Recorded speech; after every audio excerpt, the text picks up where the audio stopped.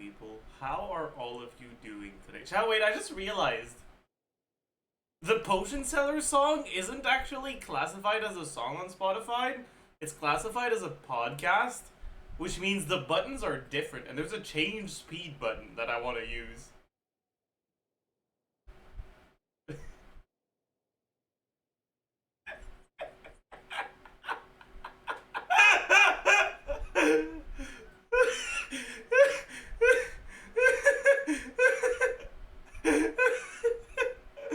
Oh wait, does it keep it saved?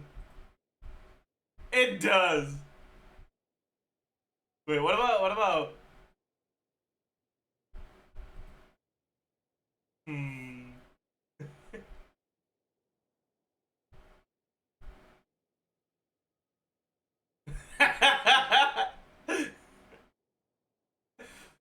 I mean, we've already listened to it once, but I'll leave it at 0.5 because it's kind of banger actually.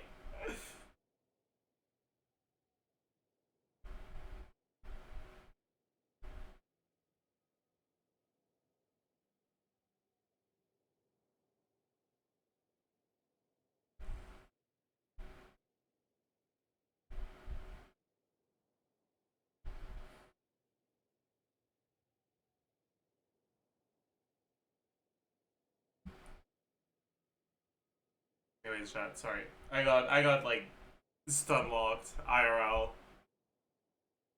And by that I mean I straight up just like somehow managed to forget that even though I had increased the volume, we weren't in the starting soon section of the stream anymore, and that I had already said hello.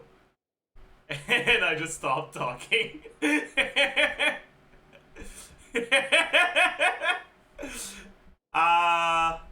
My bad, I guess. Yeah, like, well. Anyways. Good morning. How do you do, chat?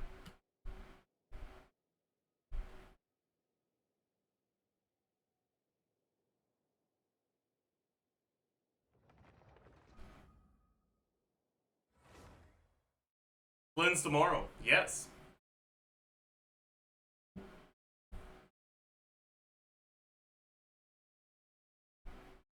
New week, new teapot resin. So true.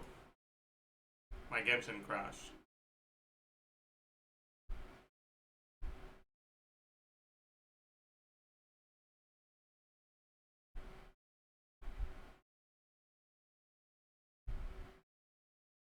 It crashed because of option seller. So true.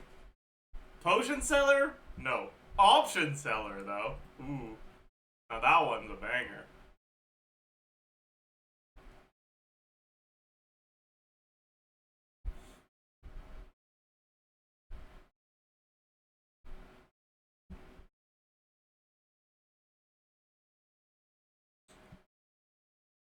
What's only your strongest options?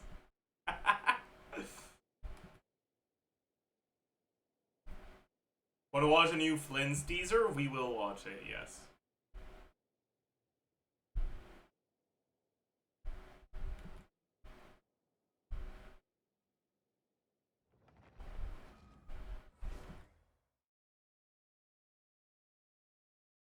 Um...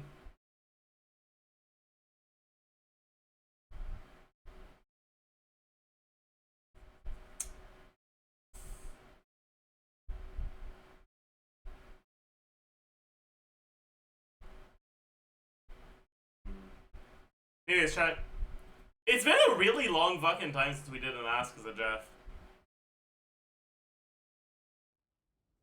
We're gonna do one of those today. To temper thyself and journey far.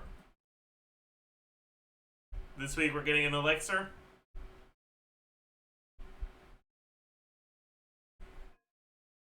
I should select a character here. I'll select Daya.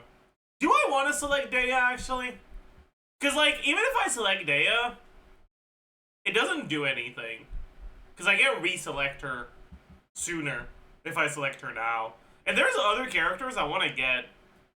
Maybe I'd rather select Kutsing first. But am I even gonna level 100 my Varissa? I don't even know anymore. I might just not level 100 anyone.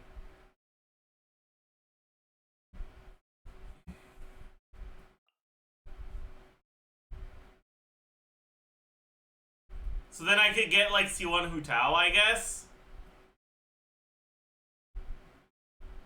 It wouldn't be bad. I guess. I don't know, man. You barely play Hutao. Maybe if I had C1, I'd play her more. Klugi. I'll be right back, chat.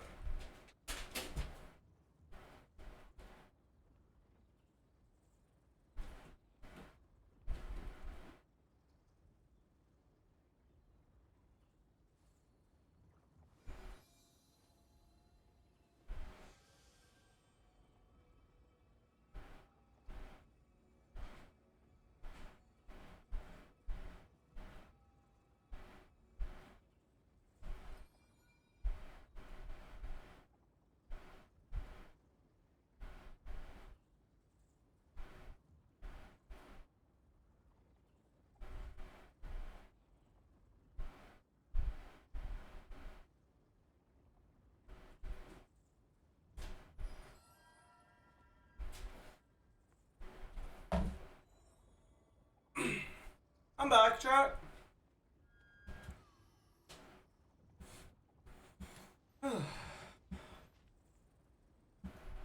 Alright.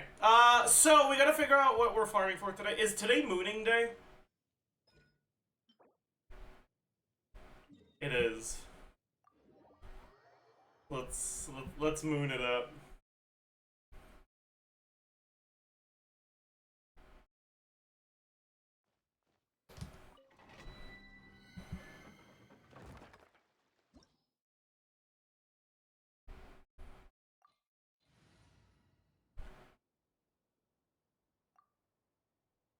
How many more books do you need? I'm planning on double crowning her, so quite a few.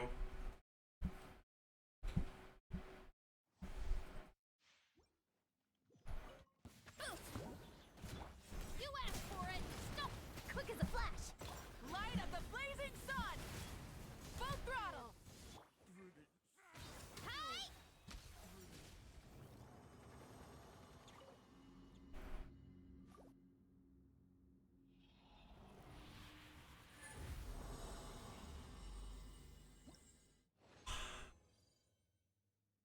It's disgusting. Are you still planning on getting Nefer or no? I'm not sure anymore. Look out below. Burn it down. Final warning. Controlled breathing. Wrath from the skies. Hi. It's justice o'clock. Let's put her back on 5. I don't know why she's not on 5 now, but I guess it's just I don't have enough. Maybe I should level another 5, honestly.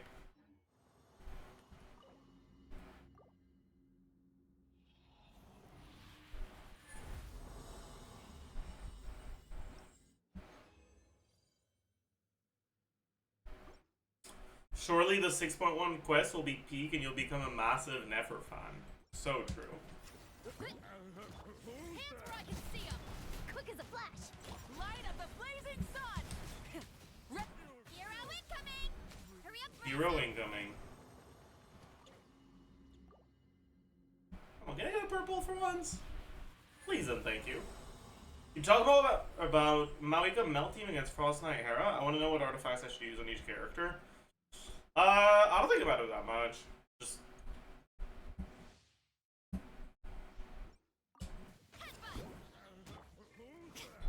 Rise with the sun. Final warn. Faster. Stronger. Charge. Yeah. Oof. Hero incoming.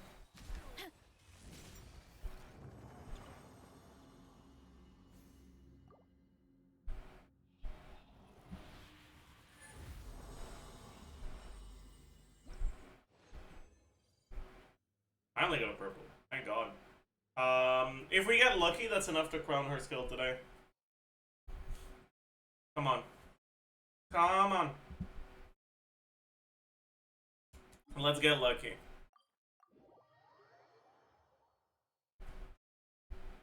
Y'all? Y'all.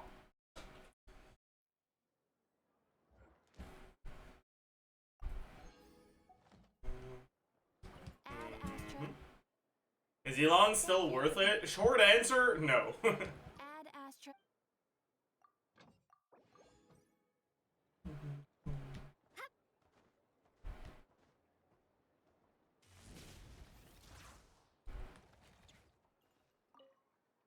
Long answer, no.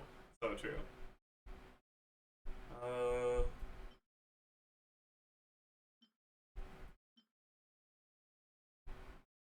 You know, I might as well do this, because, like, if I get lucky here, it doesn't really matter. Oh, wait, no, never mind. It's not gonna change anything.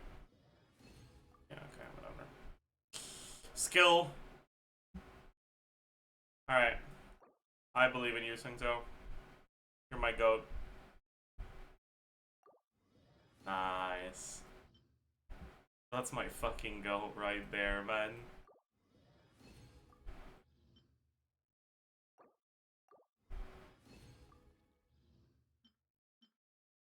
Oh, do I not have enough? No, I do. Okay.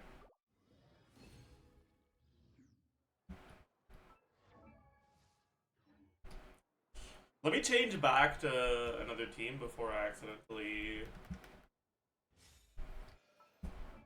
swap.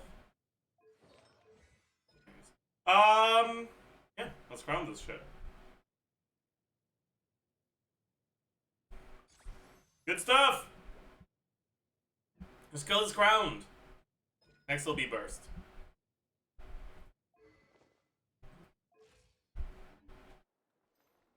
Asia business.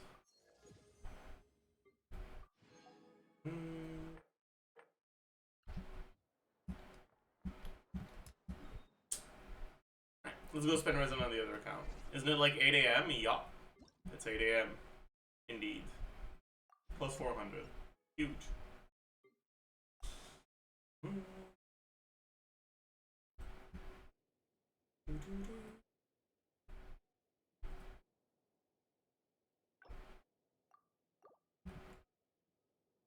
Collect resin from Dbot? Meh.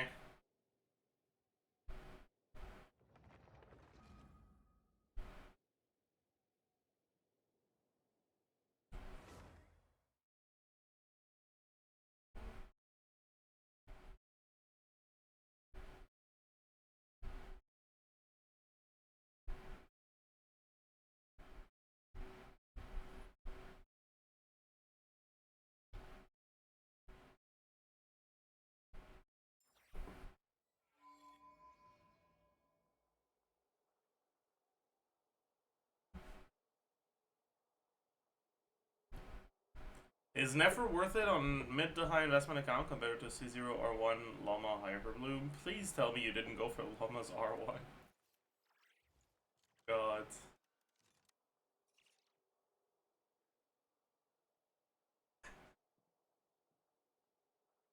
She can be, but yeah. By accident. Okay. Well, I don't know how you can do that by accident when the weapon it's running with is even worse. But okay.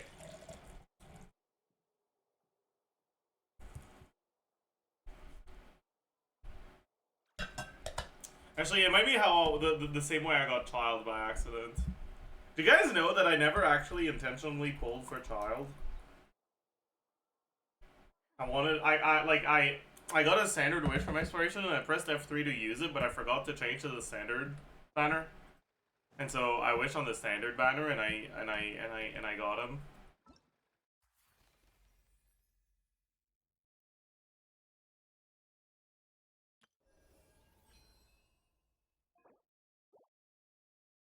Yeah.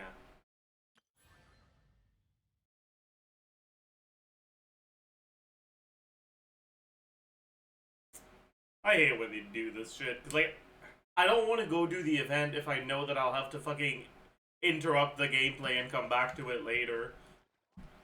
Just release it 6 days later, but all at once, man. Like, what are you doing?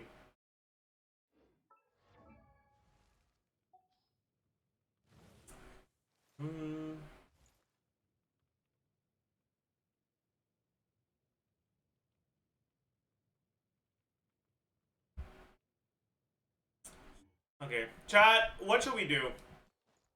Where should we spend our resin today?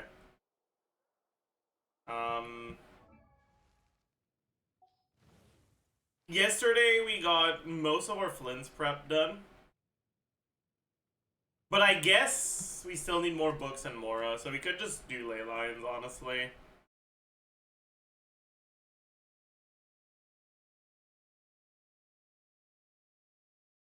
Or we could do weeklies again. Actually, I'm down.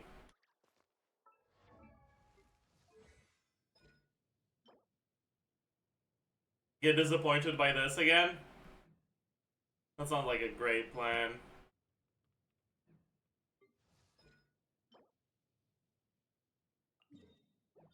Alright, let's go.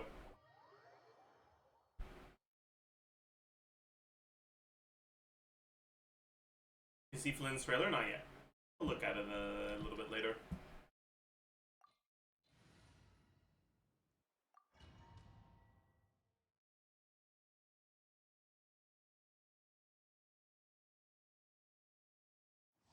I bought YELAN's skin, should I pull her? Ain't no fucking way bro did that. That's really funny. Afraid? Or do you not even have the courage to be afraid? Ultimatum protocol. Is it my turn? Ding dong. With these rising flames. Oh my fucking god. Now that's more like it. Fucking dodge my ult. Try and stop me. With a fall of Gee. darkness, destruction shall rise. Have a taste of purgatory. Again!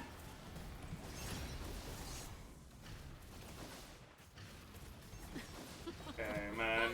Look, trapped like a bunch of helpless and preparing for dust up. Is it my turn? Pyroclastic surge!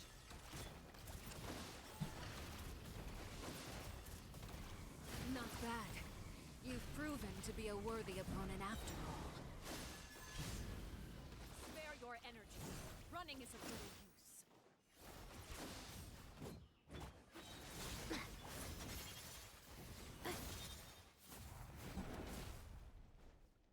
Is it my turn now? Come on, die already.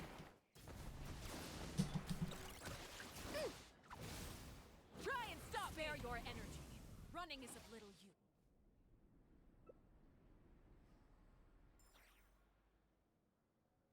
I'll wait out my skill cooldown. Also, wait, my characters are dying to Bond of Life. No, they're not. The fight is considered paused.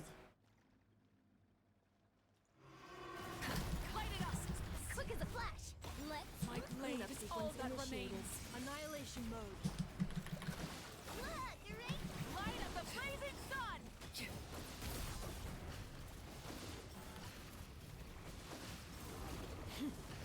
Suntown is only the beginning.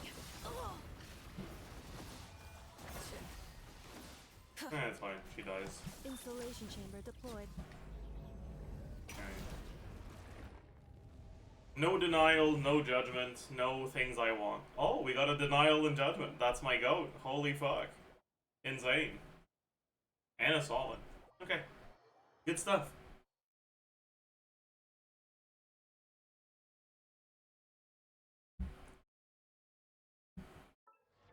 Do I have enough feathers for Bennett? I didn't even check. I don't. Go kill a fucking dragon.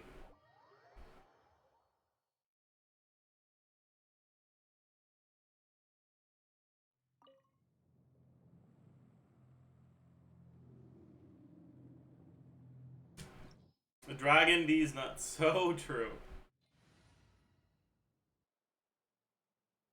Is replacing YELAN with Kogomi and Llama Raiden into a team too much damage loss?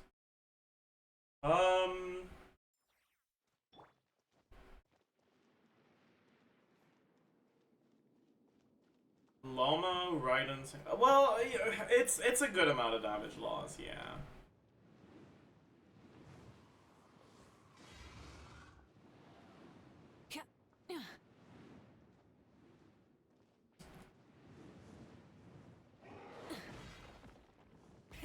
Rev the engines.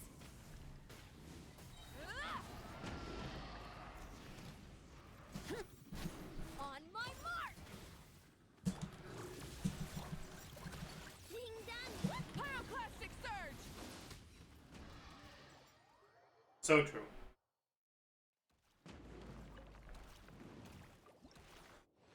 Plume. Yep, plume. Okay, we have enough now. And we got another solvent. Good stuff.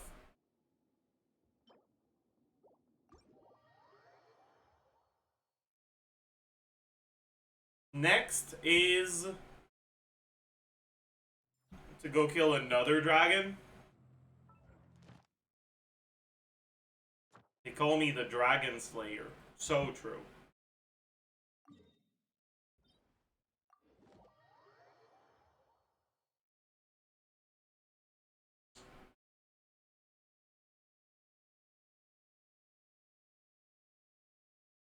Yeah. Perhaps one day they'll recount my thrilling tales. So true.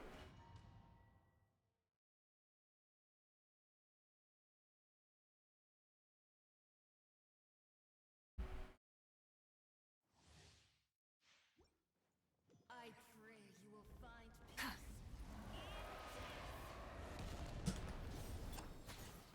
Start the clock. Cleanup sequence initiated. Ultimatum You protocol. still have a special place in my heart. Flash attack. Rev from the skies.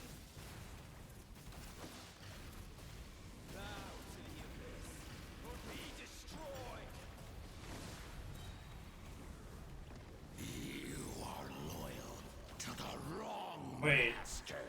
Isn't it supposed to, like, stay dark or some shit? Controlled breathing. On. Annihilation mode. With Mawika it doesn't? Oh, really? Ding dong. Light of the blazing I didn't know sun. that.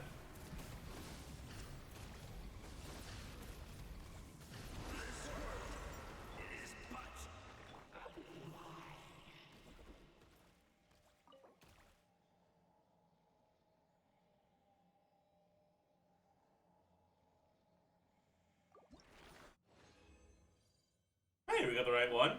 We got an instructor's cap, we got a chunk. We got a double 5-star drop. They're not good. Good either. I'll take it, honestly. Solid outcome. Did Nefer V4 change anything? No. Literally. I think they reduced the stamina cost of her normal charge attack. But yeah, no. That is not a change.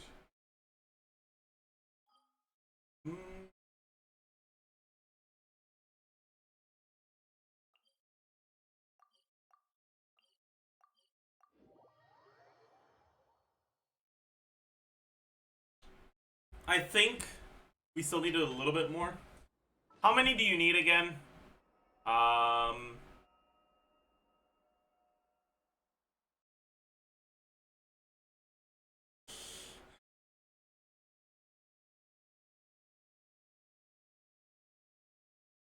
need 418 of 20k. I have 118, so I need another 300. I have enough, actually. I don't need to do ley lines. I have exactly enough. But I need to level Sucrose too, and I don't have enough for that. Okay, yeah, I guess we might as well do that then.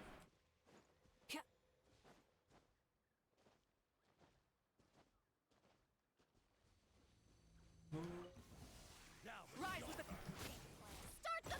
Defensive mode engaged. Go claw.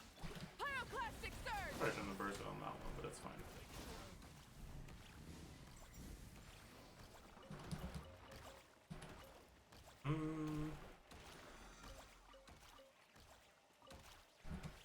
I'll roll, but it's okay. Also, we're gonna need to path towards the Flynn's enemies, which are these. Yeah.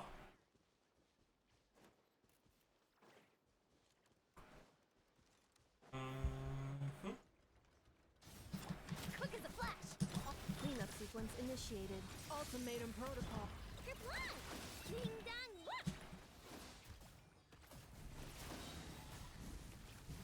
Incinerate! No. Light of the blazing sun!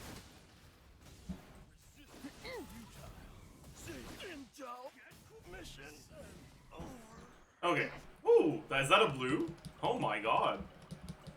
My goat. We're pulling for Flynn's cons? Kind of?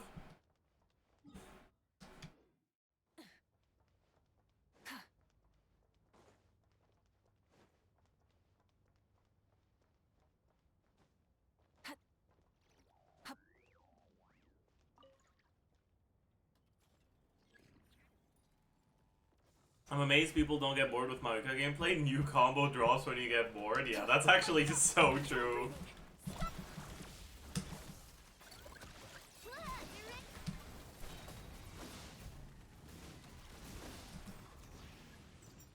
Pyroclastic surge!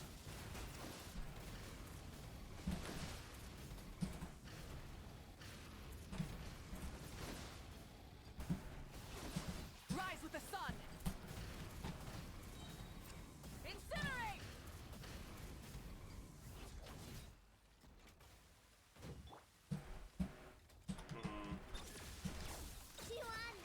Chew on this. Is Maoka combos worth learning? Well, the like straightforward ones definitely are, but the more advanced ones are not even close to necessary.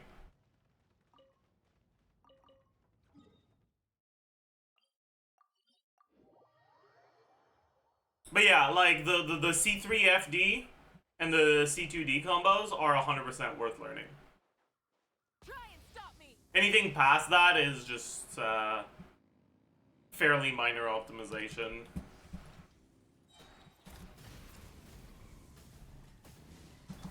Quick as a flash. Ding dong whoop! Rev the engines!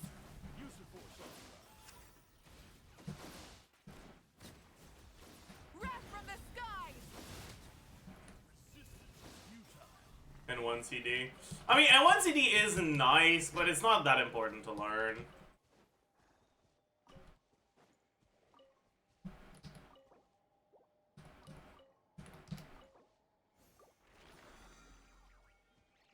Oh, I got low rolled twice in a row. That's fucked up.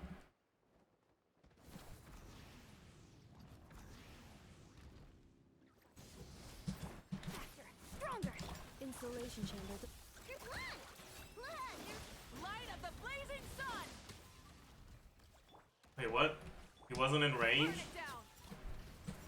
Oh, GG.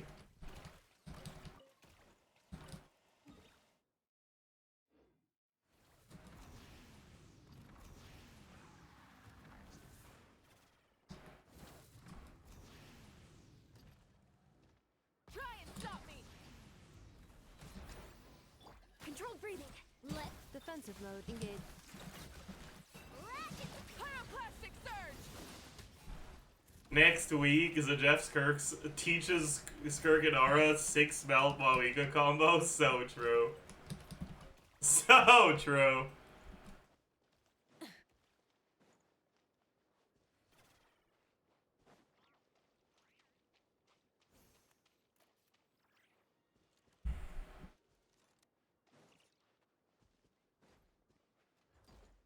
Rise with the... Faster, stronger. On my. Go claw. Light of the blazing sun!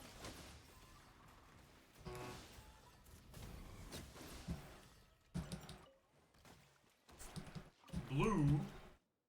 Helping reliant or Moika combos? Not very. The only thing that's being reliant is like the timing of the of the start, basically.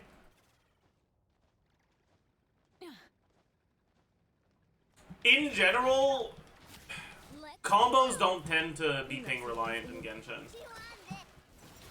Stuff that gets actually affected by ping is mainly just your swaps. Usually when people talk about combos, they're not. It's something that's like separate from what people talk about when they talk about rotations. Rotations get affected by pings. Combos very rarely do.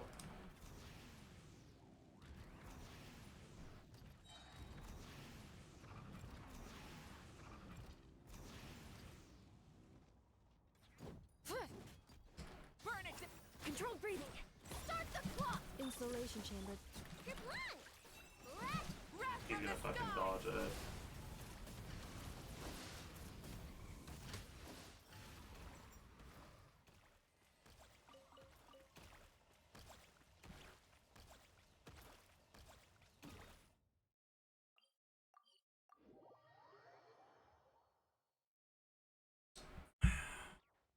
Rise with the sun!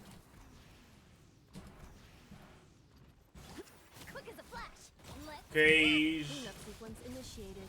Annihilation mode! ding dong water bomb. Pyroclastic surge!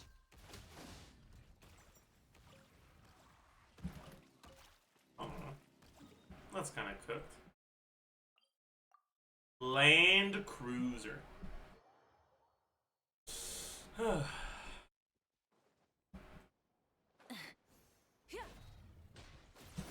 it down! Controlled breathing! On my mark. Defensive mode engaged. Go claw. Light of the blazing sun! Wow, nice burst, Malika. That was impressive. Certainly an impressive performance. Wow. So true. Okay.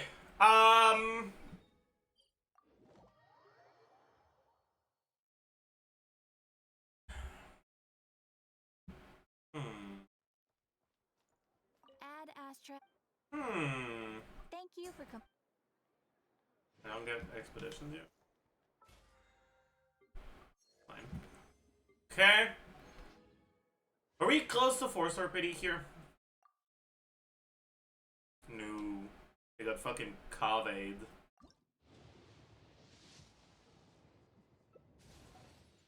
Okay.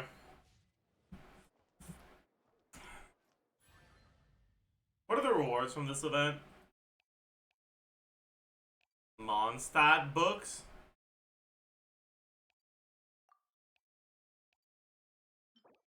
Furnishings?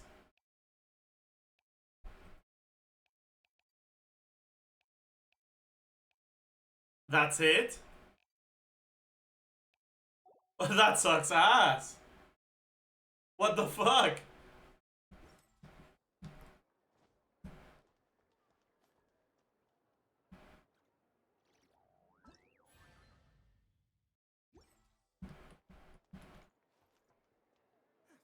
Wow, that's actually so bad.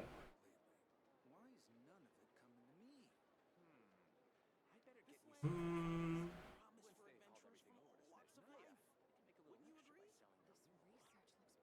Alright, chat. Let's take a look at the character trailer.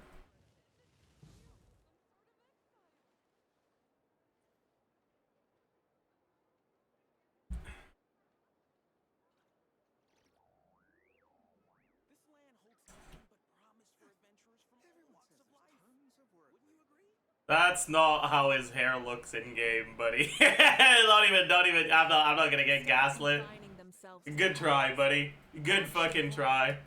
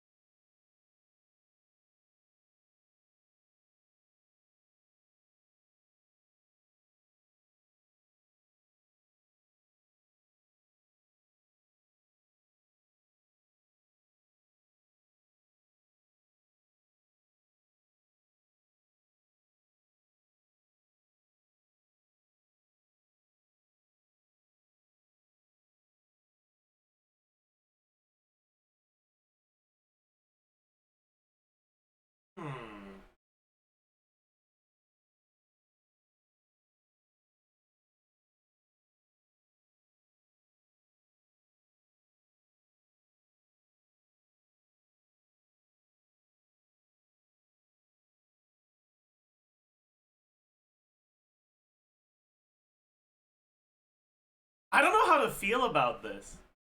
Also, Zajef tried not to say I don't know how to feel about this after watching something challenge impossible. I'm realizing how often I say that, and anyways. But I really don't know how to feel about this, man.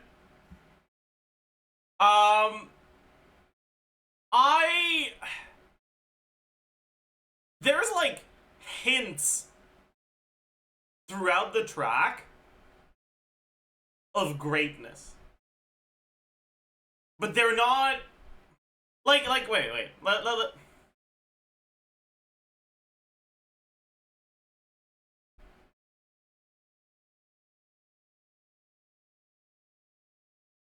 No.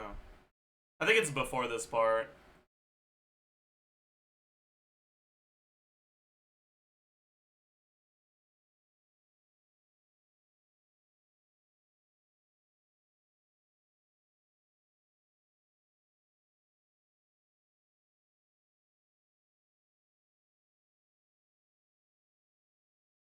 Like, don't listen to the, like, beat.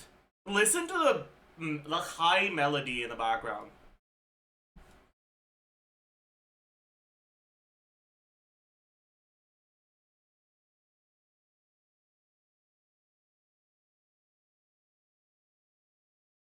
It's actually good. Like, the melody in the background is so good. It really is. But then the fucking the beat ruins the fuck out of it, man. But like that's what I say. There's hints of greatness in this track, but the song just does not deliver on them.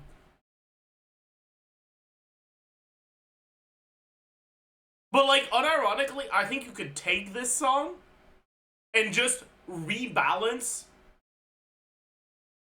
the volumes of shit and make it a good song. I think it's got all the parts it needs.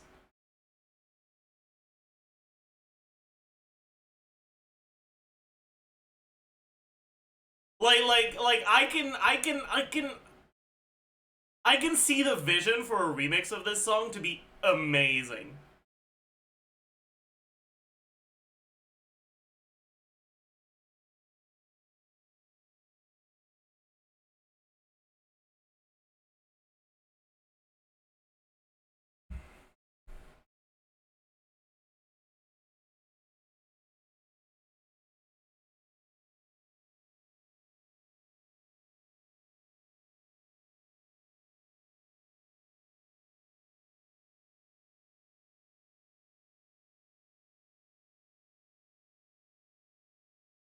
Like,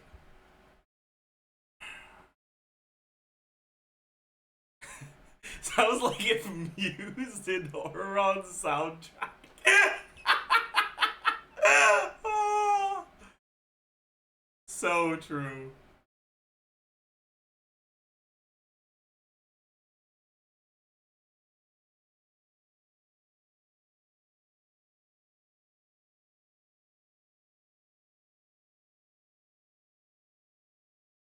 Yeah, that's a good point. The animation does look very nice as well, especially I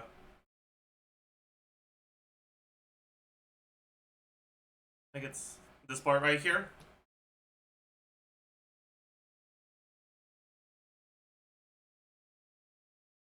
Like, this part looks fucking amazing. It looks so good. Yeah, so like, there's something here.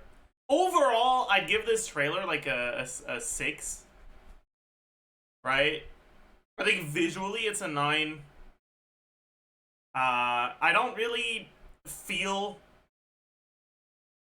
that it does much in the way of story.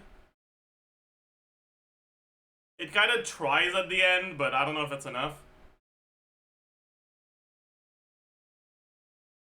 And I think musically, it's a disappointment, but there's something there, man. There is something there.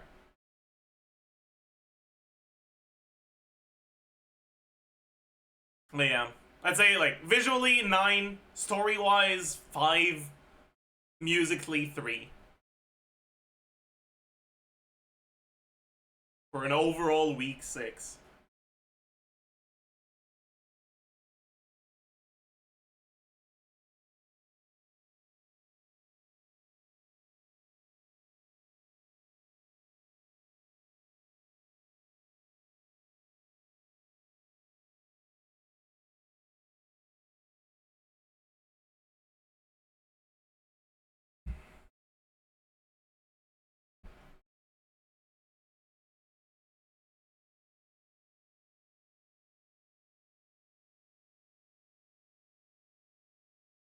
Anyway, chat, I've had this video in my recommended for the past few days. I'm kind of curious. Should we take a look at it? Genshin team archetype breakdown. Every team explained. From a fairly small channel.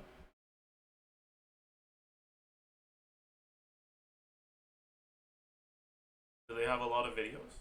A team building guide 3 months ago. They don't post very often, but let's take a look.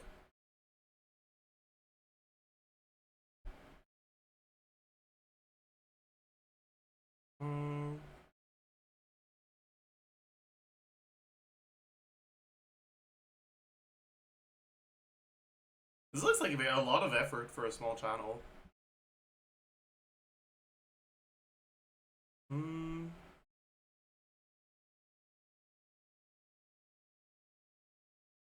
VOD audio?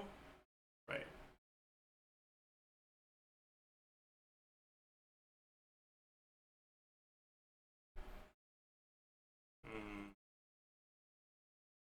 Let's take a look. As usual, when we watch videos like this, chat, post a link in chat. Here it is. Make sure you click on the link, open the video, leave it running in the background because we are watching it, so giving it a proper view makes sense. If you want it to count as a view properly, right-click the tab, mute site. Don't mute the player, because if you mute the player and you're not tabbed in, it just doesn't count. And then we're gonna be watching it for a while, so you might as well click on loop, make up for the people that won't be doing this with the watch time. And let's take a look. Let's see what's going on here. The combat of Genshin Impact revolves around elemental reactions. You could look up a guide that explains the True. You know, sometimes I feel like it's hard to like know how to open videos like this. Like, that's such a non-statement, but like I don't know what else you can say. It's like the sky is blue, indeed, but like what else? Like, do you just fucking like raw dog the explanation without a lead up? Like, you can't do that.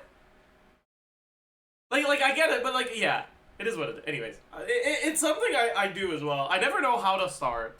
reactions and then just throw a team together and hope you trigger them. But if you want to build a truly good team, it's a little Oh my fucking god.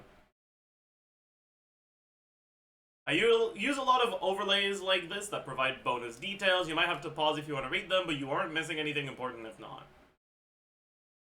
Okay, so Yao the Ender application generates too few cores, only 2 stacks on Neviret, low damage because the team has no buffs. Oz doesn't hit Dendro cores. Neviret charge attacks doesn't activate Sinto Burst. more complicated than that. In this video, I'm going to go through all the different team combinations that players have come up with to get the most out of reactions and help you get the most. Okay, I was gonna say, are you really gonna go through all of them? But I can see some air fryer in here, and they probably are gonna be going through all of them.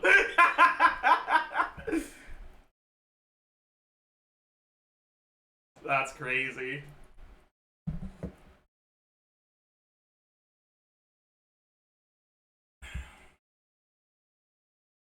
Fridge is even here. Fun out of Genshin Impact combat. Oh if I my mention God, a they even concept have you're my unfamiliar money. with, there's a good That's chance I covered crazy. it in my previous video. I'll try to give you all the context you need in this video, What the fuck is curry? Curry is a Zajef cook. A lot of these are Zajef cooks, You're unfamiliar- honestly. reactions and help you get the most Well, fun. I mean, honestly, most of the food ones are Zajef cooks. Like air fryer is a Zajef cook, fridge is a Zajef cook. Like I'm not the one who came up with the ideas for the teams, but like I came up with the names for a lot of these. The branding, exactly. Out of Genshin Impact. Yeah, like oven, Marie, yeah. Combat. If I mention a concept you're unfamiliar with, there's a good chance I covered it in my previous video. I'll try to give you all the context you need in this video, so don't feel like you have to watch that one first. But of course I'd appreciate it if you watch it after. First up, hyper carry. Starting with this one will allow me to explain a lot of basics that apply to every other team. In a hyper carry team, your on-field DPS character, or carry, is responsible for all of the damage, and the other 3 characters are all supports. Listen, alright? I don't know how I feel about Hazo Hyper being used as the example of a hyper carry team. Because does he even do 50% of the team DPS here? I'm not sure. I'm not sure he does. Fielders who are there to give your carry the biggest buffs possible. Like, I can see these plunges for 40k and the Farina hitting for 30k. To what I said at the start, hyper carries don't care about reactions. They just care about making one character deal the most DPS possible. Though some specific carries have unique mechanics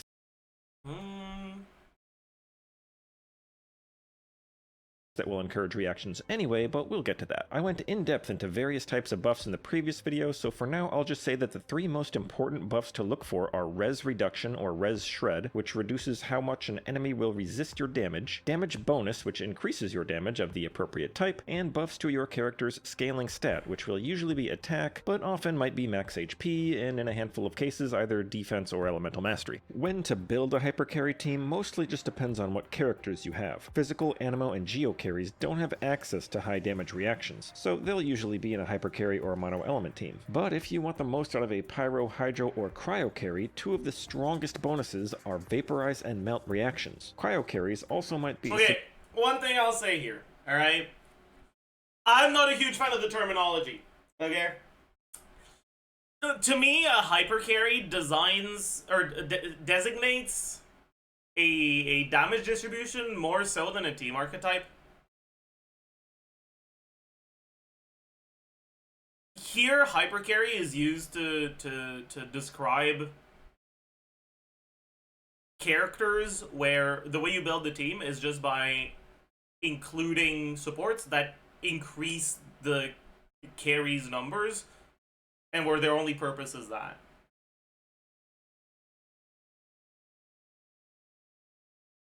So Molani would not count as a hyper carry, because your pyro character is like, they're not there because of their buffs, they're there because of the pyro application. But I feel like when people hear hyper carry, the instinctual reaction is this is a character who is doing basically all of the team's damage. So Molani would count.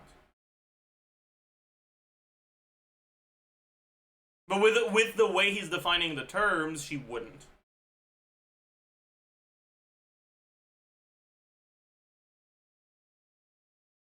So I'm not a huge fan of the terminology here.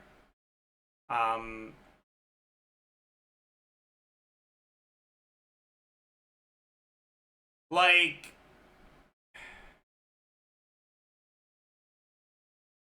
but how would you describe teams where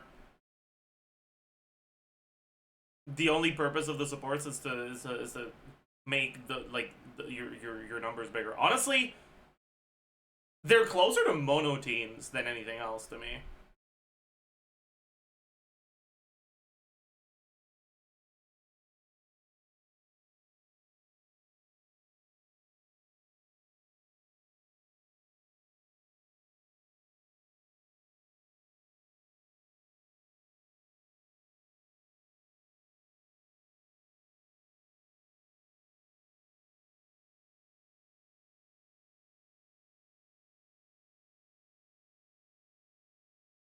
significantly more effective in a freeze team. Dendro carries heavily depend on reactions, and the same could be said for Electro as well. So unless there's another reason why a carry of one of those elements wouldn't work well in a reaction team, you might want to play them in one of the other teams I'm going to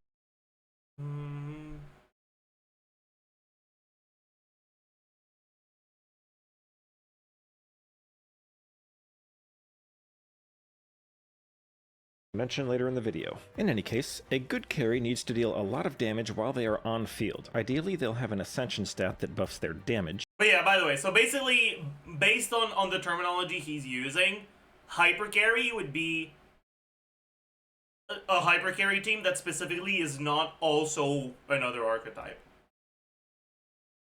That is, like, it's not a reaction team. It's only a hyper carry team, right?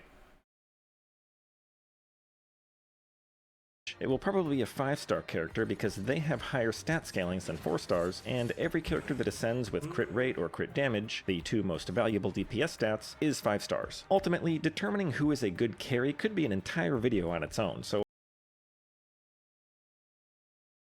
Okay, so this point I don't like because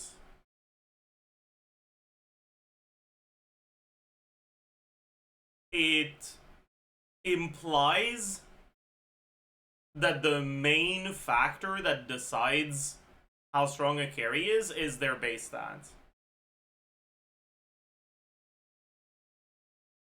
Right? The reason why the 5-star characters tend to be better in hyper carry teams than the 4-star characters is not because of their higher base stats, it's because of their higher multipliers.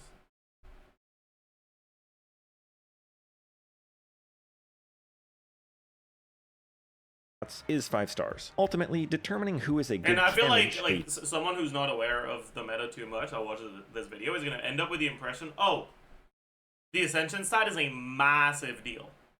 That's the main reason why these 5-star characters are what you think when, about for he wrote it up top. Not entirely, right? Like he says, he talks about the multipliers here, but he says that generally it's the 5 stars because of their better Ascension stats and higher base stats.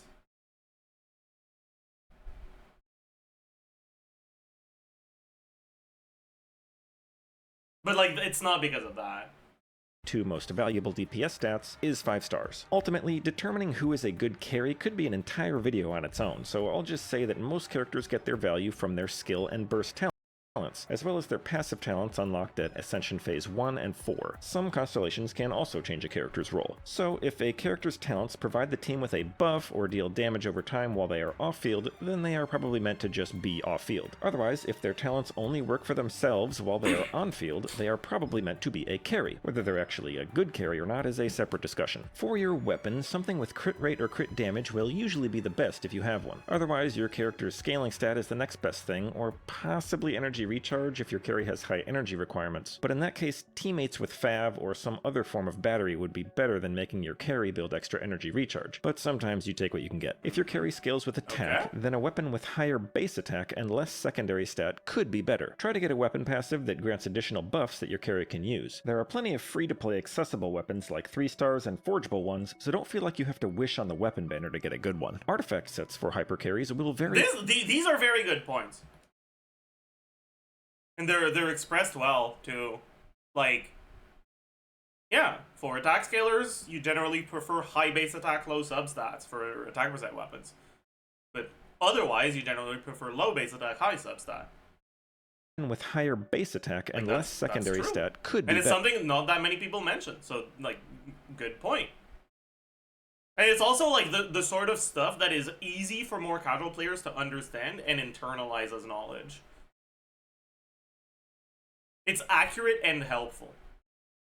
Good stuff. Try to get a weapon passive that grants additional buffs that your carry can use. There are plenty of free-to-play accessible weapons like 3 stars and forgeable. Yeah, they're using... Okay, the one thing I'll say, I'm not a big fan of using weapons at different levels for the visual support here. You should probably just be getting the stats from an external website that has a database instead of taking in-game screenshots of your own weapons if they're not all leveled.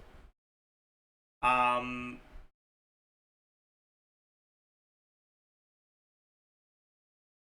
yeah, the weapon selection: Harbinger of Dawn, Slingshot, White Tassel, yeah. Catch, Fleuve Cendre, yeah. I don't know about Flowing Purity, honestly, because, like,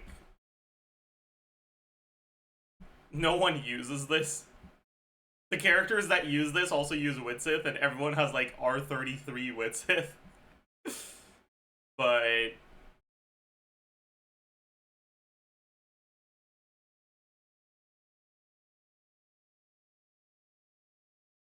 everyone. Klugi, so true. You're right.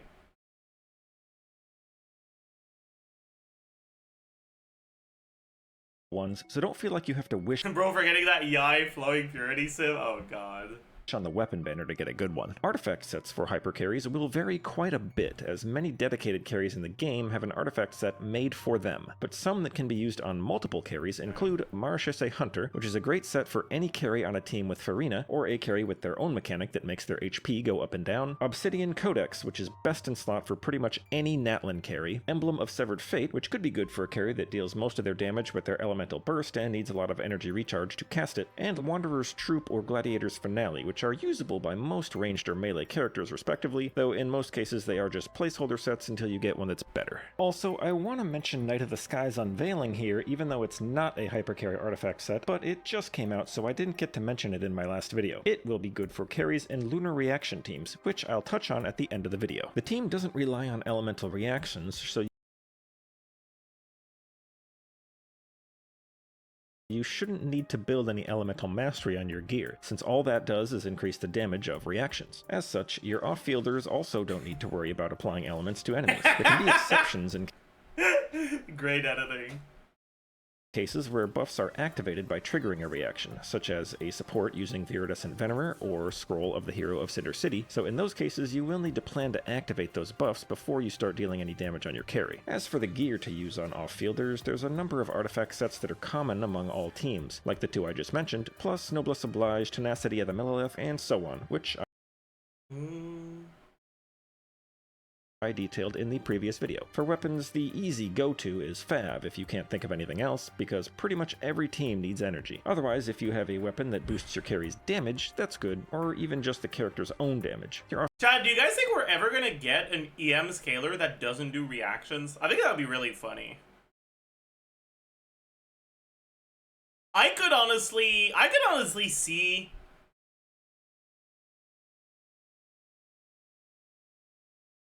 like never. No, I mean,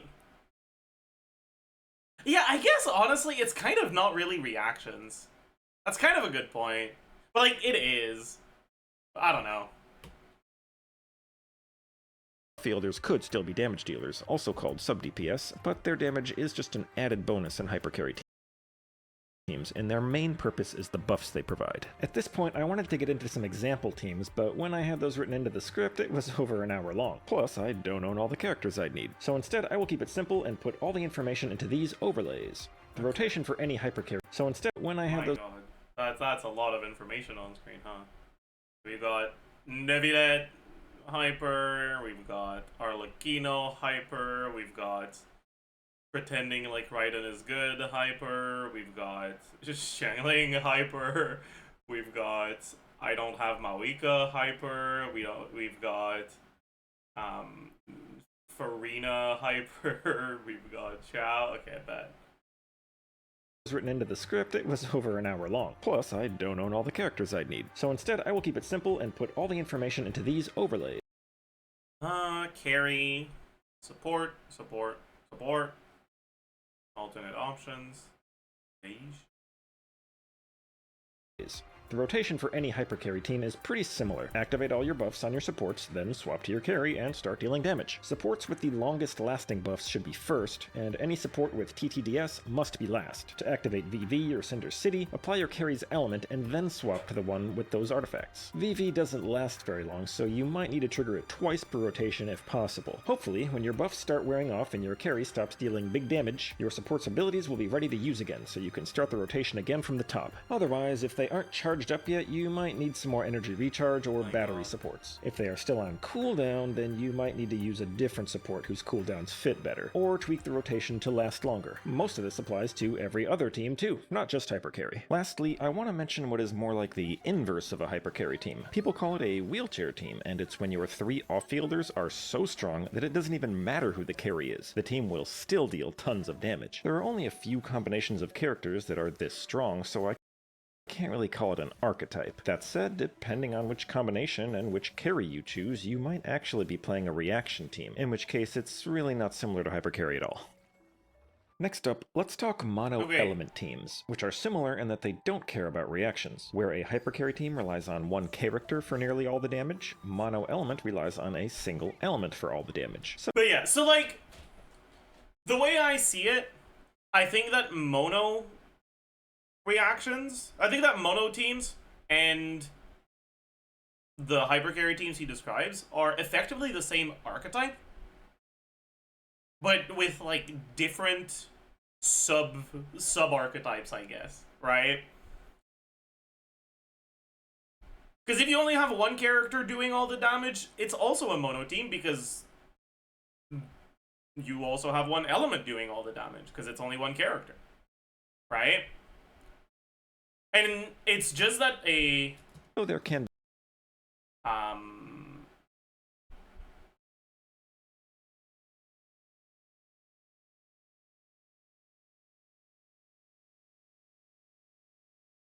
it's just that a hypercarry team, yeah, I don't know.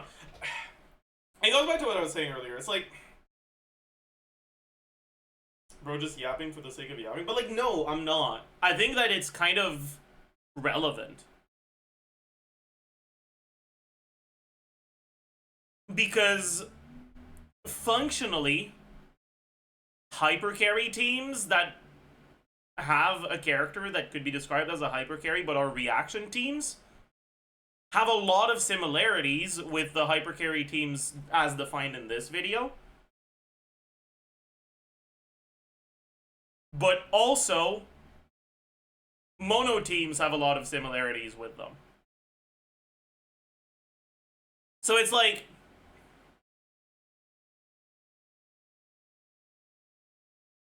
the way I see it,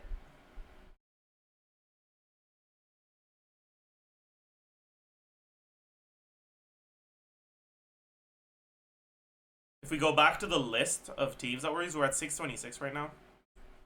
Like, this is a mono hydro team, this is a mono pyro team, this is a mono electro team, this is a mono geo team. Well, this is kind of like a just raw damage, like hot rock.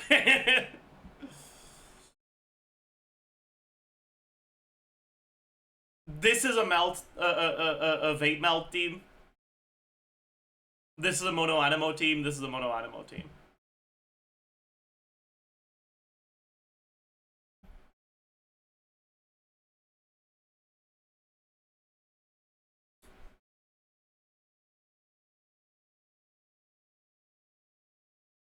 And like, hypercarry describes more the damage distribution. So like, a Molani team would be a hypercarry team. Honestly, this team is not a hypercarry team. Neverlet's doing like 60% of the team DPS.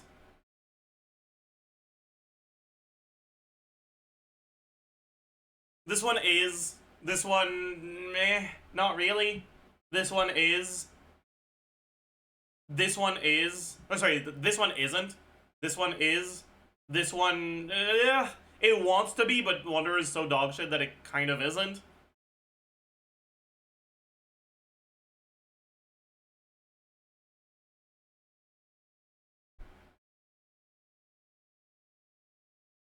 Nevilet Mono isn't hyper carry since Farina also does damage. Like, if you remove Farina's damage from Nevilet teams, Nevilet sucks ass in the teams that use Farina. That's the thing, right? Farina's buff is pretty good, and then Kazuha and Shilonen's purpose is buffing. But even with all those buffs, Nevilet's personal damage just isn't that good.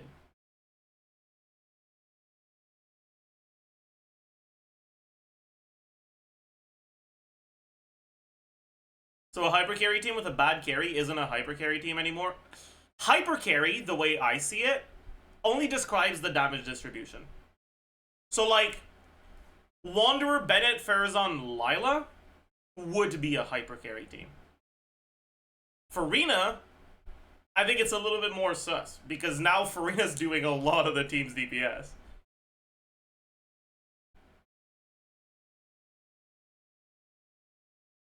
That one Nevilet is not a hyper carry clip will always be iconic. I stand by it, man.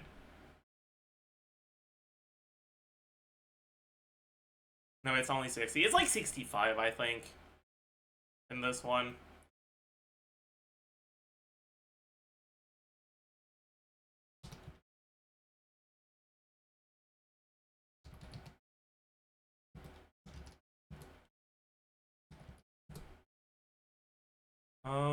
What the fuck? Oh, lazy rotation. That's crazy.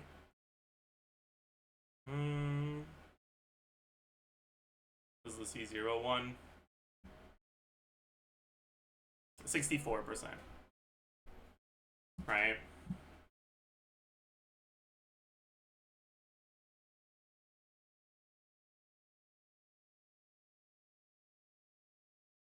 But that's assuming everything goes perfectly. In practice, you can sometimes get staggered out of Nevilet charge attack, and no one plays perfectly tight rotations, which means that Nevilet's overall damage is gonna be like the like 60k DPS worth of DPR, and that amount of damage stays the same even if your rotation is longer. But it goes down if you get staggered out of a charge attack. Farina, on the other hand, if your rotation is longer, she deals more damage. Obviously, she doesn't deal more DPS, but the damage goes up. Which means that in practice, the actual distribution tends to be closer to like 55 Nevilet and like 40 Farina.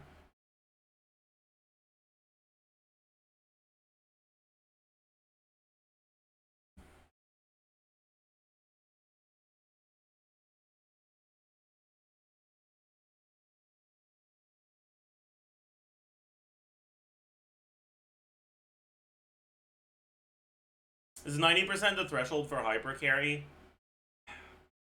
I mean, there's no strict threshold. But as far as I'm concerned, if you're below 70, you just can't call it a hyper carry team.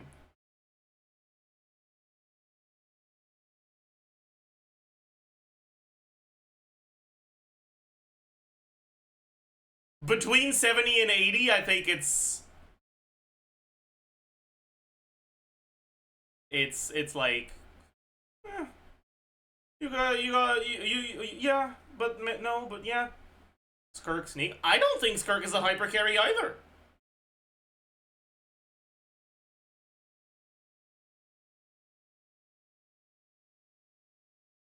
Skirk is a very good character. Her teams are very good, but a hyper carry doesn't describe, like, hyper is not a term that is supposed to describe power.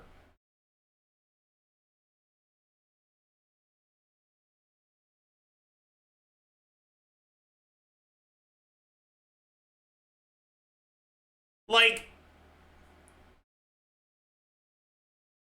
if they nerf Kog'Maw into the fucking ground, does it change his role in a team? No. He just starts sucking ass. Right? Like, the, like, hyper, it's...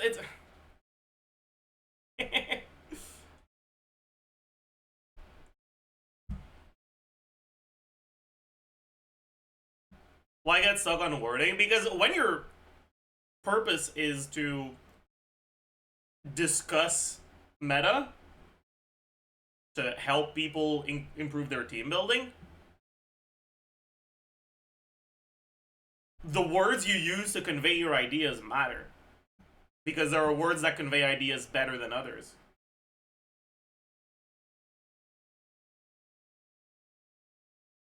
People often talk about semantics as something that doesn't matter. And there's a lot of context where it doesn't, but there's also context where it does.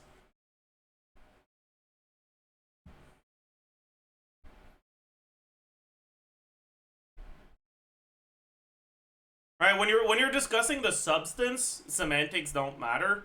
But when you're discussing the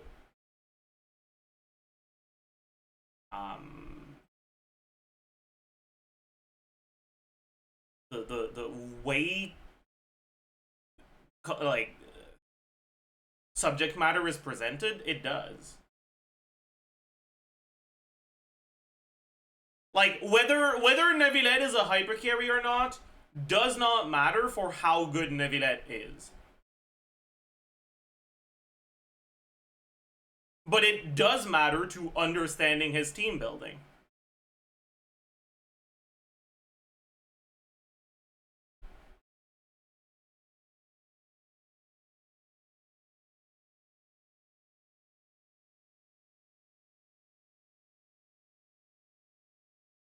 I agree, but it's a 50-minute video and we're scrutinizing 2% of the script. Yeah, but we're also not, like, grading a paper right now. We're using the video as a conduit for discussion. We're not reviewing it to evaluate how good the video is, you know? Like, there's no problem with going on a tangent about something that was said.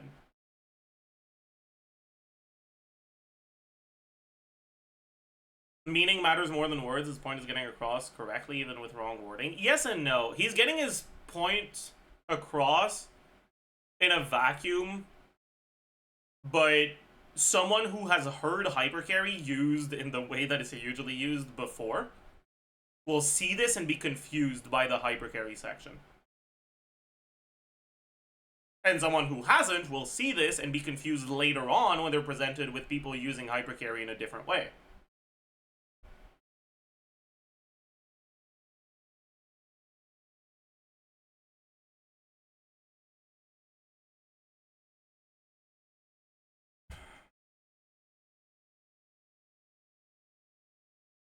But yeah, like, hypercarry doesn't describe a character's purpose in a team. It describes a specific team's damage distribution. Right? Like,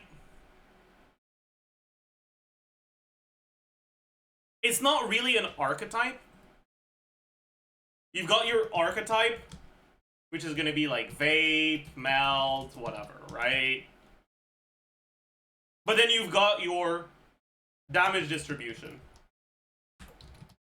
And that's where hyper, wheelchair, driver terms come in, right? They're not terms that describe the archetype. They're terms that describe how the damage is distributed throughout the team.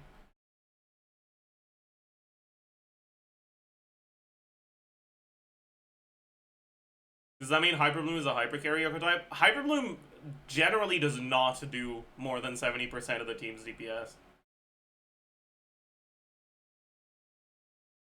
So not really.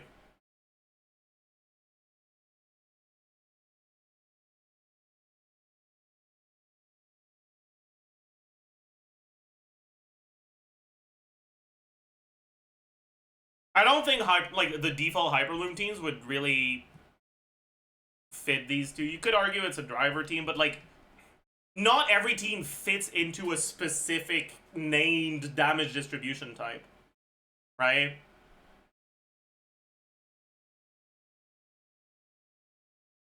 Like Raiden, Sarah, Bennett, Kazuha, it's not a hyper because Raiden doesn't do that much of the team's DPS.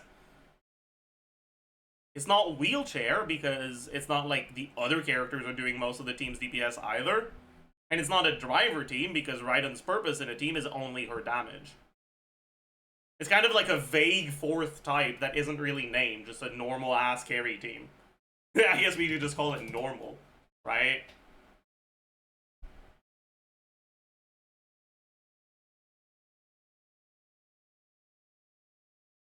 But it's kind of the same thing for a Skirk team, right? The Skirk team isn't a hyper team because Skirk isn't doing like a large majority of the team's DPS. It's not a wheelchair team because as while you are using the same units as the Freeze wheelchair, Skirk does enough that it's not really considered wheelchair anymore. And it's not a driver team because her main purpose in a team is damage. So it's kind of just a normal like carry team. Freeze, yeah, but Freeze is an archetype. Like that's what I'm saying, right? I just, instead of calling it hyper, I think you can you can classify all of these teams under a different archetype and have hyper as a different like axis, basically, of team description and team building. I checked GC Simmons, Kirk Farina, Citlali, Escafia has Kirk as 73. Yeah, that one is the team that has Kirk at the highest personal DPS.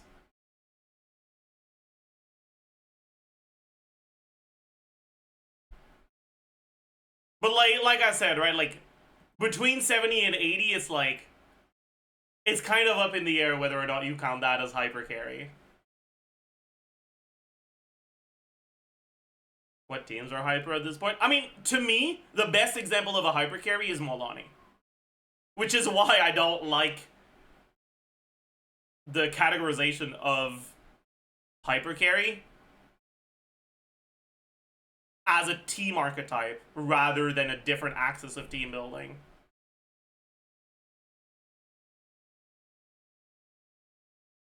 Same for Malika.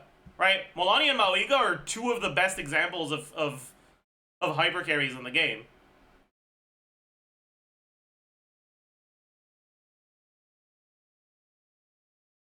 Or like, to me, hyper is when a character is like over 80% of the team DPS. Wheelchair is when they're like under 40% of the team DPS. Driver, it's not how much damage it does, it's like balance around app. And then normal is the rest. Right?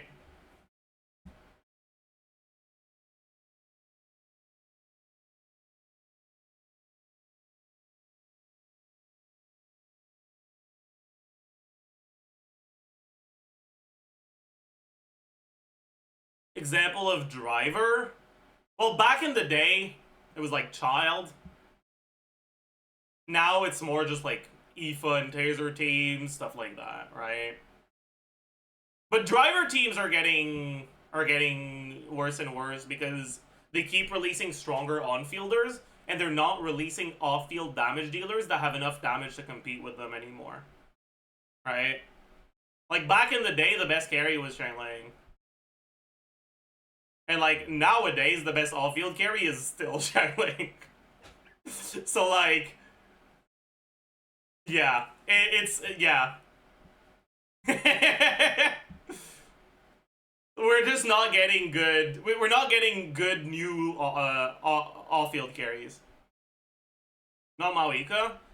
I mean, you can, if you really want to, you can call a team where you don't stay on Mawika, off-field Mawika team, but like the burst hit on Mawika will be more than all of her off-field damage combined. So like, yeah, no.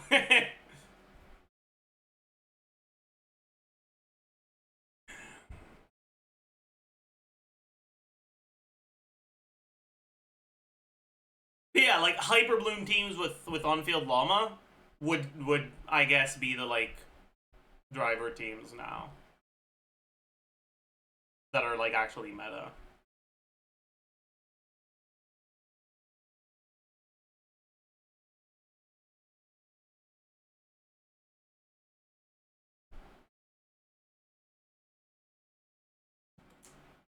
Anyways.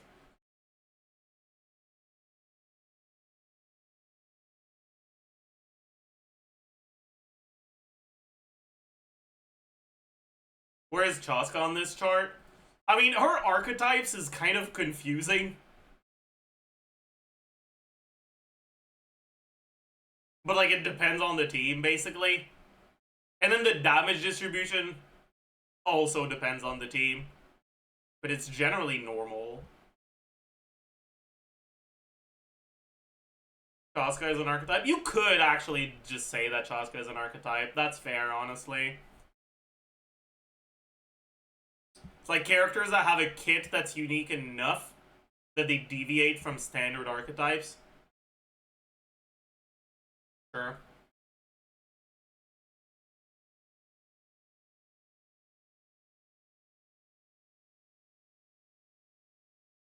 Nilo and Chevreuse. I don't think Nilo and Chevreuse should really be categorized the same way. Because Nilo is a character who actually defines your team as a whole. In a Nilo team, you are always trying to do the same thing. You're trying to just do Bloom, and that's it. Characters are put on the team because of how well they work with blooming. Chevreuse teams, you're not building the team around Chevreuse. You're building the team around a Pyro and Electro carry, and you're using Chevreuse because the buffs she provides to those carries are very large. And they're worth the trade-off of losing team options.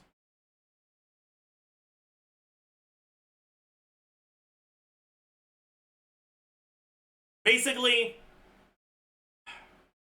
a Kokomi Nilo team or a Kave with Singto Nilo team, to me, are basically the same archetype.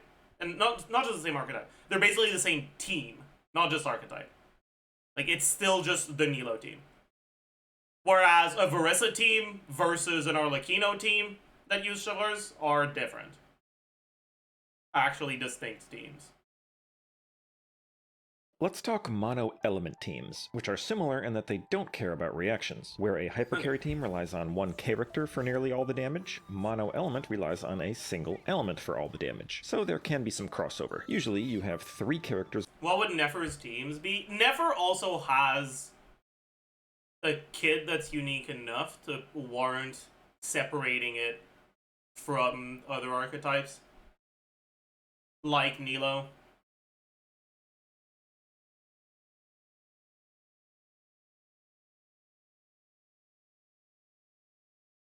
Like, Lunar Bloom, I think, is a separate archetype outright.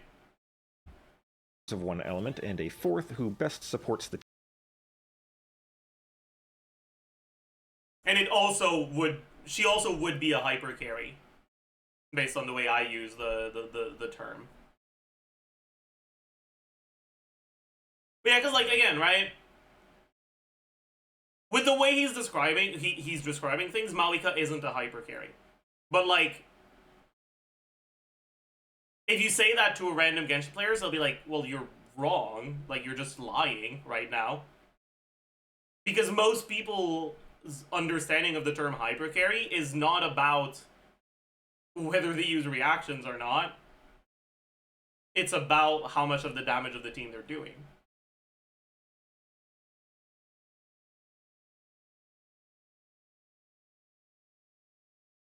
Anyways. Team regardless of their element. We often refer to this 4th character as the flex slot because they aren't really part of the core team, so they make the team more flexible by letting you pick whatever character is most useful in your current situation. One of the main advantages to a mono-element team is that all of your characters will benefit more from each other's elemental particles, making your energy recharge requirements lower than a reaction team, at least in theory. And since you don't need any element— I like that he said at least in theory here. Because, like, that's kind of true. But nowadays, the generic supports all use fucking Fav, so they kind of just generate more particles than same element characters. Mastery, that means you can focus more on the DPS stats. Much of what I said for Hypercarry remains true for Mono Element. For Mono Pyro, Hydro, Electro, or Cryo, the team building is pretty straightforward, and your flex will probably be an Anemo character with VV or Shilonen because those are the most common sources of res shred, assuming you don't already have some of it. As for artifact sets, all those ones I mentioned for Hypercarry will work. In addition to those, Thunder Soother is fine for Mono Electro DPS, and Lava Walker is fine for Mono Pyro DPS. Blizzard Strayer is fine for Mono Cryo DPS, though you miss out on 20% crit rate without freeze. For Mono Hydro, hopefully you have Farina, which means Marashosei Hunter will be the best carry set. Otherwise, you could look at Heart of Depth or Nymph's Dream. For any of those teams, you could also have your 3 Mono Element characters all be off-fielders, while the Flex is your on-fielder, and more of a driver than a carry. While these Mono Element teams can be perfectly fine, you might be better off adding another element to form a reaction team, depending on what characters you have. Okay, this is not a Mono Electro team. This is a, oh, the enemy allows me to quicken without a Dendro unit on the team. Available. The main use cases are when an enemy has a particular weakness to an element, or when an enemy has a permanent aura that prevents most reactions and allows you to trigger specific reactions without having that element on your team. However, then you can't normally trigger VV or Cinder City since you can't have a Pyro aura. Oh, Global Swirl! But I'll get into that at the end. Mono Geo is a little different because the only Geo reaction is Crystallize, which doesn't deal damage. Then, when it comes to the Flex slot, VV can't buff Geo, and Shilonen doesn't work if there's 3 or 4 Geo characters on the team, unless you have Urtzi too. So that cuts out 2 common options for a Flex. When deciding, don't forget that in order to benefit from Geo Resonance, you have to have a shield. So if none of your Geo characters is a shielder, you will need your Flex to be a shielder, or be Pyro, Hydro, Electro, or Cryo, so that you can trigger Crystallize reactions. For artifact sets, Husk of Opulent Dreams and Nighttime Whispers in the Echoing Woods are both good, depending on whether you want defense or attack. Mono Geo is basically defined by one character, and that's C6 Goro. Without Goro, there is no reason to put 3 Geo characters on the team, and without his C6, he is significantly weaker. And the only reason you'd want to play Goro in the first place is if your damage dealers scale with defense, and there are only 4 of those in the game. Mono Anemo we touched on briefly when I mentioned Wanderer Hypercarry or Zhao Hypercarry, but no one really calls it Mono Anemo because you're probably playing one of those 2 carries, and your supports being Anemo is just incidental. For artifacts, you've got the standard Hypercarry ones, plus Desert Pavillon. Yeah, like, he's even, like, kind of leaning into the idea here that a Zhao Hyper is a Mono Anemo team, right? Chronicle for Wanderer, and Vermilion Hereafter for Zhao. Though if you're using Farina as your flex, Marashosei Hunter is probably better than both.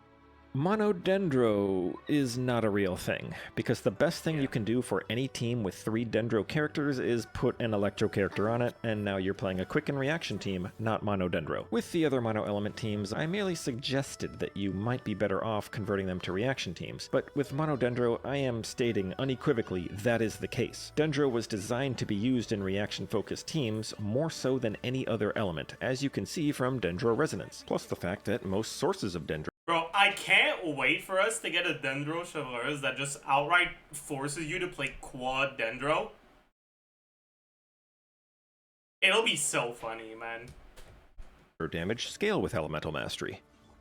Any other team is going to be focused around 1 or more reactions. Before we start, let's quickly explain internal cooldown, or ICD, because understanding how it works is critical to building a reaction team. Basically, when you first hit an enemy with an element, you will apply the element, which means you will either put an aura of that element on them or react with an existing aura. But subsequent hits from the same character with the same type of attack to the same enemy won't always apply the element. For standard ICD, you will only apply an element once every 3 hits, and that counter resets 2.5 seconds after it starts. But certain characters have non-standard ICD, or no ICD at all, and we'll get into a few of those in the upcoming sections. First, let's talk about a non-damaging reaction. By the way, chat, can we just take a second to appreciate how Saint Seiya has the best Hydro app in the game while still having standard ICD? Like, isn't that crazy? Isn't that fucking crazy?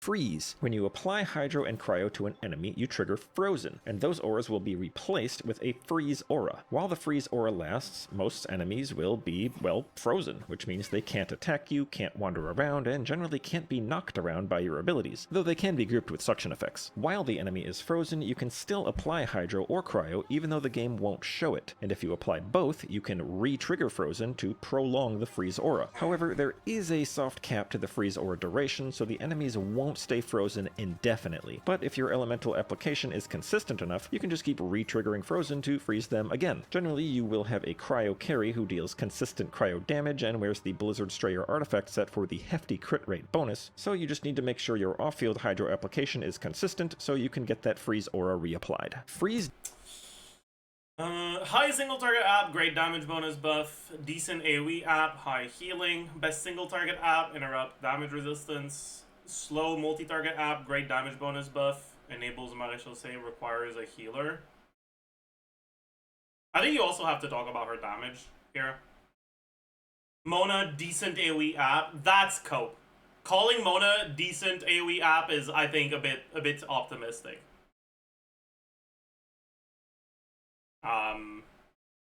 Good damage bonus buff, which synergizes with Freeze, and Ayato, best AoE app. does have some caveats though. First and foremost, several enemies are either resistant to it or straight up immune. All bosses, for example, are immune to freeze. The biggest loss there is that 20% of the crit rate bonus from Blizzard Strayer requires enemies to be frozen, so you won't have that against bosses or the other enemies, making freeze teams less desirable. On top of that, Frozen will still trigger, but end instantly, consuming both of your auras in the process, so you will frequently lose the other 20% crit rate as well as Cryo Resonance, since the enemy won't even have a Cryo Aura when this happens. Losing that, as well as the Frozen effect itself, removes most of the benefit of using Freeze, so you're better off not playing it at all if the enemies can't be frozen. Then when it comes to Freeze resistance, what that does is reduce the duration of the Freeze aura, so against those enemies, your elemental application will have to be even more frequent in order to keep freezing them again after it wears off. If your application isn't frequent enough to do that, then again, Freeze loses its benefits. Second, it's easy to accidentally end your Freeze aura by causing a reaction. Geo application, as well as blunt damage, will trigger Shatter, ending the Freeze aura. Outside of that, the Freeze aura is treated as a Cryo aura for reactions, so any element besides Hydro that reacts with Cryo can potentially react with the Freeze aura and end it. So you'll need to be careful with your flex slot to make sure you don't run into this problem. When it comes to gearing, similar to the previous teams, you don't need Elemental Mastery because Frozen deals no damage, but you also don't need nearly as much crit rate because you should be taking advantage of Cryo Resonance and Blizzard Strayer, which is a free 55% crit rate against frozen enemies. A freeze team should have 2 Cryo characters, including your carry, to enable Cryo Resonance. 1 Hydro with decent off-field application, and then a flex slot for either Res Shred, or if you already have a Escoffier, another Hydro or Cryo character. Farina is one of the best Hydro off-fielders, and if you play her, you'll need someone to be a healer. Escoffier can do that too. Basically, if you want to play freeze, you should really get Escoffier. Alternatively, you could have your carry be Hydro, with Cryo coming from your off-fielders. Technically, a team like this still freezes enemies, but it doesn't really follow the conventions of a freeze team that I laid out, but it still counts. Let's move on to damaging reactions, starting with additive reactions. There are only 2 additive reactions in the game at this time, Spread and Aggravate, which happen when you hit an enemy who has a Quicken aura with either Dendro or Electro, respectively. A Quicken aura is applied when Dendro and Electro react, and the best part, neither Aggravate nor Spread will remove the Quicken aura, so you can go wild with Electro and Dendro application even if you only have a little of the other. Collectively, all of these are called Catalyze. Generally, these teams will just consist of Dendro and Electro characters, though you can include any flex slot as long as their element doesn't interfere with your Quicken aura. If you have significantly more Electro application, you could call it an No lunar reactions when this was made? Lunar reactions are mentioned at the end.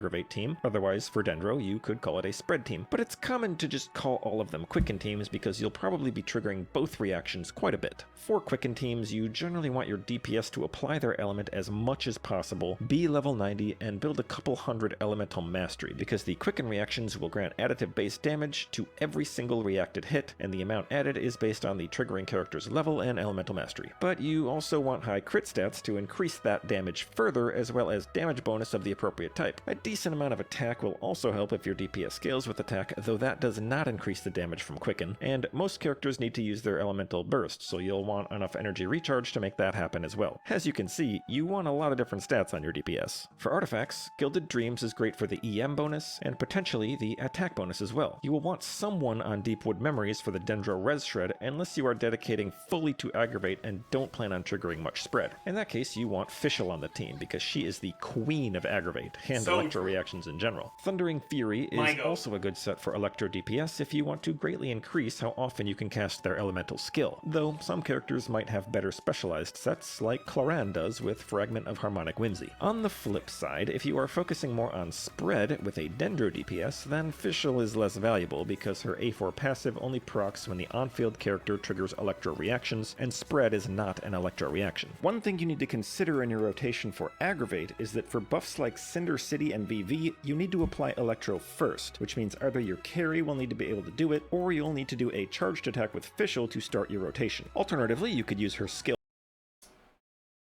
Okay, so that's almost true. I guess functionally it kind of is, but I mean, Eonson is used in Quicken teams sometimes now, so like, sure, whatever. Do it first, then burst at the end of your setup, depending on which option fits better into your rotation to give you the most uptime on your DPS characters. Remember that Fischl skills snapshots, as we covered in the previous video, so you want your buffs active before you cast it.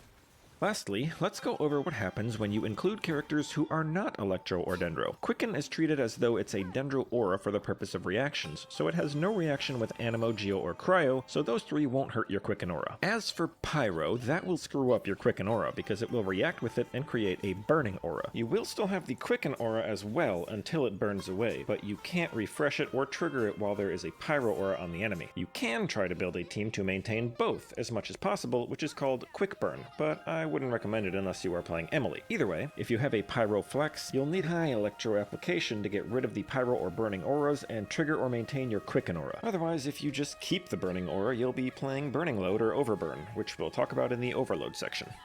Hydro, on the other hand, gets interesting, because it will react with Quicken to create a Dendro core, but it will usually leave the Quicken aura behind, because Hydro applied to any Dendro aura is technically a reverse reaction. We'll get more into that in the next section, but for now I'll just say that the order you apply elements in can change how much of the aura gets used up in the reaction. Anyway, these Dendro cores will allow you to trigger some Hyper Blooms with your Electro character while still having full uptime on your Quicken aura. This is actually a variation of the Quicken team that we call Quick Bloom. And the fact that Hydro and Electro both remain on the enemy when they react means that you don't have to worry too much about what order you apply them in. You just need to make sure that your Hydro application isn't too fast. If it's twice as fast as your Dendro application, then it will start consuming your Quicken aura and breaking the team. Lastly, let's... Okay, I think when you're talking about Quick Bloom here, this isn't a great way of explaining it. Like, the explanation works, but it's not that you want to avoid more Hydro. Because honestly, Quicken sucks ass. Right? We don't have Electro or Dendro characters that have enough app that insane Quicken uptime matters that much, honestly. And so most of the time, losing Quicken aura isn't a big deal, because losing Quicken aura means you triggered more blooms, which means you triggered more hyper blooms.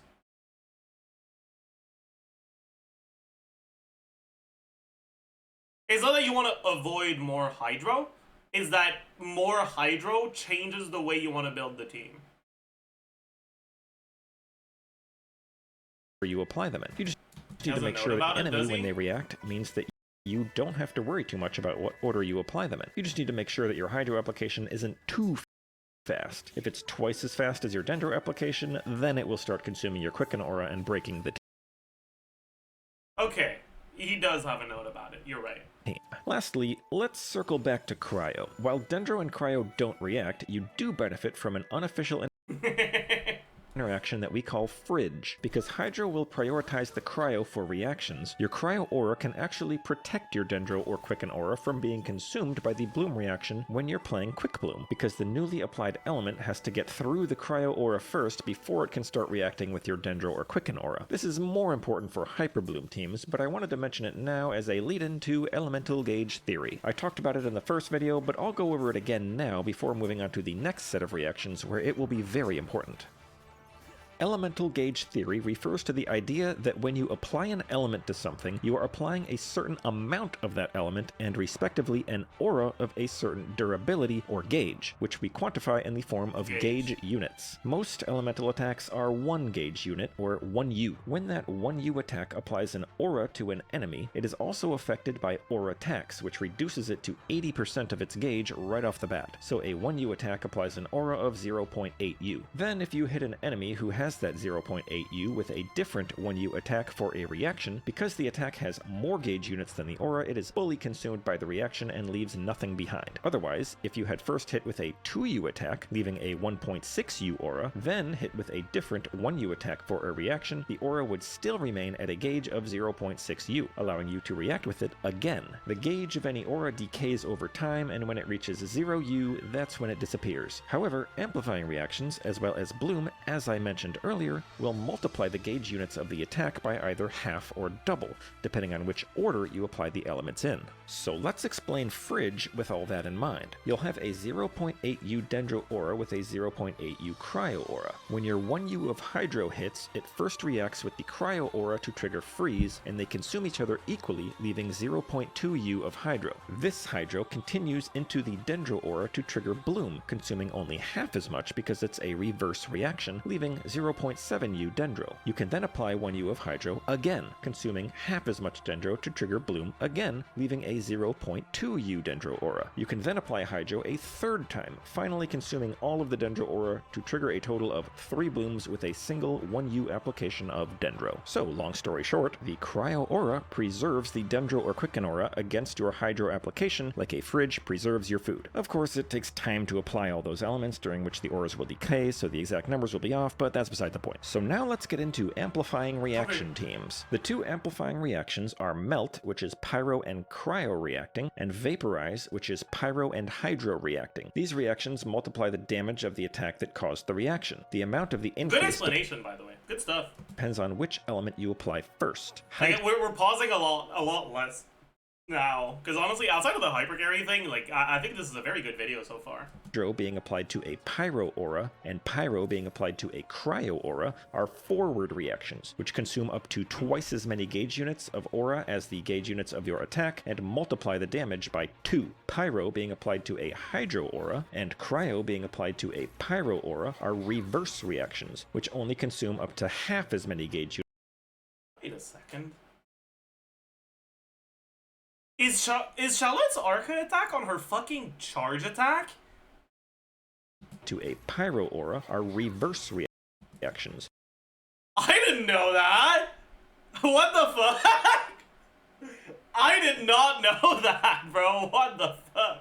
Which only consume up to half as many gauge units of aura as the gauge units of your attack, and multiply the damage by 1.5. Because of the lower aura consumption, you can usually get 2 amplifying reactions out of a single aura if you are using a reverse reaction. The factor that you multiply your damage by is also increased by the elemental mastery of the character triggering the reaction, so you want a decent amount of elemental mastery on your main damage dealer triggering the reaction, usually around 300. For amplifying reaction teams, you generally only want to focus on one such reaction. Forward Vaporize, Forward Melt, Reverse Vaporize, or Reverse Melt. There is such a thing as a Vape Melt team, but we'll save that for later. For artifact sets on your carry, Gilded Dreams is always a good option for reaction teams because of the EM bonus. If your carry is Pyro, Crimson Witch of Flames could be better since it buffs Pyro damage and Pyro reactions, assuming you can activate its stacking bonus. And if you are playing Vaporize, you might also be using Farina, in which case Marechaussee Hunter is likely the best set. Once you've decided which amplifying reaction to use, you need to select a character with consistent off-field application of your aura element to ensure that the enemy always has said aura when you hit them with your strongest attacks on your carry. You could also do it the other way around, with your on-fielder providing the aura and an off-field DPS triggering the reactions. Or they could both be off-field, it just depends on the characters. Powerful buffs like Vivi and Cinder City will need to cause a reaction with your trigger element in order to buff it, so if you want those buffs, you will need to find a way to apply your trigger element's aura at least once for those reactions before starting the rest of your DPS rotation and applying the other element. And if you need to do more than one rotation, you'll need to do the same thing again.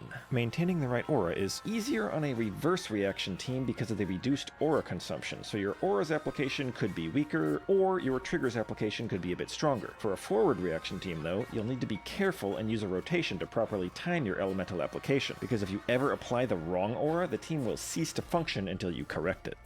Now let's talk about some team variants. Yeah. If you're playing Reverse Melt, you can also add Dendro to the team. I like the idea of like presenting it as like something you need to correct, right? Like because I think a lot of the time people like fuck up their auras and they realize they fuck it up, but they don't know what to do about it.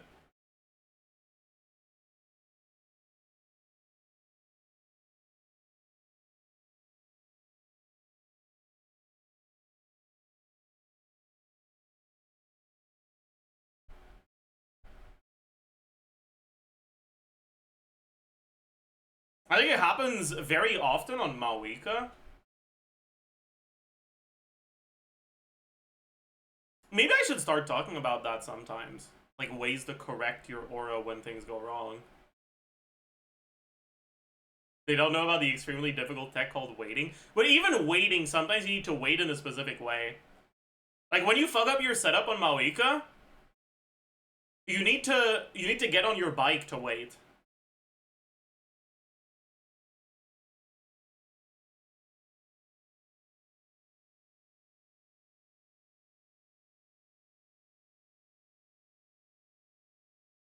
Because otherwise your application won't get corrected.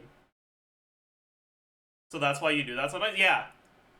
Like when you fuck up the timing of your setup and you end up with a pyro aura on the enemy before Mawika's burst.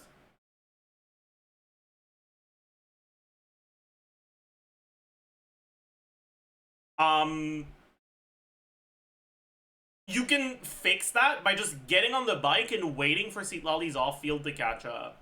And it will catch up. And pretty quickly, because Citlali has front-loaded app.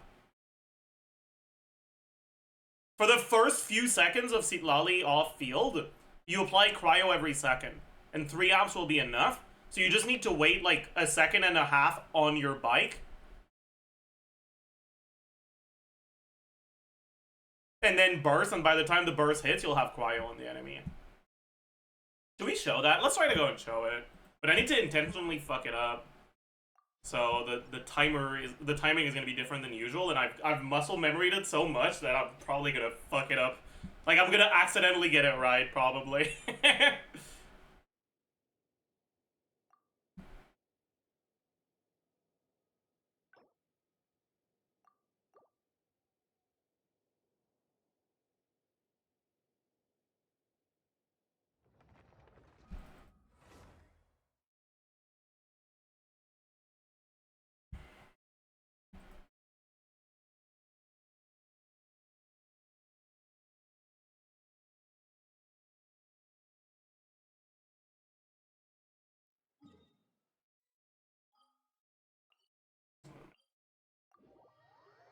Do you reckon I should use my C6 Mono with Durin or keep her bench? Probably keep her bench, but we don't know everything Durin does, so I'm not entirely sure yet. Mawika, Bennett, Ilonen, Lolly. Okay, we need to intentionally fuck it up. So we want to do it like a bit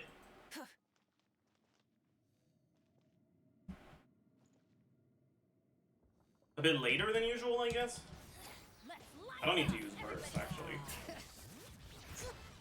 Get to work. Laline, eat Papa, get him. Yeah, okay. Maybe Maybe the Mirror Maiden isn't a good enemy for this because she fucking teleports away, so she dodges the app. Let's wait until she teleports. Go to Sidon. You don't start with Burst and Sidon, so I don't want to.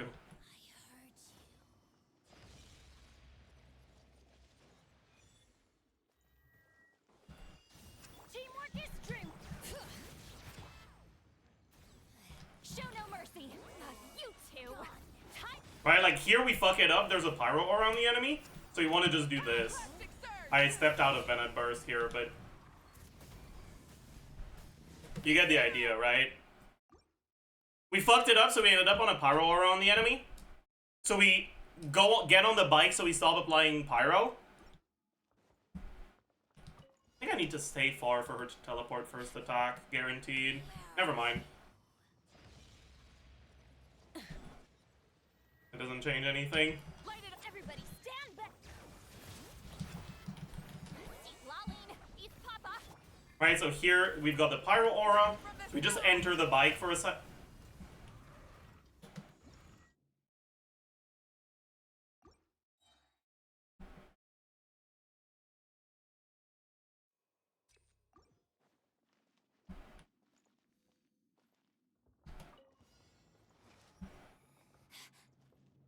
Where are you?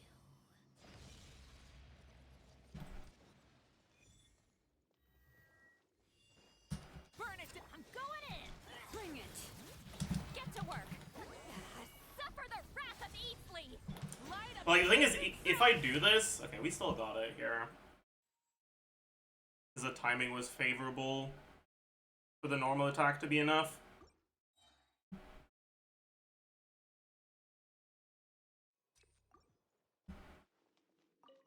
You know what? It's fine. She won't teleport. Show no mercy.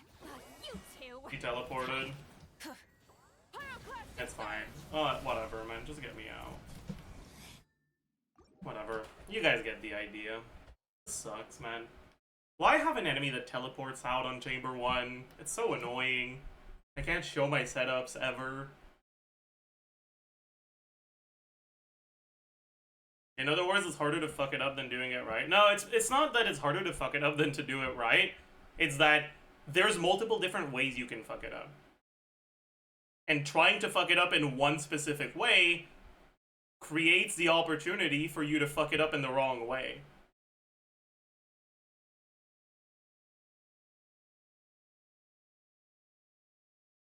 Just see Lally, EQ, and 1 is good enough for reliability, but it's not always gonna work. That's the thing.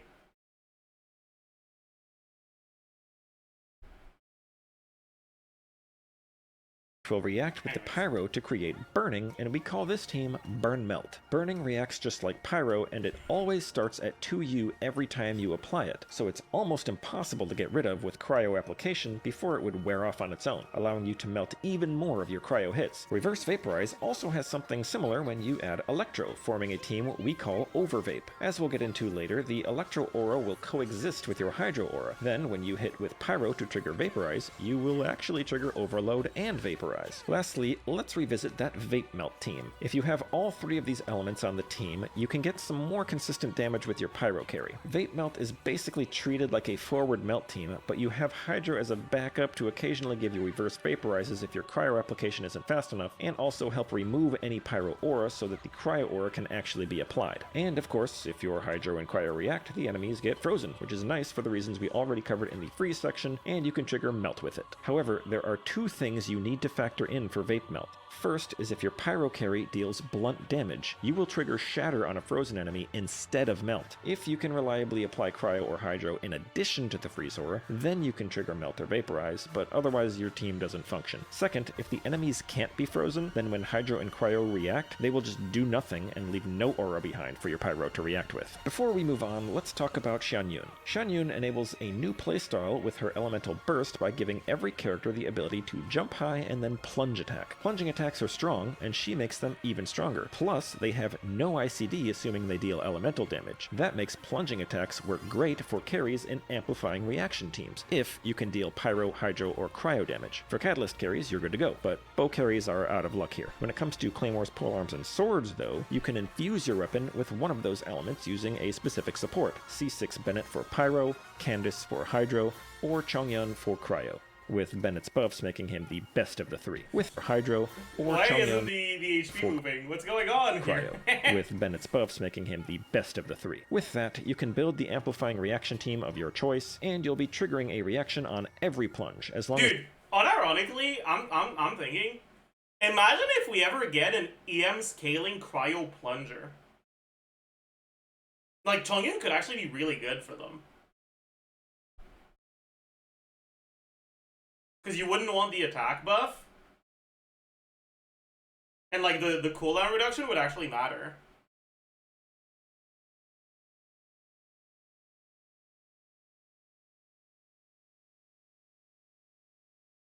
And Chongyun's got shred, too. your off-field application can keep up. Just don't try to play Vape Melt, because plunging attacks are blunt damage. Before we Don't try to play Vape Melt, because plunging attacks are blunt damage.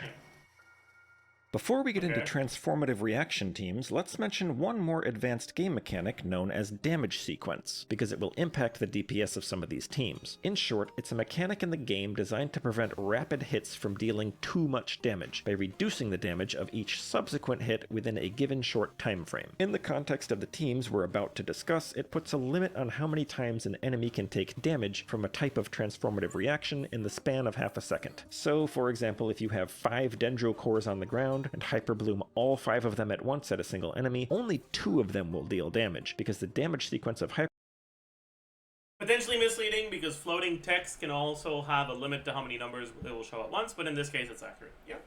Hyperbloom limits it to 2 instances of damage per half second. Similarly, if you stack a bunch of enemies on top of each other and trigger Overloaded on all of them at once with AoE elemental application, all of them will only be damaged by a single overload, because that's limited to 1 per half second.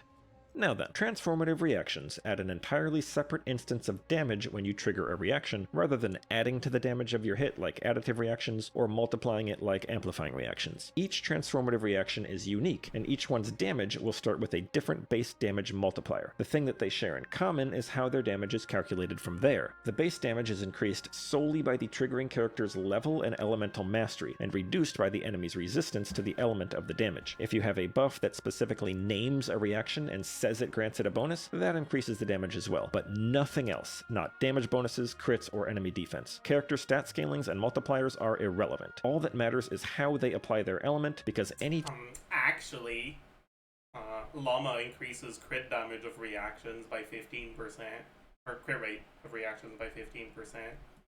2 characters with equal level and elemental mastery will deal the same damage with any given transformative reaction, with few exceptions.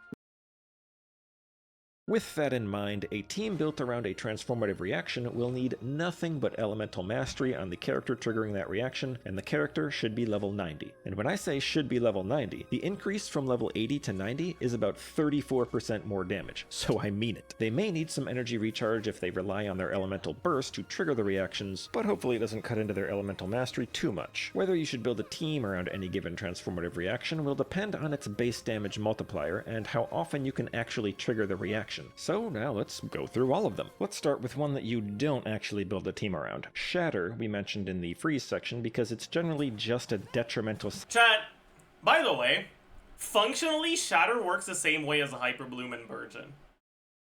There's a future where Shatter is actually meta.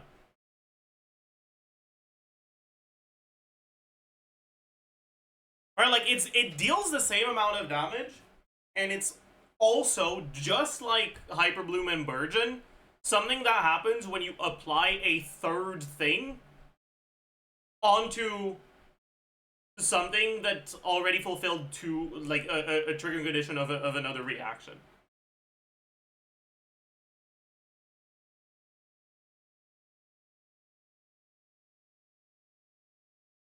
So, like, it's got all it needs for it to be a focus of a team. But it's got too many problems though, right? Like the fact you can't shatter bosses sucks. But I can see Lunar Shatter. Like it's actually, they don't even need Lunar Shatter. Like I could see Lunar Freeze working against bosses.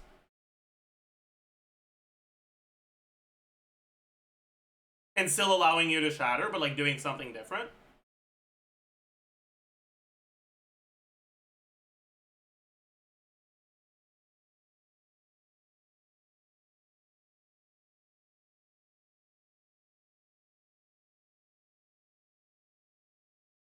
But like the thing with this is like if you had an off-field shatter support, right? In say a Neuvillette freeze team,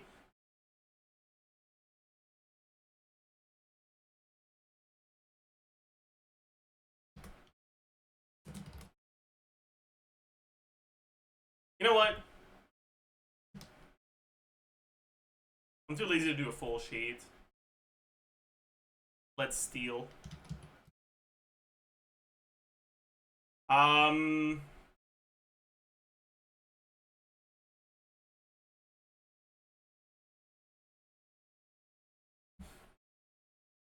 Pretty sure you're overcapped on crit here, right? No, you're not. Well, you're a little overcapped, but not very. Anyways, you've got 54k DPS, 20 or Neuvillette, Escoffier, Pro, Seat Lolly, Farina. Escoffier is 18.6. Seat Lolly 800. Farina 27k. Okay. Your crit multiplier here is 100 times 216.8 plus 1. And if we lost the 20 CV, 19. So without the Craw Resonance, we'd be at 93% here.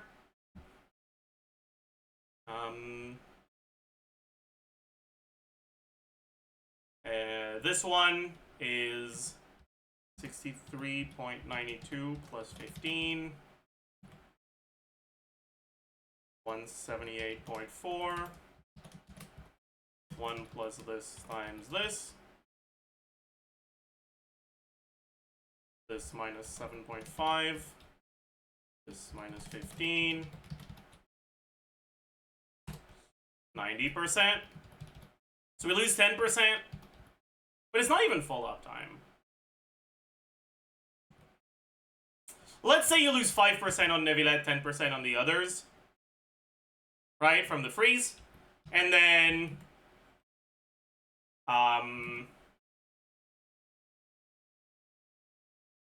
95%, 90%. Then from the shred, we're at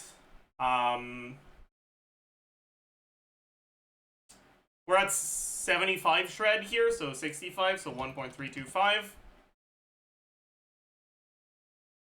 1.225 without Seat Lolly. It's 92.5.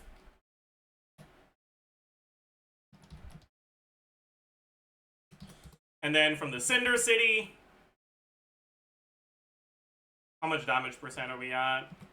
46.6, 250 times 0.25, 28, 15. Is that it? Pretty much. 190.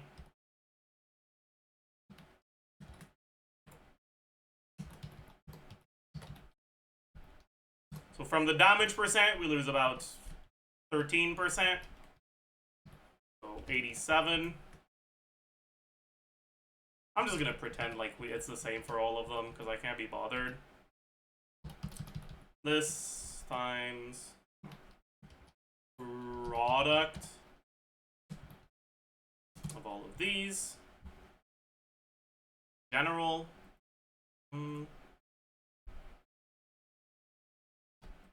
Okay.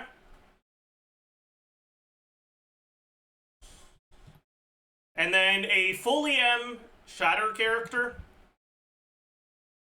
who I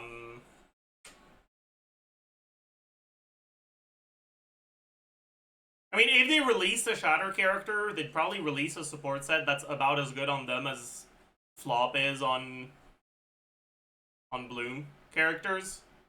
So I think we'll just pretend like Flop works on Shatter and use that. Right? If it's EM Ascension,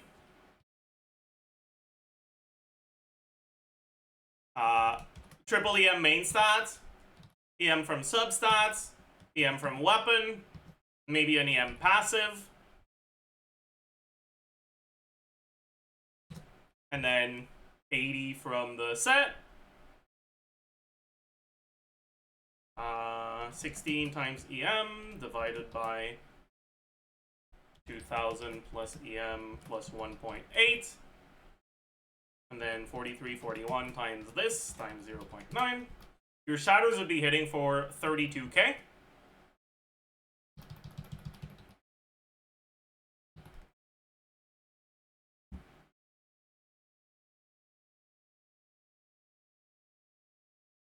Which means that if you had a cryo character that just has a blunt attack every second, and that's literally all they do for the team, literally, that's it, it'll be better than Citlali in this team. Noticeably so.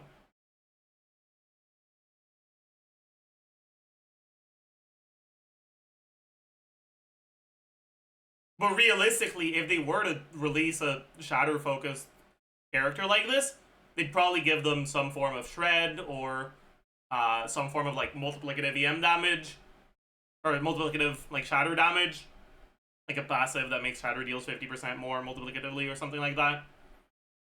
So like, unironically, Shatter has a future, chat. Trust.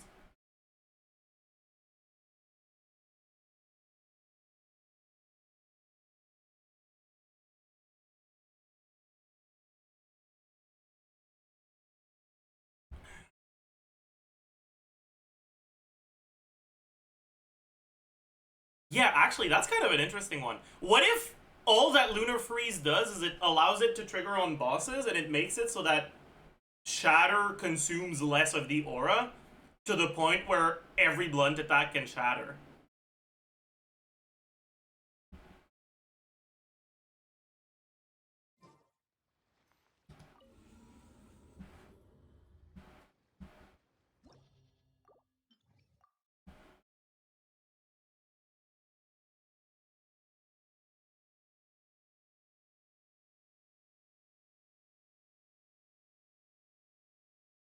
Wait. Like, that could actually be good, man. Albedo Revival. Albedo wouldn't be good because he doesn't hit often enough.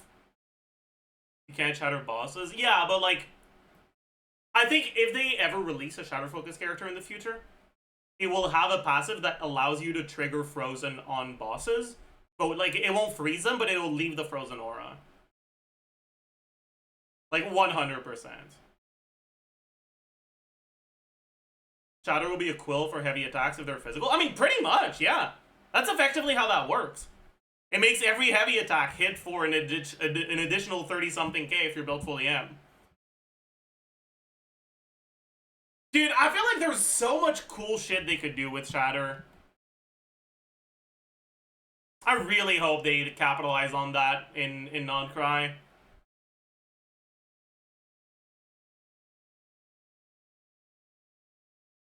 So it's just Tribby then, is it? Oh, actually, chat.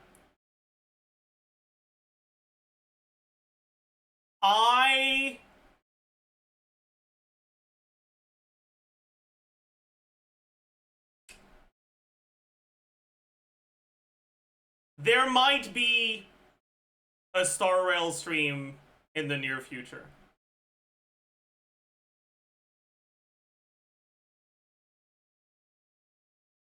I'm not going back to the game, but someone proposed a collab idea to me, and it sounds like fun.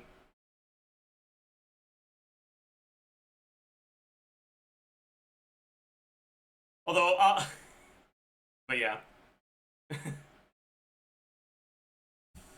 Blink twice if you... So true. What's the idea? I'm not gonna spoil it yet. But it's... I mean, it's not locked in yet, but if it does happen, it'll likely be next Sunday.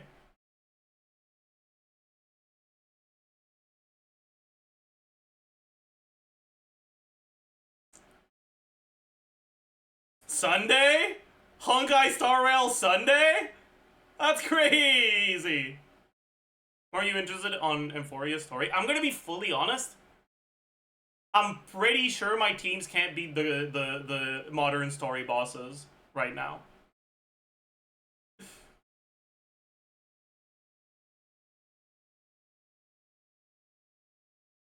So I don't know if I wanna do that.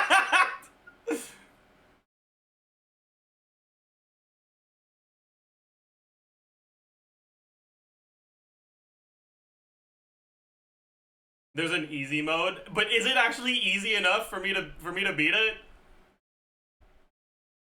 If you haven't won, maybe, but it'll take 30 minutes. Yeah, I guess that's true. Free Archer can? Yeah, but he's not built, right? He doesn't come fully built already, right?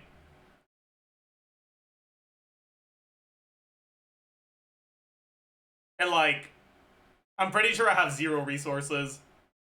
Like, when I stopped playing, I was like fully drained of resources already. He does come built? They give you the mats? Oh. He uses the old quantum set? I don't have a quantum set.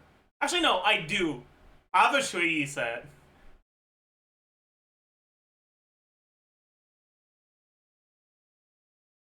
No, I had a QQ set as well, right? I don't know. I don't remember, man. It's been so long. You have Kafka, right? She was buffed. If you have Black Swan, you should be good. Klugi, surely I've got Black Swan. Surely I wasn't playing Kafka with no other dots, but...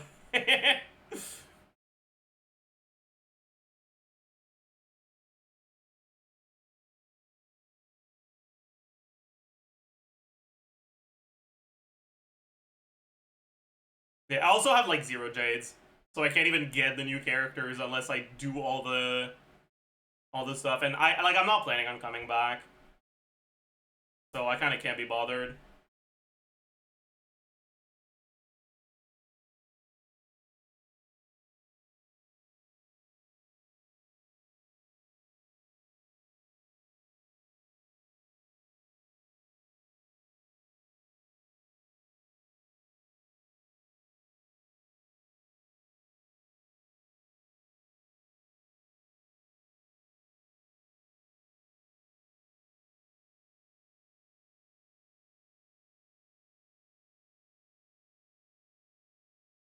For you, it's more worth starting over again. Yeah, like if I did come back to Star Rail, I'd just make a new account.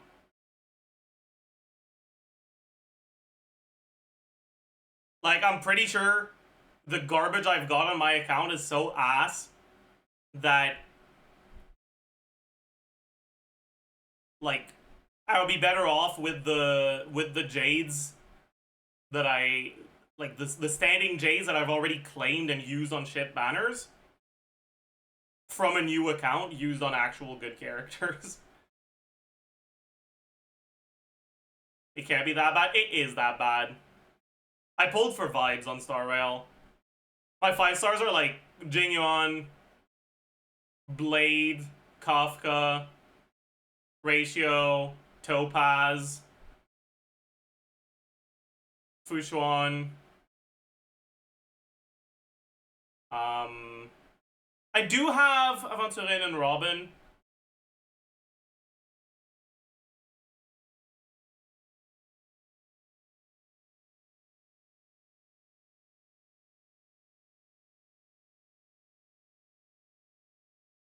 He's not good anymore. Really?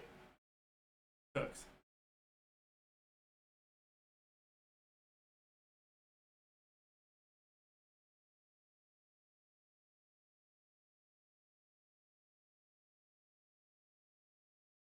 Damn. That's cooked.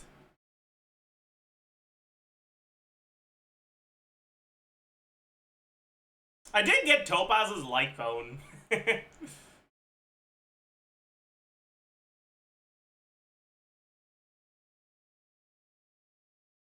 But are follow-ups even like good now? Probably not, right? No, yeah.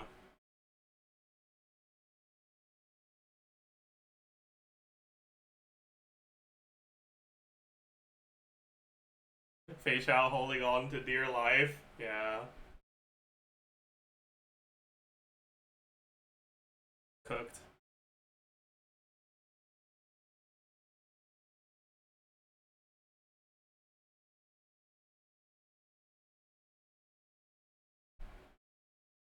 But yeah, there's just too many characters that are just ass that I got. And it's not even like I played that much. So I didn't even get that much like login Jades, right? I played the equivalent of like 4, maybe 5 months of playtime. Right? With events and shit. I'm pretty sure that's the equivalent of like a 1 or 2 5-stars of additional pulls. And I have more than 2 shit 5-stars that are completely worthless. So if I actually did want to come back, which I don't, by the way, right? If I actually did want to come back, I'd just make a new account.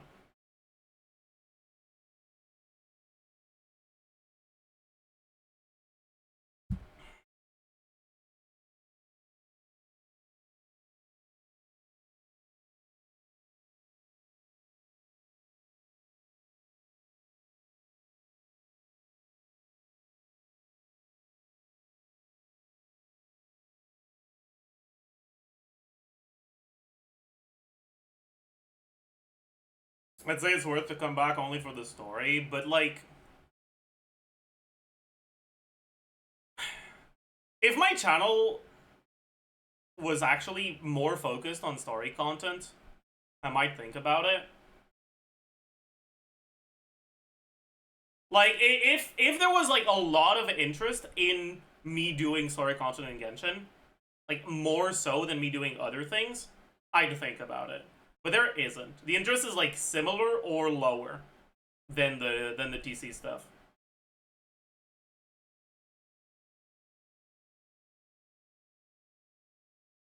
And so like just from a content perspective, it's not like particularly appealing. And from a fun perspective, why would I do Star Rail story instead of reading actual good things?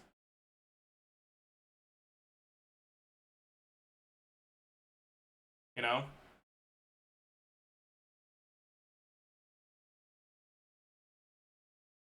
I'll be right back.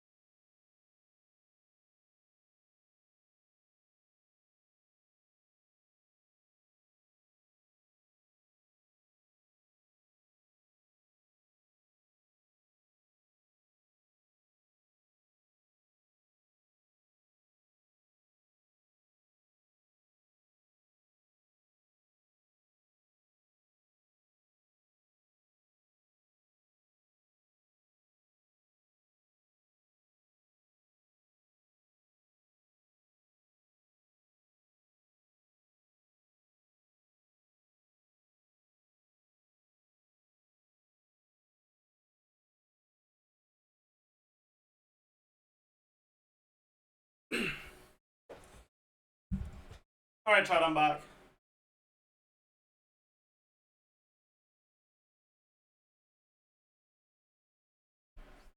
Thank you, guards.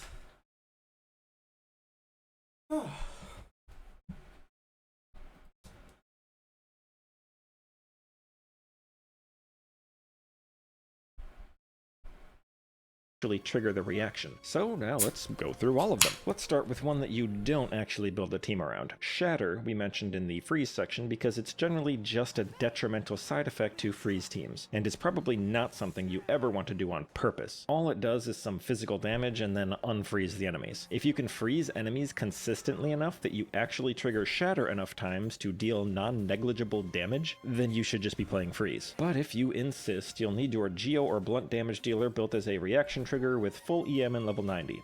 Superconduct happens with Electro and Cryo reacting, deals AoE Cryo damage without applying more Cryo, and reduces the physical res of the enemies in the AoE. That last point is usually the reason you'd want to trigger it, which only matters if you're playing a physical damage team. Trying to optimize for Superconduct damage itself will be rough because of the low damage multiplier, but you would build in a similar way to amplifying damage teams. As much application of one element as possible, with one character of the other element built to trigger all of the Superconducts. Since Superconduct is cryo damage, you'll want cryo res shred on the enemies as well. For that reason, my recommendation would be using a cryo DPS with good application and building your electro character for elemental mastery. There's no forward or reverse Superconduct, so you don't have to worry about that. In most cases, you'd be better off replacing your electro character with hydro and playing freeze, or with pyro and playing melt, because those reactions will add so much more value than the Superconduct damage. But there could be exceptions.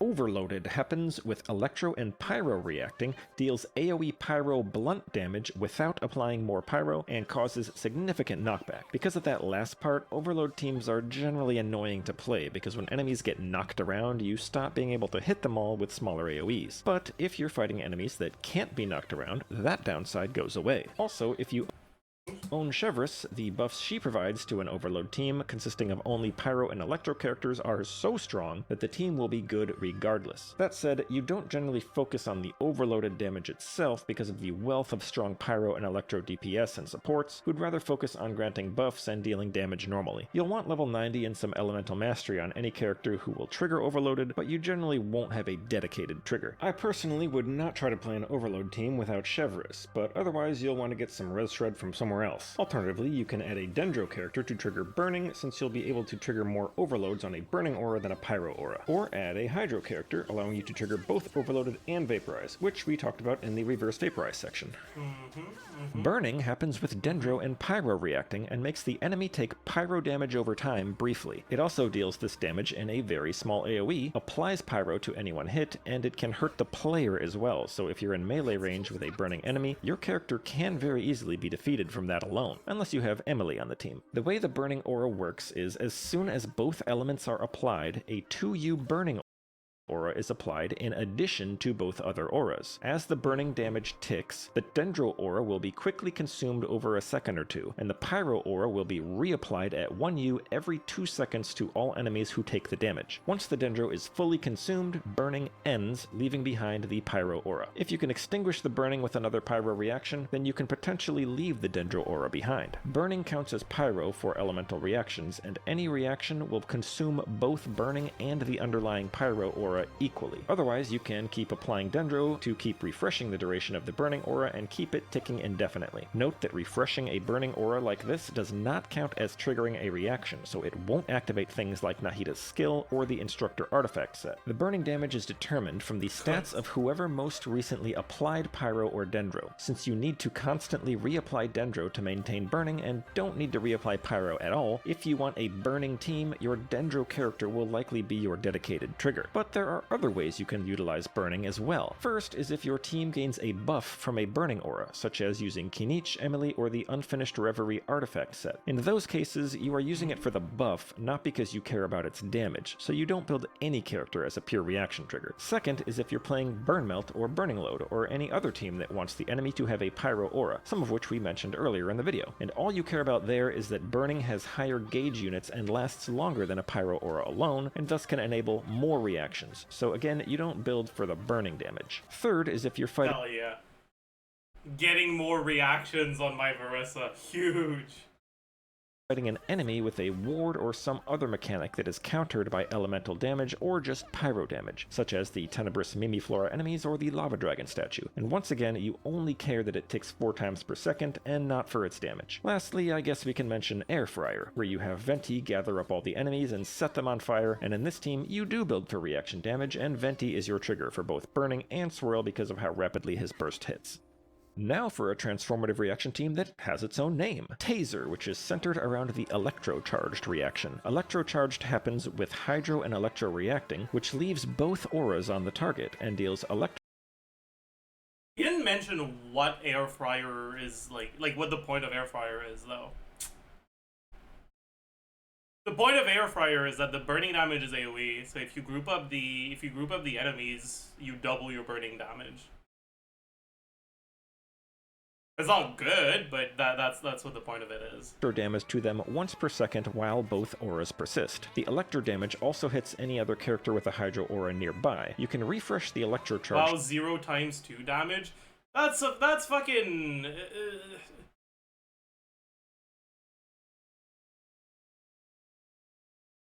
Very arrogant words coming from a Noel main. Okay, that's all I'm saying. Like, listen.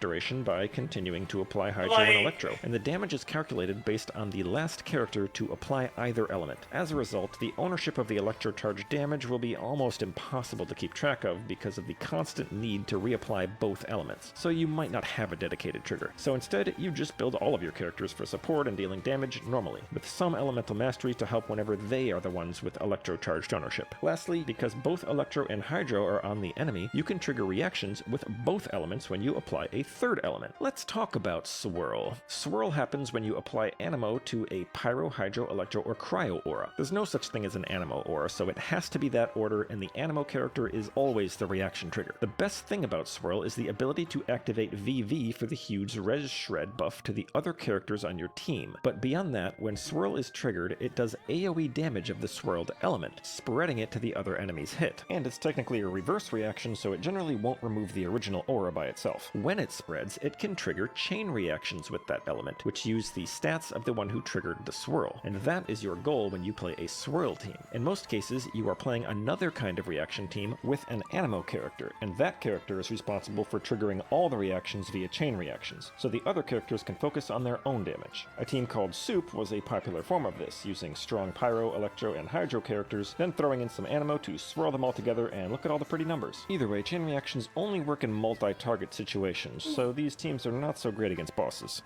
I also want to mention elemental absorption. Many Animo characters have a persistent effect that can absorb an element and start dealing that element of damage instead of just Animo. That said, sometimes there are multiple elements present, so there's a priority for which element will be absorbed first, and it's Pyro, Hydro, Electro, Cryo. For some reason, Lynette and Animo Traveler are exceptions and move Cryo to the highest priority. With a careful rotation, you can take advantage of elemental absorption to use your Animo character as an elemental applicator for one of the elements on your team that you want to apply more of.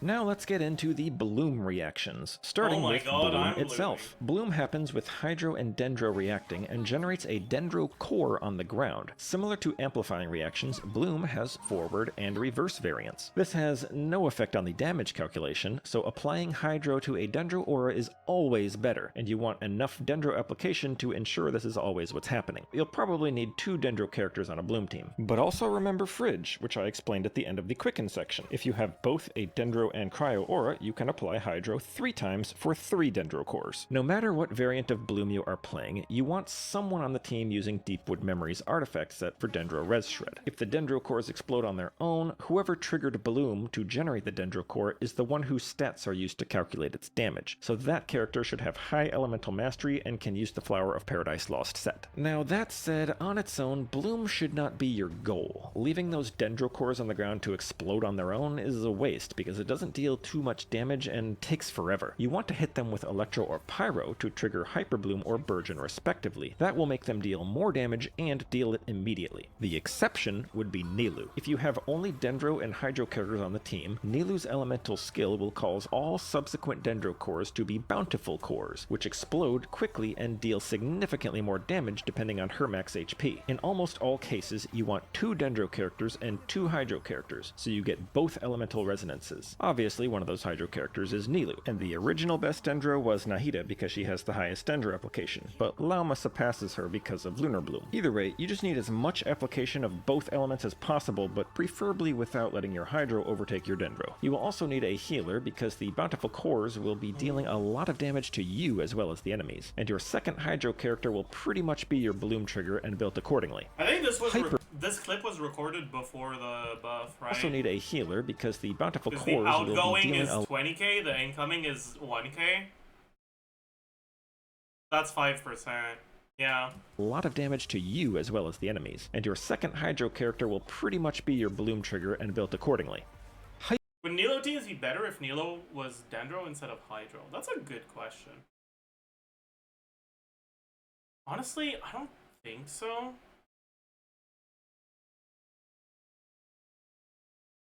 Because her app isn't good enough to, well,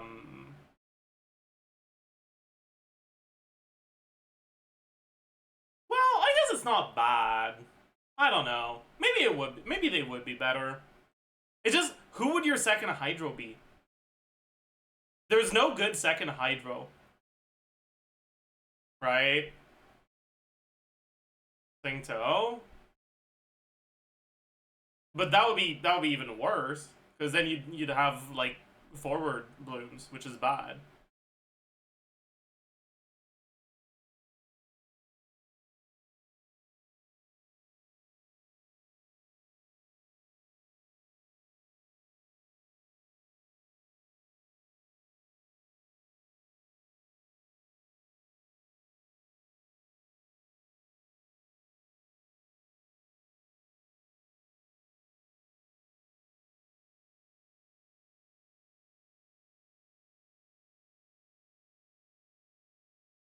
You want the slower app to be Hydro? It doesn't necessarily need to be slower, but it can't be too fast. And with Singto plus another Hydro, it would be too fast.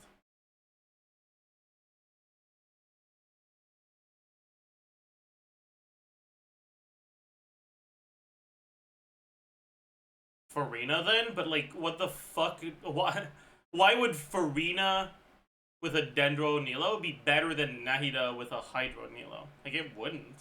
It would be worse. Nah. Hyper Bloom happens when you apply Electro to a Dendro core, which sends it flying towards the nearest enemy to deal Dendro damage. The damage is based on your Electro character's stats, so you build them as your trigger. Other than that, you just need sufficient Dendro and Hydro application to generate Dendro cores. Something to note about the three, you just need sufficient Dendro and Hydro application. Is Zethos not a reliable trigger? I thought he was. The like AoE of his shots can, in my experience, can pretty easily trigger Hyper Bloom. To generate Dendro cores. Something to note about the three elements involved in this reaction is that they do not interfere with one another. While triggering Bloom is the goal, if you apply Electro and trigger either Electrocharged or Quicken, neither of those will prevent you from triggering Bloom. You could also add in a Cryo character to benefit from the Fridge interaction, generating even more Dendro cores, and we call that team Hyper Fridge. And just to complicate things, if you take advantage of Elemental Absorption to have an Anemo character trigger Hyper Bloom with the absorbed Electro damage, or just through the Swirl AoE damage. People call that team Salad. So finally, we're at our last transformative. I could hear some disappointment in the voice when he said the name of the team. People call that team Salad.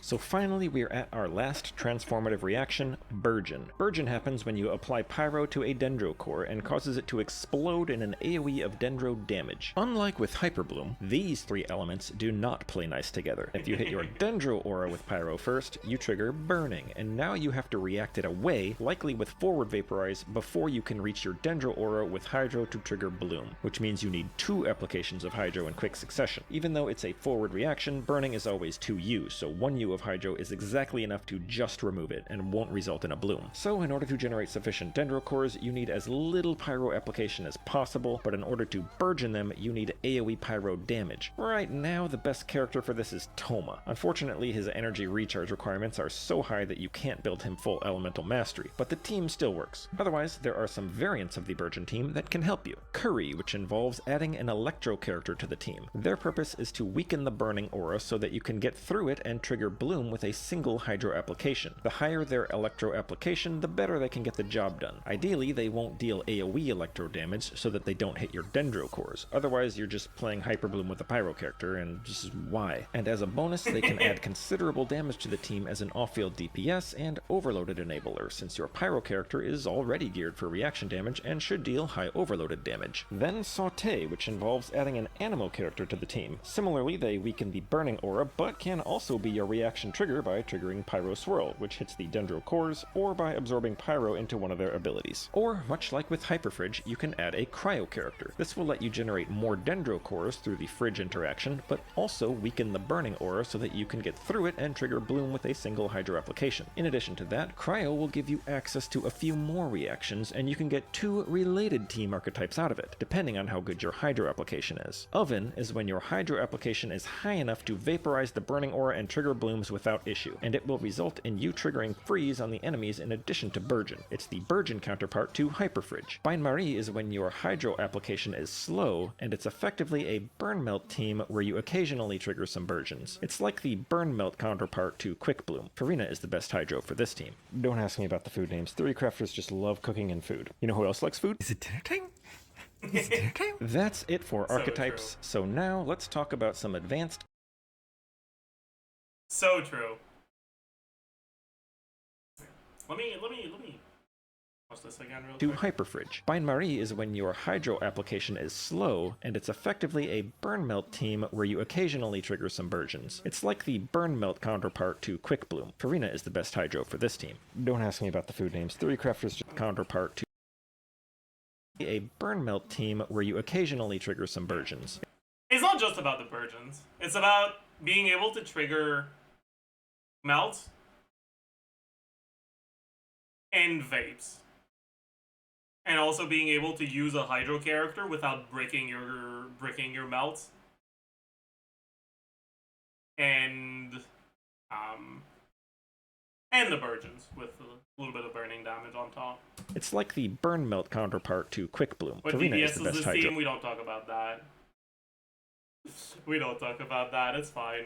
for this team. Don't ask me about the food names. Theory crafters just love cooking and food. You know who else likes food? Is it dinner time? Is it dinner time? That's it for archetypes, so now let's talk about some advanced concepts or unique circumstances that can affect your teams. Let's start with self-application. A lot of characters can apply elements to themselves or other teammates. Some only apply the element for a split second, and we call that a cleanse because it can clear an aura that an enemy has placed element for a split Hiding the second, bar. and we call that a cleanse because it can clear an aura that an enemy has placed on you. But it's very rare that that matters nowadays, except when you accidentally freeze yourself. So instead, let's focus on characters who constantly apply you with an element for the whole duration of their ability, starting with Bennett, who self-applies Pyro to anyone in his burst circle. A downside is that enemies can trigger reactions on you, like the Hydro Tulpa, who now does double damage via Vaporize if he hits you, so be careful. But on the plus side, you can also trigger reactions on yourself if you use another self-applicator, like Jean, who self-applies Animo. With both of their bursts active, you will very rapidly trigger Pyro Swirl on yourself, which doesn't damage you, but does spread Pyro in an AoE around you at one of the fastest rates in the game, and if Jean is on field at the time, it also activates VV. This combo is called Sunfire. Some summons can also self-apply elements, like Zhongling's Guoba, who self-applies Pyro when he breathes fire. You can use Guoba's Pyro to swirl Pyro in situations where you can't do it on the enemies, which we'll get to later. However, only Sucrose's skill and Faruzan's charged attack can do it, for reasons no one knows. Though some characters like Kazuha can use it to absorb the element. Another combo is Bennett and Razor, who self-applies Electro during his burst, allowing you to trigger Overloaded on yourself, which also only damages enemies and not you. This is one of the many components that go into the Thundering Furry team. Another component that is related to self-application is Elemental Infusion, granting... So true, by the way. It is... You guys can't even see it. It is not called Rainbow Razor. This guy gets it. This guy gets it, man. Another component that is related to self-application is Elemental Infusion, granting your weapon an element. We already talked about how C6 Bennett does this in the amplifying reaction section, along with Chongyun and Candice. If you then do another Elemental Infusion that doesn't have the cannot be overridden clause, you will trigger reactions on your weapon, and can have a similar effect as with self-application.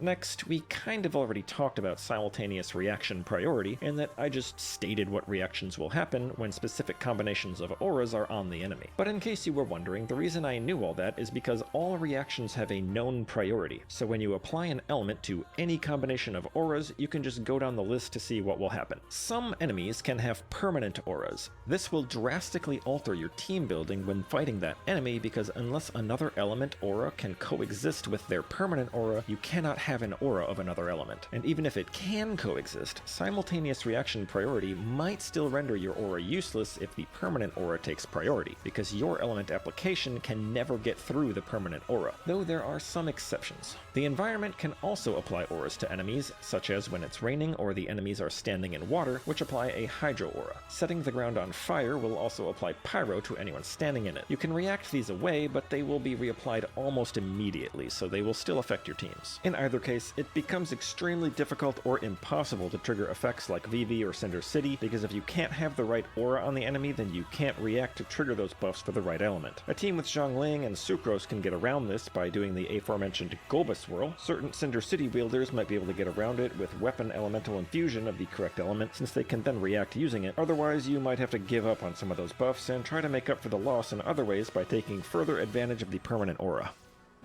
Enemies can also have elemental wards. When the ward is broken, you fight them as normal, but before that, you can only drain the ward with elemental reactions, so you will need to have an element that reacts with the element of the ward. Then, in Natlan, they introduced void wards, which don't require reactions or elemental application, but rather elemental hits. That means ICD no longer matters against these wards, and you just need to hit them as much as possible with an element. Hits from characters in Night Soul's Blessing state are tripled, giving Natlan characters an advantage. An important thing to note about wards: hitting a ward doesn't count as hitting the enemy, so effects that require you to hit, like Raiden Shogun's skill, or crit, like the Favonius weapons, will not proc. That will affect your team building if you're up against a boss with a ward. Then, in a similar vein, a lot of enemies have another meter called Fury or Rage, which isn't a ward, but it functions like the Void Ward, where each hit fills it up or reduces it, with the amount depending on the specific mechanics of each enemy. When the meter is filled, the enemy will change its mechanics in some way. Fury, wards, and permanent auras all have a big impact on team building and might make certain characters significantly better or significantly worse against those specific enemies.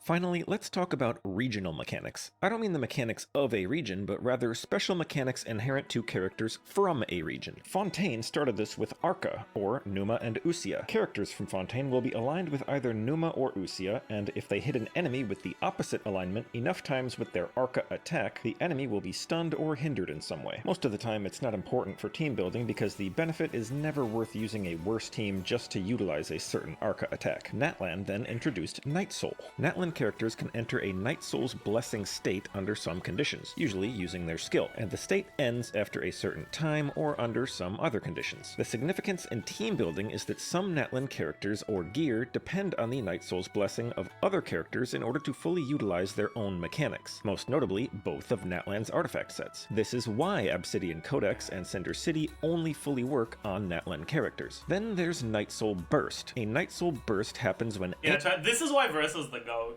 Natlan carry that doesn't want to use Codex. So true. Any character deals elemental damage while a Natlan character is on the team. Its cooldown depends on how many Natlan characters are on the team. A Night Soul Burst doesn't do anything on its own, but certain characters or gear from Natlan will have special mechanics that activate when a Night Soul Burst is triggered. Most notably, Cinder City again, which only refunds energy to the wielder when Night Soul Bursts are triggered. And most recently, we now have the Nod Cry mechanic of Moonsign my level. God, I'm There are mooning. 2 levels of Moonsign, which activate when you have one Moonsign character or more than one Moonsign character. Level 1, Nascent Gleam, doesn't do anything on its own, but various Nodcry characters and gear will have effects that depend on it. At level 2, Ascendant Gleam, your team's lunar reaction damage is increased when non-Moonsign characters use elemental skills or bursts. That brings us to the other mechanic introduced in Nodcry, which is lunar reactions. In short, having a specific Nodcry character on your team will change a specific reaction into a lunar reaction. Lunar reactions tweak the reaction mechanics, which might alter your team building, both in the characters you want and in the stats you want on those characters. The team archetypes discussed in the video don't really change, you just get more options in building them. More importantly, these reaction changes all stem from having a specific character on your team. For that reason, in-depth discussion of lunar reactions is better left to specific character guides rather than a general team building guide like this. Alright, that wraps up all the things I can think to put in this guide. It should be relatively future-proof because as new characters come out, their best teams will likely be among these archetypes, so you just need to figure out which archetype benefits the character the most. Okay, it is really funny that Nefer just straight up doesn't fit any of these archetypes.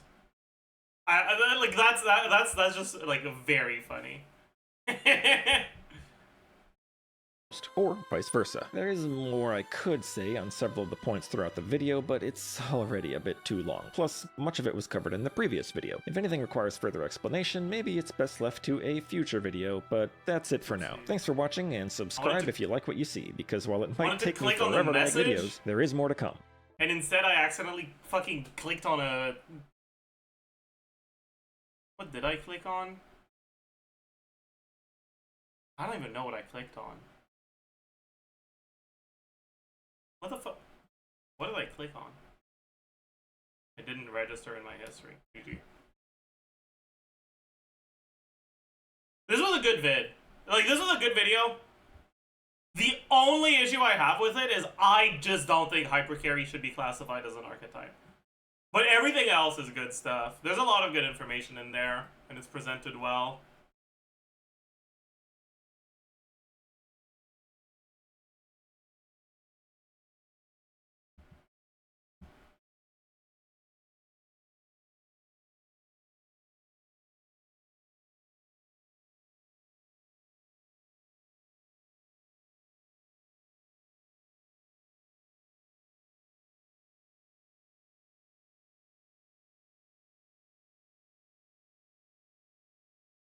Drop a comment. Okay.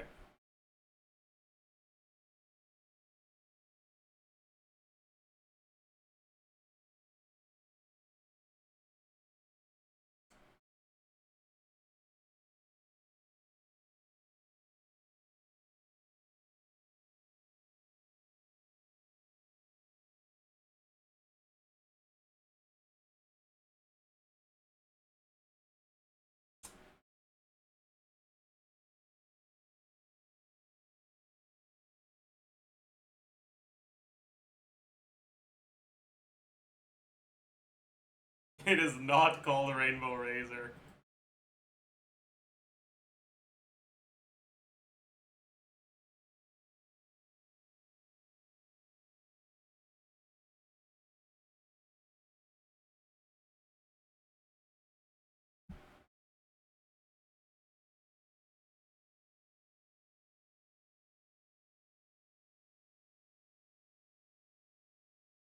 Chatter will make its comeback one day. Mark my words.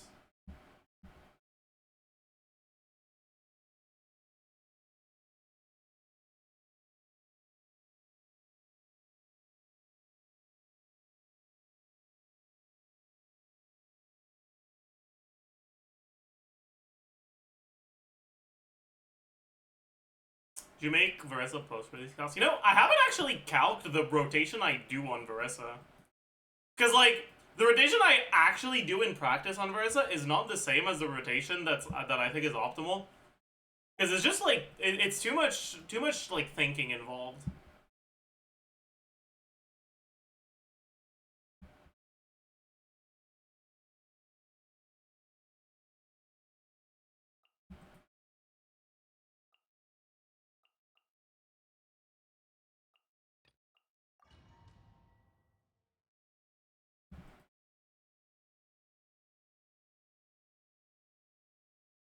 Because I'm pretty sure the optimal rotation with Maoika doesn't do charge attacks.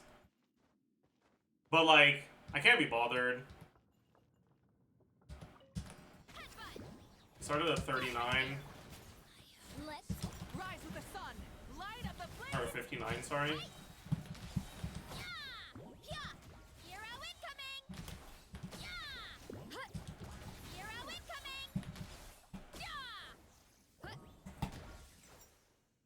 So it's pretty much a 20-second rotation with the 2 charge attacks. And I'm pretty sure that an 18-second alternate rotation is better.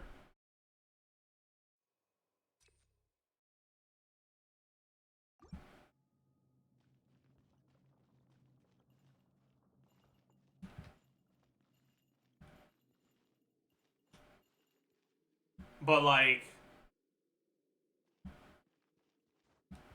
then you have to, like, keep track of whether it's an even or an odd rotation, and it's kind of annoying. The sim for 100k with Oron, is that real or sus? It should be real.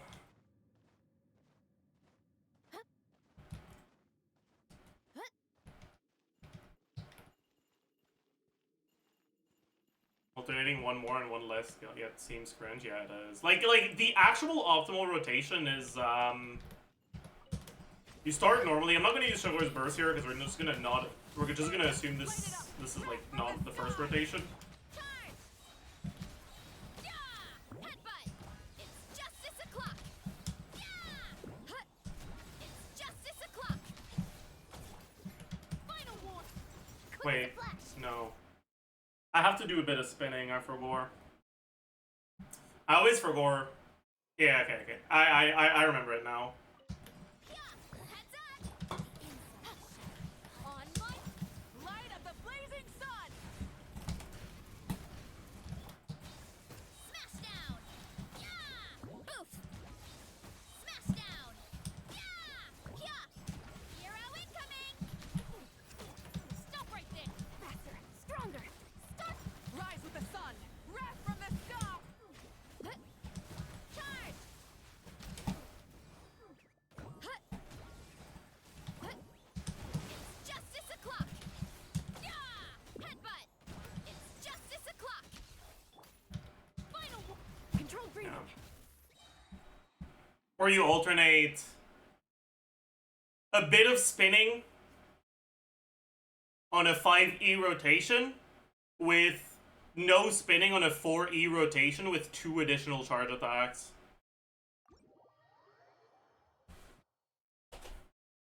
So you spin for 2 seconds? Yeah, you do CDCDC, basically.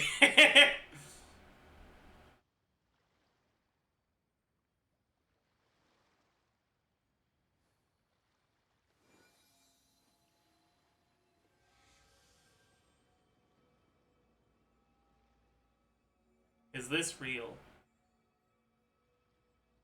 Probably. That's a lot of seeds, what the fuck?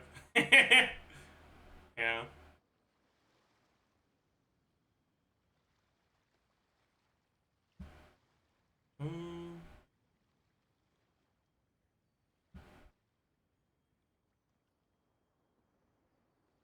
Even when the night is gone, and even when the sky is hidden from view. I always screw up my Versa rotation because I hate doing charge attacks. I mean, you can do rotations without charge attacks if you just include more spins, right? Like, if you want to play a really straightforward Versa rotation that doesn't have charge attacks,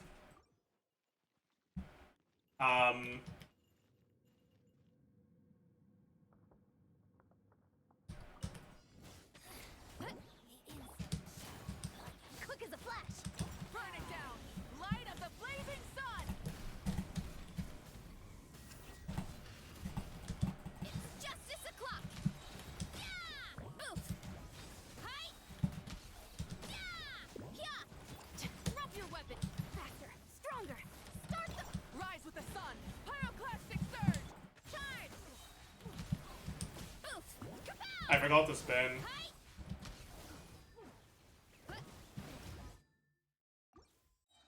Yeah, you just have to include a bit of spinning.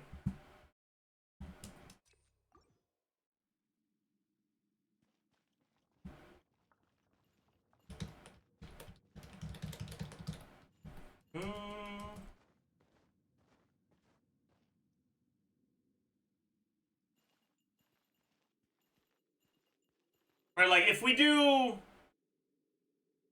CD CD C2F, I think that basically makes things CD CD C2F DC should be things lining up well. Or maybe we do CD CD CE CD CD C. Yeah, that's probably what I want to do instead, actually. Look out below! Final warning! On my mark! Wrath from the sky!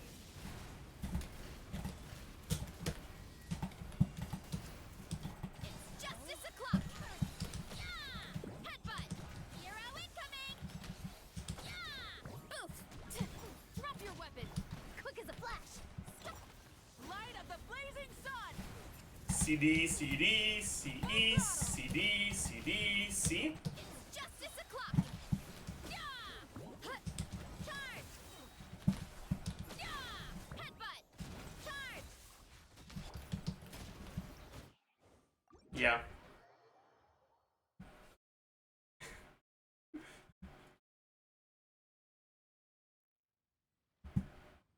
Yeah, I think that's probably the rotation you want to do for this. This actually might be the optimal rotation.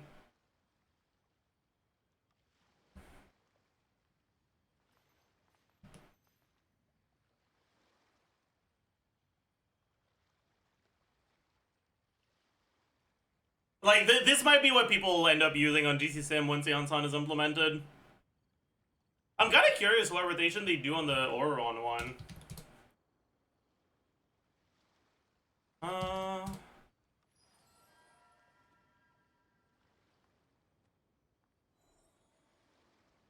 I guess we can look at the Sarah one as well, but the Sarah one is going to be sus as hell because of Sarah Burst, right?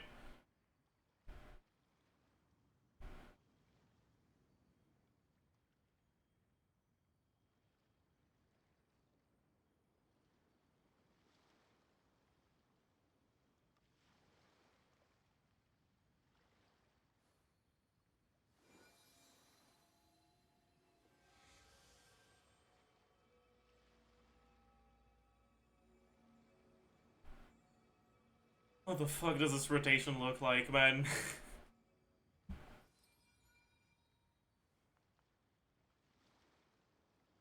Okay, we're experiencing some difficulties with loading here. Cooked.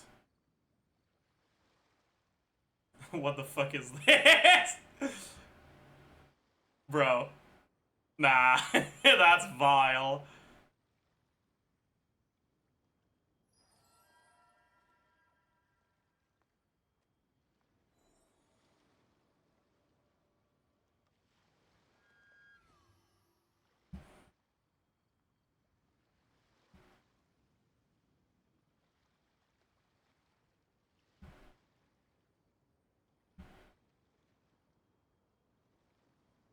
If ever you find that the animals in Nod cry Oh. Sorry. I didn't realize I wasn't on the right scene. This is what's vile. It's, yeah. That's fucked up. It's really not loading. What about this one? Does this one load? Yes. So... Rush? Is that the name of the skill? Yeah, okay. Let's look at, Plunge.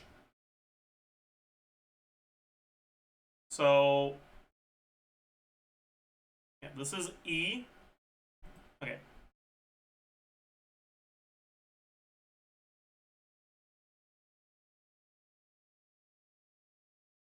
Okay, wait. So this is skill, charge, plunge, burst, skill, charge, lunge, skill, charge, lunge, burst.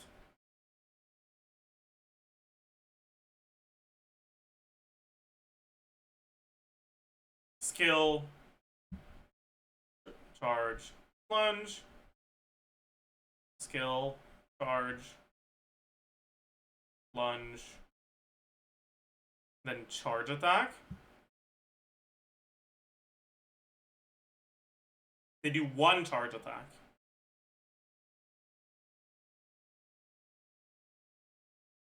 What?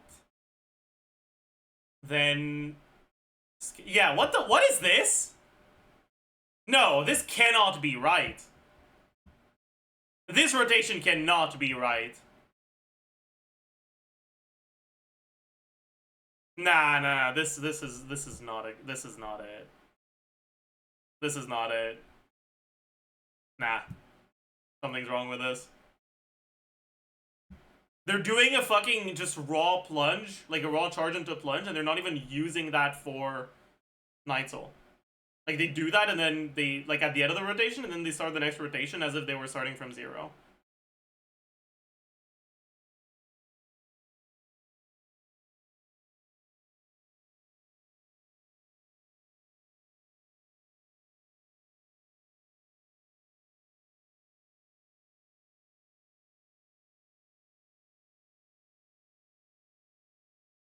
Just to wait out Malika City. But if you do that, then your next rotation should start with a charge attack.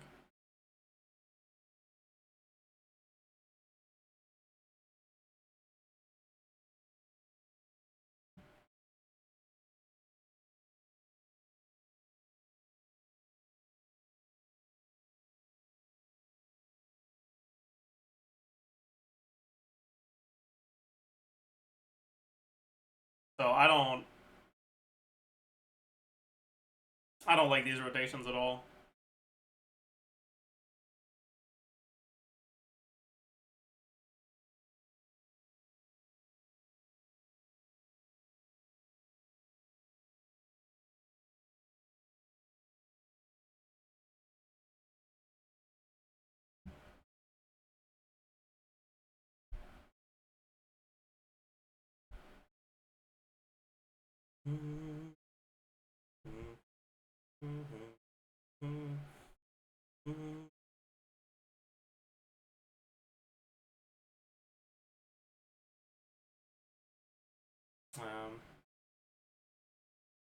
They don't have an Auron Mawika with the right sets on the characters, though. Why is this like that?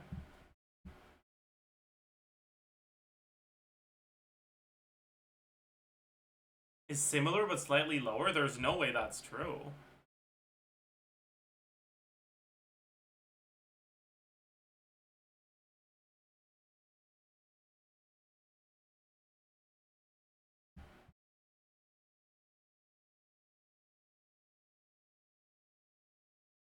$100.3.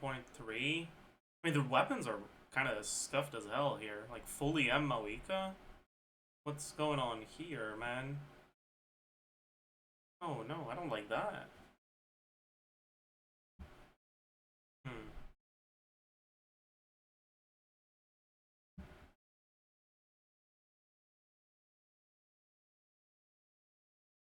Whatever.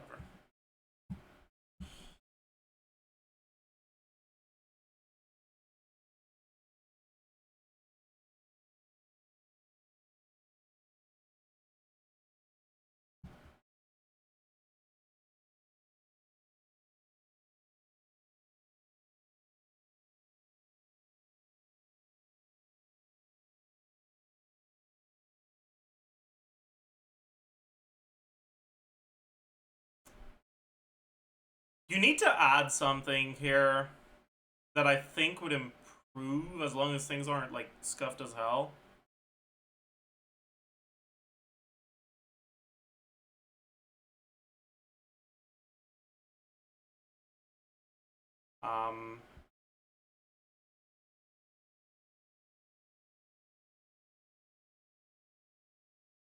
If Varesa Night Soul, is that a thing?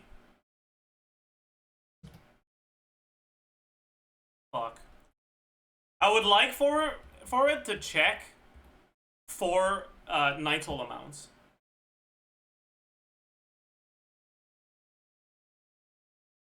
But I don't know how to do that.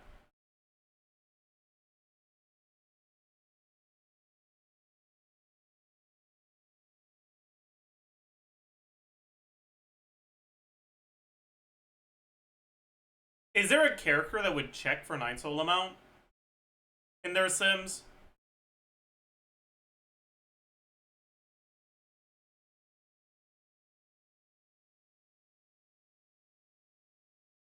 Seat Lolly? No.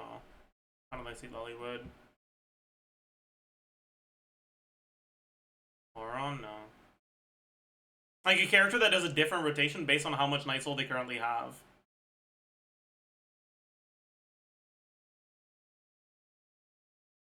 I'm pretty sure there isn't any.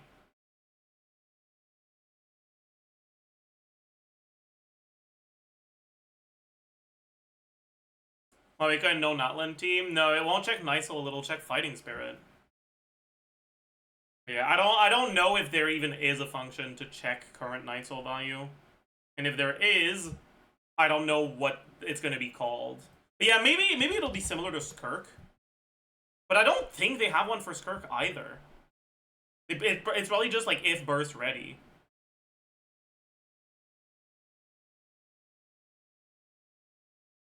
Oh yeah, they added this shit? Yeah. Which is like the fakest, the fakest rotation. But it's like technically doable. Yeah. Check documentation. Where? Here? No.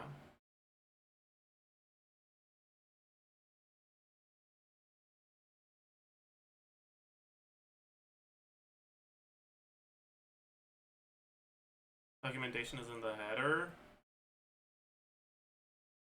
Let me check this config first. I'm pretty sure it doesn't have. Oh, it does. Yeah, but it's. What would it be called? Nitrile points, maybe? If Varesa nitrile points is greater than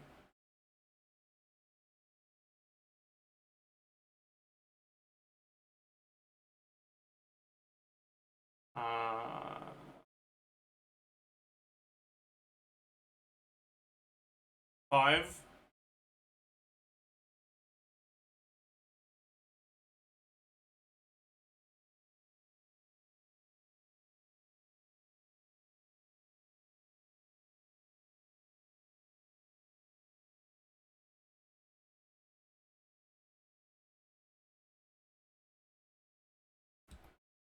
$31 expected.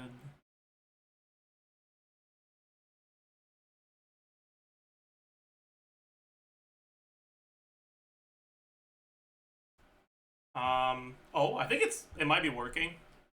If Marissa Knight soul points less than 60.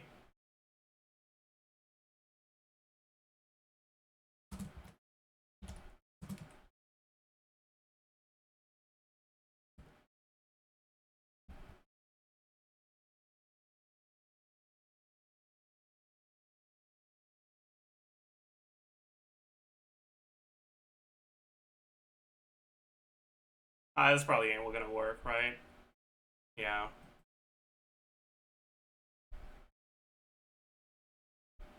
Oh. Our sim disappeared. Yeah, okay.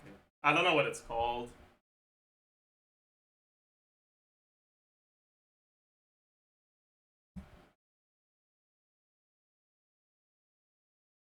Game mechanics. No, reference. System functions.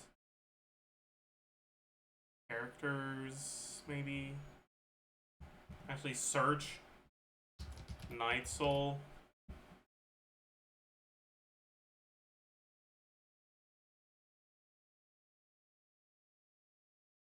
Evaluates the character's Night Soul points.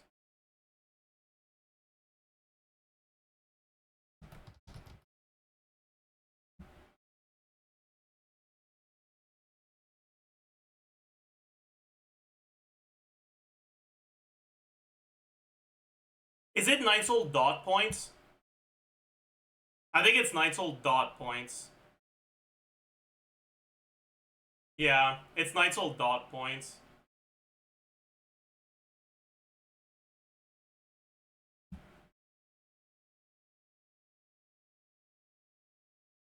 If Varessa Night Soul points less than 60. And can I do an end? No.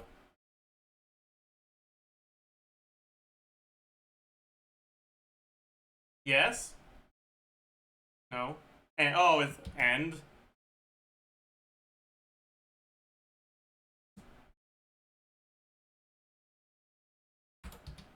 No. 2 of them, I see. End Marissa Night Soul dot points less than 5.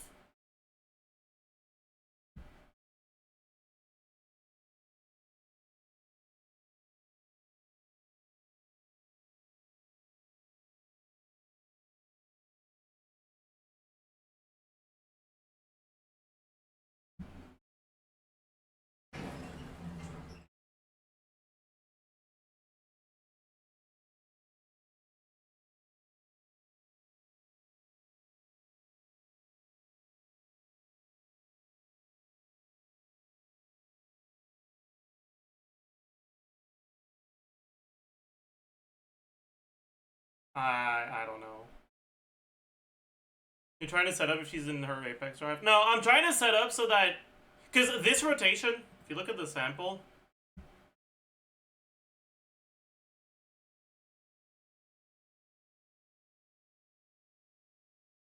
Okay, never mind then. Sorry. Okay, I think it had it here, right? It finishes the first uptime with a raw charge attack. And then it starts the next uptime with a skill. But, like, that's dumb. Because then you're going to finish your uptime with another raw charge attack and you'll have lost out on one free skill.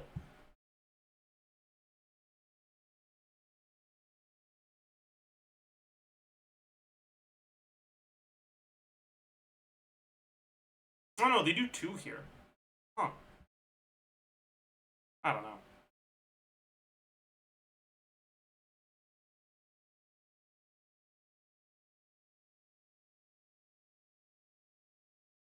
Whatever, I don't care that much, honestly.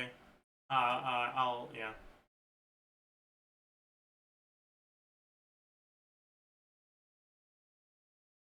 Maybe... You know what? Marissa... Let's take... this one. And just change the combo. Instead of Varessa combo. Right? You just Varessa skill, attack, high plunge.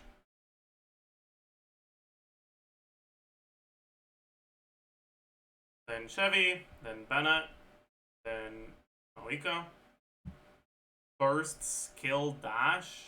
No.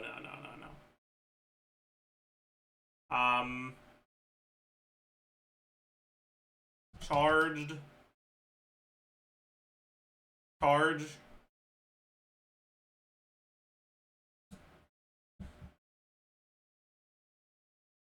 How do they code Malika charge attack? Whatever, just fucking give me any of them. Charge 1. Okay. Charge 1. Dash. Okay, we don't skill. Stupid, Charge 1, dash. Charge 1. Dash. Charge 1. Skill. Charge 1. Dash. Charge 1. Dash. Charge 1.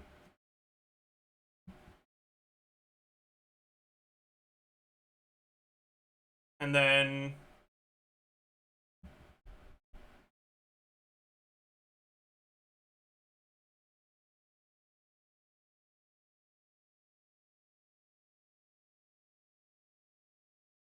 where's the combo 4 instead?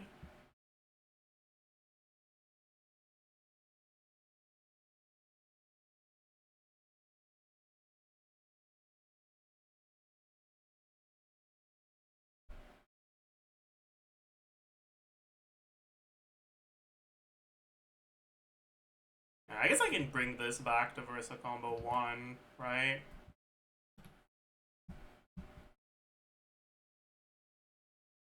No, but there's a problem with this, which is that this rotation doesn't work with Bennett. Because with Bennett, you don't have Chevy uptime here, unlike with the Onsan. So I guess we'd want to do it with like the Sarah one, but that's kind of cooked.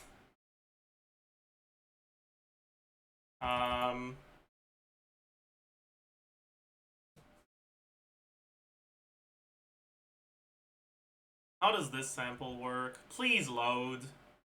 Oh. Whatever. So Chevy burst. Skill. Malika burst skill. Sarah skill.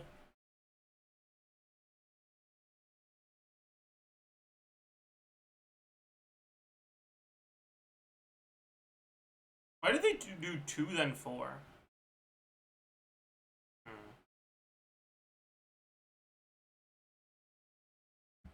Whatever.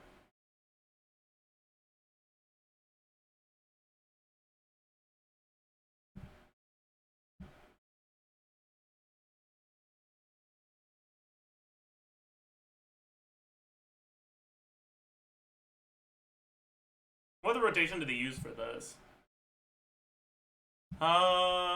Versus skill, Valor's burst skill, Oron skill burst, Malika burst skill dash, then 6 Versa combos.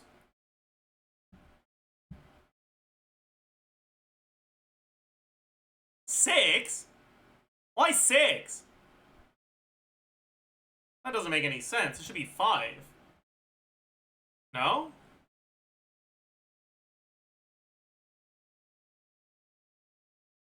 Oh, I guess with perfect execution, the timing doesn't line up as well, huh?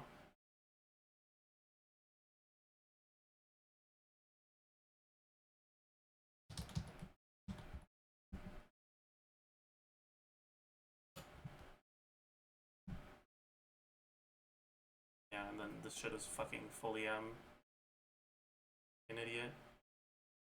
Whatever. Let's copy the Malika.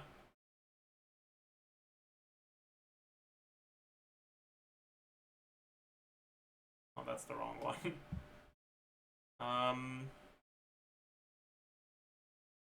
That's no.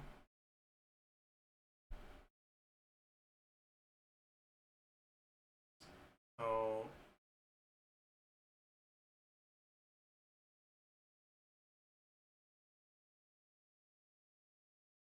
Malika will copy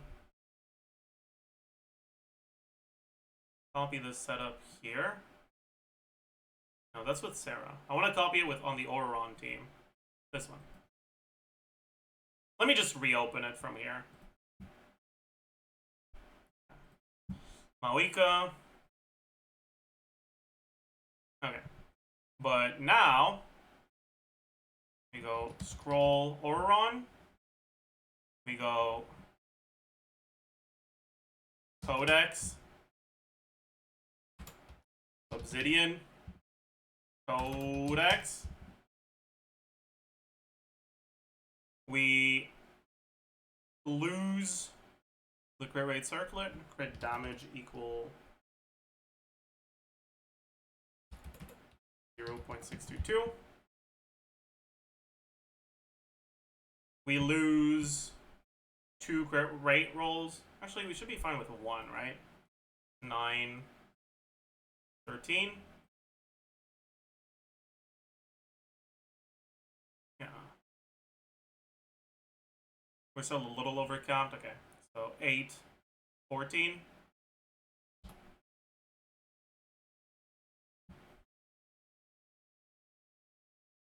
Yeah. This is 0 stack Serpent Spine, huh? Why are they not giving it stacks? Crazy.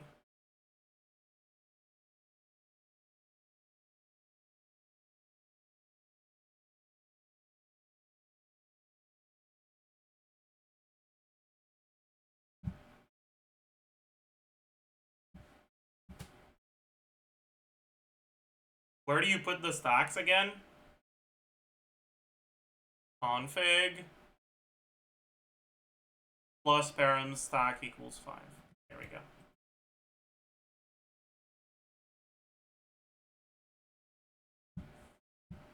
Okay, there we go.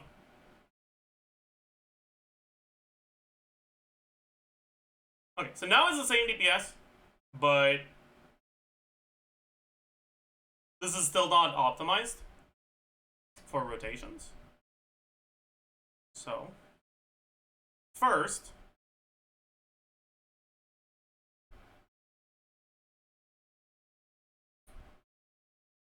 why the fuck are we bursting on showers?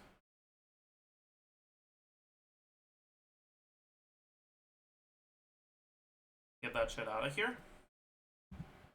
Oops.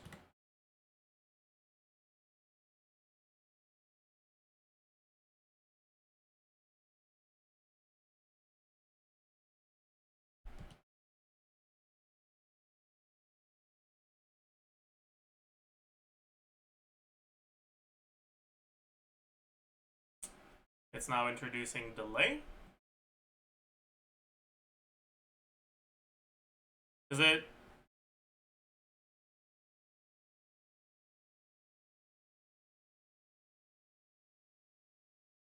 Why is the delay showing up here? It's kind of weird. Anyways,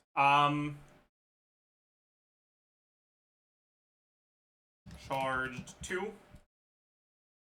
Why do I keep saying charged? Okay. So, just replacing a Chivalrous Burst with 2 Mavika charge attacks is better.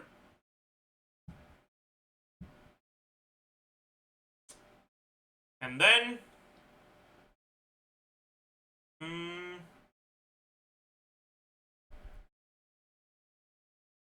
for this one, it'll be 5.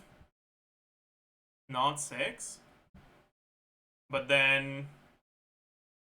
our first one wants to add...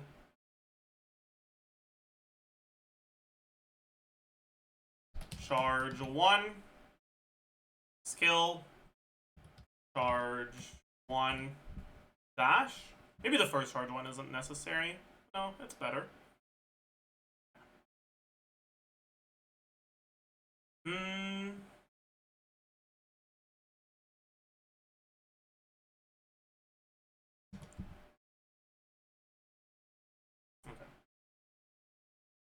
We'll just do 2 attacks to proc the Fav. We might as well, since we need to stay a bit longer anyways. Okay. If I do charge 1, is it better? No. The charge 2 is working out fine. Okay. Ditch all those additional combos past the first rotation. You only do 4. But now we've got cooldown stuff. And the fix the cooldown stuff, we add charge 1 dash. Charge 1. We still got more cooldown to spend. Charge 1 dash, charge 1 dash, charge 1 skill. Still got more cooldown to spend. Charge 1 dash, charge 1 dash, charge 1. And we still got more time to spend with this. Yeah, bro, these combos are so far from optimized. My goodness.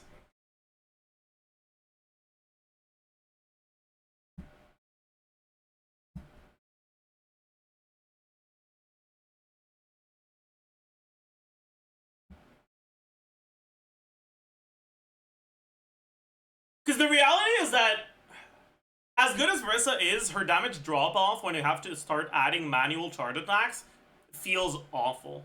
So if you can fill that time with Mawika uptime instead, it's just going to be way better.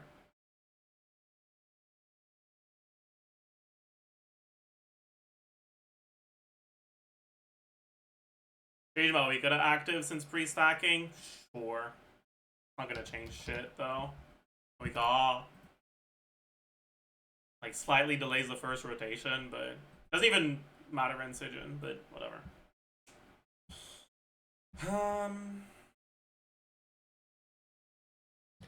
Whatever. Okay. But we can probably min-max a bit more, right? If we do 2 here, it should be better. 109.4. Still got a little bit more to do. 9.6. Another 2 here. 110. Okay, we don't have delay anymore. Maybe we simplify the combo, since we've got to do C2s anyways. C2D, C2D, C2E.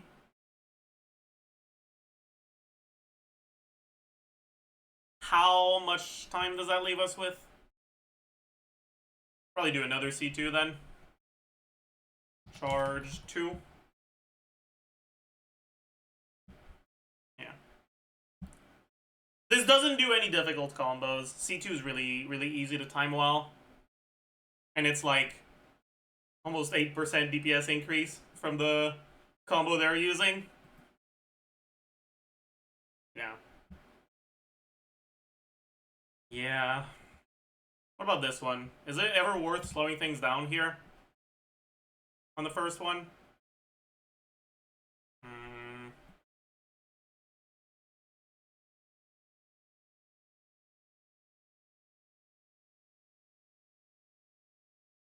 Probably not. Maybe, actually.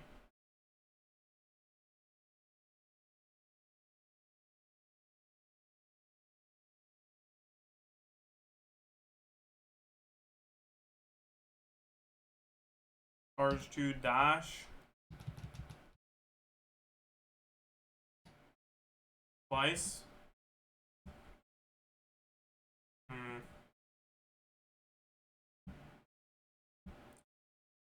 Do this one, charge 1 skill.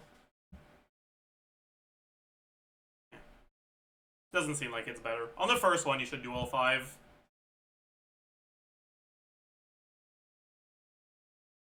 Oh. You still want to do this, though. Interesting.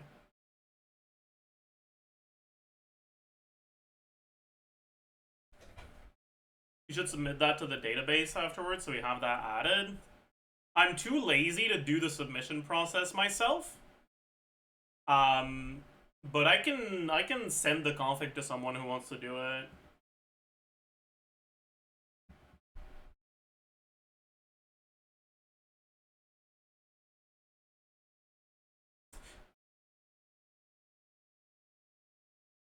I don't know if this is acceptable for KQM standard though. It is, right? It should be, right? Or is it not?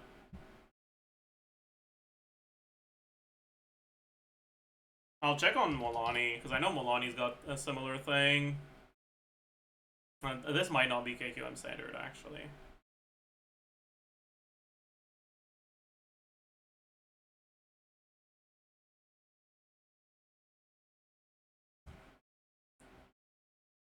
This probably is. Oh, but yeah. No, they never do more than 12, right? Or no, this is just... No, never mind. Who's another character that runs into crit rate overcap issues? Actually, Malika probably just straight up has it on some of her sims. Right? If I look at the Serpent Spine sims. And especially the one with Crowd Resonance. Yeah, they give more EM instead of more crit damage. Wait, but no. Huh? I don't get it.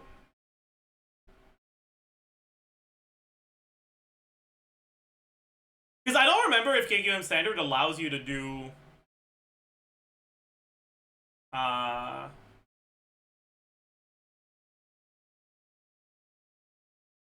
14 rolls of the thing of the stat you want the most.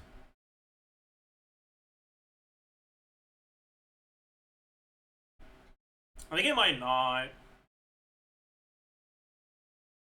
Yeah, so I guess we can just give 2 more attack rolls instead. Because we're capped on crit, right? Yeah. That's stupid, by the way. It should allow you to do that, but whatever. 12... 6... Whatever. 108k instead of 109k. It is what it is. I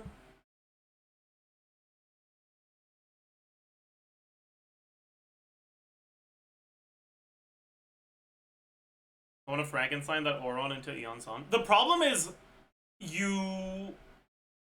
I think you run out of Eon Sun uptime towards the end on Varessa with this rotation. If you use Eon Sun.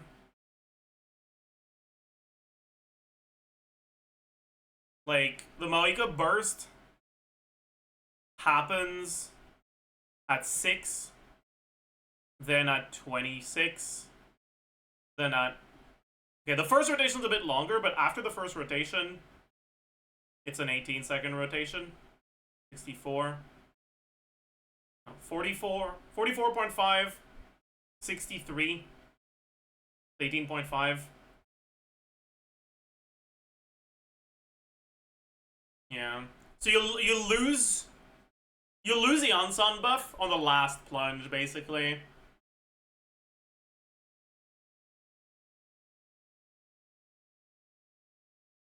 But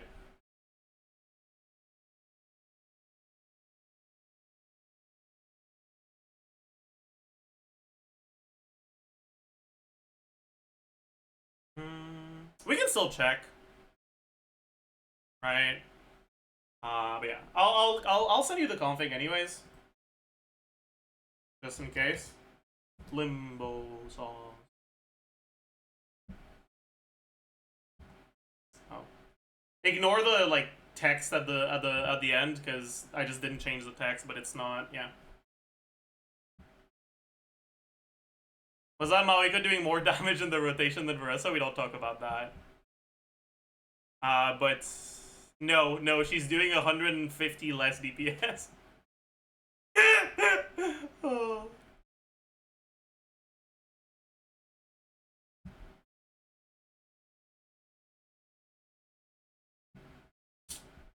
Anyways, but it's because we're intentionally sacrificing Varessa uptime for Malika.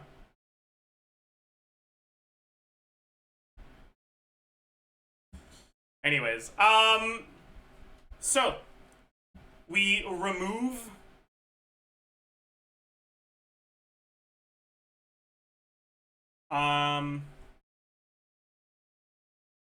Varessa, add stats, Attack equal 810.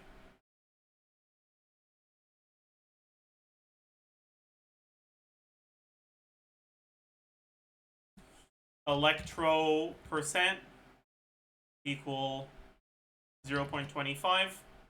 Is there anything else? Let's do C5 Auroron and 30% attack, because it's not full uptime. Attack percent equals 0.3. I think that's it. Then Auroron, let's do talents 111, not 91, my goodness. Weapon level 1. Character, might as well put him 60 out of 70. I don't know if the... Actually, 1 out of 20. Straight up remove his fucking stats.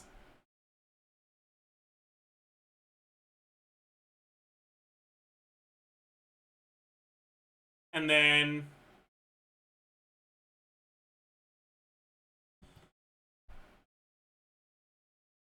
Malwika. Pyro percent. Anything else? Add back his ER, he might need it. Oh, smart. Auroron add stats ER equal 5.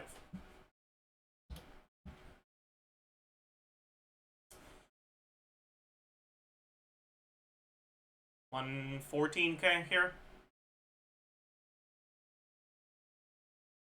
Auron's at 0%, so no problem there.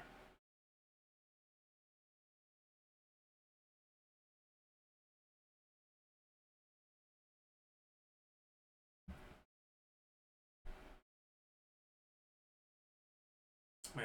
There's also the fact that R3 Widsith is just not a good weapon for Verissa, man.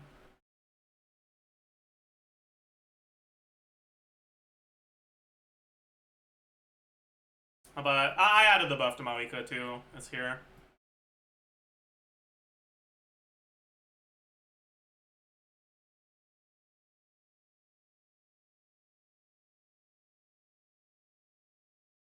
But yeah. I should probably do...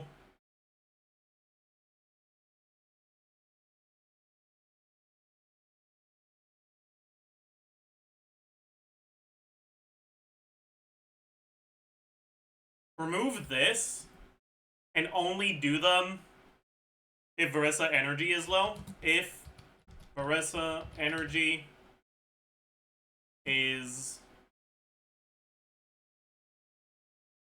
less than or equal to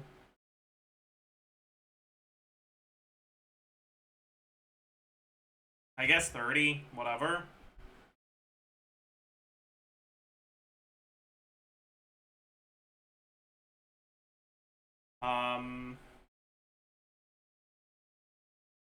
Malika, charge 2. Should make it higher? Yeah, it's a little bit higher now.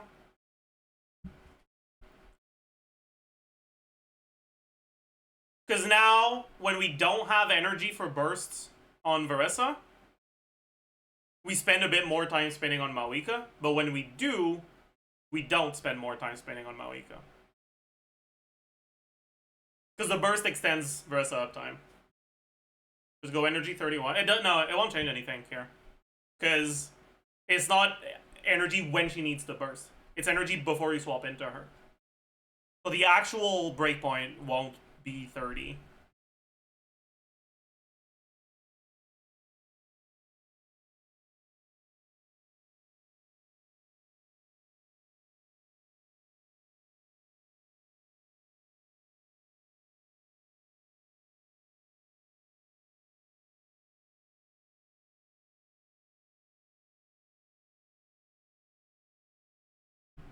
It's just decluttering? What do you mean decluttering? Doesn't change anything, right? Yeah. Doesn't change shit.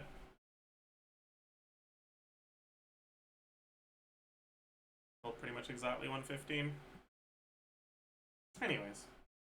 Let's go back to the Auron one. That I sent Limbo.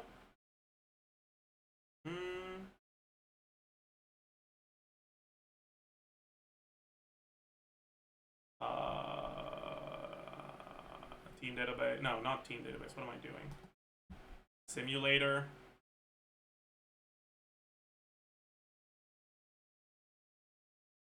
What's going on here? Line 64 problem? Oh. Just fucking remove this shit, man. Okay. So, this was the one I sent Limbo. No, something's wrong here.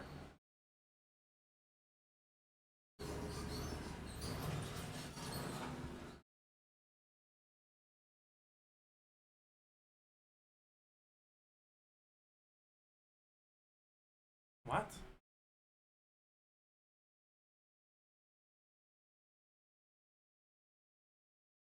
What the fuck happened? Where did my damage go?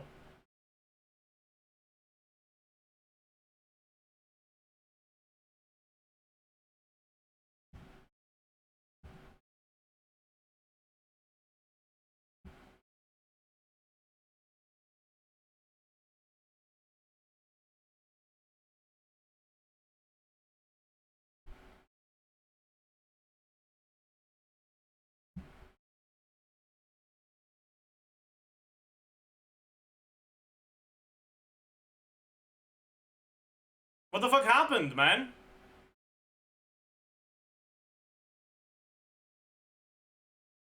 Why did the damage just suddenly get divided by 2 for no reason? I'm very confused.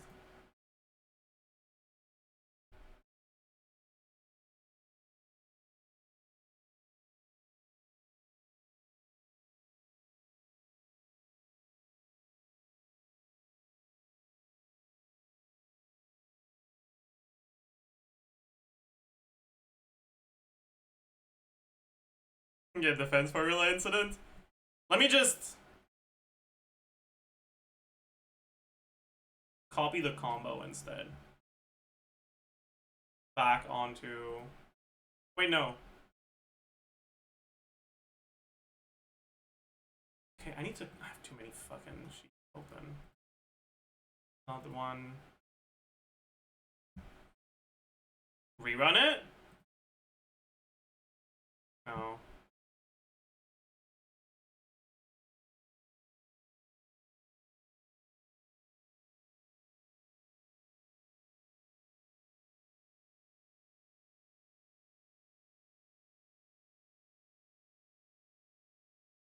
I don't understand what's going on.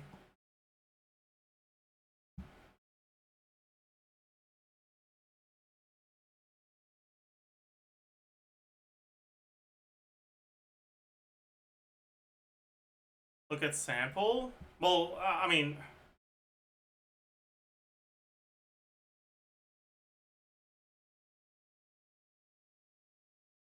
I don't... Dude, I don't know. Something's gotta be fucking wrong here.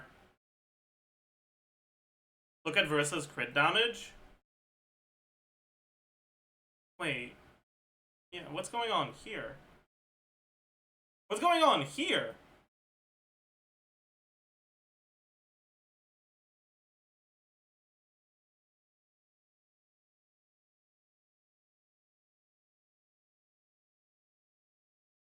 Witzith isn't giving it stats. The weapons aren't working. It didn't copy the substats multiplier? But, like, they're here. Wait, no. Oh! You're right. I get it. I understand what you were saying. I see. I understand what it was saying. It's the ×2 shit didn't get copied. Oh my god. It's because the times. Oh my god. It's because on a Discord message the times get get converted to like 2 asterisks, makes the text italic. That's why. So this is times 2. Times 2. Times 2. Times 2. Times 2. Times 4. Times 2. Times 2. Times 10. Times 12. Edit your Discord message and then copy it. Oh, you're a fucking genius. You're a fucking genius.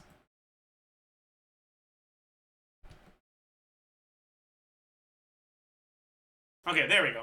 That's the number it was before. But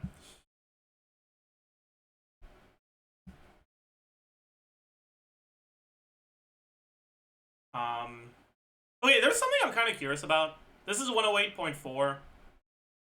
We give 2 rolls of ER instead. How does it change? Okay, it's lower. But it's gonna be very breakpoint dependent. Oh well. Back to 2 and 4. How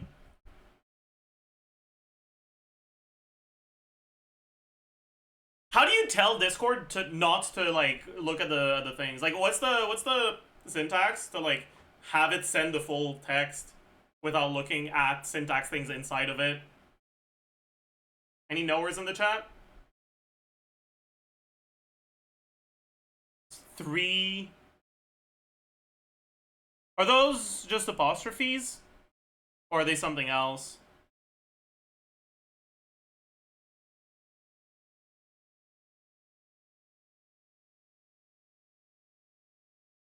Is the key under tilde? Oh, I see. Thank you.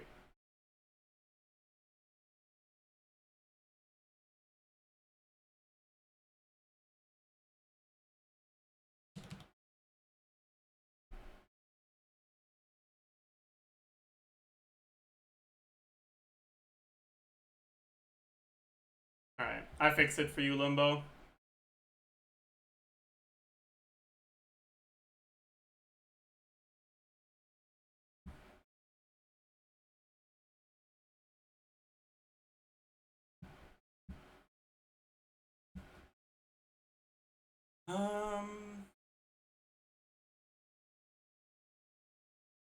Yeah, there's probably further optimization to be done here.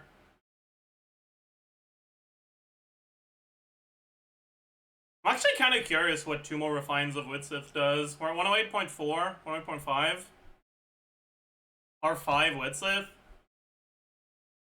109.3, 101. It's basically 1k DPS. It's a little bit more. It's 1%. Whatever.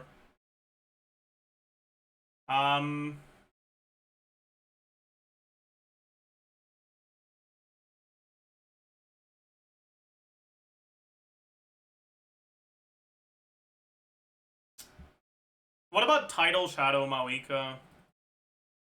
Tidal Shadow. R5. 2. 4. 12. 10.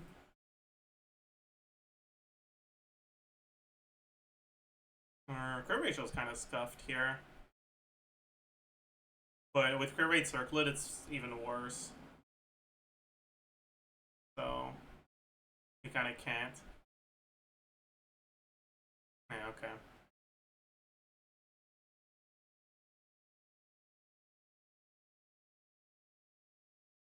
Let's just put this back.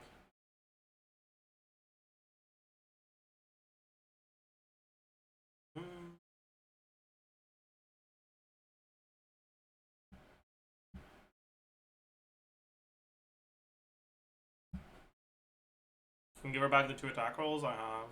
Her back.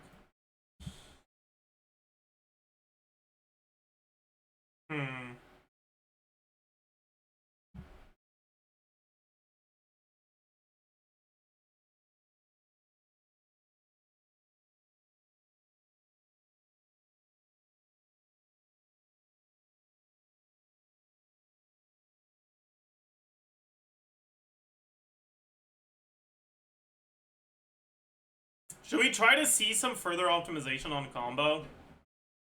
I'm kind of down. Like, right now we're doing 1, 2, 3, 4, 5, 6, 7, 8. If we do C, D, C, D, C, E, then charge, dash, charge, dash, charge.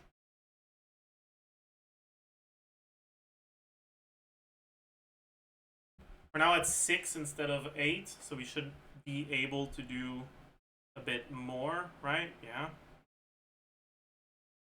What do they use for the F? What's the syntax for the F?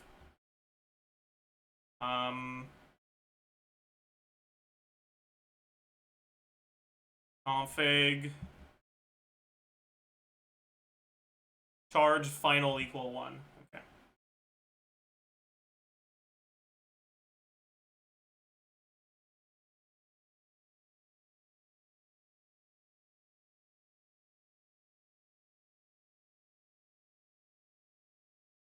Oh, wait, no. 6 is the earliest you can let go. Let's see. So I should just copy this exactly. How many charge attacks does this do? Does this do 3 or 4?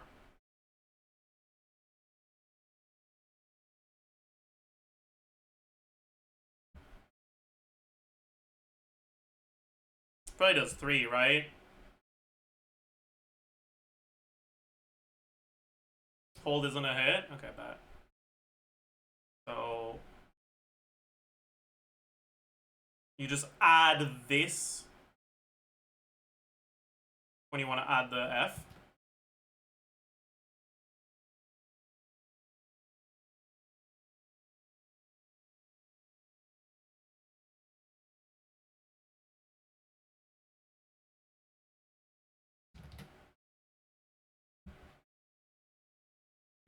Now we're spending too much time, though.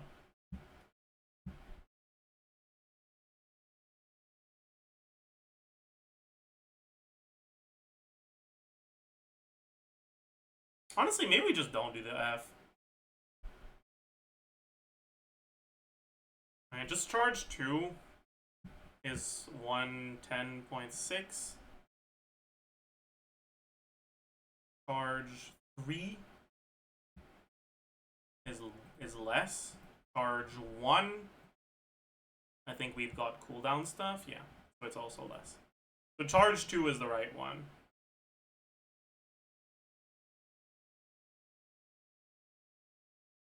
A little bit. It's around 111, basically. Does adding a dash increase or decrease? Probably decrease, right? Yeah. Yeah, it does.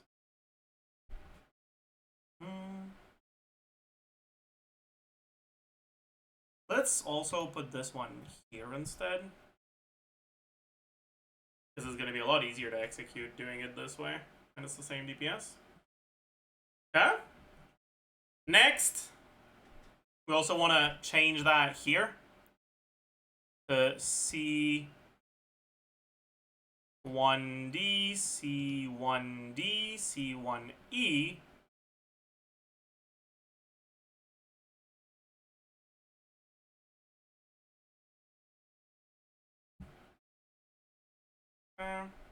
But now our first one is a little slow.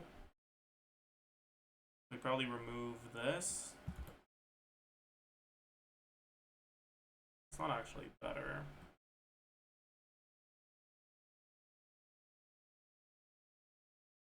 What if we do 4 combos instead here?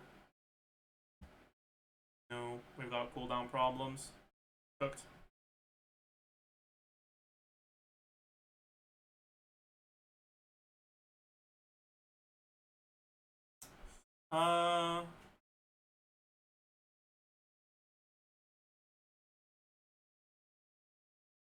Actually,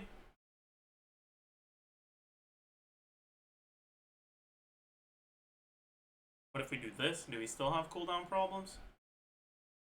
Yeah. Go.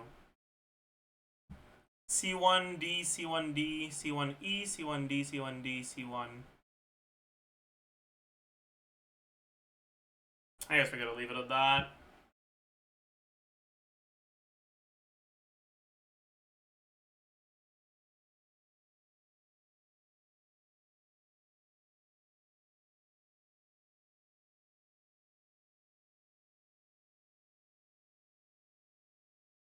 Or on not Eonson. Eonson's not implemented. With Eonson, would you be running into res shred uptime issues near the end? This is why you Q before you E on Maoika. Cause that makes it so that your shred timer gets reset on the burst hit, and you don't stay on her for longer than 6 seconds.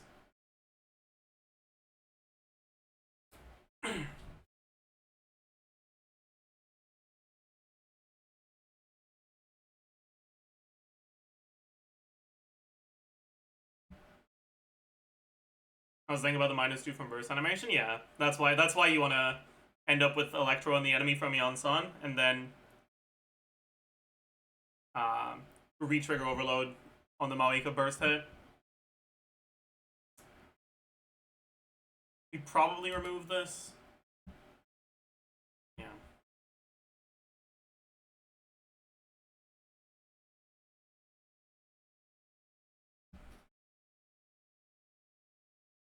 Actually, we probably remove a bit more here.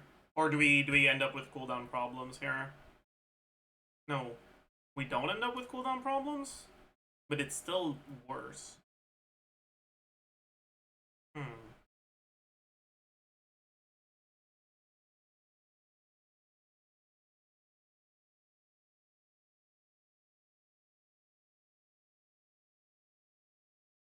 I think I want to add another thing here.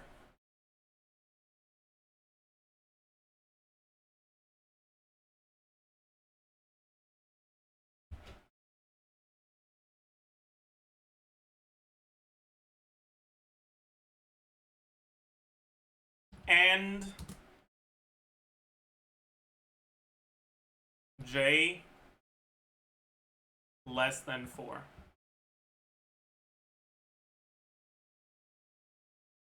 Should make this go up a little. Yeah. Not sure. Because I'm pretty sure it's using a mini burst on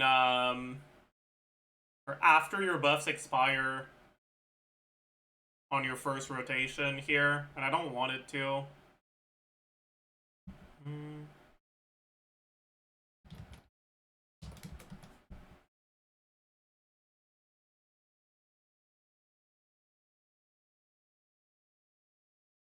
Yeah, so we're at 111k with optimized combos here.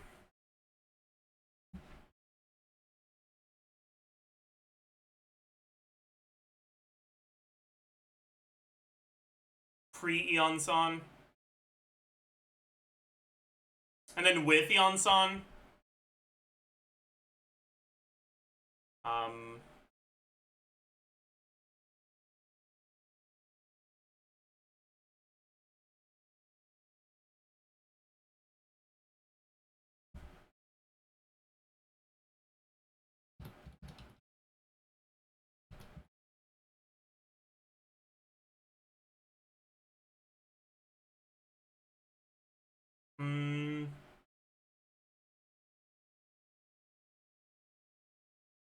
Are they trying to move it from sim territory into task territory? I mean, that's fair.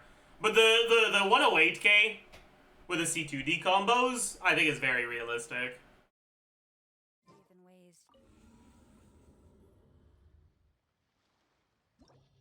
It's only 3k more DPS. But, like, it's still, like, 8% higher than the combos they're using. Like, you should definitely be doing this.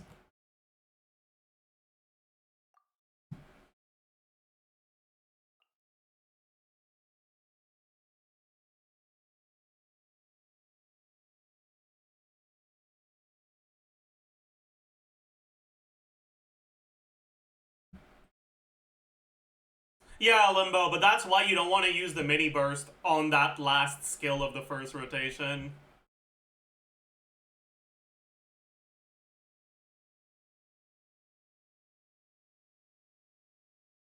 Yeah. Also, yeah, if you change this to 4, things get a little weird here. But I think...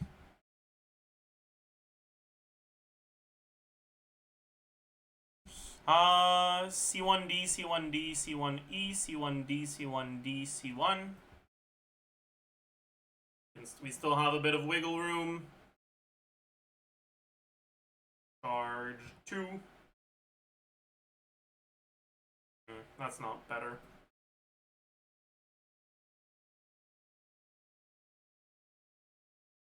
Yeah, no. Okay.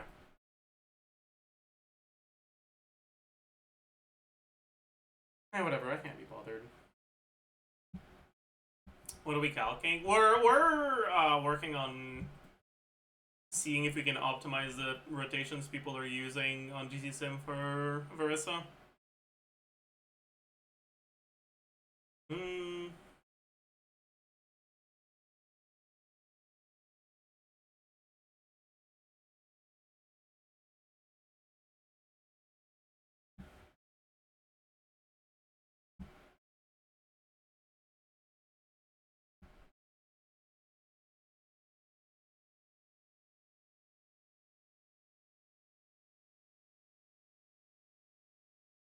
Might as well say it on the GC Sim Discord. I think I'm still in it. Yeah.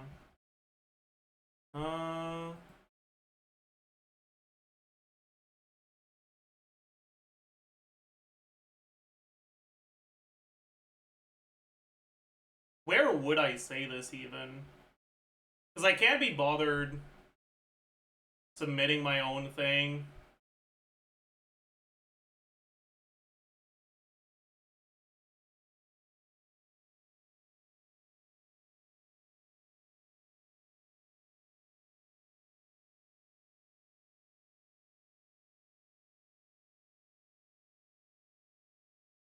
There's a Sib submissions channel. Yeah, but I don't want to like thoroughly check that everything is properly using good assumptions. I just don't have the patience for that.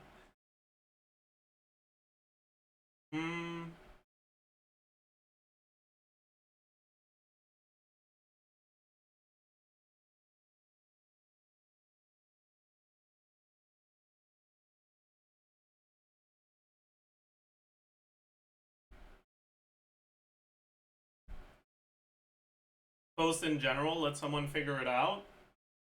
Sure.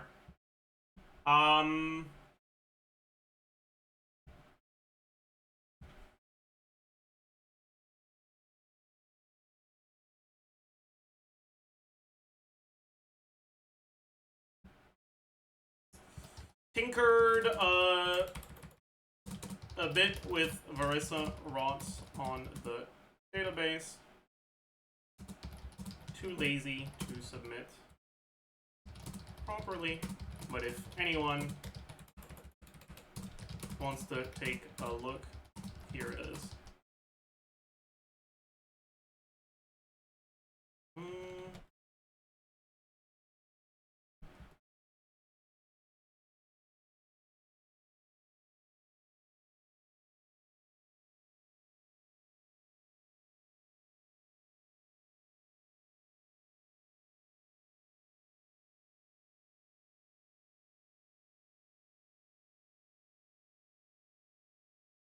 Wage business.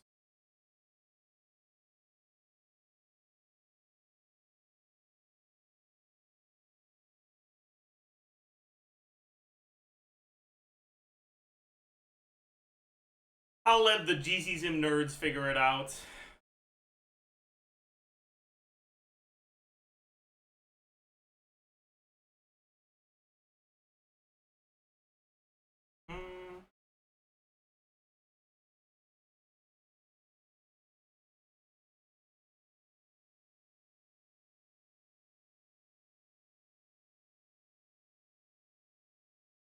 When are we doing the Ask ZAJEF? I suppose we're doing it now.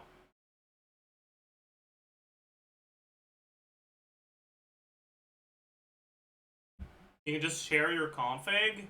Oh yeah, you're right. I don't have to just copy the config, I can just share it.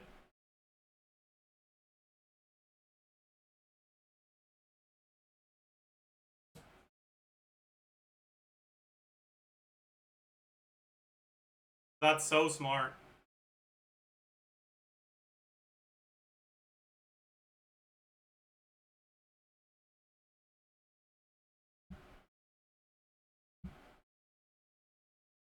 Send to simulator. Continue.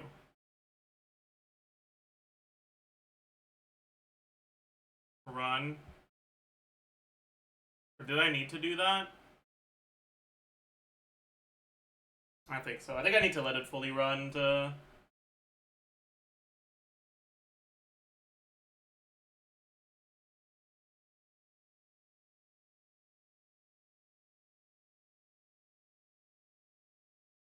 It's not Limbo. I changed the artifacts.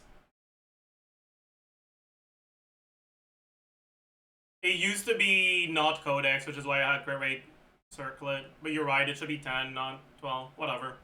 Yeah.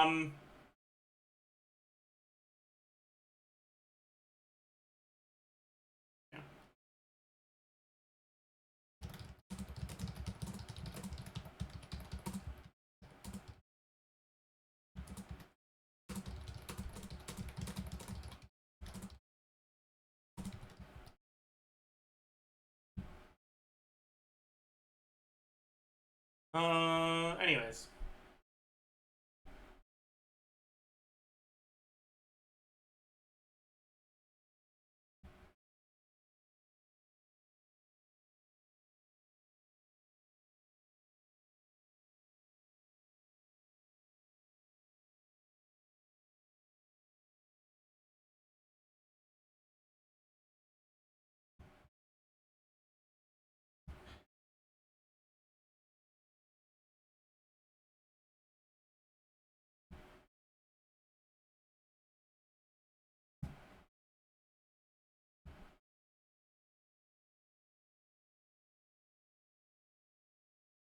Oh my god. My message got deleted. GG. It's fine. They fixed it.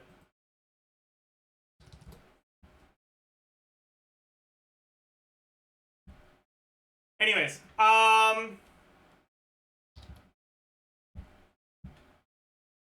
this community isn't available? What the fuck do you mean? Your shelter. Oh yeah, because they fucking renamed community to posts. Whatever. Hello, beautiful people. I will be answering questions for the Ask Zajef YELAN starting now on Twitch. See you there.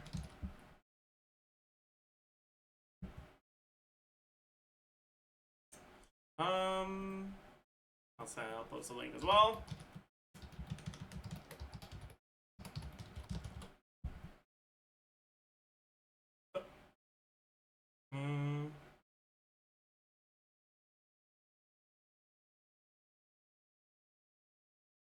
What rotation optimization did you make? Instead of doing 6 plunges on Verissa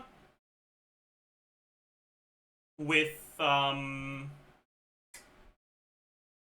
2 like charge attacks, like normal charge attacks, I just spend that time spinning on Maoika instead. And do 4 combos per rotation instead of 6.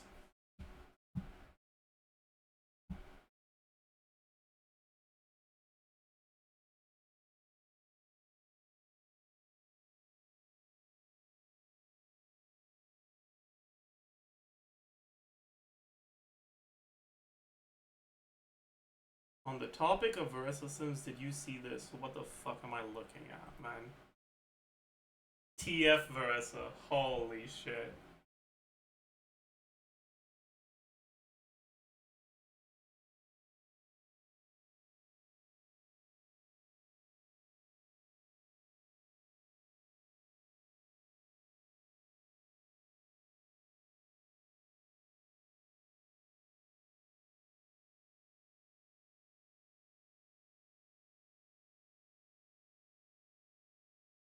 That's crazy.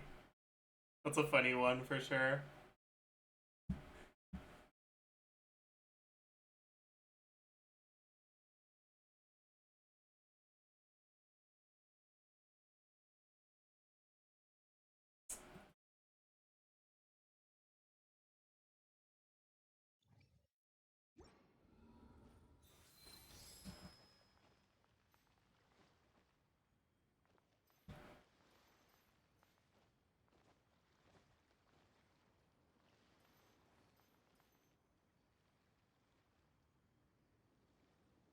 Didn't link Twitch on the YouTube post. I commented. Oh, I think I forgot to pin the comment though.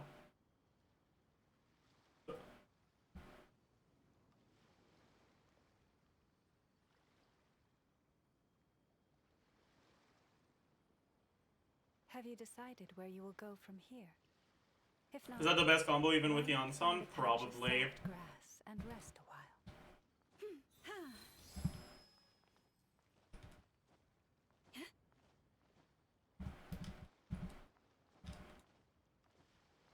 Hmm.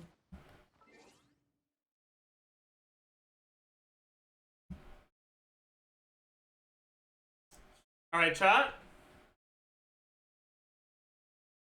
I think it's time. So everyone say hi to YouTube. I'm gonna put Mama. Oh, she's already on the team. Oh my god.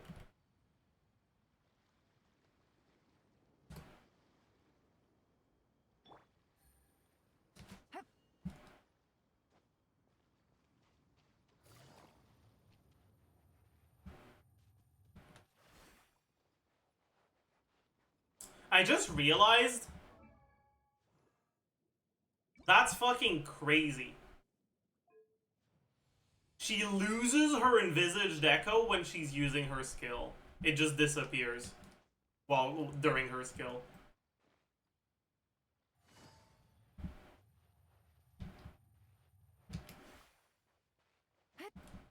Nah. I never noticed that before, but okay, whatever. Anyways, everyone say hi to YouTube. I don't know if I put a stream marker, I'll put another one in case.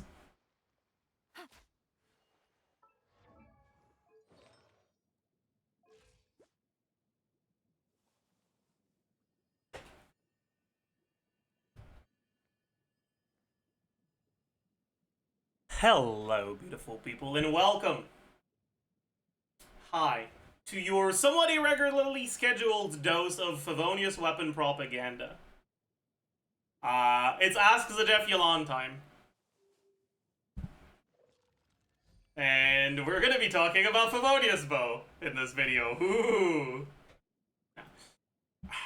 YELAN is getting her rerun. I don't know how many reruns she's had now.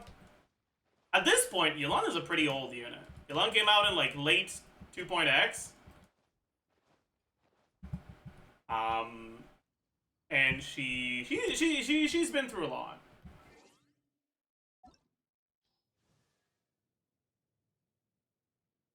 I talked about her a decent amount in the banner review video. But one thing I want to mention, or like reiterate, I guess, for people who haven't watched it, is that her importance in the meta has fluctuated a lot over the years. But for now, we're gonna start with the usual Ask Zajef stuff, which is, before we look at any of the specific questions, we talk about the character's overall place in the meta, pull value, and how much that's changed since her last rerun. When was her last rerun?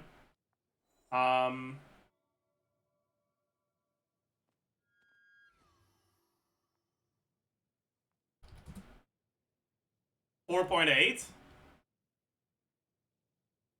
AMD release? Okay.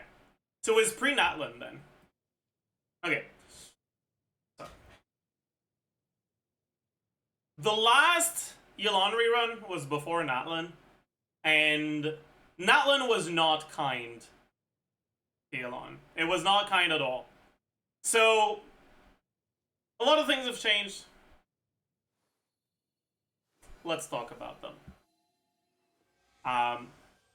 First off, right now, YELAN is a character that is not bad in the meta, but is also not dominant at all.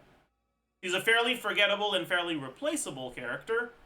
That is one of the competitive options for many teams.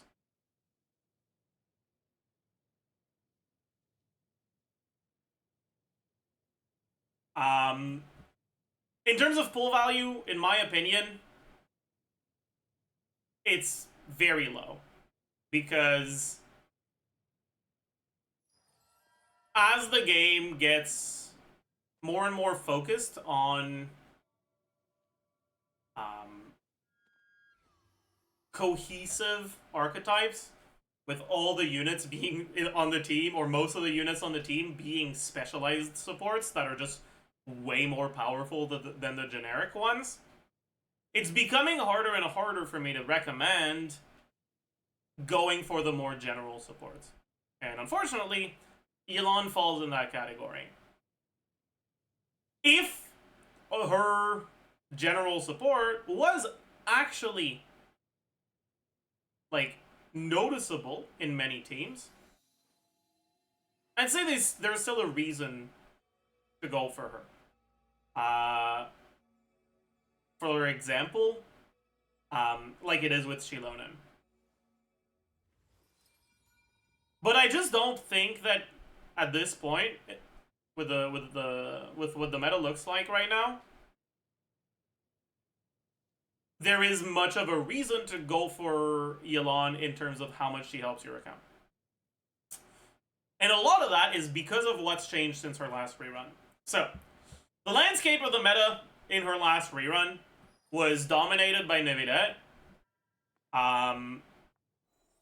We had Arlecchino, we had Clorinde, Gaming, Lenny, just normal Hyperbloom stuff,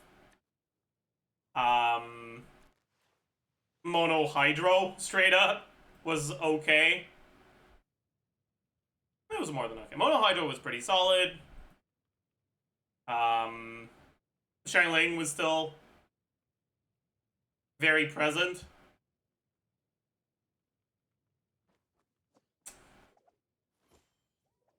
And then Natlan started, and it kind of raised the baseline expectation for carries to a point where they weren't just Xiangling side grades anymore.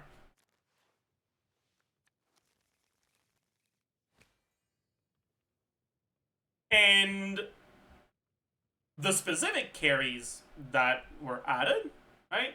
Molani, Kanich, Chaska, Mawika, Carissa, do not want YELAN. Molani can use YELAN in some of her teams. It's like usable, but it's only one of the options, and it's generally not the best one. Kanich just doesn't want to use her at all. Chaska can't proc her burst, so she doesn't want to use her at all. Mawika can use her, but it's generally way worse than using the cryo units. Verissa just straight up can't use her. Then with Skirk, we got another character that could use her, but it's not really... She's not important to Skirk teams. She's like a side grade to the alternatives. Inefa teams don't really care about her that much. She's usable, but she's not great. And that's just so many things that are better than the teams YELAN could do that don't want to use YELAN. This patch, Llama came out, and it kind of helped her a little bit. Double Hydro Hyperbloom with Llama is fairly solid. But if you're going to be going for a 5-star with Llama, YELAN won't be your best option. Especially with Nefer coming out next patch, and Nefer teams looking better than Double Hydro Hyperbloom. Going for YELAN for a Hyperbloom team in 2025, going on 2026, just isn't a good idea meta-wise. Does that mean that YELAN is bad? No. YELAN is one of those characters that, like, are still played pretty often nowadays. And she doesn't feel bad to play, right? She is at the very least strong enough that it doesn't feel like putting her on your team is a handicap. But she is not strong enough to justify the Primogems from a pure meta perspective for this current rerun. Obviously, just the meta perspective is very rarely the only factor that matters for people, so we're gonna have a lot more to talk about. But just for people that are, like, a bit less informed about the meta, maybe they're newer to the game or whatever, you'll probably hear a lot of people talking about how good YELAN is, because, especially in, like, more casual sections of the community, YELAN is very, very well perceived. And I just want to convey that I don't think she's bad, but she is definitely not a unit that is worth going for right now, meta-wise.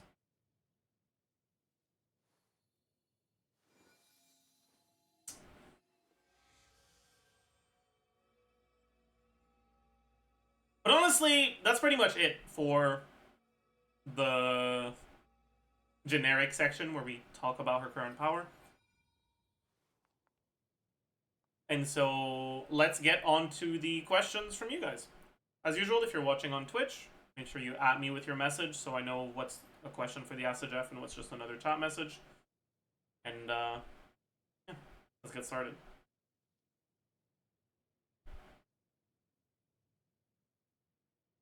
How valuable are her constellations, especially the C1? See, that's a good question. Because I saw someone say... It was a message that made me laugh, but I don't remember what the exact context was, but someone was saying that, no, YELAN didn't, like, lose value. You just need to get a constellation on her every year. And I was like, oh. Oh, okay.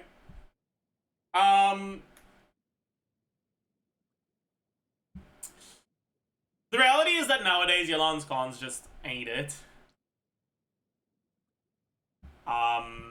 There's just not that many teams where YELAN, like, C6 aside, there's not that many teams where YELAN is, like, a large majority of the team DPS for her strong teams right now. Her C1 helps her ER requirements, but helping ER requirements doesn't actually help you burst more often. It just lets you build more damage. I guess that matters a bit more for Siege and Onslaught. Just starting with 2 E's when you're not starting with burst matters, but it's not that big of a deal.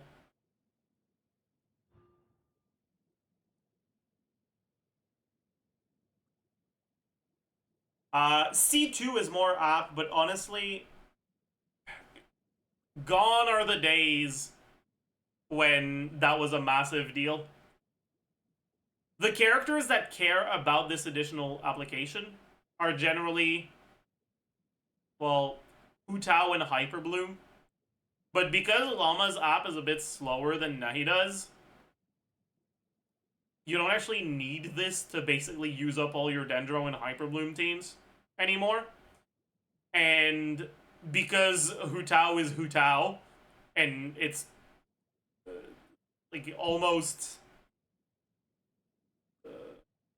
October 2025,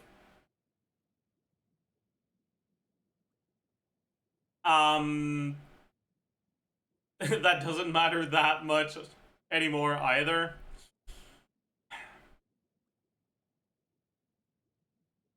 It is also additional damage, but like I said earlier, it's just not enough to be that impactful. Does that mean that C2 YELAN is a unit that's, like, just bad? No. It'll compare pretty favorably to a lot of C0 characters, but compared to other C2 characters, it's dog shit.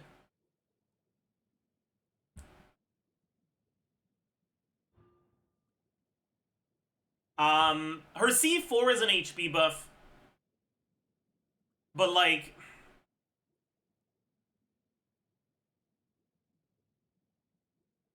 it's so fake. Like, it says 40, but the 40's fake, right? It's 10% in single target.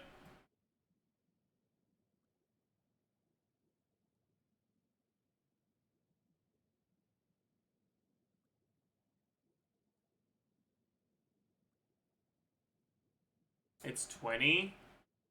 Oh yeah, because you get 2 E's. True. It's 20% in single target. But like, that's less than a resonance worth of stats. That's so small. C4s in general tend to suck, so it's not like she's particularly... It's not like she's an outlier with a shitty C4, but yeah, it's not a very good one. Especially because the only teams that actually care about HP are Hu Tao, and you've already heard what I had to say about Hu Tao. Like Navidad, but you don't want to be using this shit in Navidad. It's just not good.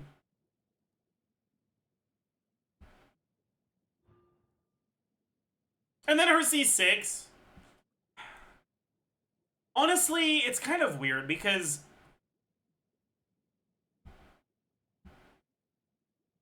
I'd say that at this point, C6 YELAN is probably not even better than the best C0 carries.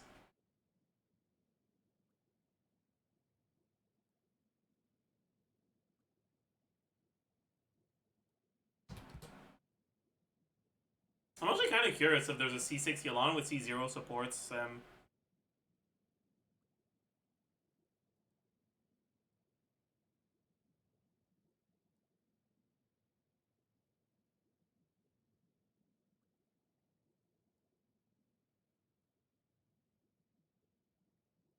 Actually,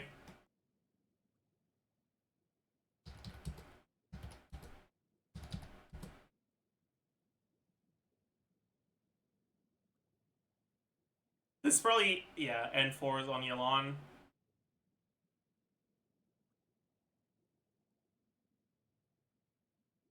Just give her C6. 140k. Pretty similar to Malika. His rotation is probably not optimized, so it's probably a little higher than that. Your C6, you're probably getting Aqua. Yeah, but if you're comparing Aqua YELAN, you won't be comparing it to Serpent's Spine Malika. You'll be comparing to Thousand Blading Suns. Right.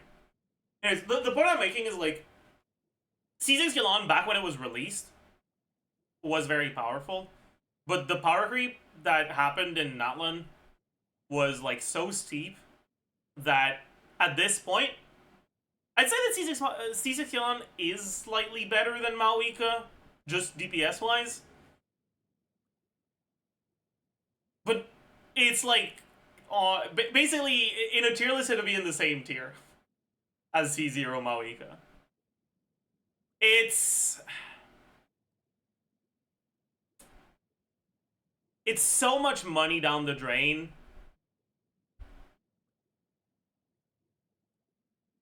for something Tommy from next door got just by pulling from Malika.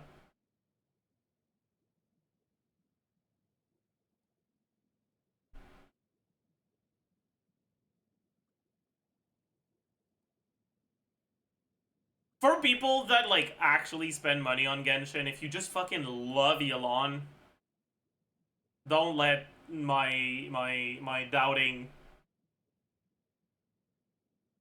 piss you off, right? Like, do whatever you want. But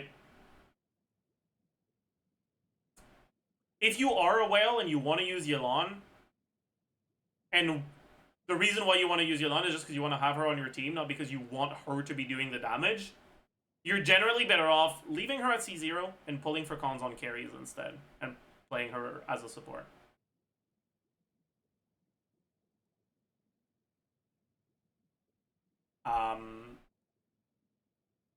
Maybe you can think about the C1 so she's more comfortable to play.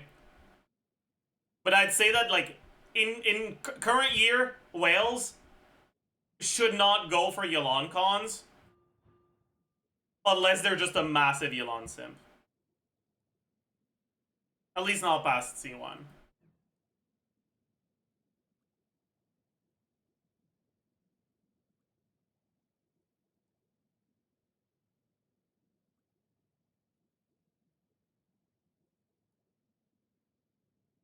Anyways, next question.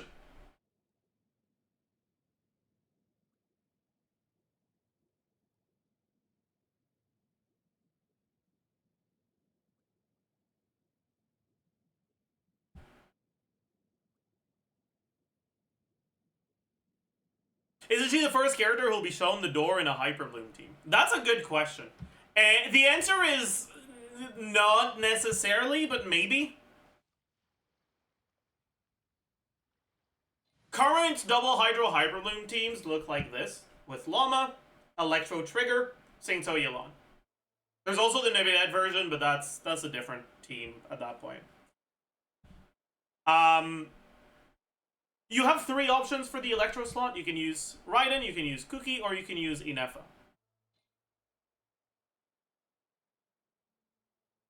You don't have, like, side grade replacements for YELAN, where you have a lot of, like, slight downgrade replacements, with pretty much all the Dendro units are official.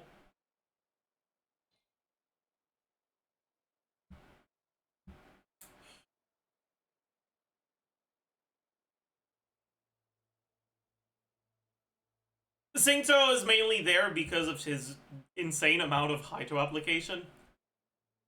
And I don't think Sainto would really get replaced.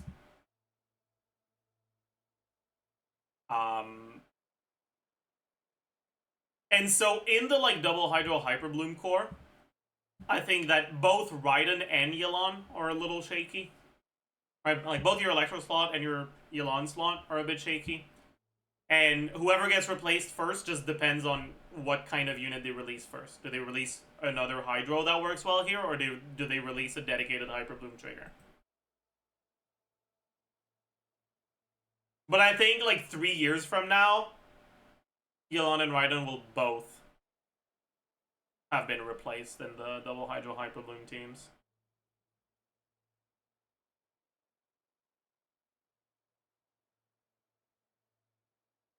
Will Sainto be replaced? No, that's my goat. He's staying. The only way to make them to replace Sainto in these Hyperloom teams is to make it so that your carries have strict rotations. Or that your characters have strict rotations that are shorter than 20 seconds. Because then it feels bad to use Sainto. But if you do that, then that means that it's not really this type of team anymore. Right? Like, the Nevinet Farina Raiden Llama team, I think most people would agree, isn't really just the same type of double Hydro Hyperloom that this shit is, right?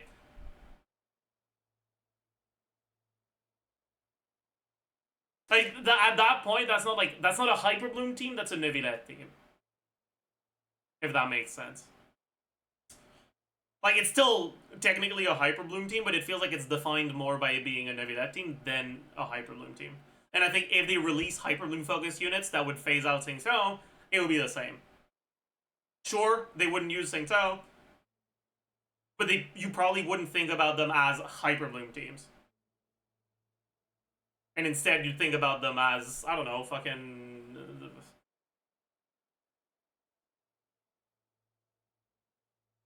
Columbina carry teams or whatever. I don't know. Dainslift teams. I don't know.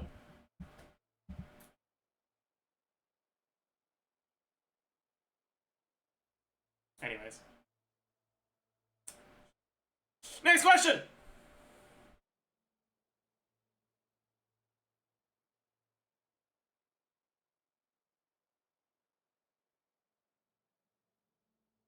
Who is her best substitute in Hyperbloom? Honestly, there is very little difference between all the substitutes, right?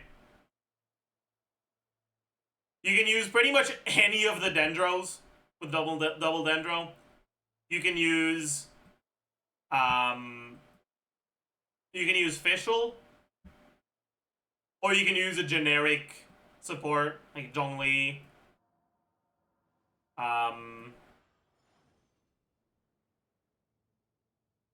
Kinich, so true. You can use Sucrose just for the EM buff, even if you're not really gonna reliably get swirls. It's very flexible, honestly. Like, I'd say YELAN is better than the alternatives, but between the alternatives, there's not much difference. Next question.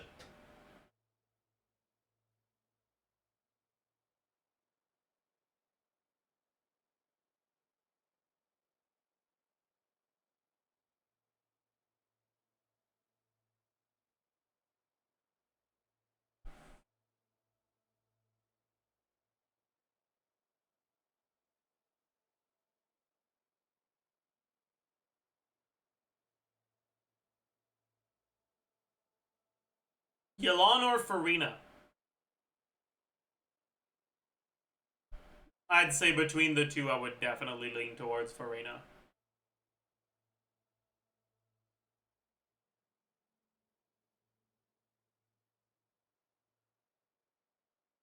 But yeah, skip both, get Columbina. Chat gets it. If you could change one thing about her kit, what would it be?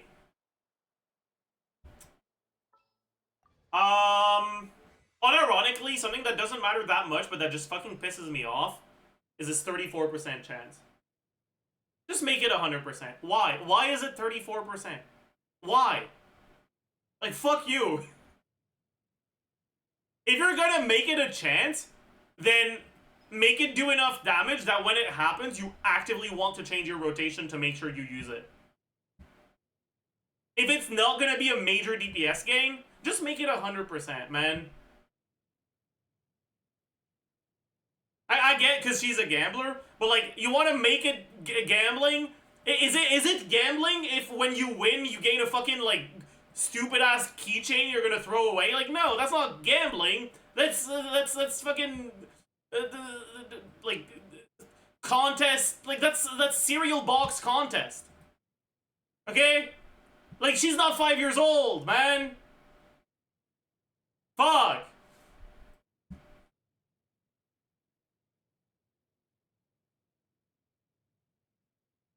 I don't give a shit about this goddamn Roller Coaster Tycoon CD, man. Why is it in my cereal box? Anyways. Moving on. Moving on.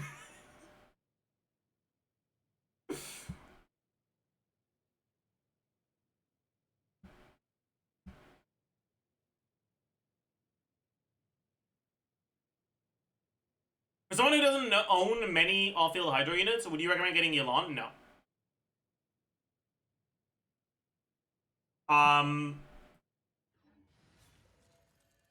If you need multiple Hydro characters to enable your shield teams, like you need Hydros for Blooms against the Crab and for Electrocharge against the stupid-ass loser thingy, especially if, like, you don't have that many teams and, like, the only carry that fits the remaining things is like Neuvillette Skirk, and you gotta use more Hydros there. I understand wanting to get YELAN for that, but the reality is that she's not enough of an upgrade over the alternatives to really justify it.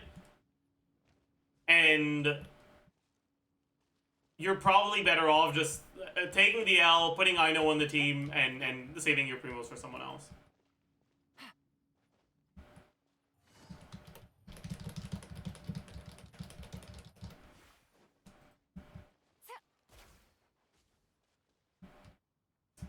Is she important for Hu Tao? No, she's not. Hu Tao's strongest offensive teams right now are Farina, second Hydro, healer.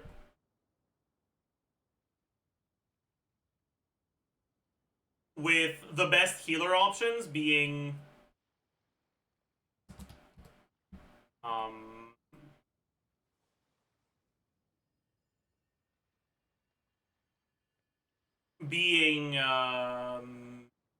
Shilonen and Xianyuan, right?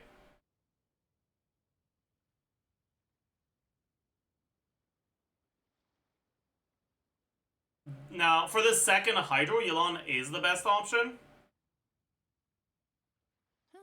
Good roll.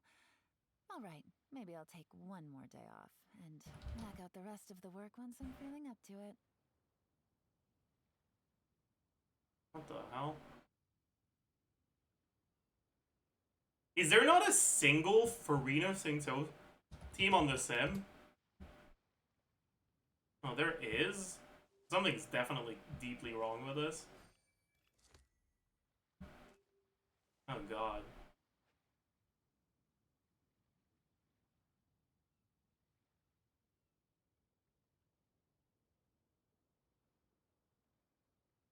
Anyways.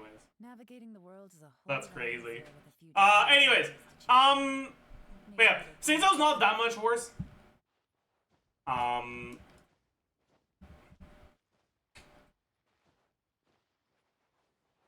But also, if I'm being fully honest with you guys, I kind of expect Columbina to beat out both of them.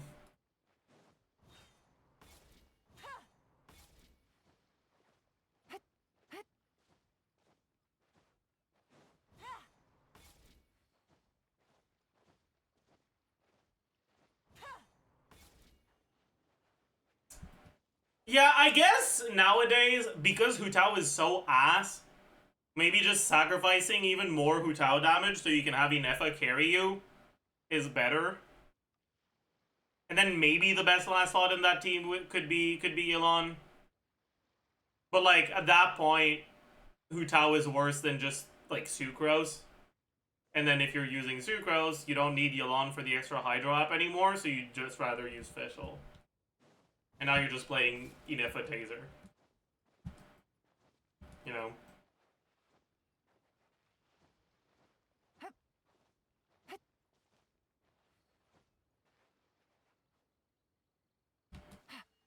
But with Hu Tao being added to the Constellation Selector that they introduced this patch,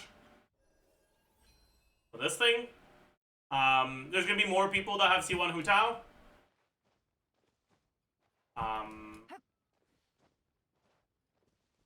So the Xianyun variations will be a bit worse. Anyways. Next question. Did he compensate for a lack of a Hydro main DPS in case of Hydro checks and Abyss? Yes and no. Is she gonna be, like, able to? Sure. But she's gonna be worse than getting an actual Hydro carry, and it's not like she's cheaper than Hydro carries. So personally, I wouldn't recommend doing that.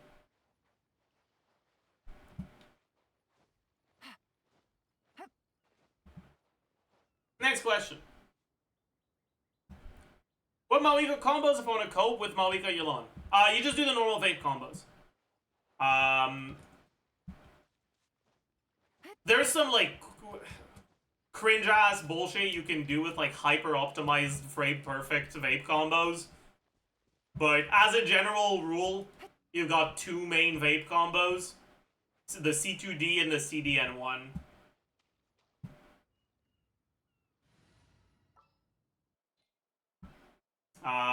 C2D is just spin twice, dash, repeat. Ready to ride. Right?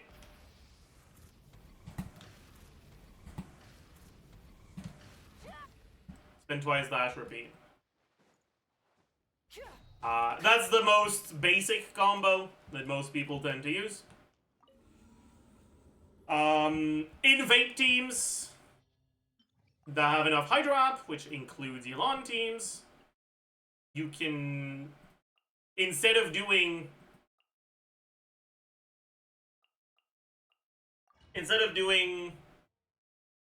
C2D, so 2 spins dash, you can do 1 spin, dash, normal attack. You have to do it in that order, because you can't do spin, then normal attack. Because it just doesn't let you. Right? Like, when you stop spinning, it does the final hit, it doesn't do a normal attack. And you can't do normal attack, spin, charge. Because then it was gonna vape as your normal attack instead of your charge. Many insects have a compulsion to follow the light, and humans are the same. Except we call that light hope. But yeah, so you CDN1, CDN1. Oops, I did N2 by accident.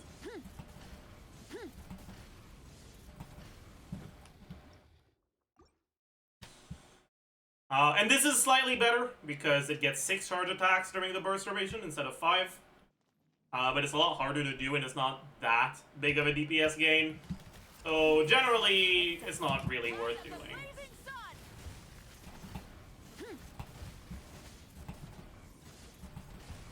Yeah. And then things can go wrong, like they did there, where you lose your application. Like one of your hits misses, so it fucks the timers a little. I'm gonna let myself get hit by one of its attacks so that it doesn't get staggered away.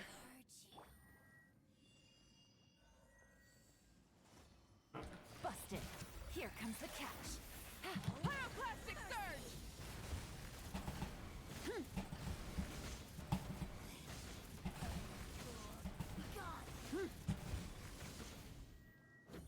Did I fuck it up? No, I don't think so. Anyways, the CDN1 gets its health bar basically under the start of the L. You do C2D instead.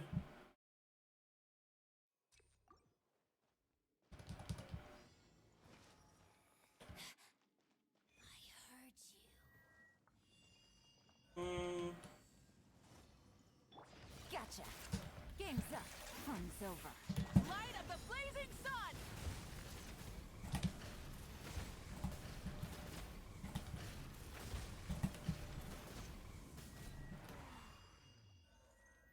Instead of at the start of the L, it's in the middle of the L. As you can see, it's not that big of a difference. It is a difference, and it is better. And across long fights like in Siege and Onslaught, it can matter. If your DPS is tight. But it's really not that big of a deal. So you can just stick to C2D. It's straightforward, it's easy. Hard to fuck up, really. Anyways. Next question. I don't like playing Melt Arlecchino. Is YELAN still the best Hydro for Arlecchino Vape?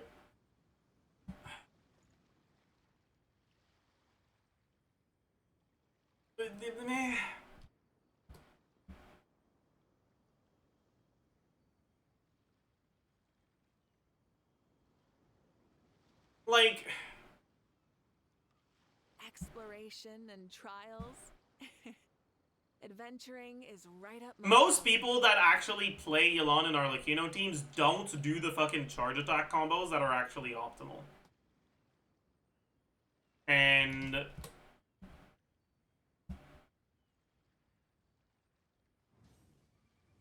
so this one is 92k for the highest. No, I'm actually kind of curious. N3C, N3C, N3C. Is this okay? This is not an N3C. So the highest non-N3C one here is 88k. It's kind of cheating with Petra Bennett, but whatever.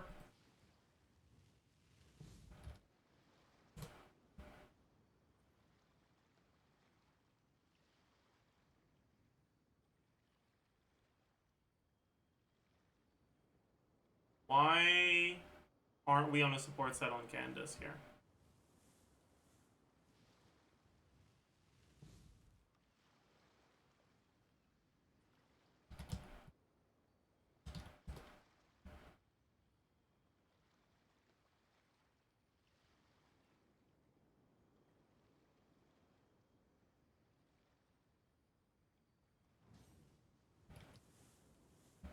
Like, if we're going to be cheating on one team, we might as well cheat on the other one as well.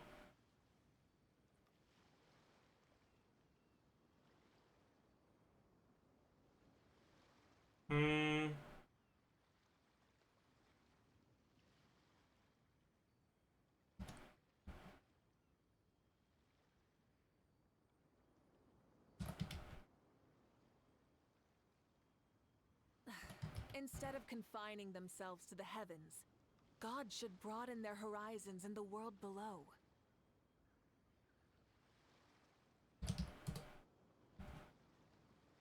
Actually, you know what? Exploration and trials. Adventuring. I'll just right up fucking my alley. remove the Petra. Like, that's it. That's all we need to do. These rotations...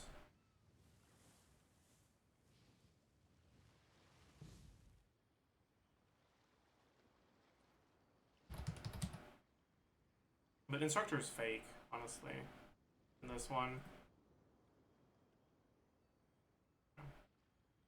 Then you just go, I don't know. Yeah. But yeah, just in terms of what she provides to the team, YELAN is like somewhere between 5 and 10% ahead of Candace C6 in our, like, you know, vape teams. And like Candace isn't that good. So it's not a great sign for her. She's one of the things you can do, but it's pretty underwhelming.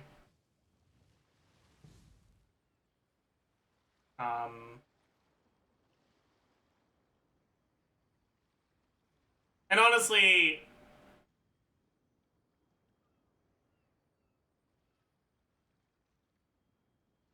I think it might be worse than I know as well, even without Inefa. Like, without Inefa, I think it might be worse than I know. I'm not entirely sure about that one. The synergy's not really good. It's whatever. Anyways. Next question.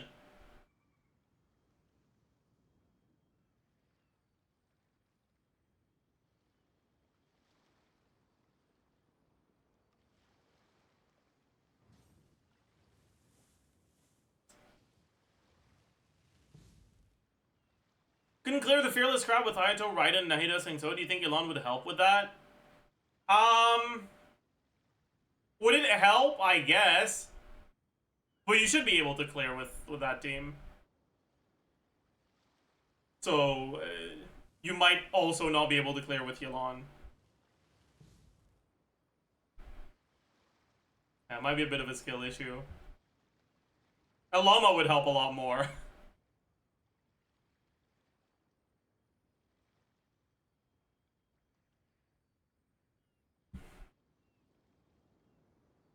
Is EQ or QE with more N1s usually better? Instead of confining It themselves depends. to the heavens, As a general gods should rule, broaden their horizons in the world below. EQ is better for energy, but you just straight up get less hits if you EQ than if you QE.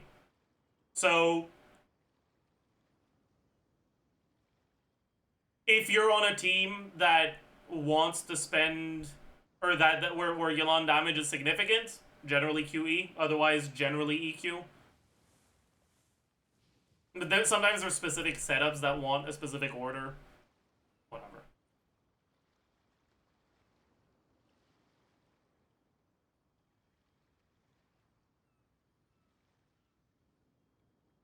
Anyways, next question.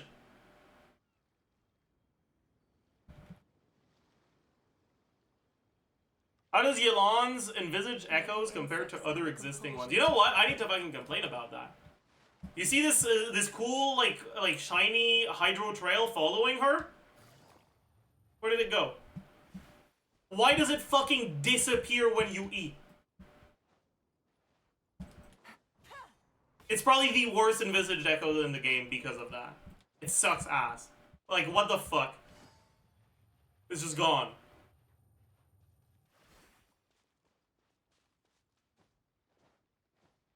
It gets the same transparency as her. No, but like it doesn't.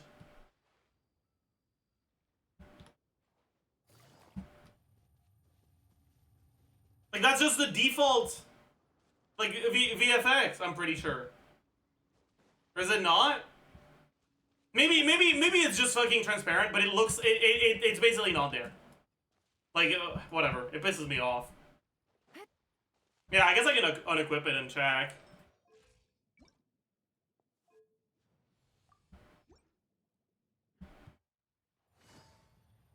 Yeah, no, this is yeah, no, it just straight up disappears.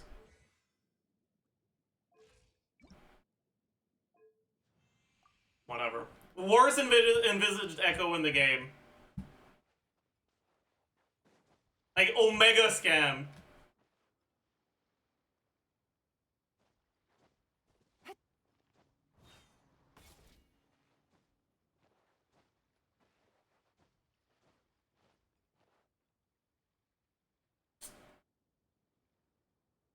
Anyways, next question.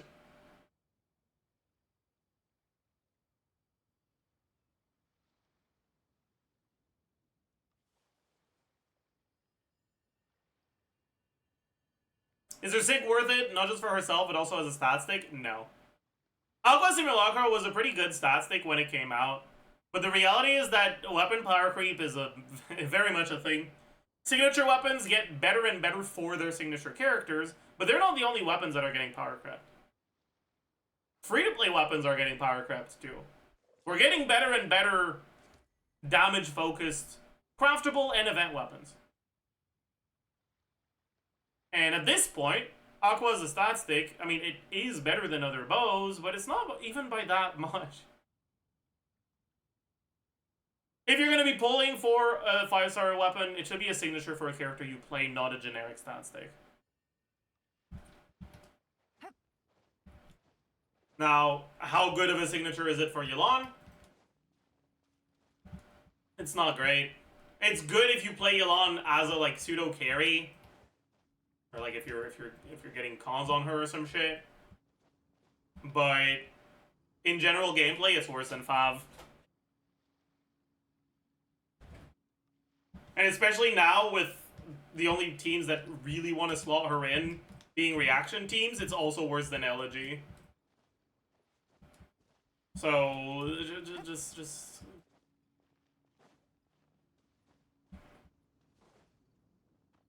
Aqua Simulacra, more like Aqua Simulated, because it's not something you should have on your account, and the only time you should look at it is when it's assumptions in a sim. So true. So true.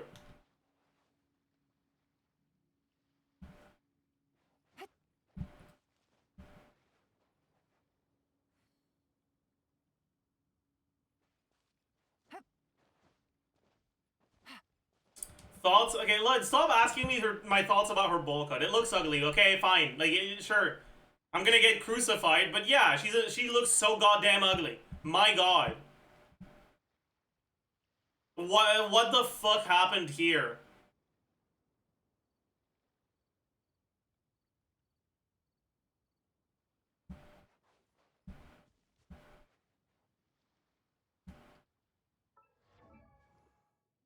Her skin? Her hair looks a lot better in her skin. Like, infinitely better. I like that her hair is like a lot longer in her skin too. Like the bangs are a lot longer.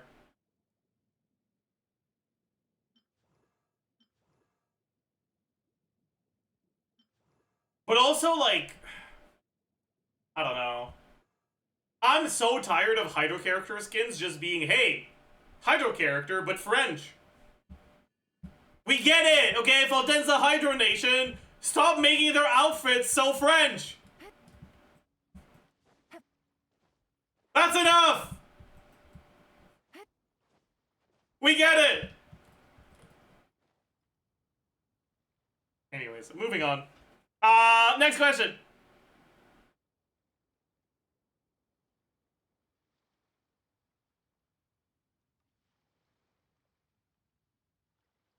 Is there C1 worth going for if I consistently use YELAN up to today's day? I mean, it depends on why you consistently use YELAN. Do you consistently use YELAN because she's your favorite character and you think she's really pretty? Or because she's just the character that fits your teams? If it's the former, then, I mean, it doesn't fucking matter how good it is, you're gonna do it anyway. If it's the latter, do you think that's gonna still be the case when Columbina comes out? Probably not. So I wouldn't go for it.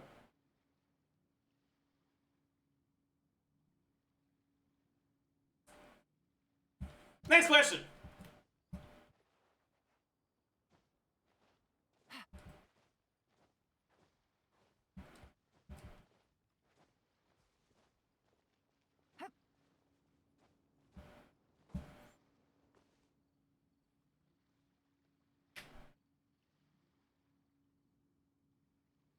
Is she decent with Milani? She works with Milani, but you need fast Pyro, or you need to play a Burn Vape team.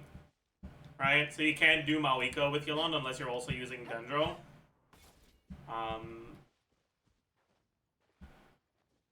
But like, so she's not worth going for because she's just straight up kind of like same shit as Candace, basically.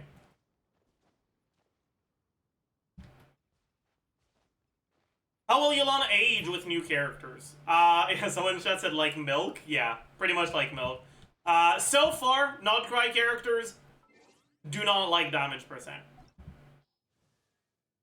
Inefa, Llama, Flynn's, and Nefer's leaked kit. All four of those characters, lunar reactions, which are the main focus of their kit. Well, Llama, it's not the main focus of her kit, but it's hyper blues, which this also applies to. They don't benefit from damage percent in a significant way. If that trend continues, YELAN will just keep getting worse with Nod Cry, because she's not going to be used with any of the new carries.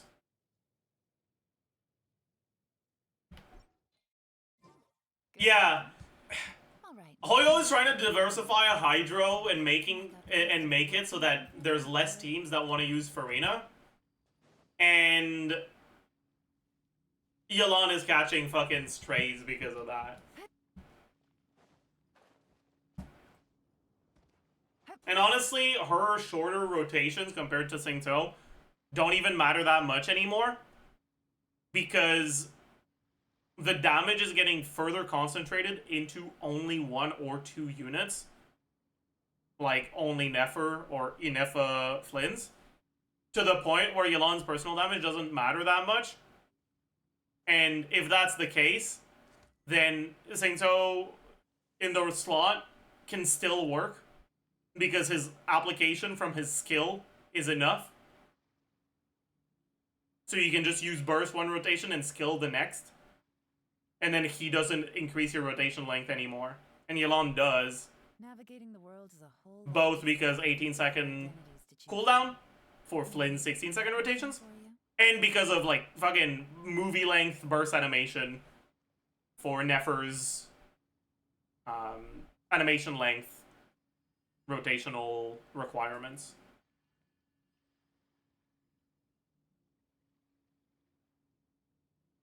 And so Saints is basically just a side grade to YELAN in both teams. Actually, I think he's an upgrade in Nefer teams. But anyways. And that's just offensively without looking at the defensive utility he provides.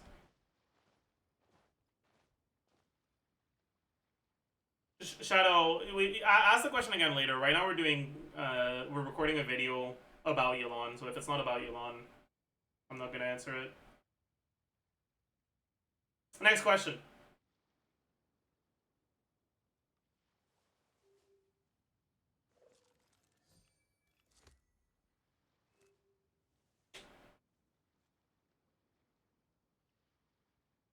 Is there any actual use of her charge attack? Well,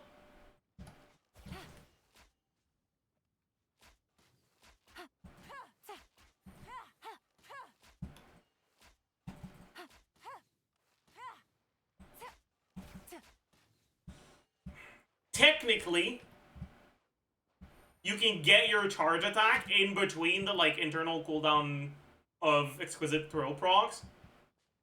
So if you're gonna be spending time on YELAN and you execute it perfectly, it's just free damage.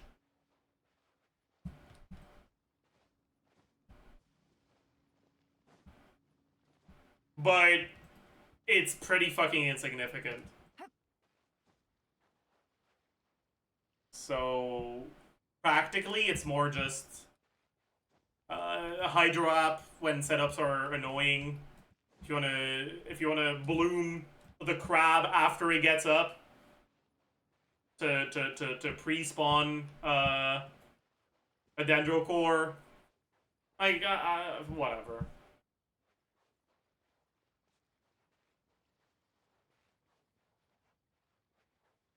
I actually didn't think about that for. That's kind of a good point.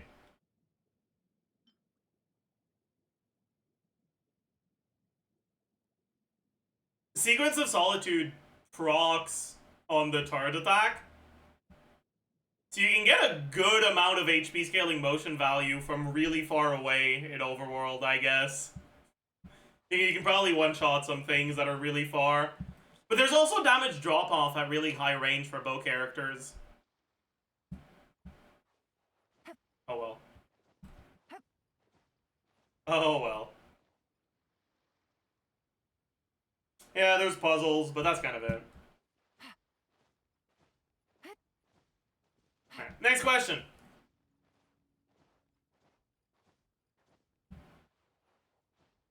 Does YELAN value get higher if she gets added to the free constellation list? That's a very good question.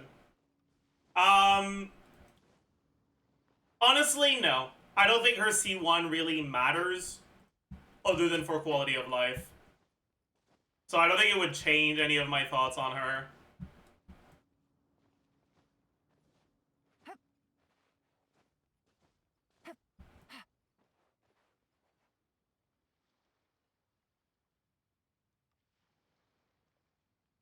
Would you still play Singto over C6 YELAN to chill? Listen, all I'm saying is that's kind of been vindicated, okay? Like,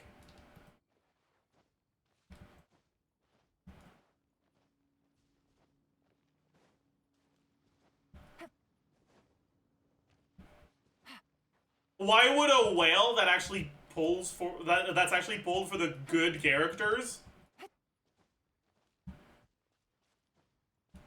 ever want to use C6 YELAN on their team? Be so for real right now. Put the 1 mil Maoika DPS team in the bag.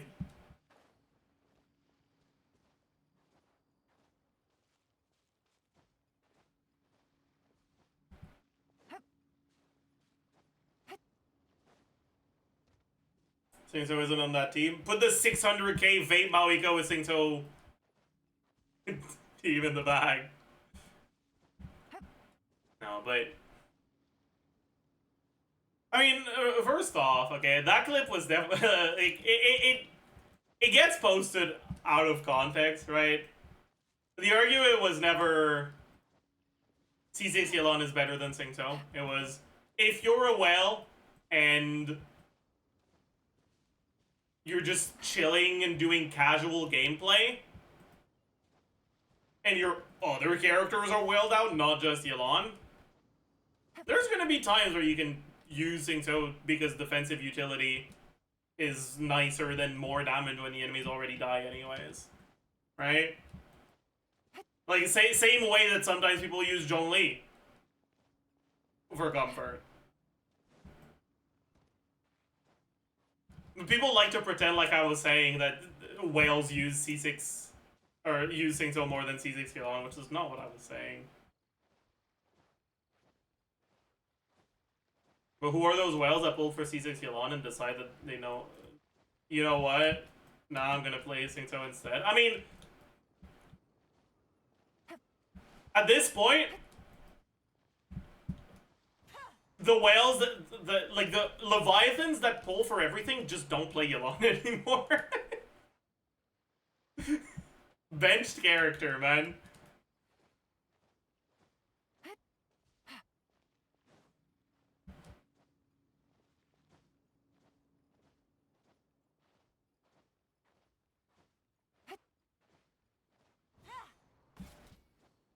Anyways, I do. So you're telling me you're a whale that pulls for every C6 characters and you're not even fucking subbed in my Twitch chat?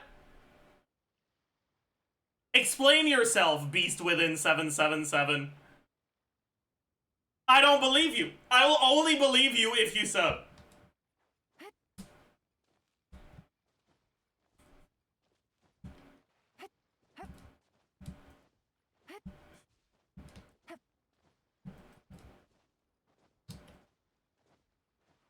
Don't sub shame. I mean, I'm not one to sub shame generally. But I do think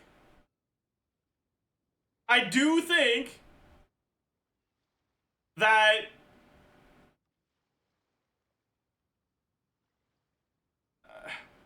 someone with over 900 over 1,000 messages in my chat that's been following for over 3 years, that is enough of a whale that they actually C6 all the characters in Genshin, most definitely can afford a sub.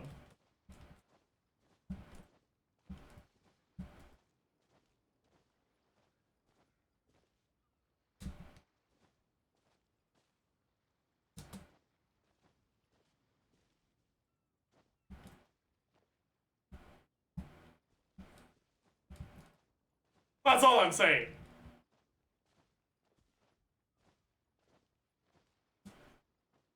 Thank you for the 11 months. I mean, clearly it does. Thank you for the prime. Anyways. Next question, chat.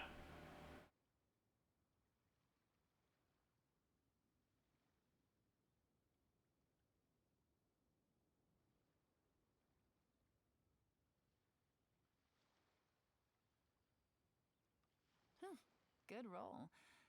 All right, maybe I'll take one more day Holy. and knock out the rest of the Insane. work once I'm feeling up Off to and it. off. Thank you for the 5 gifted. And thank you for the 6 months in advance, smooth brain viewer.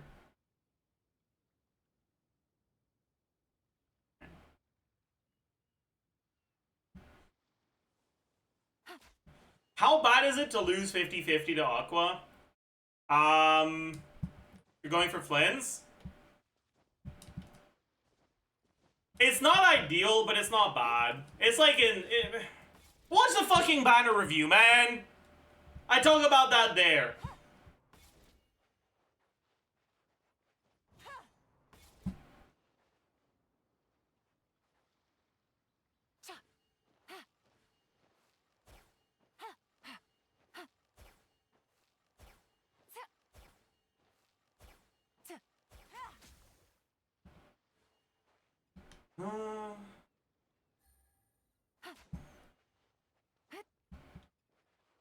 Is C6 YELAN usable as a sub DPS for Flins?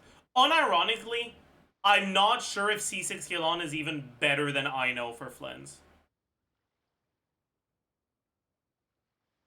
I think C6 I know might be better. Looks like the situation has changed. Probably not, actually.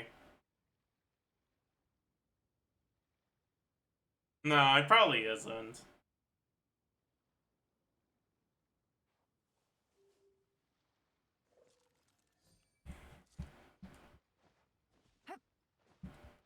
Nah, it probably isn't.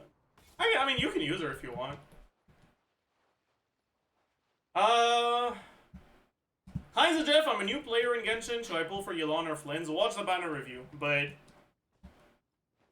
if you started this batch, you probably shouldn't pull for either. Llama over those two for sure. If you already got Llama, save your Primos for something else.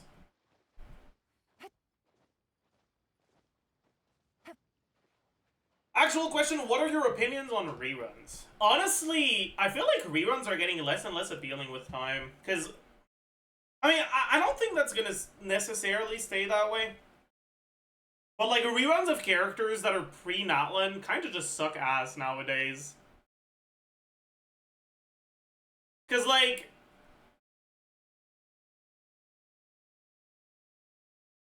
why? Why would you spend your Primo Gems on that? Other than for, like, Neuvillette or Farina. And even then, it's kind of shaky.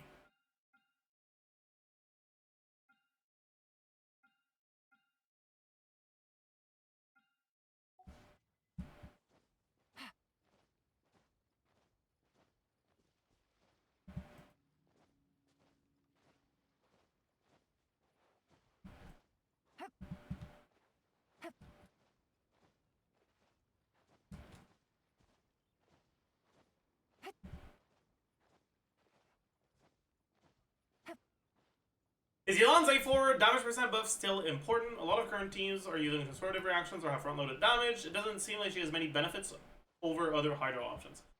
It's technically impactful, but not really. Basically, it's good for Skirt. That's it. It's good for Hu Tao too, but Hu Tao sucks, so who cares? But it's basically just, it's good for Skirt. And I guess for herself, if you play, like, carry YELAN or whatever.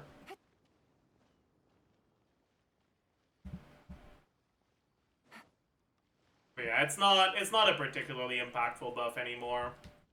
Honestly, it never was. But it's even less impactful than it was before.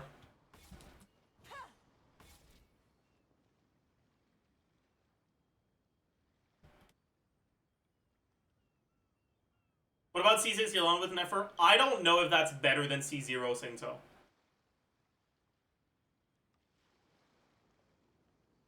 Straight up. Like I said, at C0 Nefer it probably is. But like at C1 or 2 Nefer it probably isn't anymore.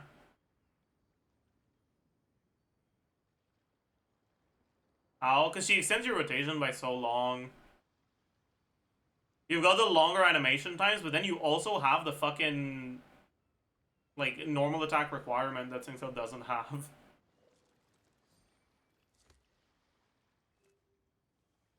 And you can't use Sapwood. I guess you can use Elegy, which is alright.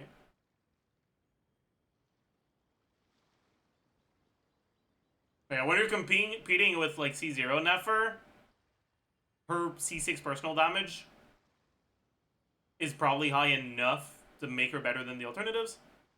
Because the time that you spend on her at C6, you're doing more DPS, like from the C6 proc, than you would spending more time on Nefer, or starting the next rotations earlier.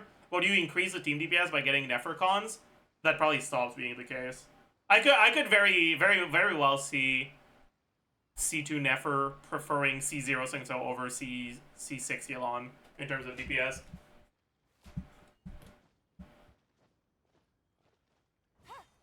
Why do you need to normal attack on YELAN? You need to generate Verdant Dews, and YELAN doesn't generate Verdant Dews without normal attacks, unlike Singto because of his orbitals. So you need to add normal attacks, which makes your rotation a lot slower. I don't think I'd recommend Singto at all. Yeah, I mean, just fucking play Ino.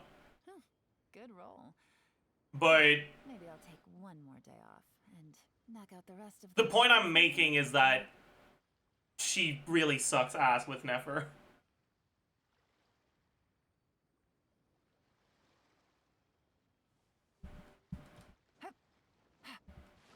Anyways.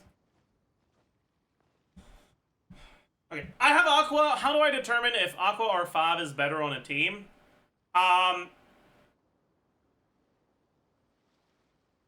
Basically, is she solo Hydro or not? If she's solo Hydro, Fav is almost always better.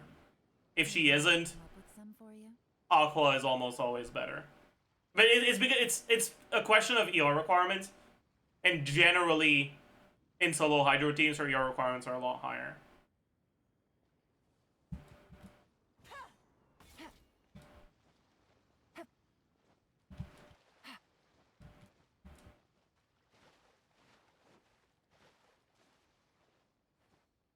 Is YELAN's E faster than Versa or Maoika's E? No.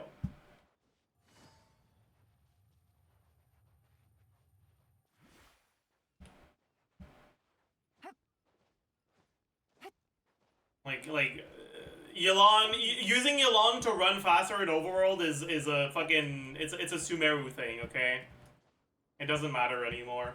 Natlan exploration power creep was, well, Natlan power crept everything. Exploration included.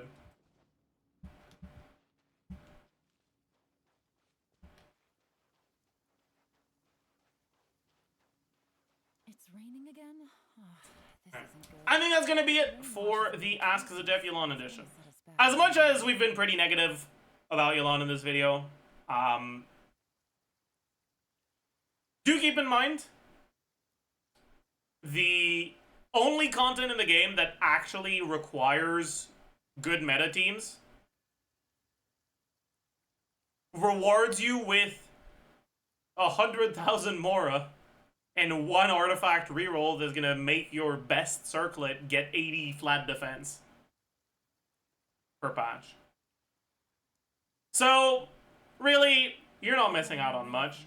If you like her, despite her issues, do what you want, and pull for who you like.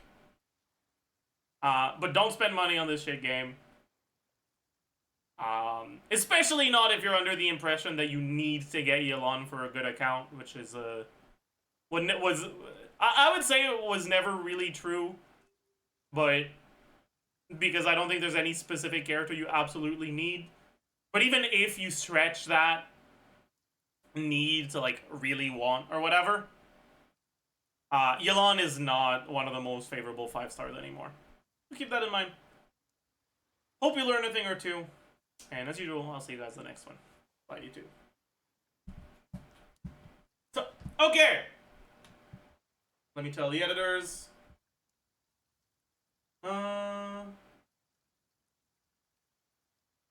Recorded AZ YELAN. Navigating the world is a whole lot easier with a few different identities to...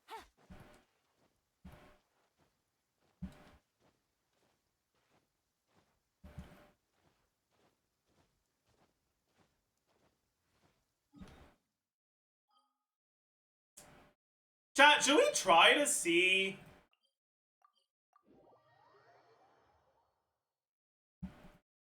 how fast we can get our Fearless clear to? I'm kind of curious.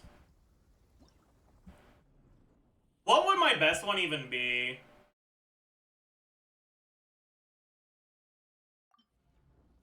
Right, like, definitely Varessa. Where's the on song? With Moika? Probably Nevilet's Kirk.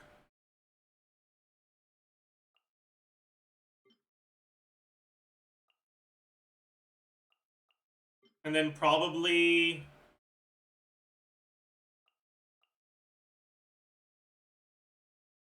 this.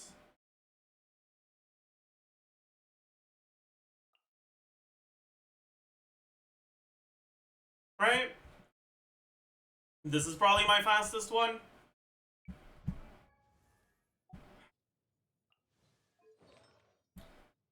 But we don't have a good set for this right now, I'm pretty sure. Jesus Christ.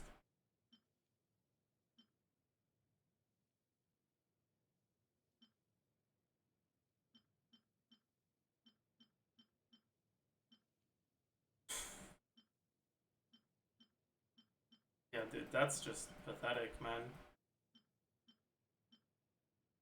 Okay. Let's just do... I wonder what I want to do. Maybe I can stack my Shall Say? No, I think that's too cope. Maybe my flop is good enough. I know this one's good. But this one's not that great.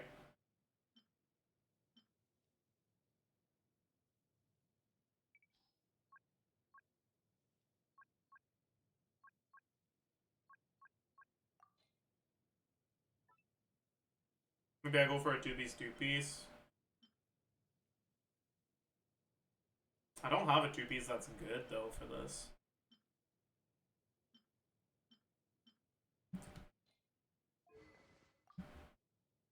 I go Witsith. Current rate, I guess. Yeah.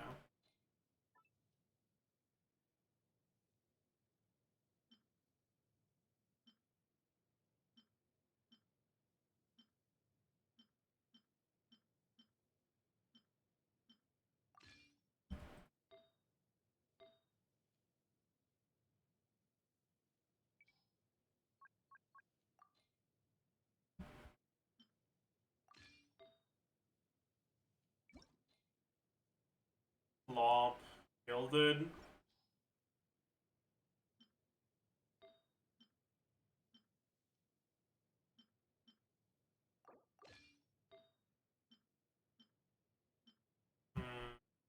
A little pathetic, huh?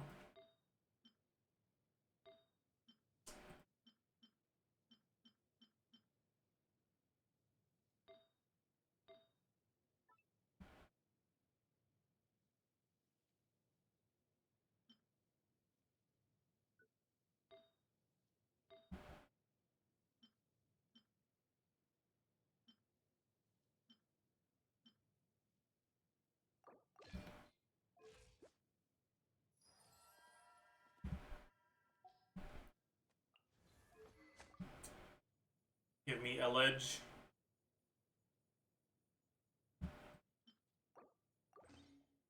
Can she be an instructor? No, right? She can't, right? She's not triggering reactions. I can use Mona instead. Probably gonna be more simple. Yeah, let's do that. Especially because I actually do need the crit rate.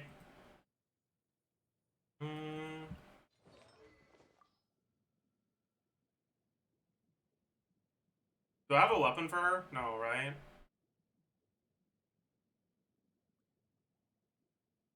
Whatever. Let's give her 5.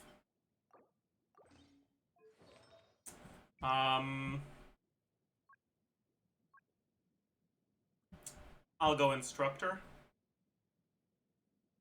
Where's instructor? Instructor.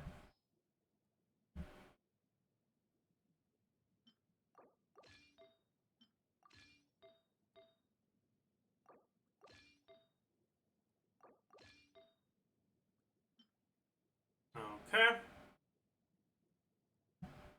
Then Nahida, Deepwood, sure. Aino, Forest Regalia,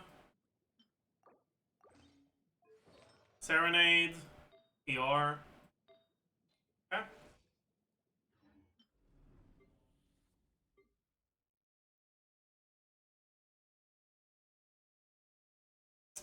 Where is Mona?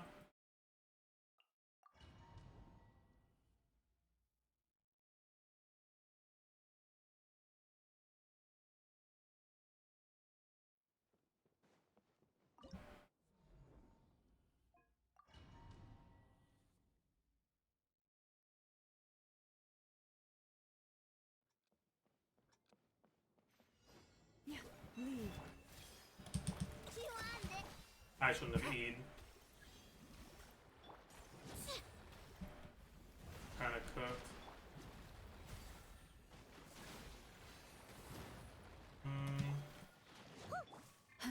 Lush as the moonlight. I need to... Everyone hold hands.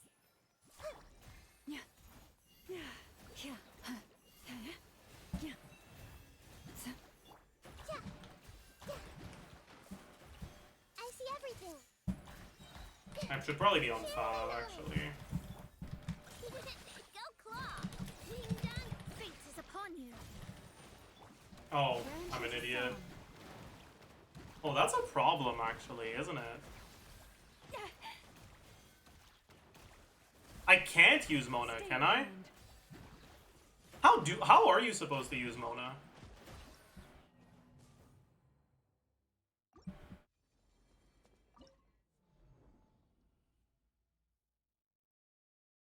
You have to, like, I know Q away from the boss, right? Because otherwise the Mona Q triggers Bloom, and that makes you meet the 5 Bloom count, which automatically triggers the Bloom thingies. That seems annoying as fuck. Let's just use Diona instead. Especially because now I can actually fucking use my abilities to generate energy.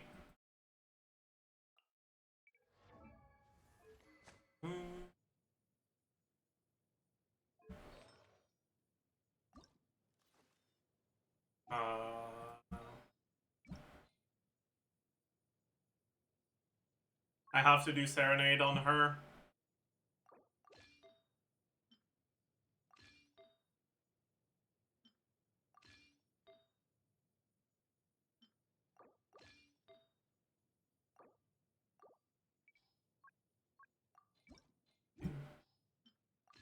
That doesn't have ER.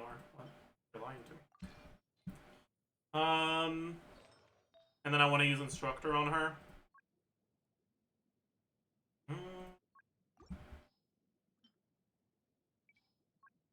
ER. ER.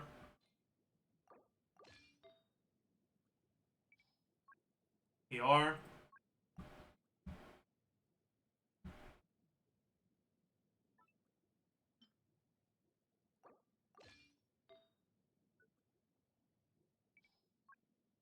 ER. ER.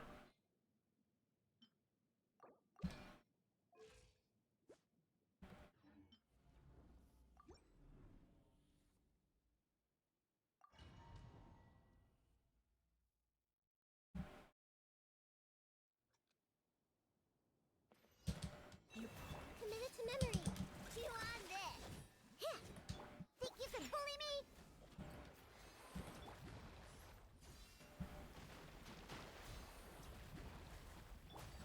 You're blind.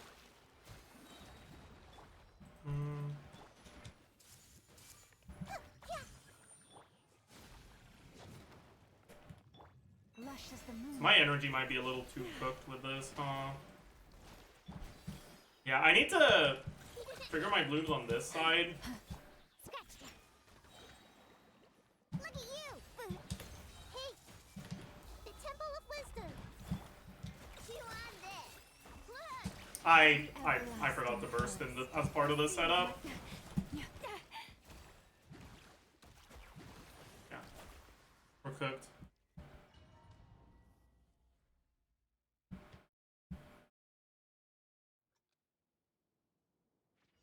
Pretty sure Mona is used after Llama Hold D while seeds are flying. Is it? How long has he been doing this? I just started. We spend more time gearing than trying so far. No? Okay. Bro was lying. But I actually do think I want to do Mona, because this might be a little too sus.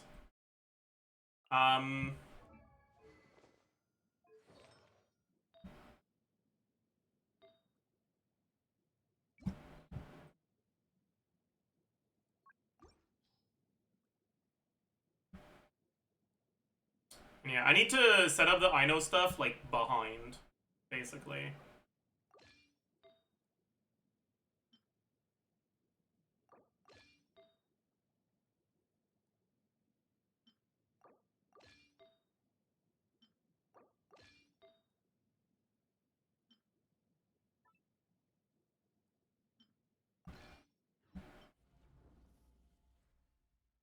Look at the video.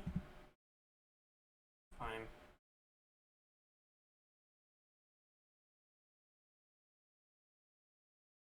Oh, they just don't use I know's burst.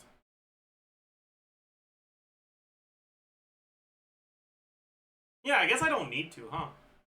That's true.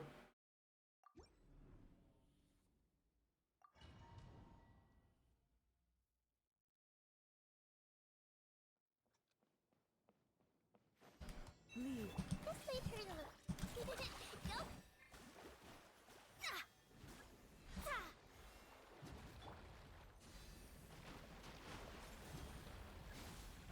Lush as the moonlight. Delved into depth. I'm an idiot. I thought the seeds were spawning on the other side.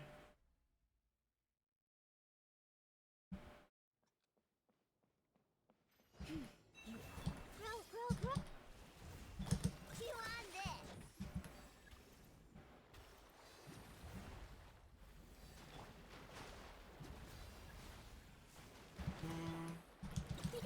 Go claw.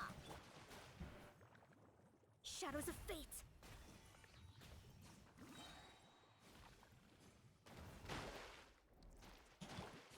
Ah, shit. I hit one of them. Leave the This might hurt a little. Committed to memory. Huh. Yeah.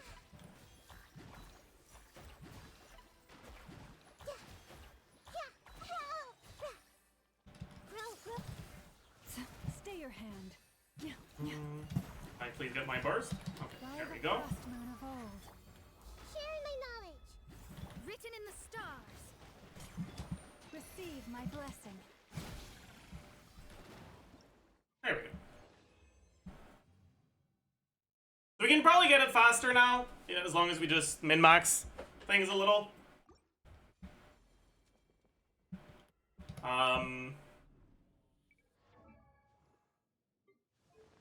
I don't know why she's not on Fav. She definitely should be.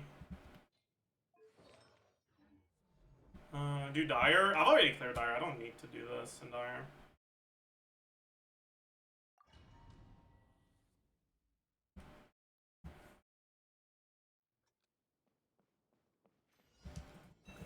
Committed to memory. Let me Why did I E? Actually, you know what? Maybe the E's fine here. No, I did it too early. branch into song. Chew on this. Where did the seed go? Oh, it's like under here? I think we're fine. Grow, grow, grow. Yeah. Make yourselves at home. Yeah, this might hurt a little. Decided by destiny. I'm an idiot. I Receive forgot to my fucking... blessing. It's fine. I mean, it's not fine. I forgot to burst on them. I gotta get my energy properly. It's a bit difficult. Committed to memory. Shadows of fate. That should be fine for the timing. Everyone hold hands. Lush as the moonlight.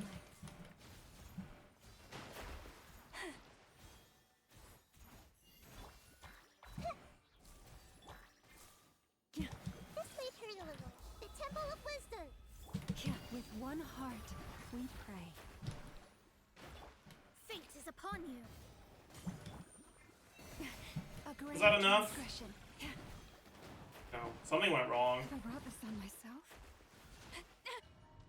Oh, is it just because I got bad with Sith RNG? Because that damage looked really low.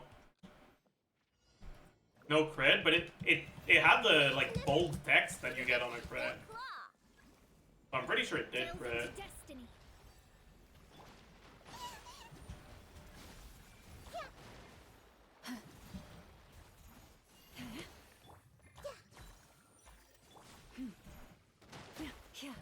Leave this place. I see everything. What the fuck did I just do? I think that's in range. Yeah.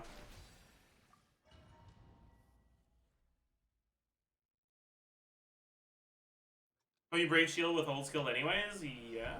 This might hurt a little. Not sure why you're saying that. Like, yes, I'm aware. Why does that matter?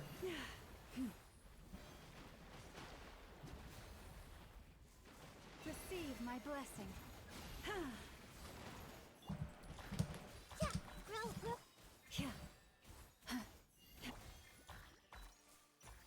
This might hurt a little. Wait, I'm an idiot. I need to fucking bloom. I forgot. I need to generate Verdant Dew.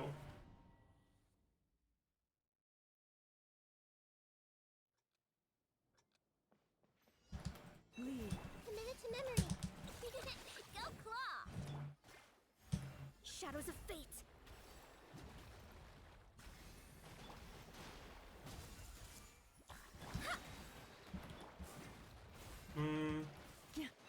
Yeah, whatever. I really don't want to have to regenerate my dew, so I'm just gonna do this. This might hurt a little. For the everlasting forest. Sharing my knowledge.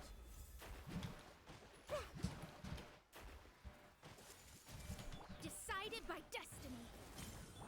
branch into song. I missed one of my fucking seeds. No way. No fucking way. Nah. Chew on this. Let me scry.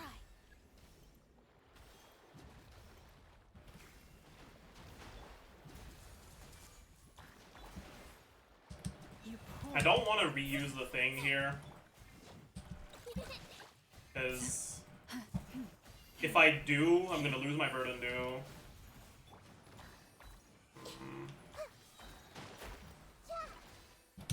Everyone hold hands.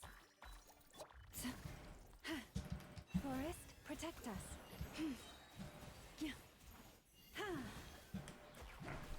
By the frost moon of old. The Temple of Wisdom. Fate is upon you. Oh my god, I was out of range for one of them. It's fine, we still got it. That's good enough, honestly. Whatever, man.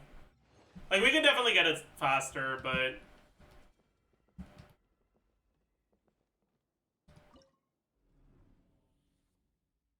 Should we try with Ino Burst this time?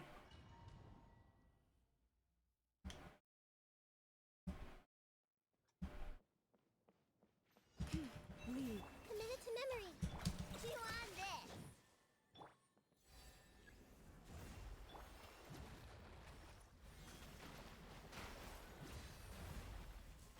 Lush as the moonlight.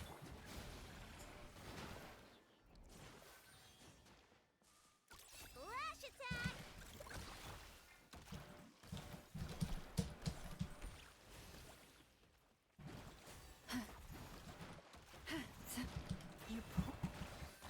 This may hurt a little. Make yourselves at home. Oh, we're kind of cooked. We don't have Llama Burst. Oh, fuck. I'm an idiot. Receive my blessing. Okay. I think that still works. No. It... Dude, we got like 2 crits there. What the fuck? Whatever. I'm honestly, like, this is good enough. I just can't be bothered. Getting the energy is too annoying.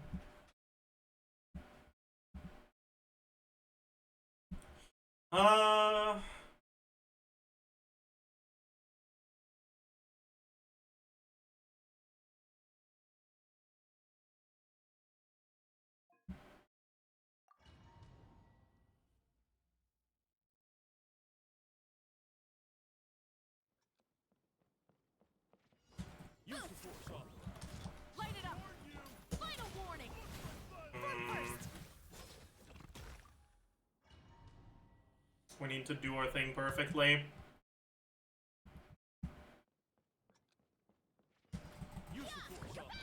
Burn it down. Faster, stronger. And we need to get our 5 procs. Alright, time to reset for 5 RNG. Light it up. Stop right there. Quick as a flash. Yeah. Am I just not on 5? I'm gonna double check because I haven't gotten a single 5 proc yet. No, we're on 5. Okay, yeah, no, we've just been getting unlucky. GG.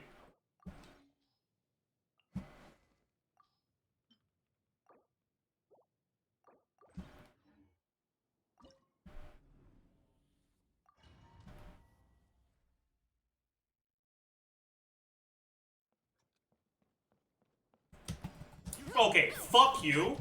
Rise with the sun. Drop your weapons. Form first.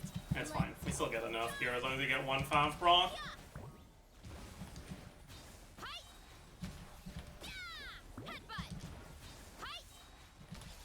Yeah. Heads up. Kapow. Controlled breathing. Start the Wrath from the skies.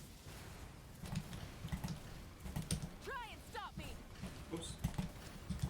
charge. Yeah. Hi.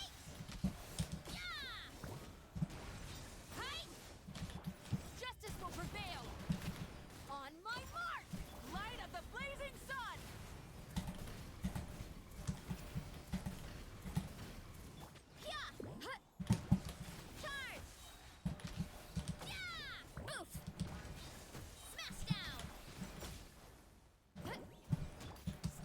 hide and fucking hold. Start the pyroclastic surge. It's justice o'clock. We can never leave faster than that.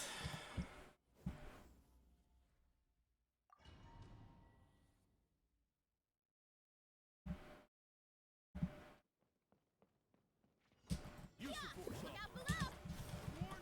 Final warning. Quick as a flash. Can he get sub 60? I don't think so.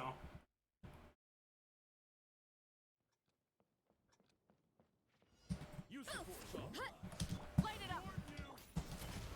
Controlled breathing. How much are you missing from clearing difficulty 6? I can't get through the shield. If I could get through the shield, I could do it. Burn it down. Quick as a flash. No fucking shot. No fucking shot. Form first.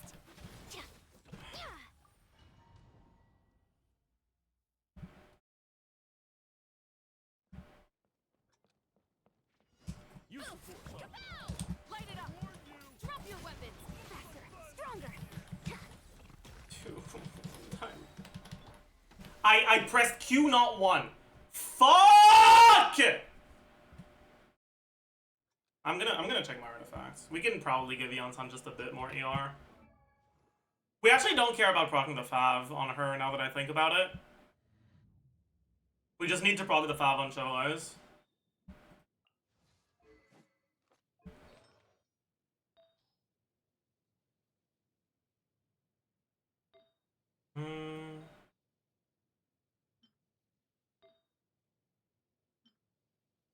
Grab this. Yeah, she's been on the wrong build for a while. My goodness. Was that 4P scroll? For some reason I'm doubting what I just saw. It was, okay.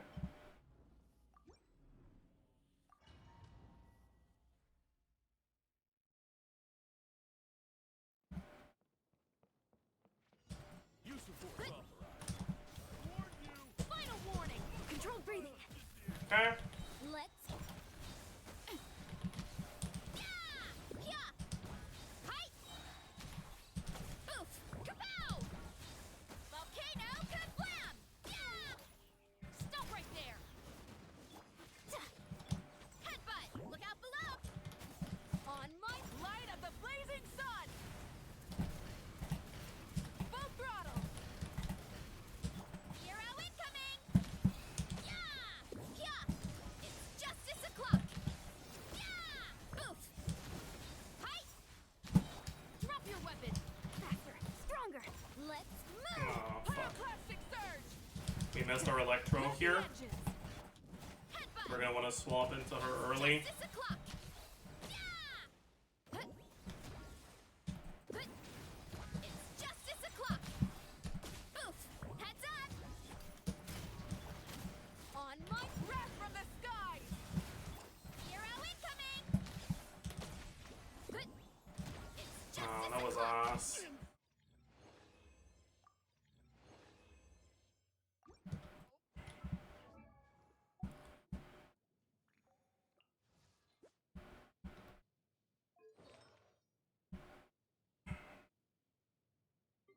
Annoying, because we need the... Also... Fine right now? Yeah. Use this, though. Or was it slower? We missed our fucking burst on Yonsan. So we lost uptime on the shred.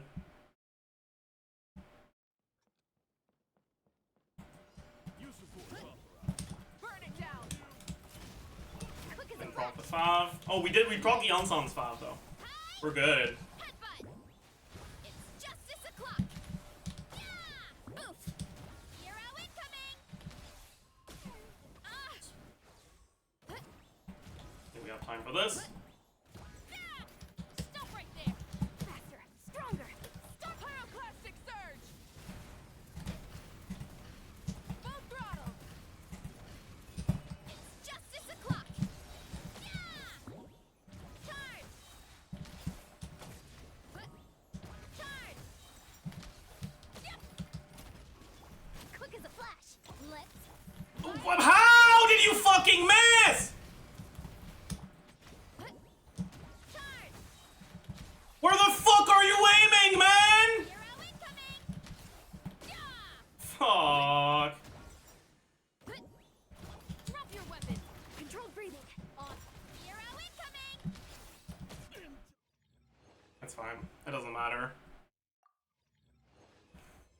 It doesn't matter. It's fine. Calm down. Mods, just ban these people. When the streamer is lightly frustrated and lightheartedly complains, and you tell them to calm down, you're being an annoying little fucking shit, and no one likes you.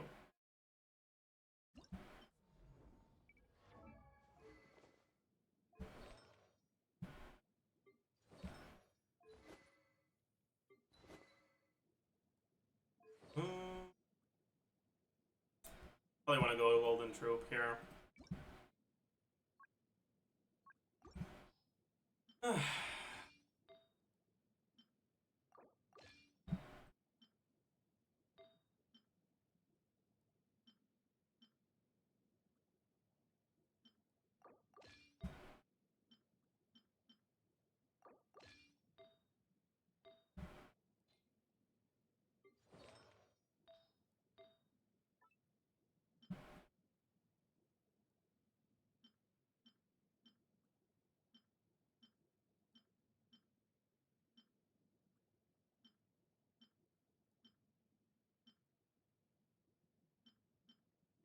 Let me see this.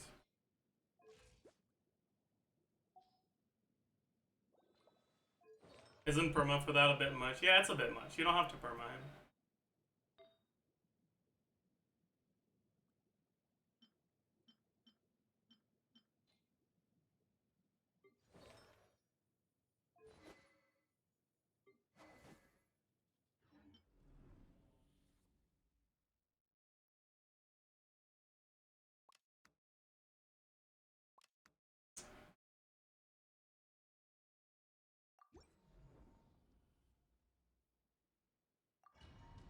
I have no clue what the fuck this setup is gonna look like here, by the way.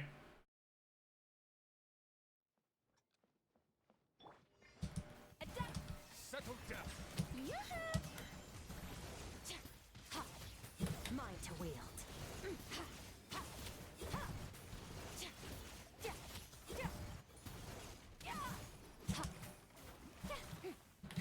Let the world come alive!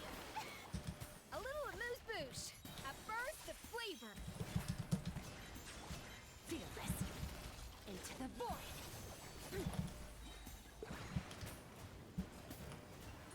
Be sanctified.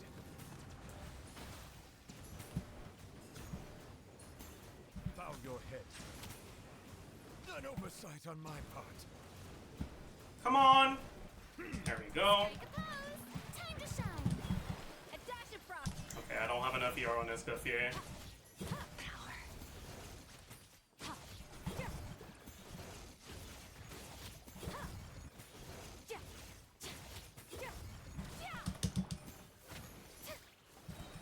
Let the world come alive! The pinnacle of excellence! Silence. Fearless. Another star goes out! I hate this game.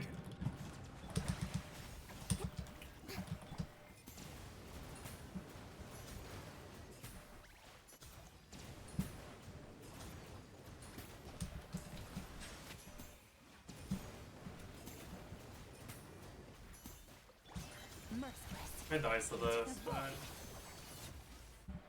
That was not great.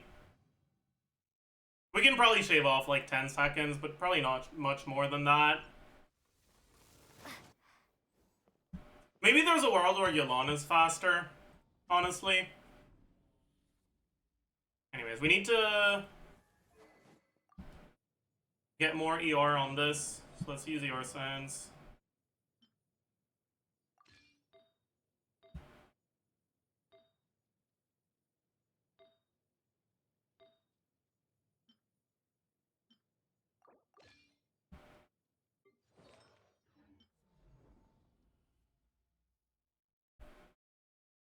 Milani Trust. Maybe, honestly.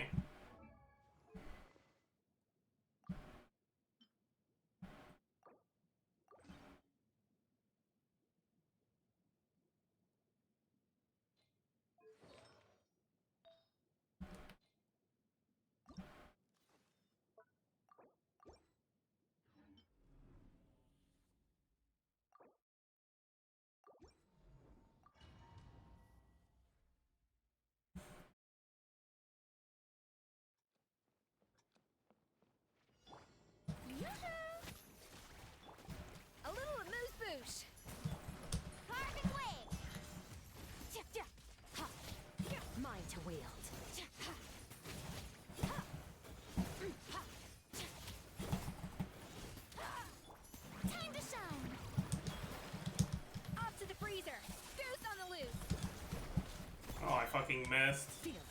We're cooked. Another star goes out. Catch an epic wave! Let my name echo in song! Yeah. A little amuse-bouche. A burst of...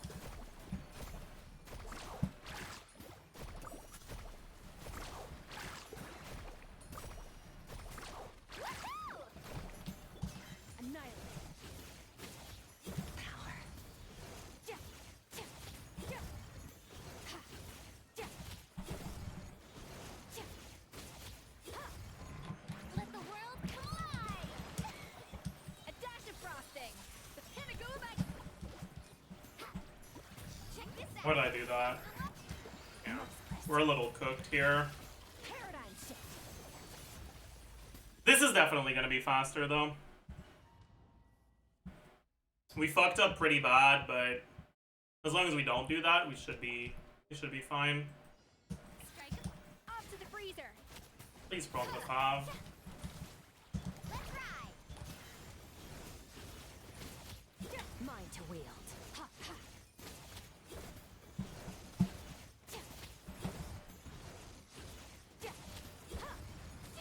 Let my name echo in song! Ah, I was too slow. Yeah. Alright, I was too fast. I did a bit too much damage.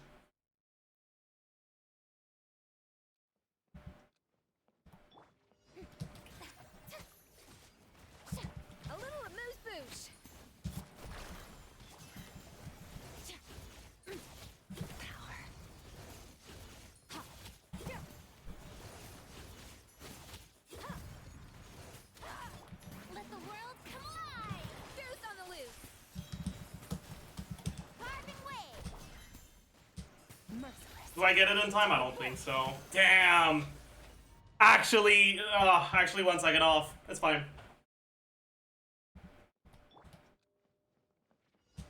Shower me with praise! A dash of frosting. Is my crit rate really low, or am I just getting really unlucky? Mine to wield. Ha.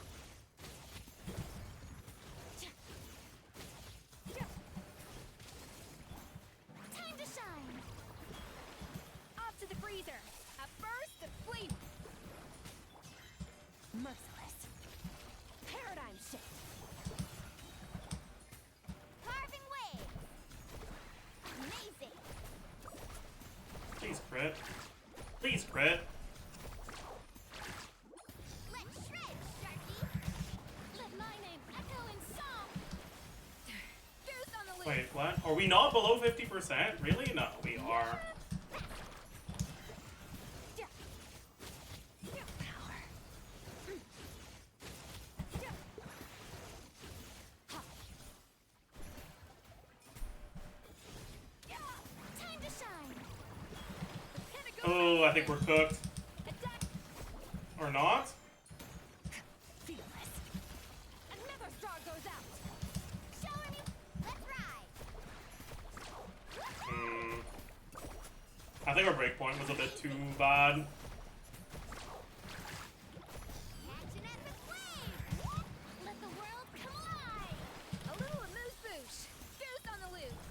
Carving wave! Yeah. Surf's up! That was the same time, right? Exactly the same time. Cooked.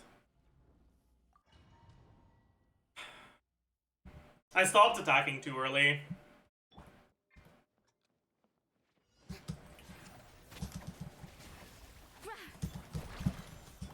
Extinguished.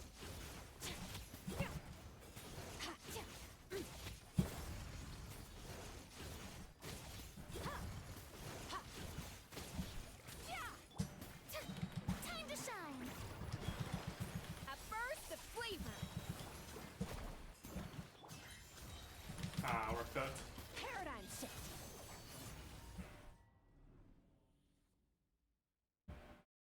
Our timers were sus there. I tried Versa on Drake. It's better, but it makes the other guy way too slow. Off to the freezer. Ha. Power. Because I don't have enough. Ha. Ha.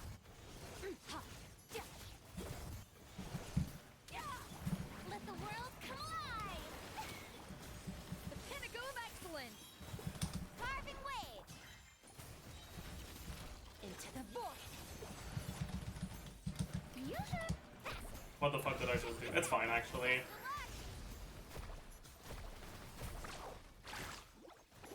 Let my name echo in song. Goose on the loose. Let's ride. Amazing. What the fuck did I just do? You know what? It's fine, because...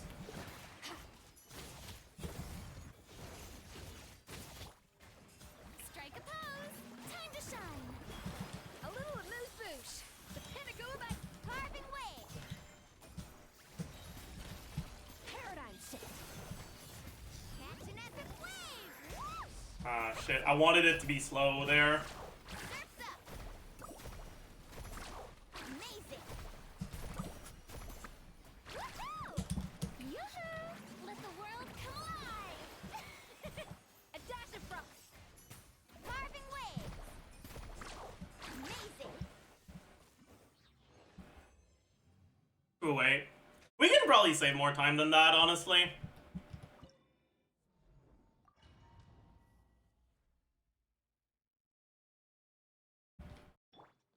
Same one time. That was 10 seconds faster. That was not same one time.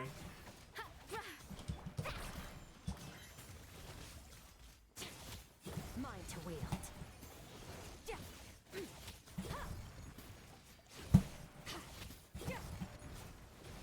Time to shine. A little amuse bouche. Goose on the loose. Fearless. Into the void. Yoo-hoo! Check this out. Best of luck. Let's ride.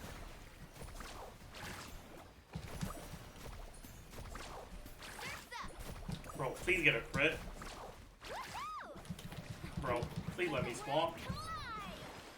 The pinnacle of excellence. Carving waves. Surf's up. Surf. Ha. Power.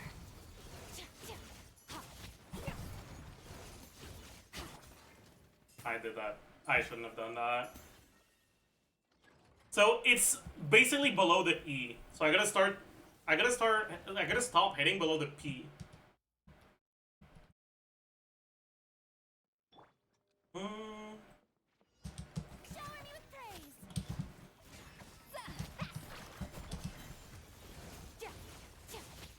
Mine to wield.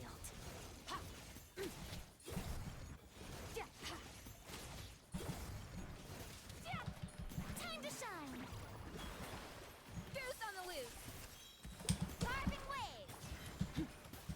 Fearless. Another star goes out. Strike a pop faster.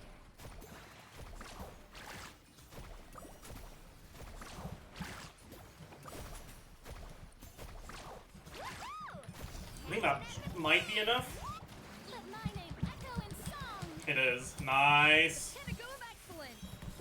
Let's ride. Mine to wield.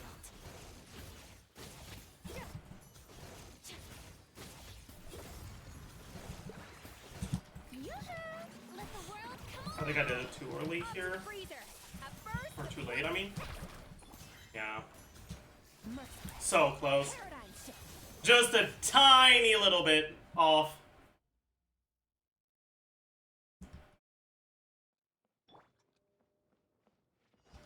Strike a pop. A little amuse bouche. Ha, ha. Mine to wield. Ha, ha. Time to shine. A dash of frosting. Goose on the loose. Let's ride. Merciless. Do I get it? I don't know. Star goes out. I got some of the hits, but not all of them. Man. Power. Ha.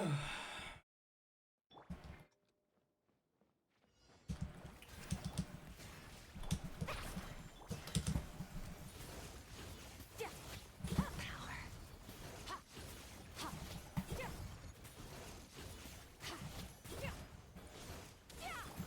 Let my name echo in song. A burst of flavor. Let's ride. So close, man. It's very annoying. It's very annoying. I should probably go with Scuffi before Farina on the first rotation, actually.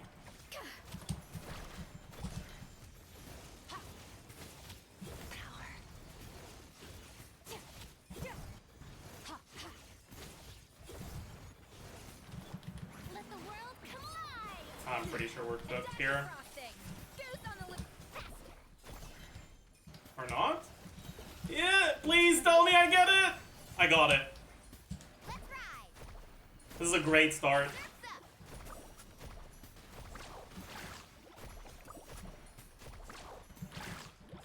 Check this out. Best of luck. Time to shine. A burst of flavor. Power.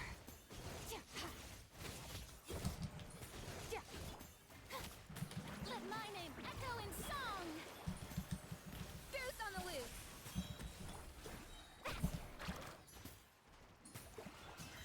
Fearless. Another star goes out. Let's shred, Sharky. I hit too early again. Amazing. I should just not use the burst there, honestly. Woohoo! Let the Yeah. world collide. Okay.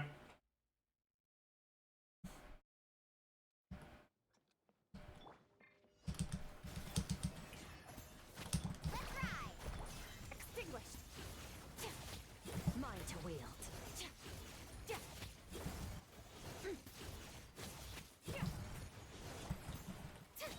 Let my name echo in song. Off to the freezer. The pinnacle of excellence. Fearless. Paradigm shift. No, we didn't get all the hits. Come on, man. Like, we can get it. I'll stop after I get a sub 85, I think. A dash of frosting.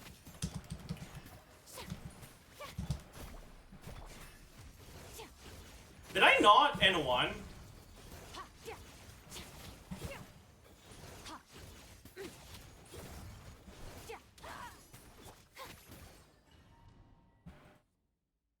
That's crazy. -1 stack on Skirk, I guess. A little amuse bouche.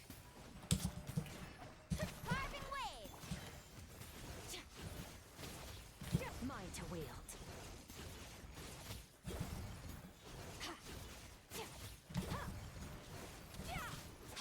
Let the world collide. Off to the freezer. A burst of flavor. Merciless. Another star goes out.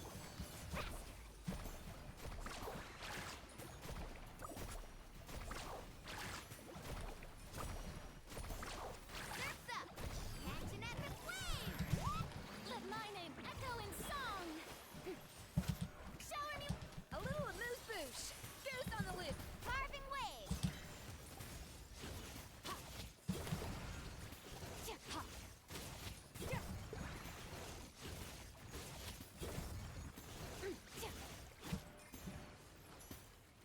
Let the world collide. A dash of frosting. The pinnacle of let's ride. Fearless. Paradigm shift. Carving wave. Woohoo! No! Check this out. Fuck you! Echo in song. Showing you off to the freezer. Goose on the loose. Let's ride. Like, that was it, man! Aww.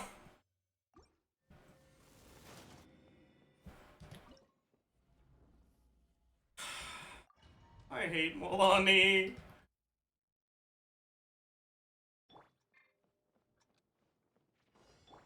A little amuse. Strike a pose.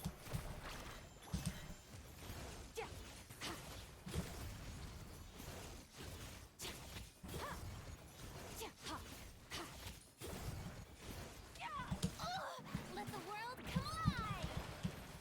The pinnacle of excellence. I didn't proc my Cinder City. Into the void.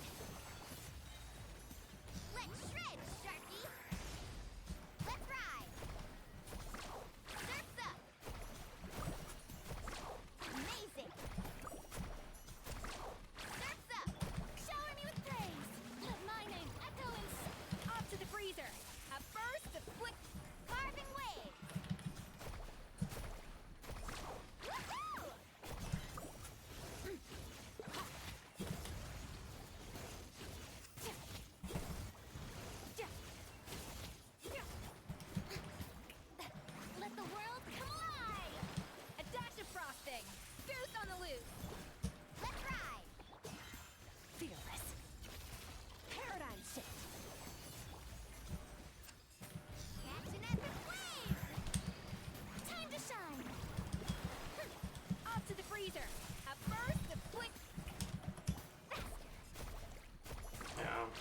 minute.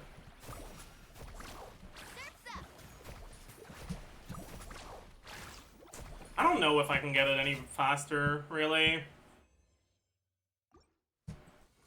I guess that 89 was just, I don't know. YELAN does more damage. Yeah, but the Skirk burst is also kind of sus with YELAN. But I'll try.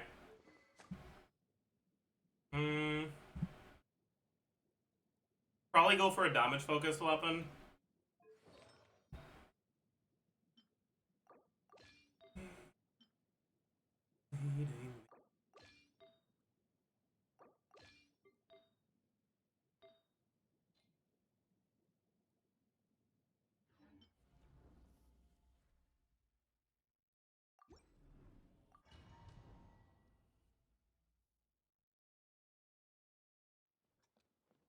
Oh yeah, I forgot to change the team. I'm an idiot.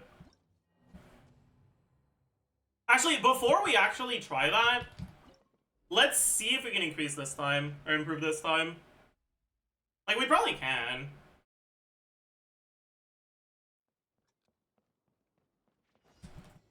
Look out below! Rise with the sun! Quick as a flash! Start the... Height! Hero incoming! Oof! It's justice o'clock! Heads up! Oops. Bro, I fucking held, but okay. Faster! Stronger! Let... Wrath from the skies! Rev the engines! It's justice o'clock! Yeah! Height! Yeah! Yeah! Charge! Stop right there! Controlled breathing! On my... Pyroclastic surge!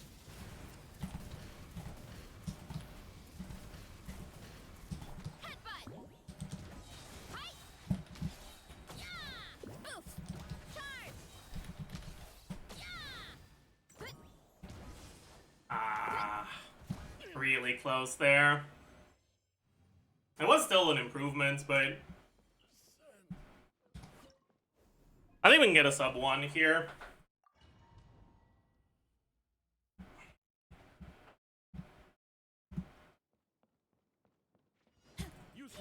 Kapow! Final warning! What the fuck am I doing? To give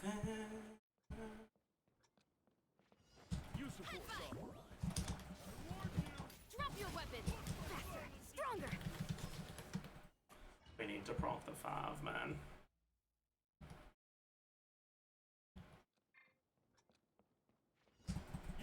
Look out below! Light it up! Stop right there! Quick as a flash! Yeah! Yeah, if Showbiz doesn't proc 5, it's just a reset, honestly.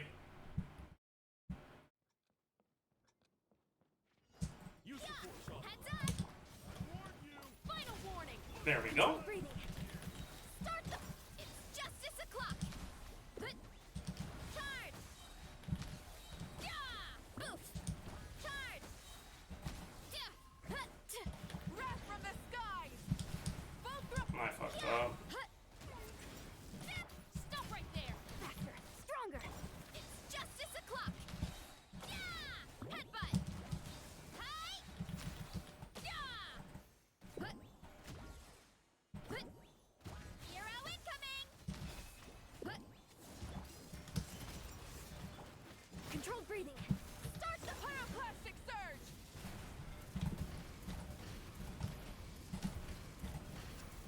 Charge! Yeah! Yeah! No, this ain't it. Justice o'clock! Yeah! Height! I think I have to just accept that scuffed ass start. Or crit fish a little, but I really don't want to do that. Your weapons!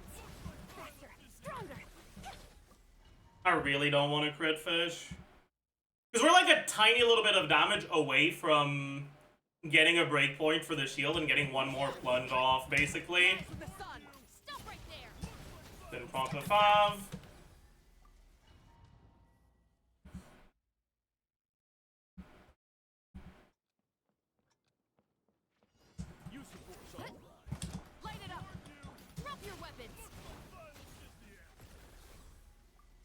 Didn't proc the Fav. Why is he not using Chevy Burst? It's a DPS loss. And yeah, she's not on nonetheless. Burn it down. Final warning. There we go. Let's. Hi. Charge. Yeah. Kapow. Hi. Kapow. We can use it here because we've got a little bit of time to spare. Quick as a flash. On Wrath from the Okay. skies. Try and stop me. That was very good. now. Yeah. Kapow. Charge. Headbutt. Hero incoming. Controlled breathing. Start the pyroclastic surge. Full throttle. Oof. Hero incoming. Yeah. Headbutt. Hero incoming. Yeah. Ah. Kapow.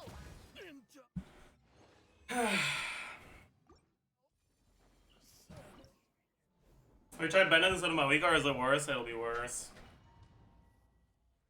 Why are you not on the rank 1 build? Because the rank 1 build... I'm on the rank 1 for no ER leaderboards. And you want a bit of ER. Rise with the sun. Final warning. Faster. Stronger. Let's. It's justice o'clock. Hero incoming. Yeah. Yeah. Charge. Yeah. Heads up.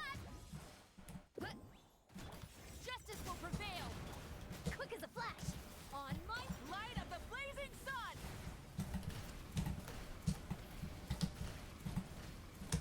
Hero incoming. Yeah. Headbutt. Charge. Yeah. Yeah. Stop right there. Faster. Stronger. Start the Fucking call is the tabarnak!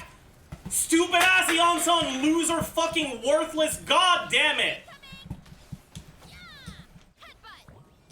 Charge. Yeah. Oof. Charge. Yeah. Fuck! Hit the goddamn enemy, you stupid goddamn idiot! Burn it down. Final warning. Controlled breathing. Let's. Volcano kablam! Headbutt! Charge! Yeah! Oof! Hi! Yeah!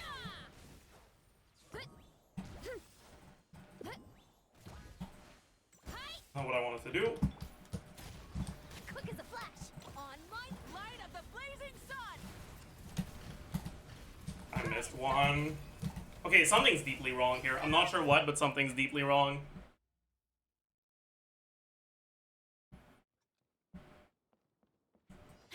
Headbutt! Kapow! Light it up. Drop your weapons. Controlled breathing. Start the charge! Oof! Hero incoming! Oh, that's fucking cooked. Yeah! Headbutt! Charge! Yeah! I think we got bad RNG on the way things lined up. Just...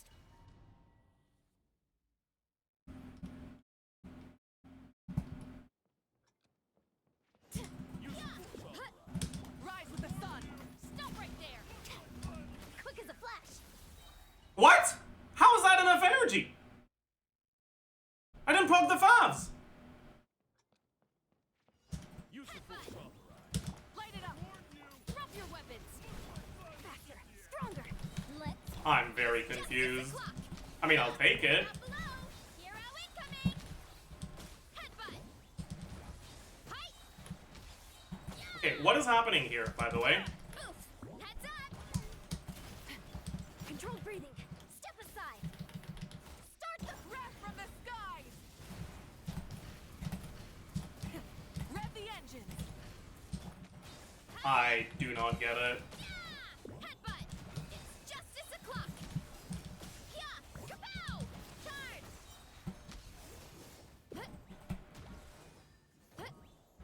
Final warning. Quick as a flash! Let's... Pyroclastic surge. Full throttle. Charge! I'm so confused, man.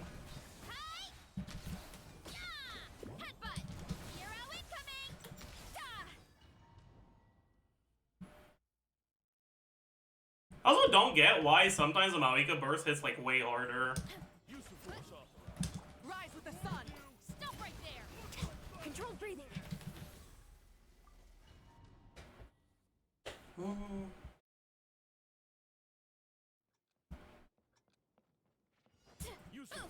Heads up. Light it up. Final warning. Faster, stronger. On my. Hi. Headbutt. Hi. Okay, there we go. Now we got a better start. Yeah. Good. Good. Hands where I can see them. Controlled breathing. Let's. Wrath from the skies. Try and stop me. It's justice o'clock. Yeah. Good. Hero incoming. Hut. Final warning. Form first. On. Light of the blazing sun. Full throttle. Hero incoming. Yeah. Oof. If we're getting it on any of them, it's gonna be on this one. Headbutt. Hero incoming. But I'm not. Aw. Justice will prevail. We're just a bit away. I don't know. I don't know if it's doable.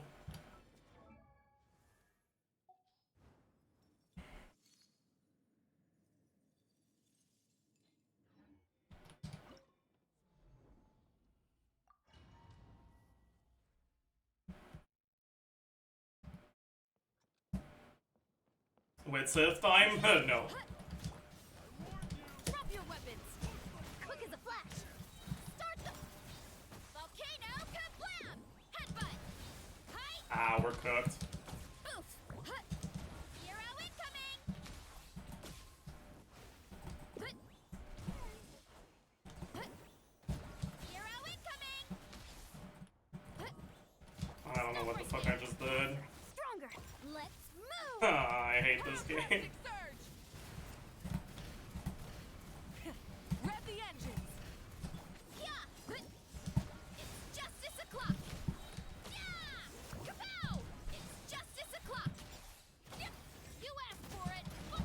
Quick as a flash. Start the clock. Light of the blazing sun. Full throttle. Headbutt. Hi. Is this even enough damage, like DPS aside? Volcano kablam. Really?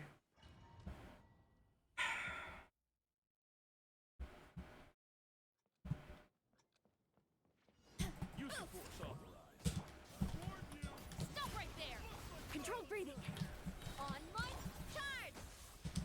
Headbutt. Hut. Hero incoming. Oh no, that's cooked. Hut. Hero incoming. Yeah. Hut. Hut. Hi. Let's move. Pyroclastic surge.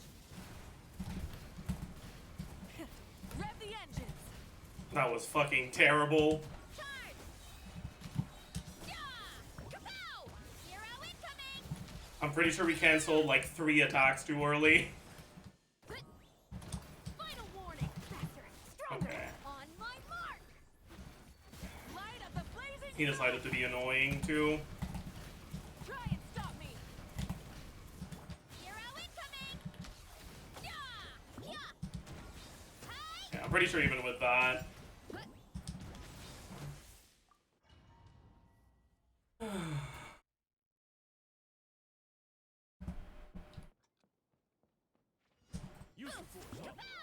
Rise with the sun. Stop right there. Step aside. Let's. Hero incoming. Hi. Hero incoming. Yeah. Bro. Justice will prevail. But quick as a flash. Start the clock. Pyroclastic surge.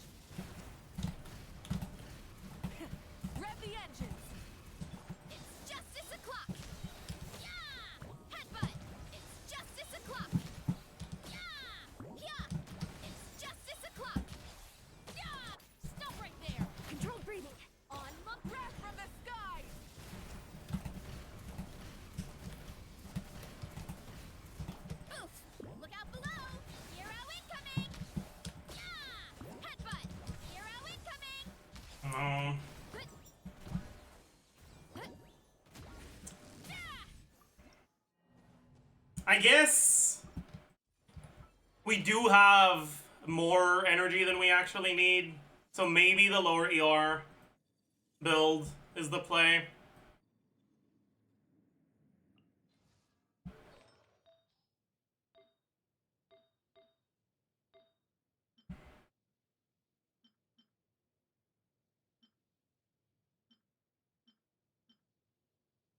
Which one was it? It was this one, I think. We're not at 100 crit anymore, so we're also getting a new way in which we can get unlucky. But I think this is worth it. Okay. My E didn't register because my E key's kind of fucked.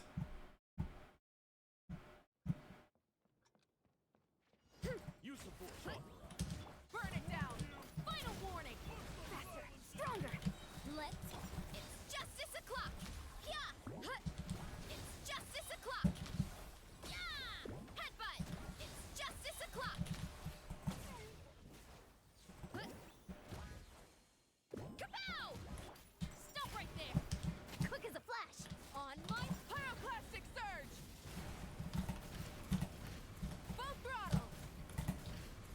It's justice o'clock. Yeah. Yeah. Hi. Oh, I think that was a miss crit. Oof. It's justice o'clock. Faster, stronger. Let's. Wrath from the skies.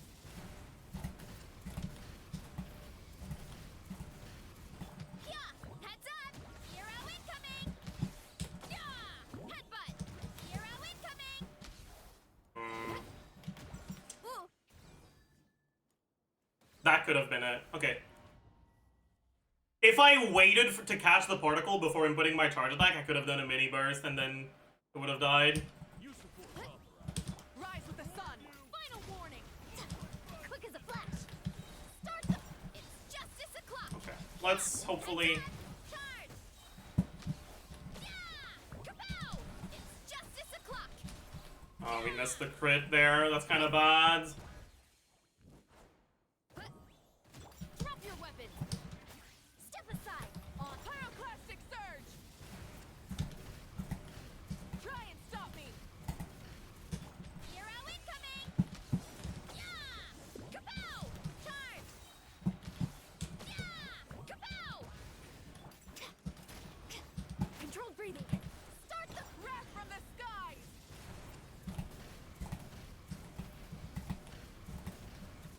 Charge. Yeah. Hero incoming. Yeah. Headbutt. Hi.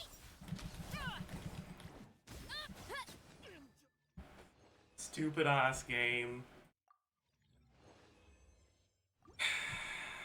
Stupid ass game, man. Fucking hell.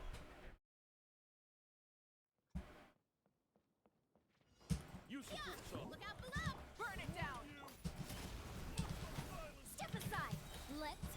Hero incoming. Headbutt. Charge. Yeah. Oof. Please don't miss the crit here. Actually, it doesn't matter. Yeah. We already missed the crit that mattered. Look out below. Final warning. Faster, stronger. Start the. Light of the blazing sun. Rev the engines. Fuck. Charge. Yeah. Hi. Yeah. Yeah. Hands where I can see them. Look. Pyroclastic surge. Try and stop me. Hero incoming. We missed the crit. That's kind of a big deal, actually. Yeah. Kapow! It's justice o'clock. Aww. Not again.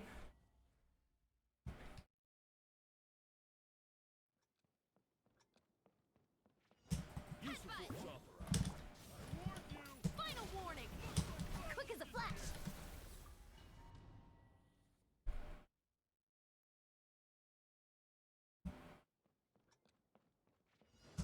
Yeah. Kapow! Drop your weapons. Faster,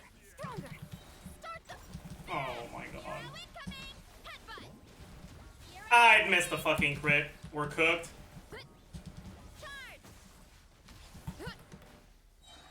GG.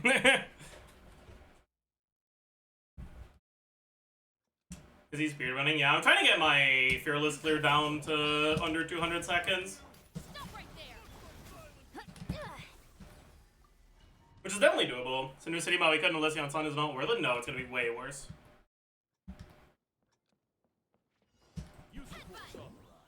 Rise with the sun. Final warning.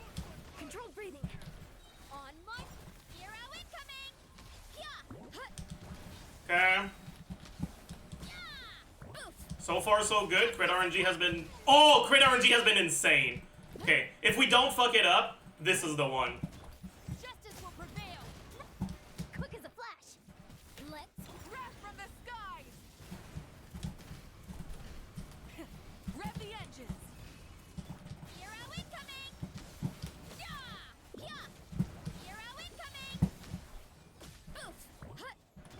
Stop right there. Faster. Stronger. Start the Light of the blazing sun. Full throttle. hero incoming. Yeah. Charge. Oof. Nice. We got it. We got 200. Very nice.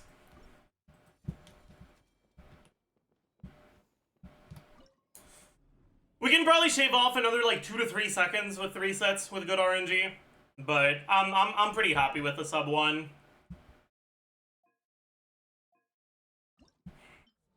Now that the 200 has been locked in, let's try this one with YELAN.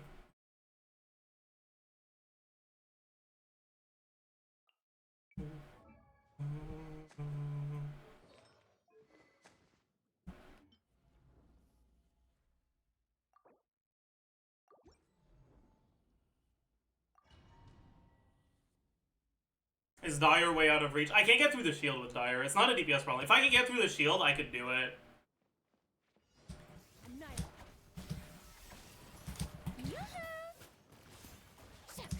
Quietly now. I don't know if starting with E is the play.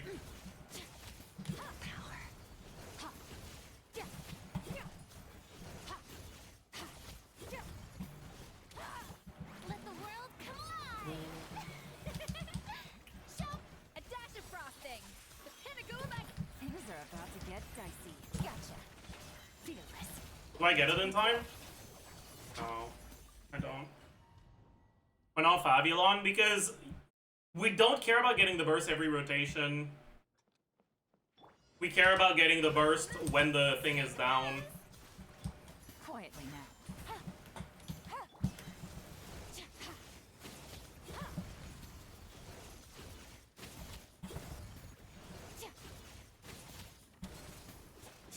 Oh yeah, this has been very bad RNG, a burst of flavor.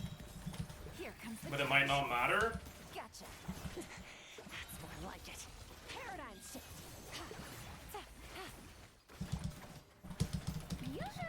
Let the world come alive. Busted. Off to the freezer. Boost on the loose. Game's up. Fun's over.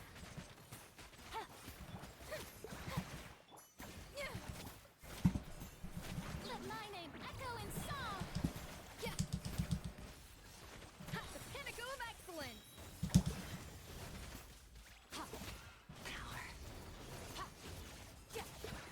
I fucked up, actually. Strike a pop. I think I need to... Let the world come alive. A burst of flavor. Maybe not? Oh, please tell me it goes through. Please tell me it goes through. Things are about to get One of the hits didn't go through. Yeah.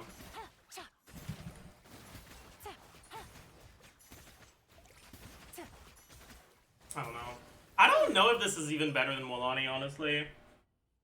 Yeah, maybe we just go TDDS Navidad instead. Honestly, that's probably the play. That's probably the right amount of compromising. Because Molani just doesn't do enough, and it makes the Molani phase a bit too long.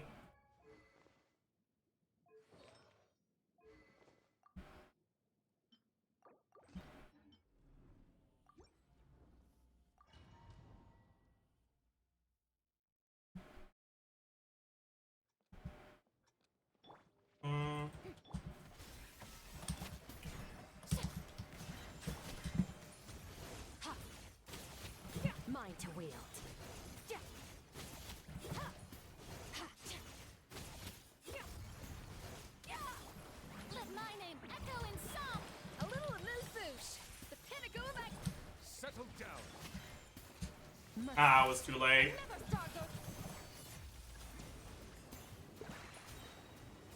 Let the mighty be humbled.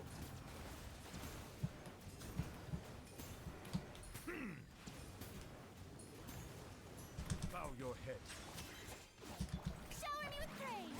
Let the world come on. A dash of frosting. Yeah, that's kind of cooked, actually. Annihilate. Mine to wield.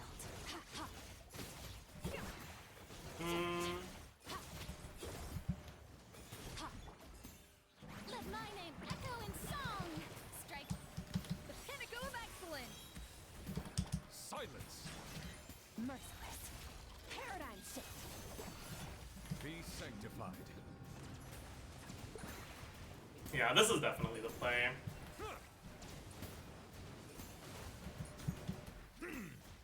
That was not the gameplay though.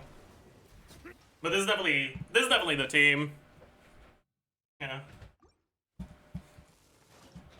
I think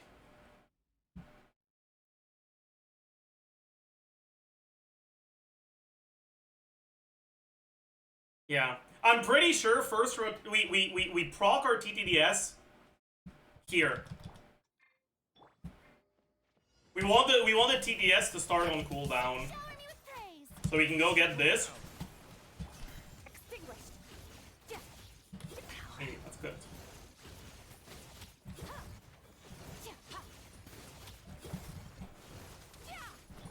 Let the world come alive. A little amuse boost. And we can get our TTDS here. Merciless. Into the void.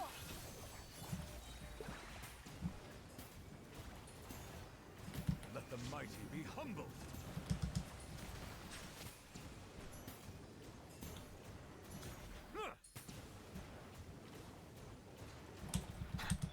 Strike a pose.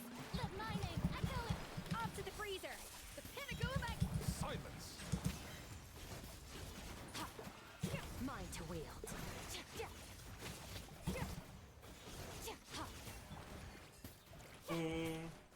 Let the world come alive. A dash of frosting. Goose on the loose. Settle down. Paradigm shift. Probably shouldn't have done it like that. I just lost almost a full charge attack's worth of damage. Sanctified. Should have just used the burst. Silence. Yeah. Okay. Yeah, I think this is the play. Actually, let's not bother with putting the TTDS on cooldown. Off to the freezer. Settle down. Annihilate.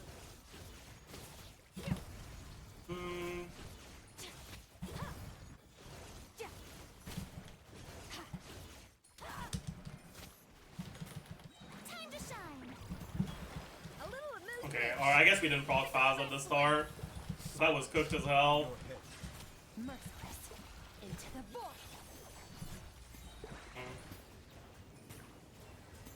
Let the mighty be humbled.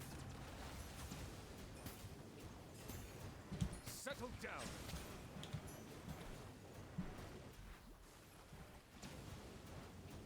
That was ass.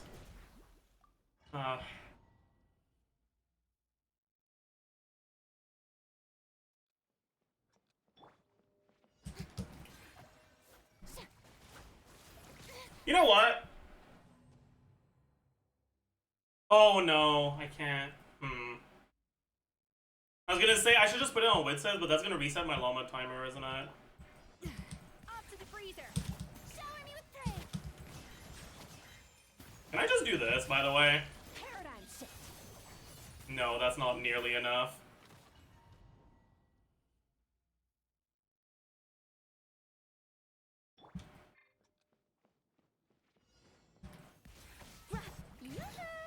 Silence.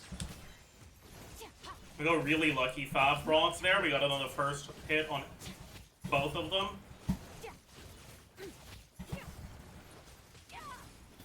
Let the world come alive. A little amuse boost. Goose on the loose. Strike a Settle down. Merciless. I don't know if I got it. I did get it. Be sanctified. Let my name echo in song. A dash of prop.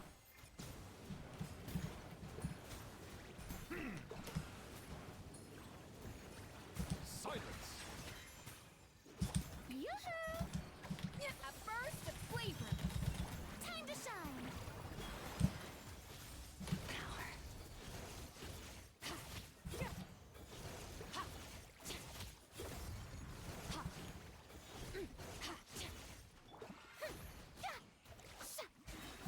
Let my name echo in song. Strike a little administration. Yeah, fucking. Settle down. Another star goes out. The tides beckon. This is way too slow. I don't know. I don't know if I can get much faster, honestly.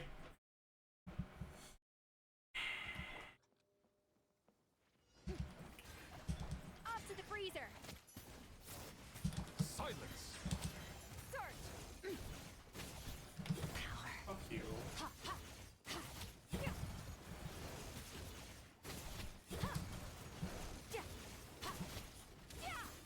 Time to shine. Yoo-hoo! Yeah. Cooked.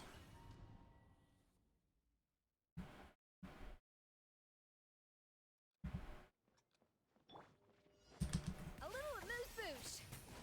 Yeah. Yeah. Bow your head.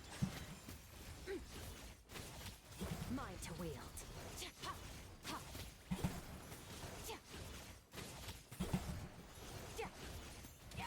Let the world come alive! The pinnacle of excellence!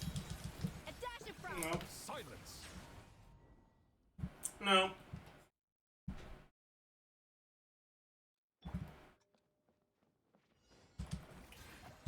Off to the freezer! Bow your head. Mine to wield.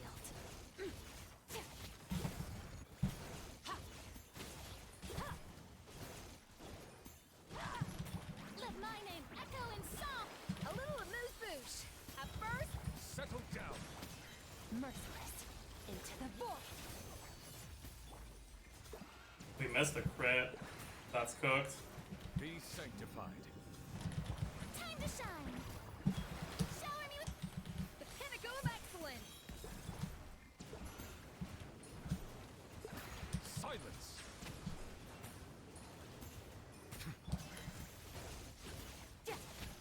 Power.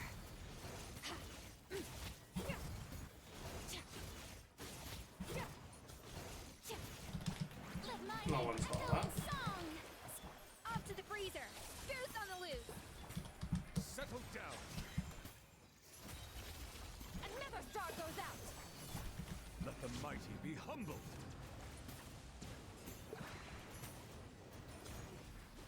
Bow your head. Let the world come alive! A burst of No, flavor! it's too slow.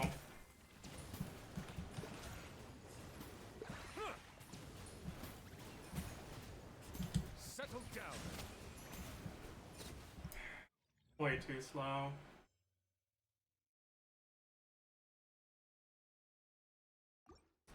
Isn't EDS plus Synicity Maloney not nearly enough to near full skip Hydro? Not really. Maybe if I don't go Maréchaussée.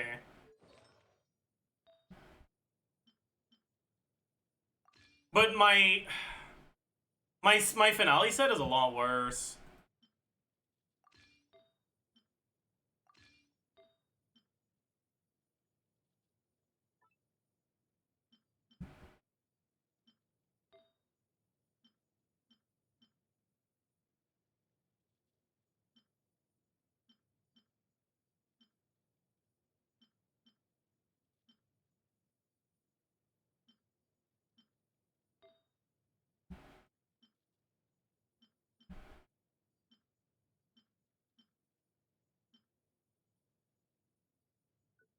Honestly, I think I'll go for this. Go off piece on something else. On this.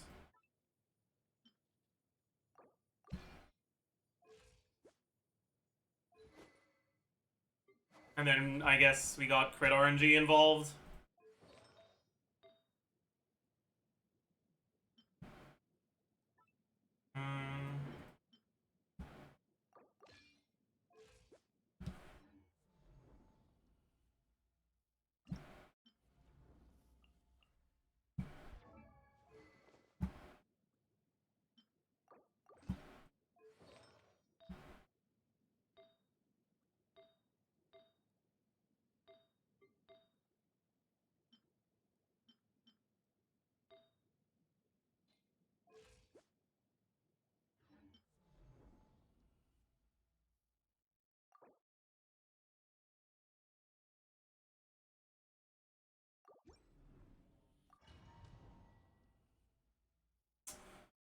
Let's see. A little amuse-bouche. Strike a pose. Let's ride.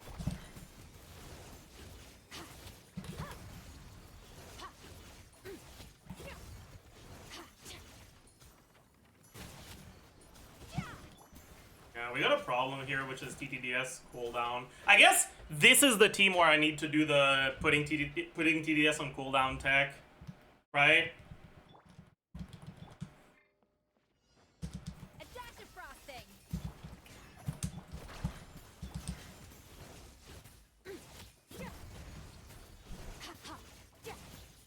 He canceled too early. Let my name echo in song. A little amuse-bouche. The pinnacle of a carving wave.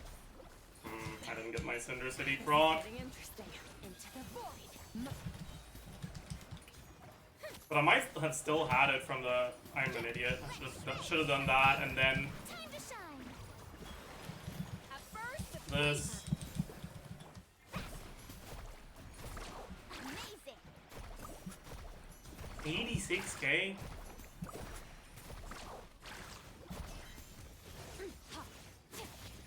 Mine to wield.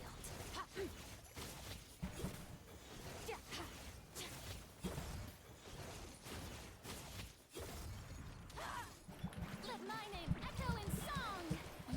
A dash of frosting. The pinnacle of let's ride. Paradigm shift. Catch an epic wave.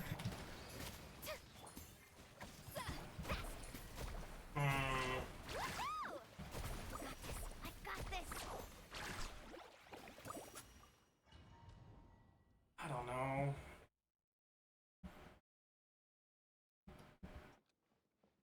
I forgot to put it on cooldown.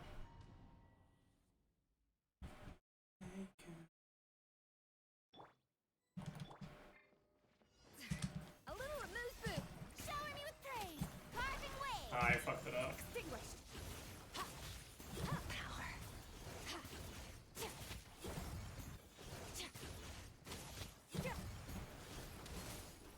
Time to shine. Off to the freezer. Goose on the loose. Let's ride. Fuck! Fearless. Into the void. Check this out. Best of luck. Carving waves.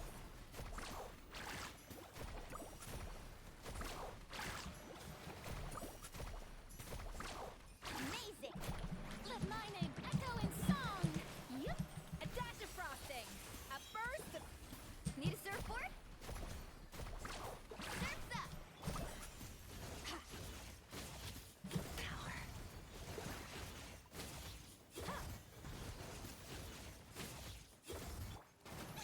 Someone help me! Time to shine. A little amuse-bouche. Goose on the loose. Fearless. Paradigm shift. Let's ride. Amazing. Woohoo! Let's shred, Sharky. Let the world come alive. A dash of frosting. It's just not enough damage.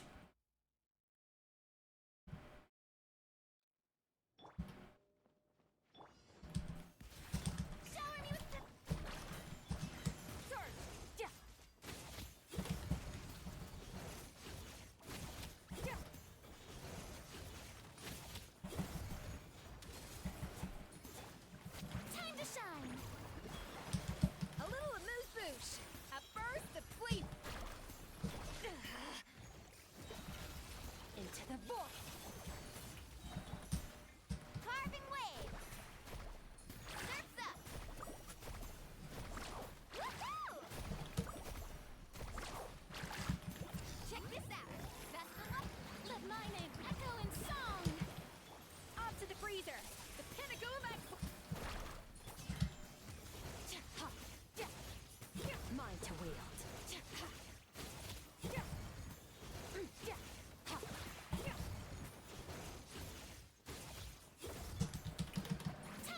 I think I might have swapped too late here. First, the flavor. Fearless. Paradigm shift. Catching at the wave. Whoosh! Faster. Surf's up. Not my lucky day. Amazing. Strike a pop. A dash of frosting. That was good, but it wasn't enough. Off to the freezer. Shower me with praise. Power.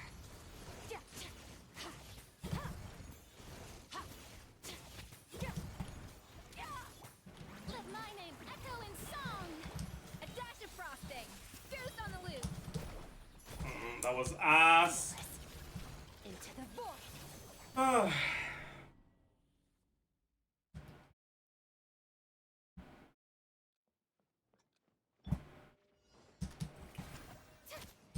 Off to the freezer. Let's ride.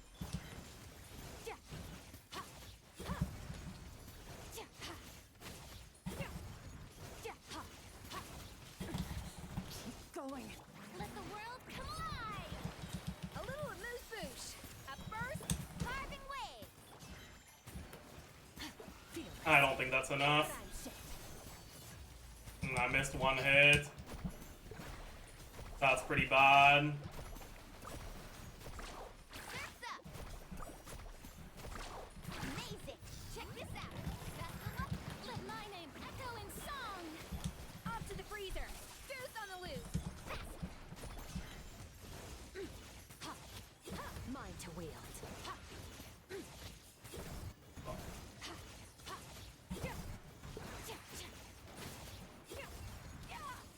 No, it's not even close to enough.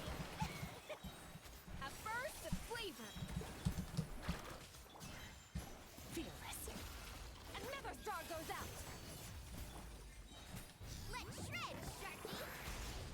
Carving waves. Surf's up.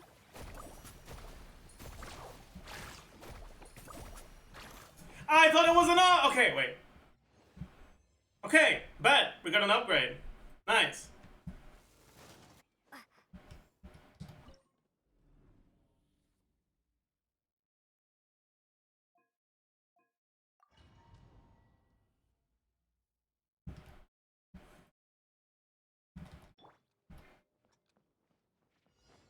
Shower me with praise. A dash of frosting. Let's ride. Power.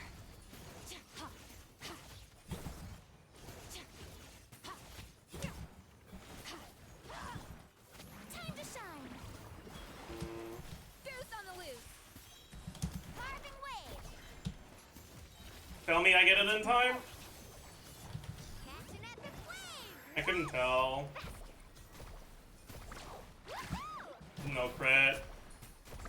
Cooked. Amazing. Let the world come alive. Off to the freezer. The pinnacle of excellence. Carving waves. Oh, Check man. this out. Vessel up.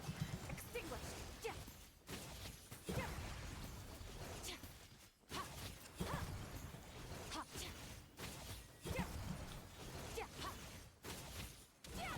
Let my name echo in song. This one ain't it either. Moose boosh. Up first, let's ride. Merciless. Paradigm shift. Carving waves. Surf's up. Let's shred, Sharky. Aw. Yeah, we can definitely do better. Like, I can smell an 81 in the next few attempts. Strike up. Off to the freeze. Let's ride. Power.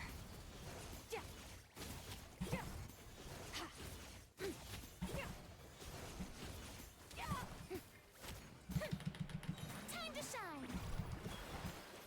The pinnacle of excellence. Faster. Merciless. That's not enough. The void. Bad RNG for Fav procs. It's okay. Shower me with praise. A dash of frosting. Mine to wield.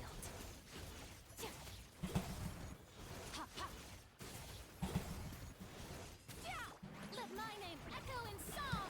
A burst of flavor. Off to the. Let's ride. Nope. I think I need to do a little bit less damage. Or get bad crit RNG. Strike a pose. Okay, don't go! Alright, we're kind of cooked already. We lost like a second and a half to that. Mine to wield.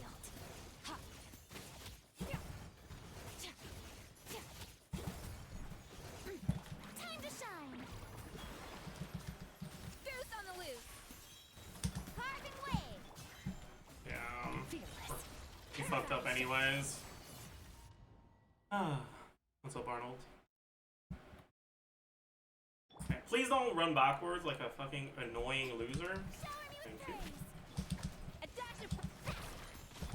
Extinguished. Power.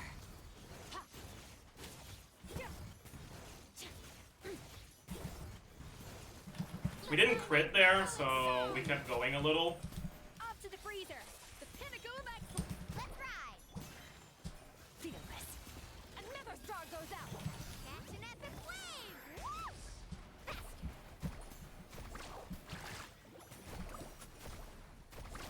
Amazing. Strike a pose. Time to shine. A dash of frosting. A burst of surge. Power.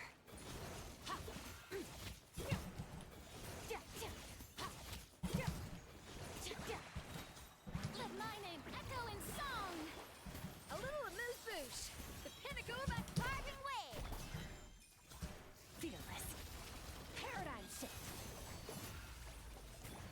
Let's shred, Sharky.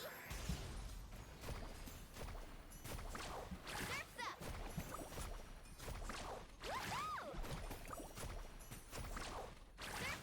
Fucking insane. Holy shit. What the fuck was that, man? Great gameplay met great RNG. Holy.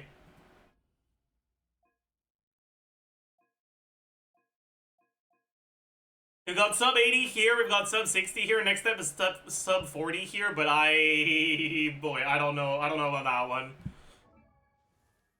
First, I want to check if it's doable without Witsith RNG.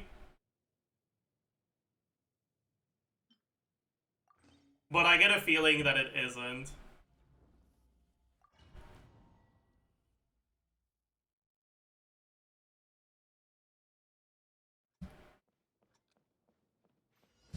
Lead.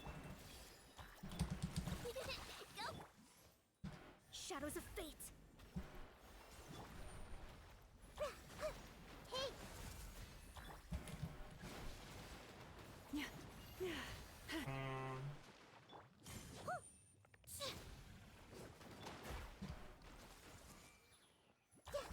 Forest, protect us. good luck. Look, For the everlasting forest. sharing my knowledge. Decided by destiny. Luscious I green. fucked it up. Yeah, it's definitely doable without Witsith RNG.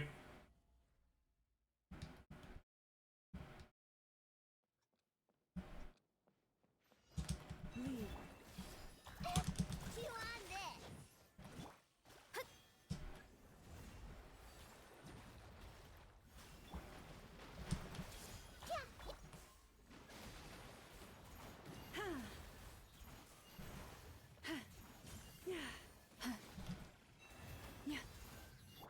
Good luck. I fucked up. I think I have to... I think I have to hold E on her. Chew on this. Delve into destiny. And then that. Yeah.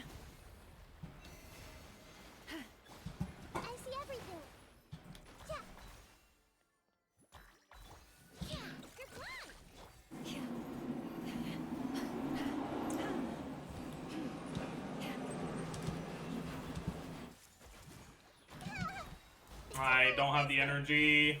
Written in the stars. That did no fucking Stay your damage. hand. What the hell?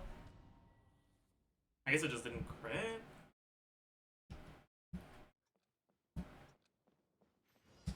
Forest, this might hurt a little.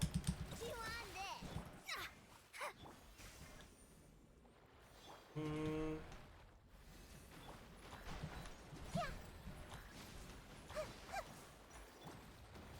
Receive my blessing.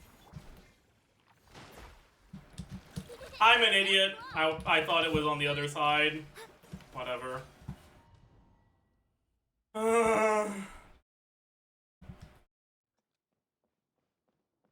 Leave this. Commit it to memory.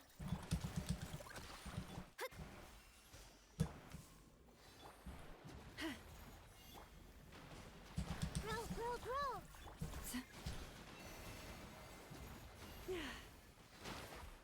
Good luck. Yeah. Everyone hold hands. Yeah. Share my knowledge. By the frost moon of old, Fate is upon you. lush as the moon. Oh, that's not enough seeds, is it?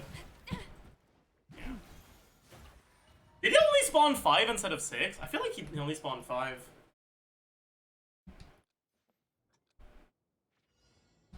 You po- Do you want this?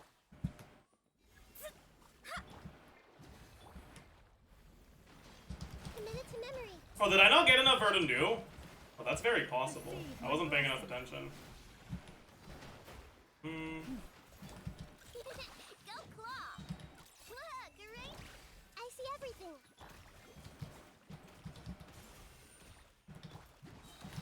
The Temple of Wisdom. with one heart. Written in the stars. Bro, please don't do this to me. Okay, I missed some of them somehow. It just like disappeared. I'm not sure what just happened.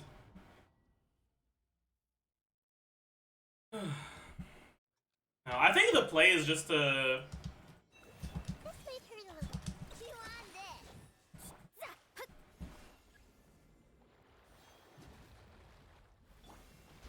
Everyone hold hands.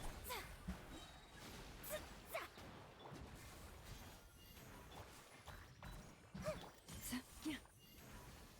Yeah. Yeah. Forest. Sharing my knowledge. For the everlasting forest.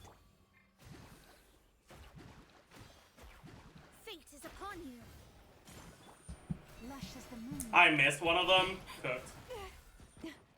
Fine. Receive my blessing. He fucked up anyways. A grave transgression.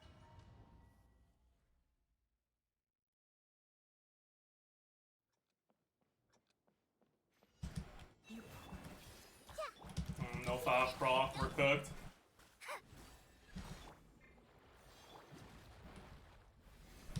Hey.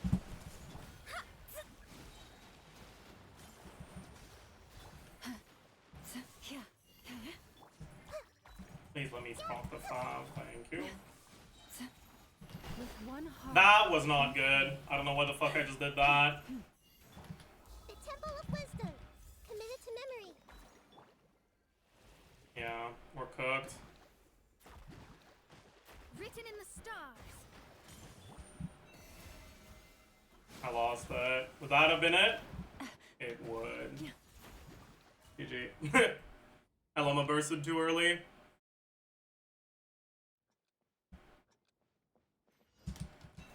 This might hurt a little.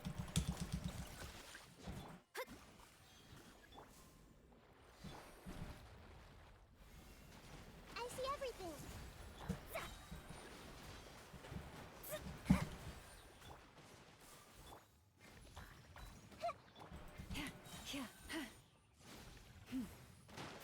Okay.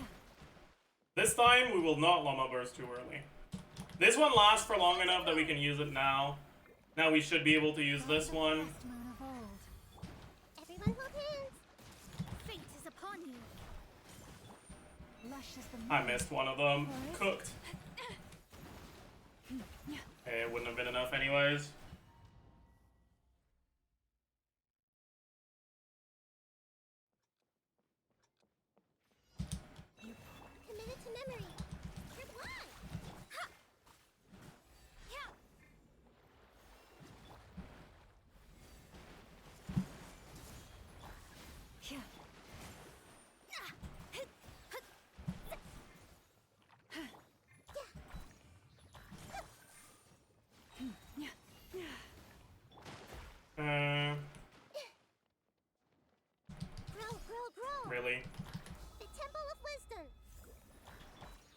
one heart, we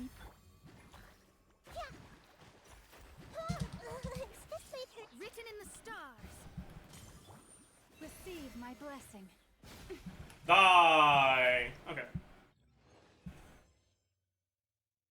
Sub 40 seems unpleasant to attempt. We got 180 seconds total. I'm happy with that, honestly.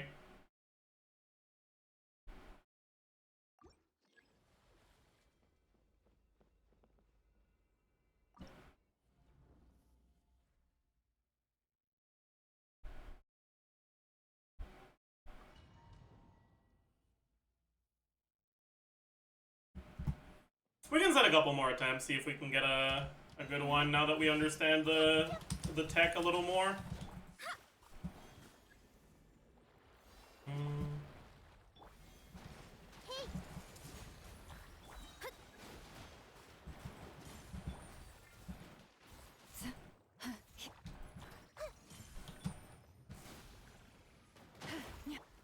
Make yourselves at home. Grow, grow, grow. By the frost moon of old. Fate is upon you. Committed to Luscious I fucked up. I fucked up. How did they get hit by Hydro? Oh, it's the explosion. Right. Because I didn't hit them after that. Okay. this may hurt a little. Oh. Okay, we got the Fav Proc on her at least.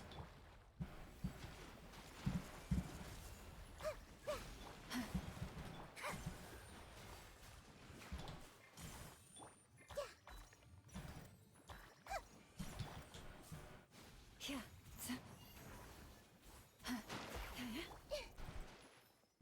I see everything. The Temple of Wisdom. Yeah. Committed to Decided by destiny. With one heart, we pray. Receive my blessing. Yeah. I don't know if I can do it, honestly. It is what it is. Can also just deep win Mona. Yeah, maybe I should do that, actually. That's a good idea. Right now, Mona's on Instructor, though. No, she's not. Oh, okay, wait. We should be fine with that, then. You're right. I should do that. You're that, yeah. That, definitely. Why didn't I do that?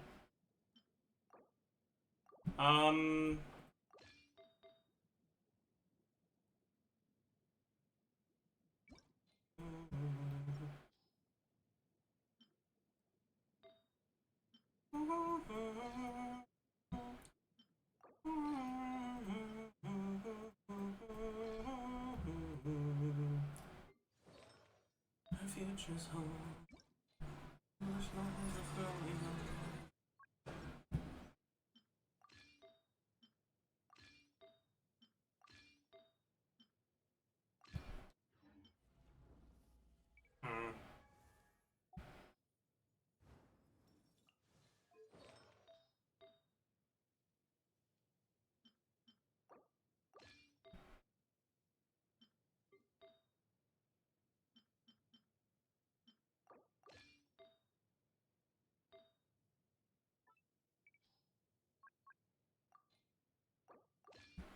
Alright.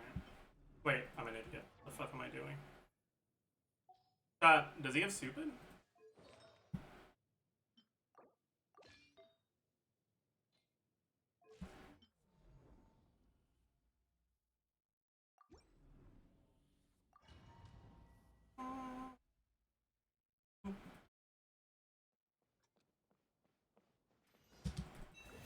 grow, grow, grow. You on this.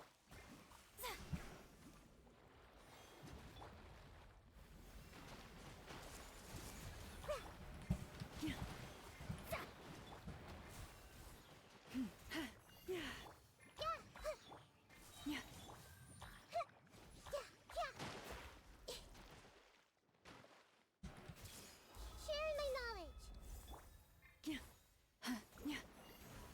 For the everlasting forest. is upon you. Branch into song. Yeah, this is definitely the play. But do we put Witsith on and reset for Witsith RNG or no? That's the real question. Lead. Committed to memory. Here's one.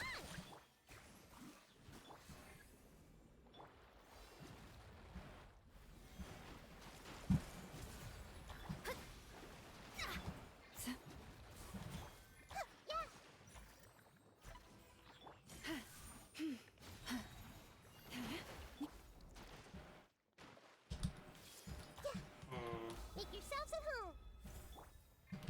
With one heart, we pray. We iframe the second one. Written in the stars. Lush as the moon. Let me do this. Something went wrong. Did we just get back crit RNG?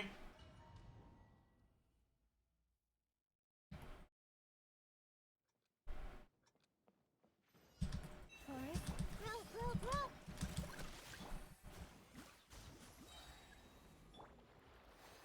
What's a crit? Like 60%.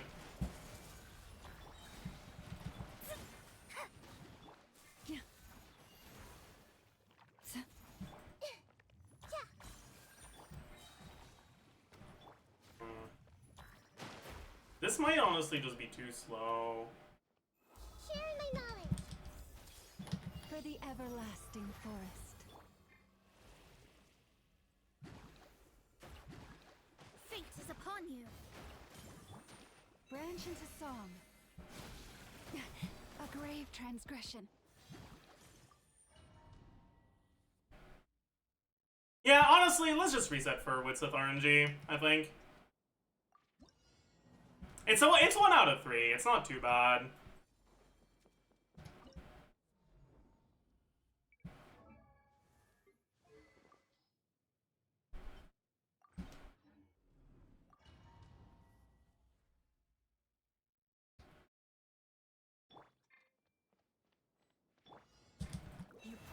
Committed to memory.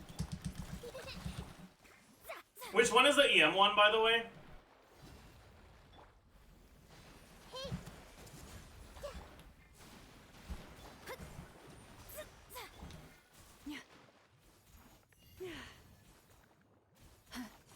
Forest, protect us. It's 3. Yeah. Grow. The Temple of Wisdom. Oh, I'm an idiot. With one heart. I have to swap back to her to use the burst anyways, don't I? Stay your hand. Receive my... Have I brought the sun myself? Yeah, I do. Actually, no, it's fine. Lead. Committed to memory. Yeah.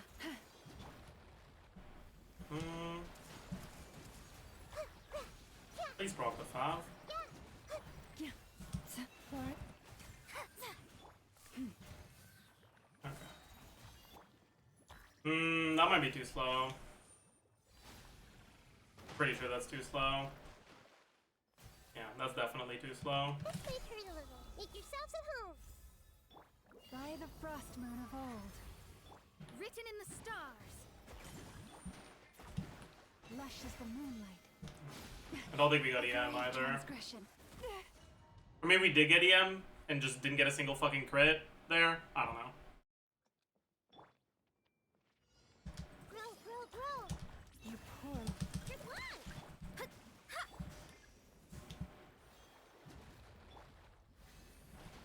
See everything. Yeah. Leave this place. Okay. Sharing my knowledge. With I didn't one check heart, the notes. We pray. Fate is upon you. Branch into song. Oh, that's a big number. Yeah. No, it wasn't. It wasn't a big number. Anyone know what notes I got there? Committed to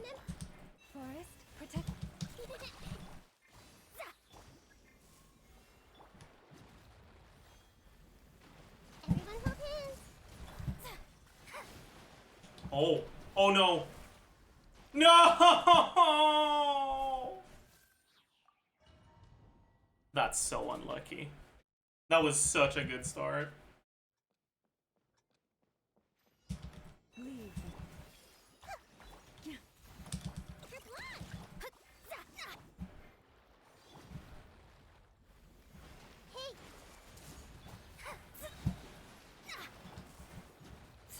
You poor lost lamb.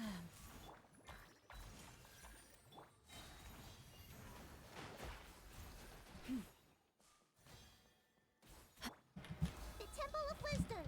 Grow, grow, grow. For the everlasting forest. Decided by destiny. Lush as the moonlight. Stay your hand.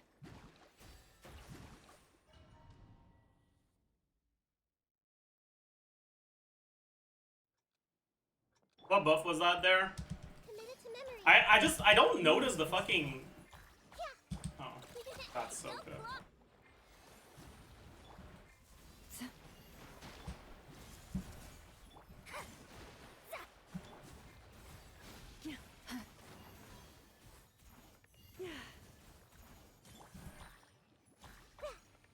Please proc the fucking fav.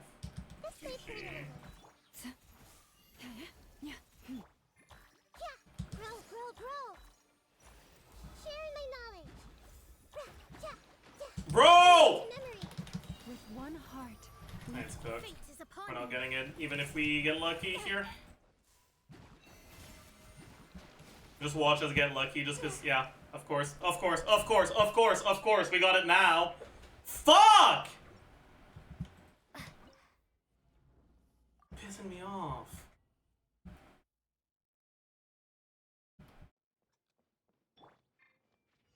This way, turtle.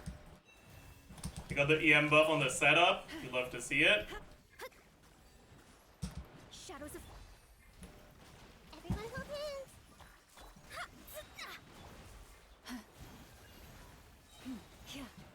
Oh no. That's not in range. Okay. I don't know what I'm supposed to do, man. Maybe I'm just supposed to try to...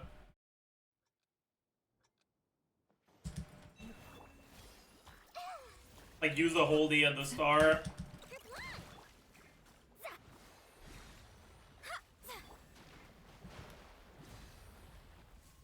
Receive my blood.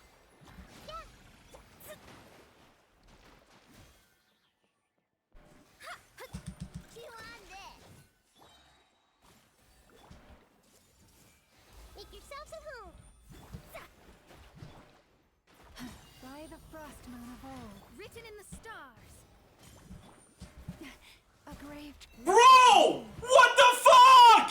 Kill yourself in game! Fuck! Okay, that's definitely what we want to do, I think. Leave. Grow, grow, grow.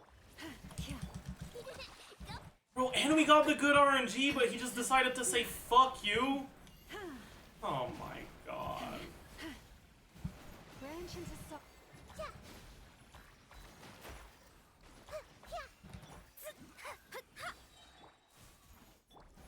I see everything. Please tell me they're not in range. Committed to memory. Ah, shit. That was in range. Anyways, we're cooked.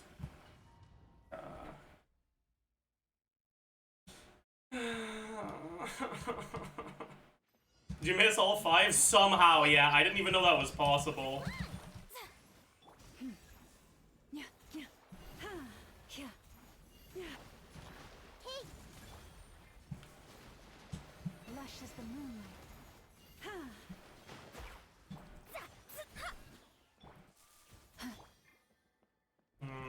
I think that's in range, unfortunately. We're getting bad spawn RNG. everyone hold hands. The Temple of Wisdom. With one heart, we Fate is upon you. I fucking hate you. I fucking hate you. I fucking hate you. I fucking hate you. You goddamn crustacean little crusty fuck. Sorry. leave this. Grow, grow, grow. Chew on this.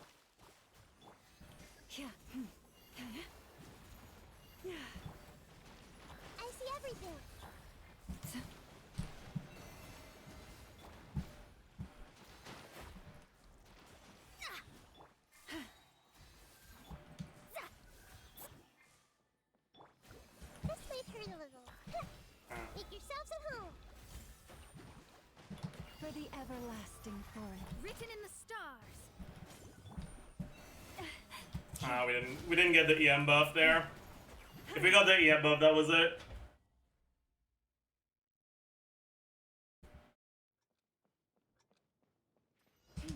Forest.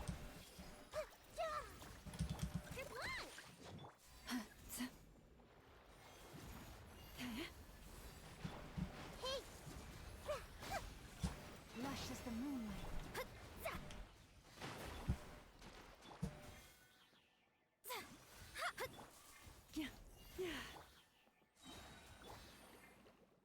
Hey, that one might be in range. By the frost moon of old. Fate is upon you. I think we lost one, but we didn't get the EM buff anyways. You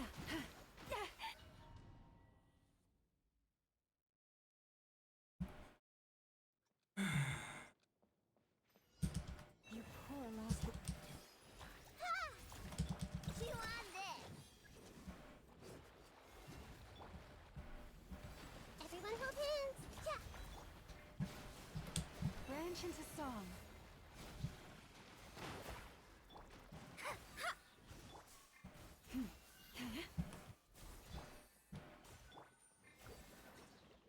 Okay, that's in range. It's straight up just RNG, whether the bloom seeds spawn in range of those things or not. It's just layers upon layers of RNG. This way, Colonel. Go.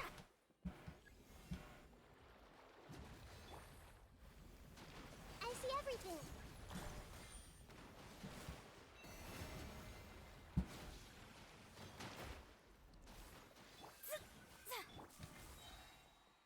We're gonna need a second one. But that looks like it's in range. Is there a way to force it? I don't know, man.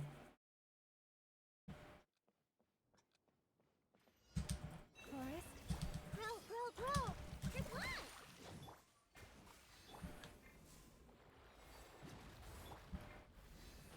Everyone hold hands.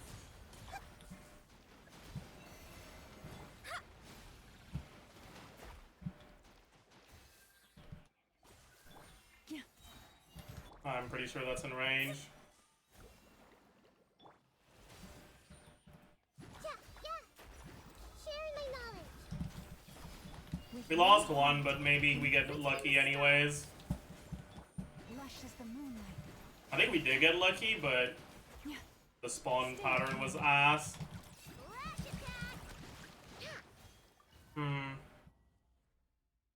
I don't know what the fuck I'm supposed to do. Leave.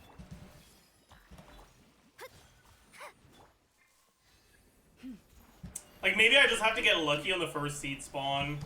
Maybe that's the only way it happens. Receive my blessing. Oh, that's good.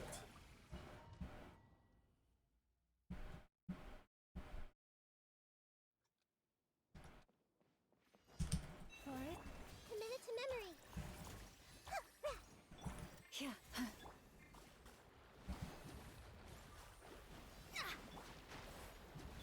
I see everything. Lush as the moonlight.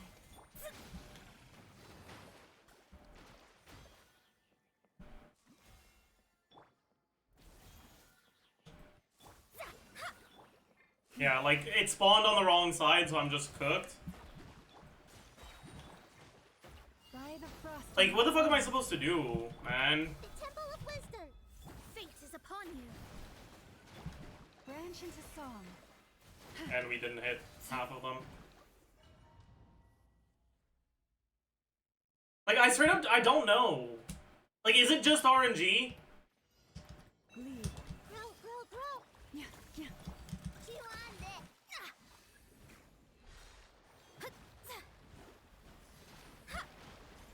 Oh? This way, Colonel. You poor lost lamb. No, chat, we fucked up. Sharing my knowledge. Grow. Decided by destiny. For the everlasting forest. Yeah. We got amazing RNG, but we fucked up. Only got 2 blooms instead of 3. Aw. Chorus? This might hurt a little.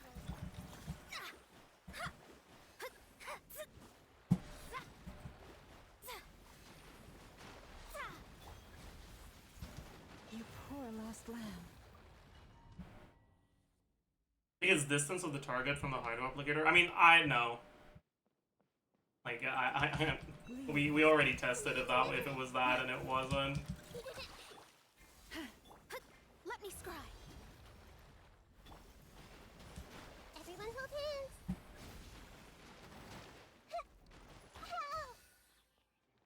Just, please. Okay, wait. That looks good, maybe? I see everything. The Temple of Wisdom. With one heart, we pray. Written in the stars.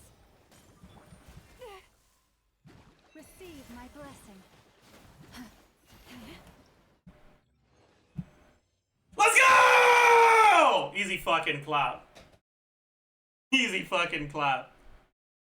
Good RNG, good gameplay. Insane. Holy.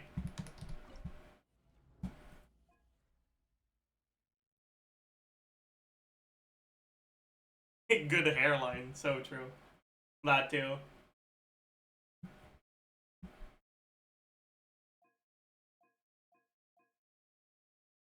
Can I get someone?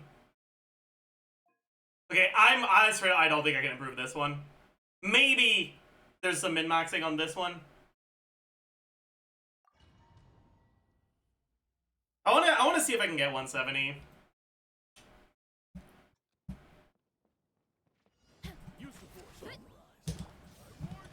Final warning.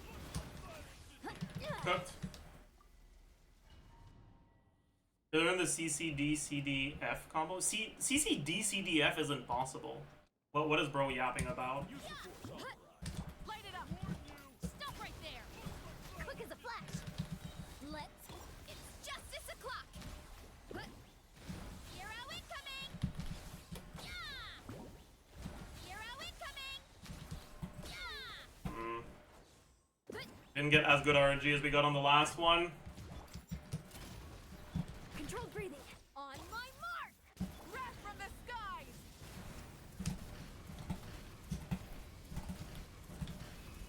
Charge. Hi. Hands where I can see 'em. Faster, stronger. Let's Light up the blazing sun. Rev the engines. Ah, my E didn't register. yeah. Oof. It's justice o'clock. Headbutt. Hero incoming. Ja.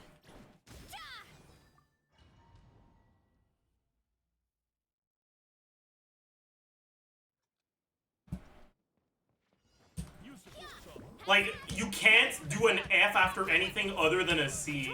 I don't know what the fuck you're yapping about, Limbo. Hero incoming. Headbutt. Hero incoming. Yeah. Ah, we didn't crit. Cooked.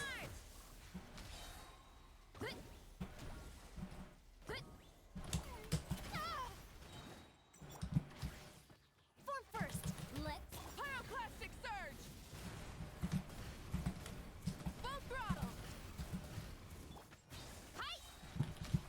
Yeah. Hero incoming. Yeah. Oof. Hero incoming. Stop right there. I fucking missed because I suck at the game. Start the Light up the blazing sun. Rev the engines. headbutt. Charge. Yeah. Oof. Charge. Yeah. Ah.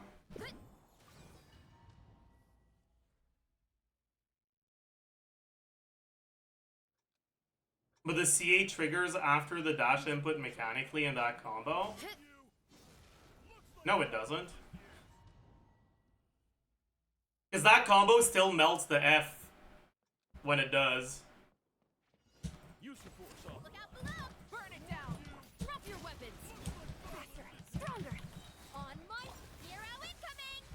We did Gritty Onson. Volcano Kablast! Yeah! It's justice o'clock! Yeah! Okay, so far so good. Justice will prevail! Quick as a flash! Start Wrath from the skies! Full throttle! Hero incoming! Yeah! Headbutt! Hero incoming! Yeah! Yeah! It's justice o'clock! Drop your weapons! Faster! Stronger! On my Pyroclastic surge! Rev the engines! oof! Kapow! Hi! Yeah! I kind of fucked up at in the middle there. We still got another 59, but it could have been faster. Yeah, there's not that much wiggle room here, honestly. We're pretty optimized. And it's kind of RNG reliant too, so... Rise with the sun! Stop right there! Controlled breathing! Start the... Hi! Yeah! Kapow! Hero incoming! Yeah! Headbutt!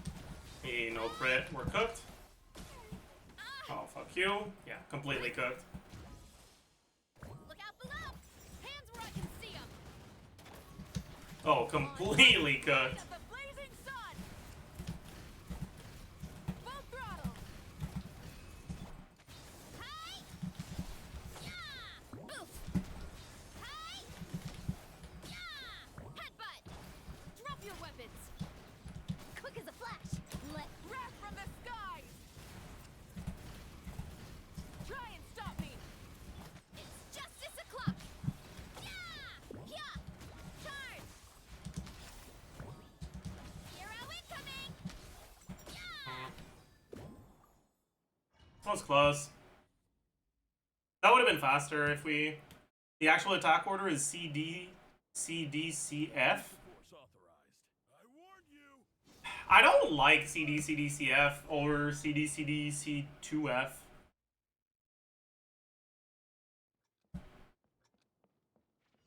Use the force authorized. I warned you. Final warning! Faster! Stronger! About 5 RNG.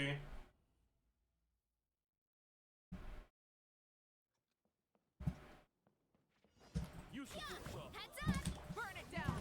Drop your weapons! Quick as a flash! On my... Hero incoming! Please don't miss any of the crits here. I said, please don't miss any of the crits here. Fucking stupid cow. Justice will prevail! Controlled breathing! Let... Light of the blazing sun! Hey, we missed 2 charge attack there. Hero incoming! That was awful. Yeah! It's fine, we can still practice the rest of it. Headbutt! Stop right there! Form first! On my... Pyroclastic surge! Full throttle! Hero incoming! Yeah! Hero incoming! Yeah! Heads up! It's justice o'clock! Yeah! Meh.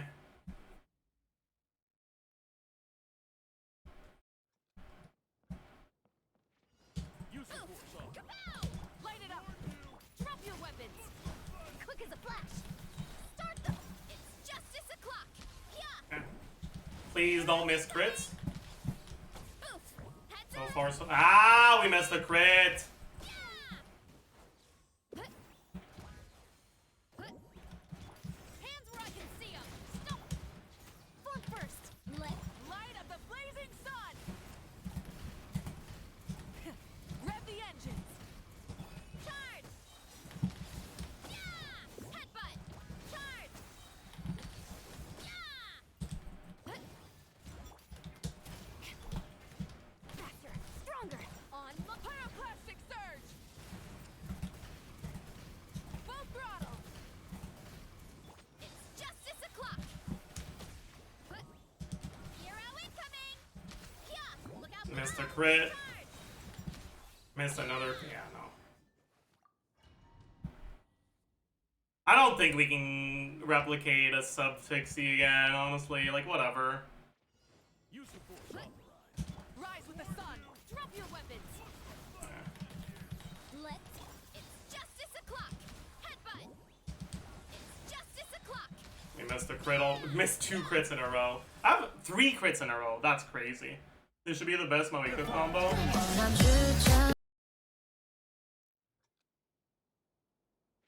The problem with Moika combos is that people don't fucking know notation. Like, they'll be doing like C2D and be writing like CNF, like yeah, CD C2FD CDC. Yeah, okay, no, this is normal. That's a normal combo. It's not actually the best one though, I don't think.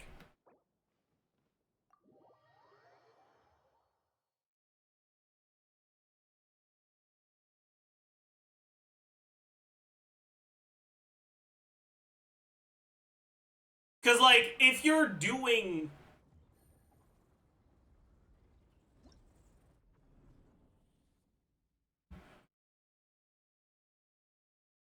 The ideal, like, short combo is CD. Like, straight up just CD spam. But you can't do that because of dash cooldown. The thing is, if you do CD, CD, you can do C, E. And then another CD, CD. If you have your skill available. So in a team like this, you basically don't do any Fs because you can always use your E as a like charge attack reset instead of having to do the annoying and relatively worse dash animation, or sorry, final hit animation.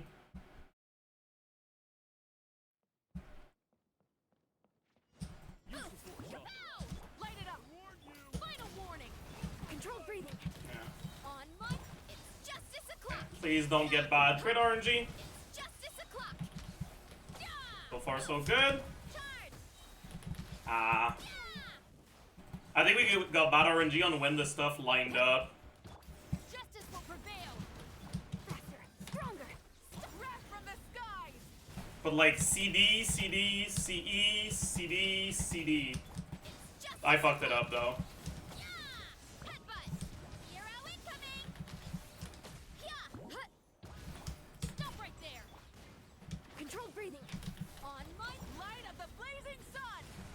CD, CD, CE, CD, CD, C. Justice o'clock. Yeah. Charge. Yeah. Smash down. Yeah. Ooh.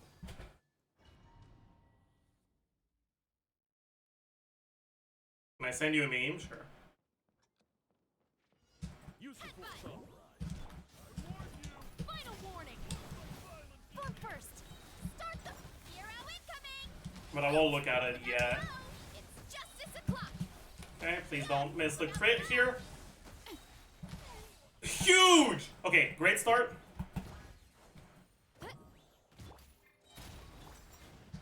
Quick as a flash. On my wrath from the skies. Full throttle. It's justice o'clock. Yeah. Oof. Hi. Yeah. Yeah. You asked for it. Stop right. Step aside. Light of the Kind of fucked that up.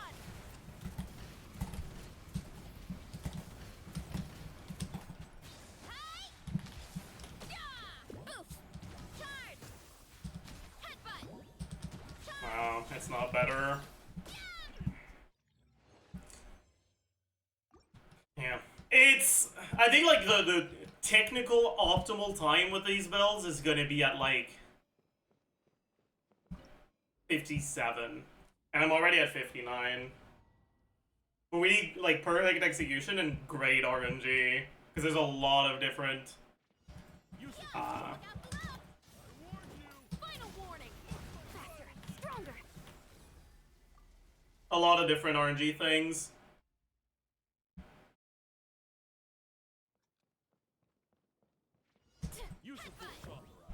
Rise with the sun. Controlled breathing. You see the thing where you do like 3 charge attacks and the time it takes to do 1? No. Use the force. Burn it down. Drop your weapons. Form first. The 5 RNG on Neon-san is pissing me off so much, man. Use the force. Rise with This the is sun. not a good start. Warning. Quick as a flash. Oh. Start them. Hi. Yeah. Huh. Hi. Yeah. Boof. Please get good RNG. Justice o'clock. Ah. Nope.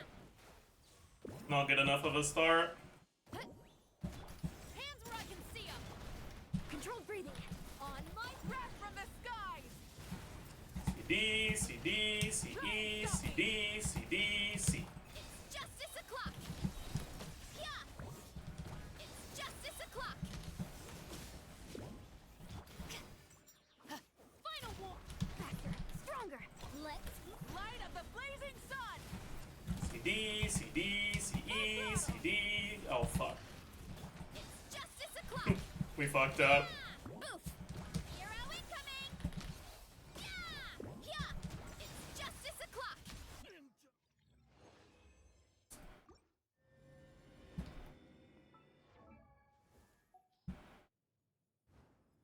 You please watch the video. There hasn't been a video sent in chat for as long as the chat history allows.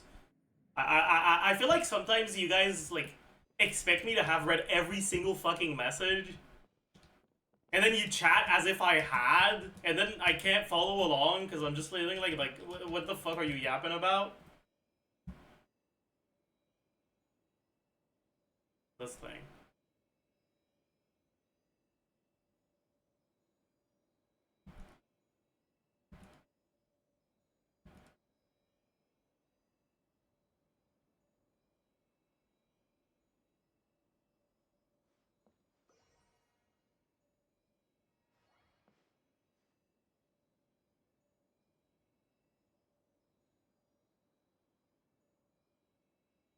Yeah, so it's C2 F D C D C2 F D. Yeah, just repeating that. But this is not as good as the combo I'm doing. That's what I'm saying.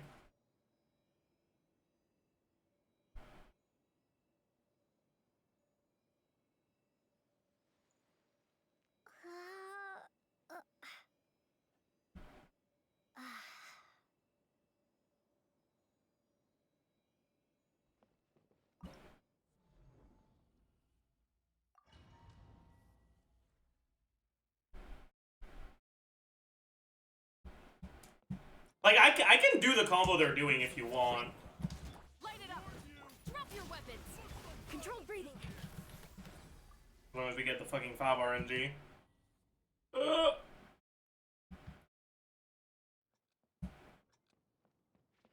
Use the force. Heads up. Stop right there. Form first. Start them. Hero incoming. Boof. Kapow. Hero Oh, fuck. Yeah. Huh. Hero incoming. Yeah. Fine. Huh. Huh. On my pyroclastic surge. Ah! Ah! Hi. Fucked it up a little there, but Headbutt. Hero incoming. Yeah. Look out below. Drop your weapons. Faster. Stronger. Let's Light of the blazing sun. Incinerate. Incinerate. hi. Boof. Huh. Hero incoming. right, like this is the combo they're doing, but it's not better. Justice o'clock. Yeah.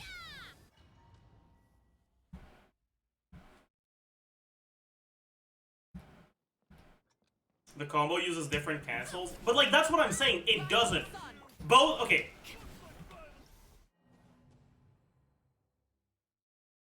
The title of the video says what the combo is. They are doing that combo, which we can see, and the damage numbers are indeed those that are going to happen from that combo. And that's the combo I'm doing. So unless you're like, I don't know, a fucking... somehow, you know better than me and the person who made the video, the combo is faster and more DPS. Oh my god. Hey streamer, did you know that if your execution is better, you will do your damage faster? Like, no fucking shit, goddamn idiot! Shut the fuck up! In what way is that supposed to be helpful? It's justice o'clock. Yeah! Headbutt. Oh, we messed her credit.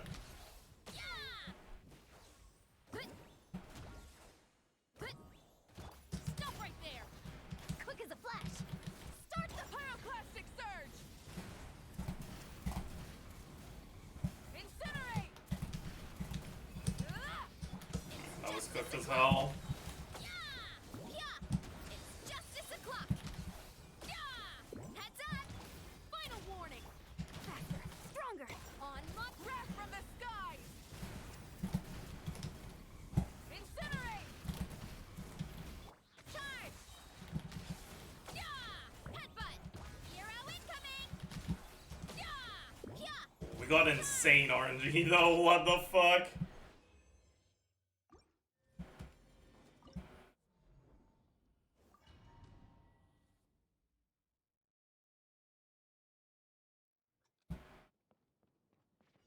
Use the force. Burn it down! Stop right there! Quick as a flash! Let's... Hi! Oof! Look out below! Charge! Yeah! Please don't miss a crit here. Hi! Thank you. Drop your weapon! Start the light of the blazing sun! Fuck! Incinerate! Hmm. O'clock! Yeah! Oof! Yeah! Stop right there! On my mark! Pyroclastic surge! Full throw! Oh my god. My E key being half broken is so cooked here. It's making me lose a bit of DPS. Justice o'clock! Yeah.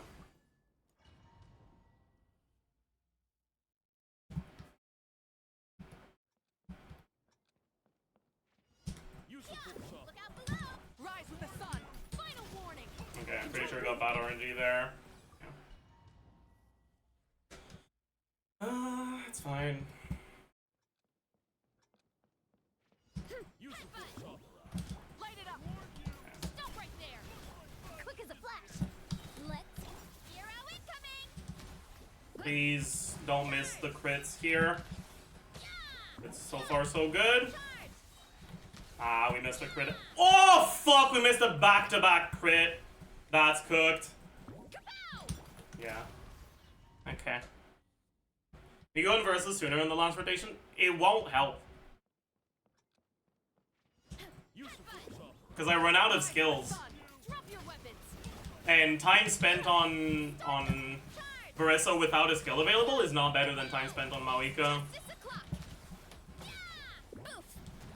Please get a crit. Nice. You asked for it! Faster! Stronger! On light of the blazing sun!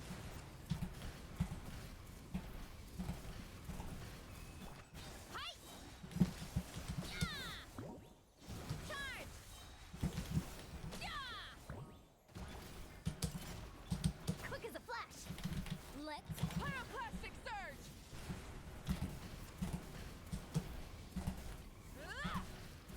It's justice o'clock! Yeah!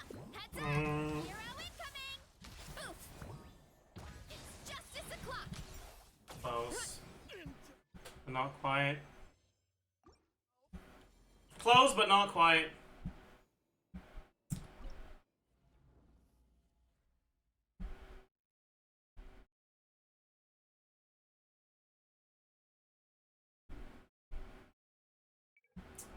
I wonder if there's a world where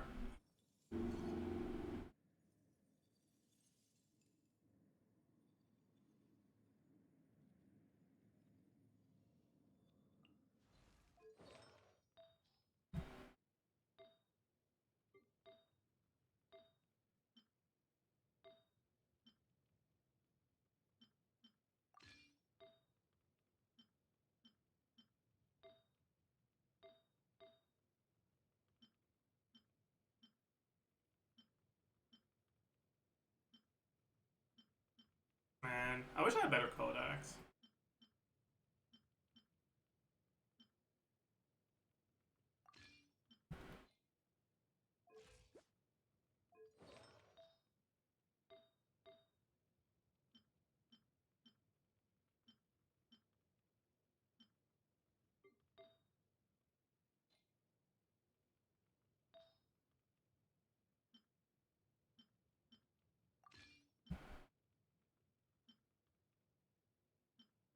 Maybe I do this and do a bit of and just reset if I don't crit on the burst. Would be good enough.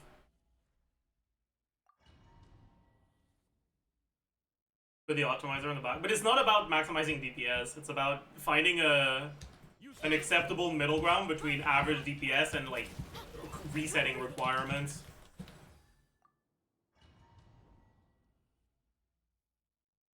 Because if the average DPS is too low, then it's like realistically never gonna happen, even with a lot of resets. But if it's just a little behind, then we can do it with good RNG. Like, good enough RNG, good enough execution, it'll be fine.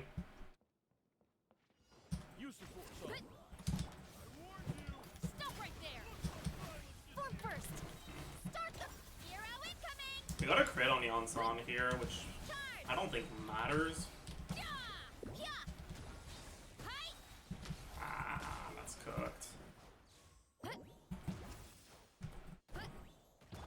Justice will prevail.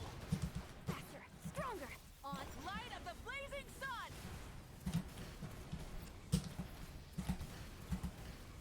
Charge. That wasn't all that great gameplay. Final warning. Controlled breathing. Let's wrath from the skies.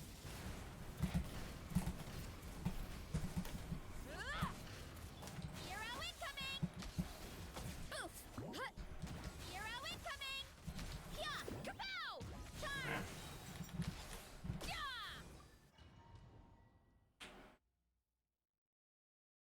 Meh. Oh, we've been live for a while today, huh? Light it up. Drop your weapons. Quick as a flash. Start the height. We just gained about 1 second to the Fab proc happening early.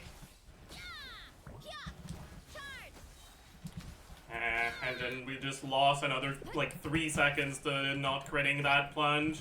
Stop right there. Controlled breathing. Let's pyroclastic surge.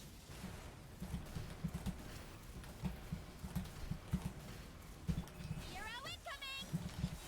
Another non-crit. Yeah, we're cooked. Drop your weapon. Faster, stronger. Start the light of the blazing sun. Rev the engines. I missed too many hits there. Headbutt. Charge. Hero incoming. Yeah, it wouldn't have been enough anyways. We're like 500k off anyways. Oh well.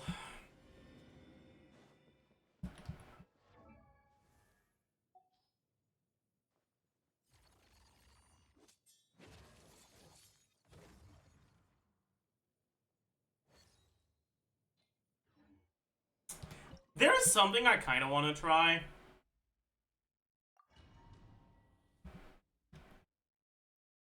If I add normal charge attacks during the shield breaking, but I don't think it's gonna work. What am I doing? But I kind of want to try something. I guess it depends on the specific timing breakpoints. Rise with the sun. Final warning. Controlled breathing. On mark. It's justice o'clock. Oof. Heads up. Hero incoming. Yeah. Heads up. Yeah. Headbutt. Hero incoming. Stop right there. Quick as a flash. Start the Pyroclastic surge. Full throttle. oof. It's justice o'clock. Yeah. Yeah. Charge. That's cooked. Hands where I can see 'em. Faster, stronger.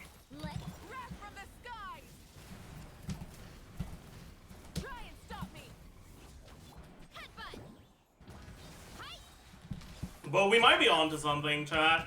Hero incoming! Yeah! We might be onto something with this one.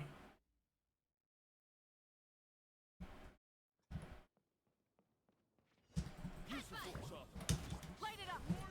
Stop right there! Controlled breathing! On my... It's justice o'clock! Good! Charge! Need to crit this one. Okay.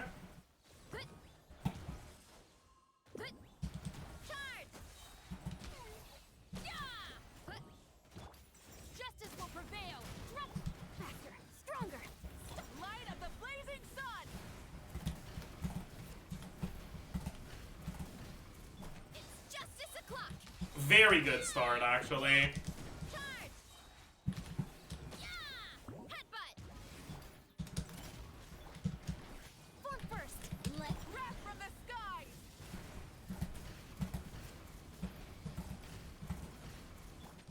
Hi! Yeah! Heads up! As long as we don't fuck things up. Or get, like, awful. Ah, no. No, no, no, no. The start is good, though, for sure. Kapow! Rise with the sun! Final warning! Controlled breathing! Start the... It's justice o'clock! Hero incoming! Yeah. Yeah! Hero incoming! Yeah! Look out below! Quick as a flash! On my pyroclastic surge! Oh, what the fuck is going on, man? Charge! Yeah! Yeah! Hi! Oof! Huh. You asked for it! Ugh. Oh, we're cooked. Harder! Let's move! Wait. Ja! Where did my E go? What?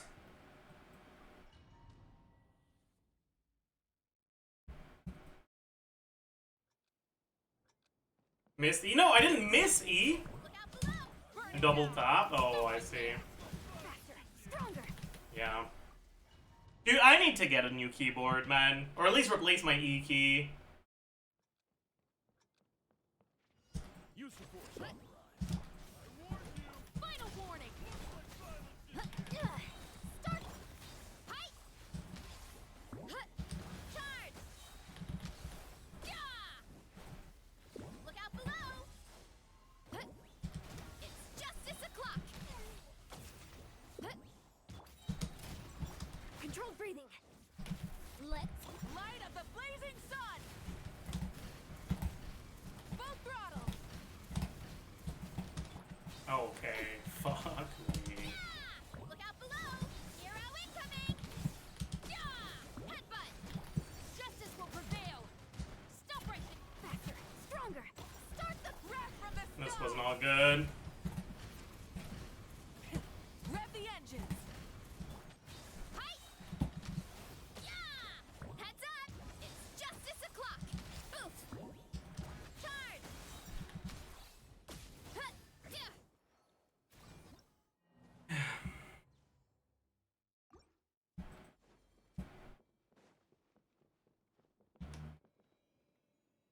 Why do you know like on Yansan? So I can try to have Electro Aura when I am Mega Burst for better shred up time. Kinda curious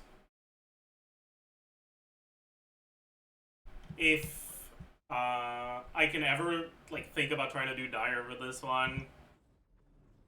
I don't think so.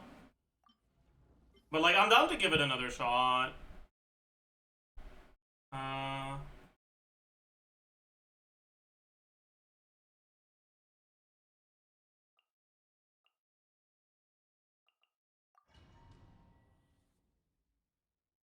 I'm pretty sure I can't do it, but I kind of want to try anyways. I'm gonna sneeze.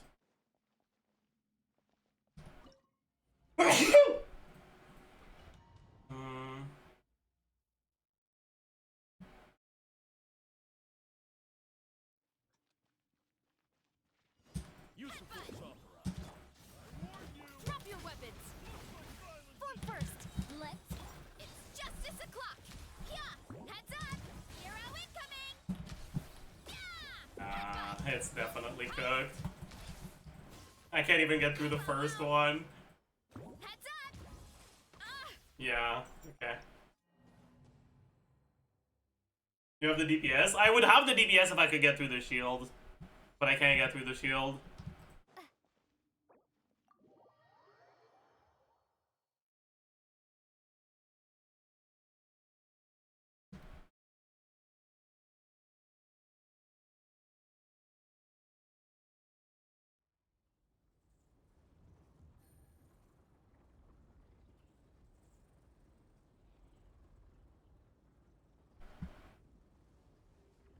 What about Widsith? No. I don't have the DPS with Widsith, I'm pretty sure.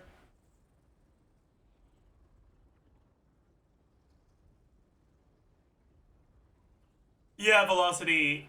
The problem with using the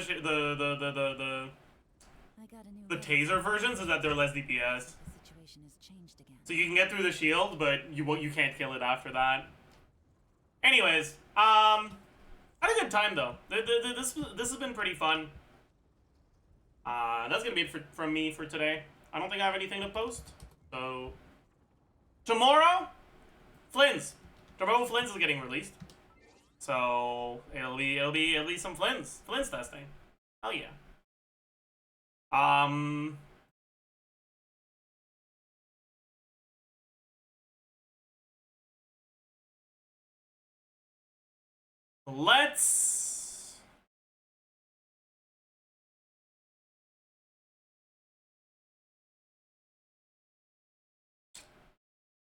Let's raid. Oh shit, you're right. The dulls. I didn't do the dulls.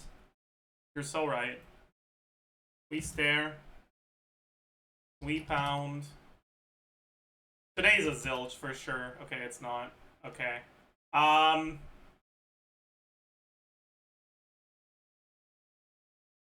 Is that how you write lychee? Wait, there's no H. I'm an idiot.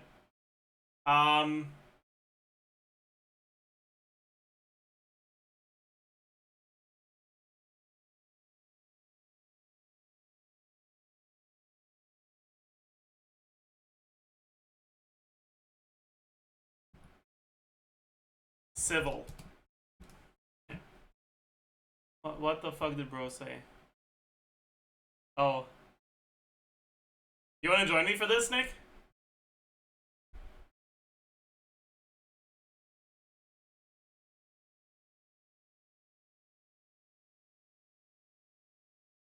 No clue what the fuck a Walgreens is.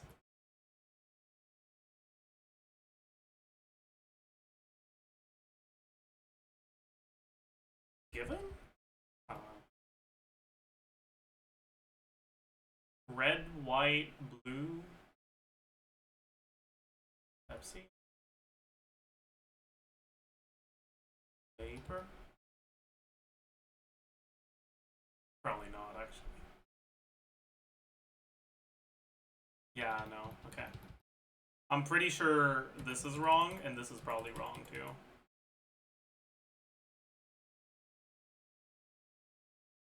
What the fuck?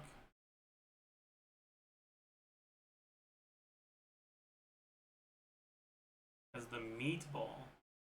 What the fuck?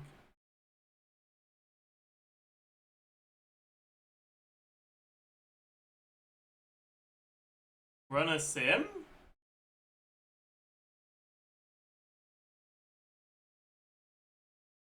Dude. This one's too hard. This one's too hard for me. What the fuck? What sprinklers might sprinkle? Like water? What else?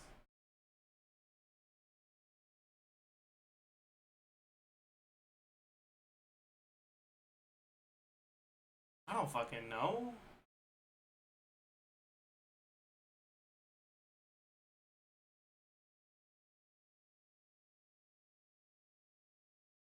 Expresses appreciation for a performance. It's expresses, so it probably ends in S.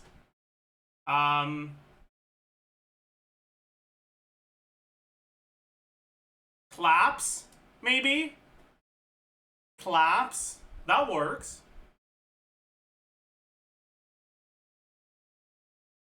Alias? Maybe?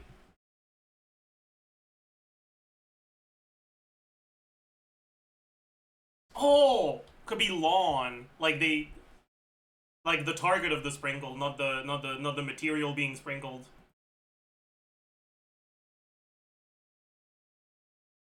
Huh? Swipe? Steam?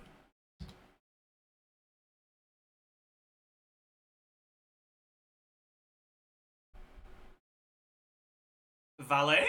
That's not a kind of parking, that's a job. What? Nah, whatever, man. Sure, like, nah. No, thank you. Let's do the angle. Get it out of the way. Okay, that's, ooh. Is that more than 10 away from a 90? I think it's exactly 10 away from a 90, honestly. That's a 260. No, 258. 257? Close enough. And finally, the Any-Guesser. With a screenshot.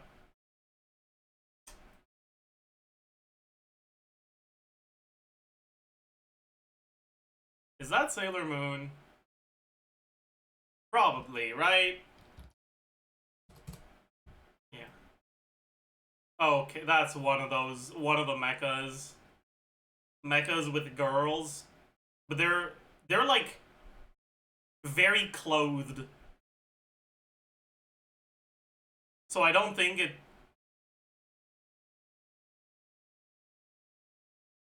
No, okay, it is. I thought they were less clothed than that in that show. Huh. I don't know. What the... What the... fuck is this, bro? I don't know. Island. Oh, okay. What's his name again? Senku, I think.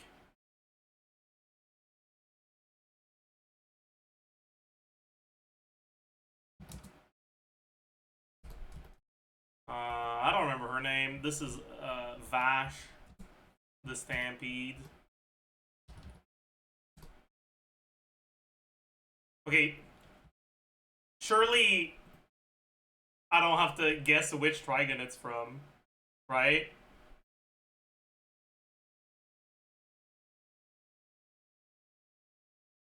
I don't remember her name. It was Senku. Oh, that's Isekai equal no.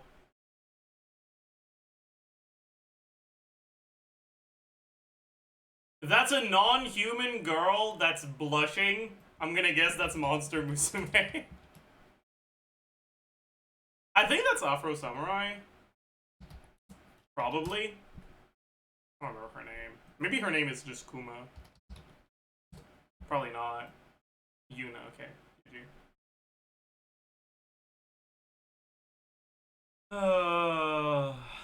That's, World Trigger, I think. I don't know the rest.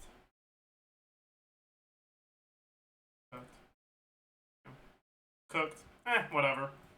We got a few right, honestly. Why does he always guess the Monster Musume stuff correctly? I mean, I feel like it's hard not to. Whenever I see a non-human girl that is clearly intended to be somewhat sexualized, I just guess Monster Musume, and I'm always right. I can't help it, man. Alright.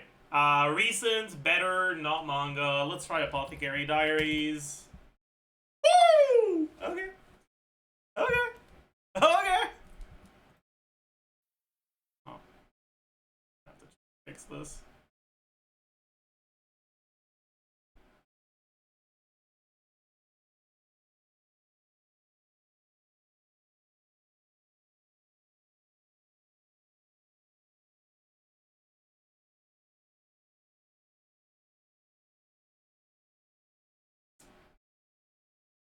I know that I should know this.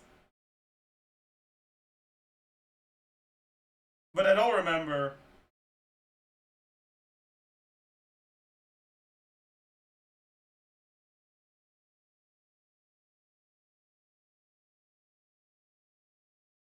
Chad, this is another one of those songs that I had a cover of these songs in a playlist I listened to on the bus to school, but I don't remember which one it is. Oh. Yeah. Yeah. No clue. Okay. Okay. Cool, I guess.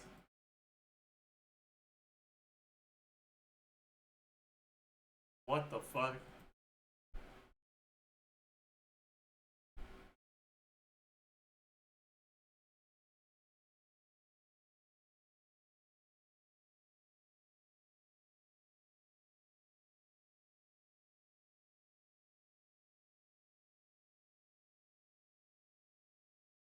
I don't know what this is. Garo the animation. Huh. Well, this was an acceptable day, honestly. We kind of got carried by the characters, to be fair. And by this, to be fair. Anyways. I don't want to raid anyone. I'll see you guys tomorrow. Bye-bye!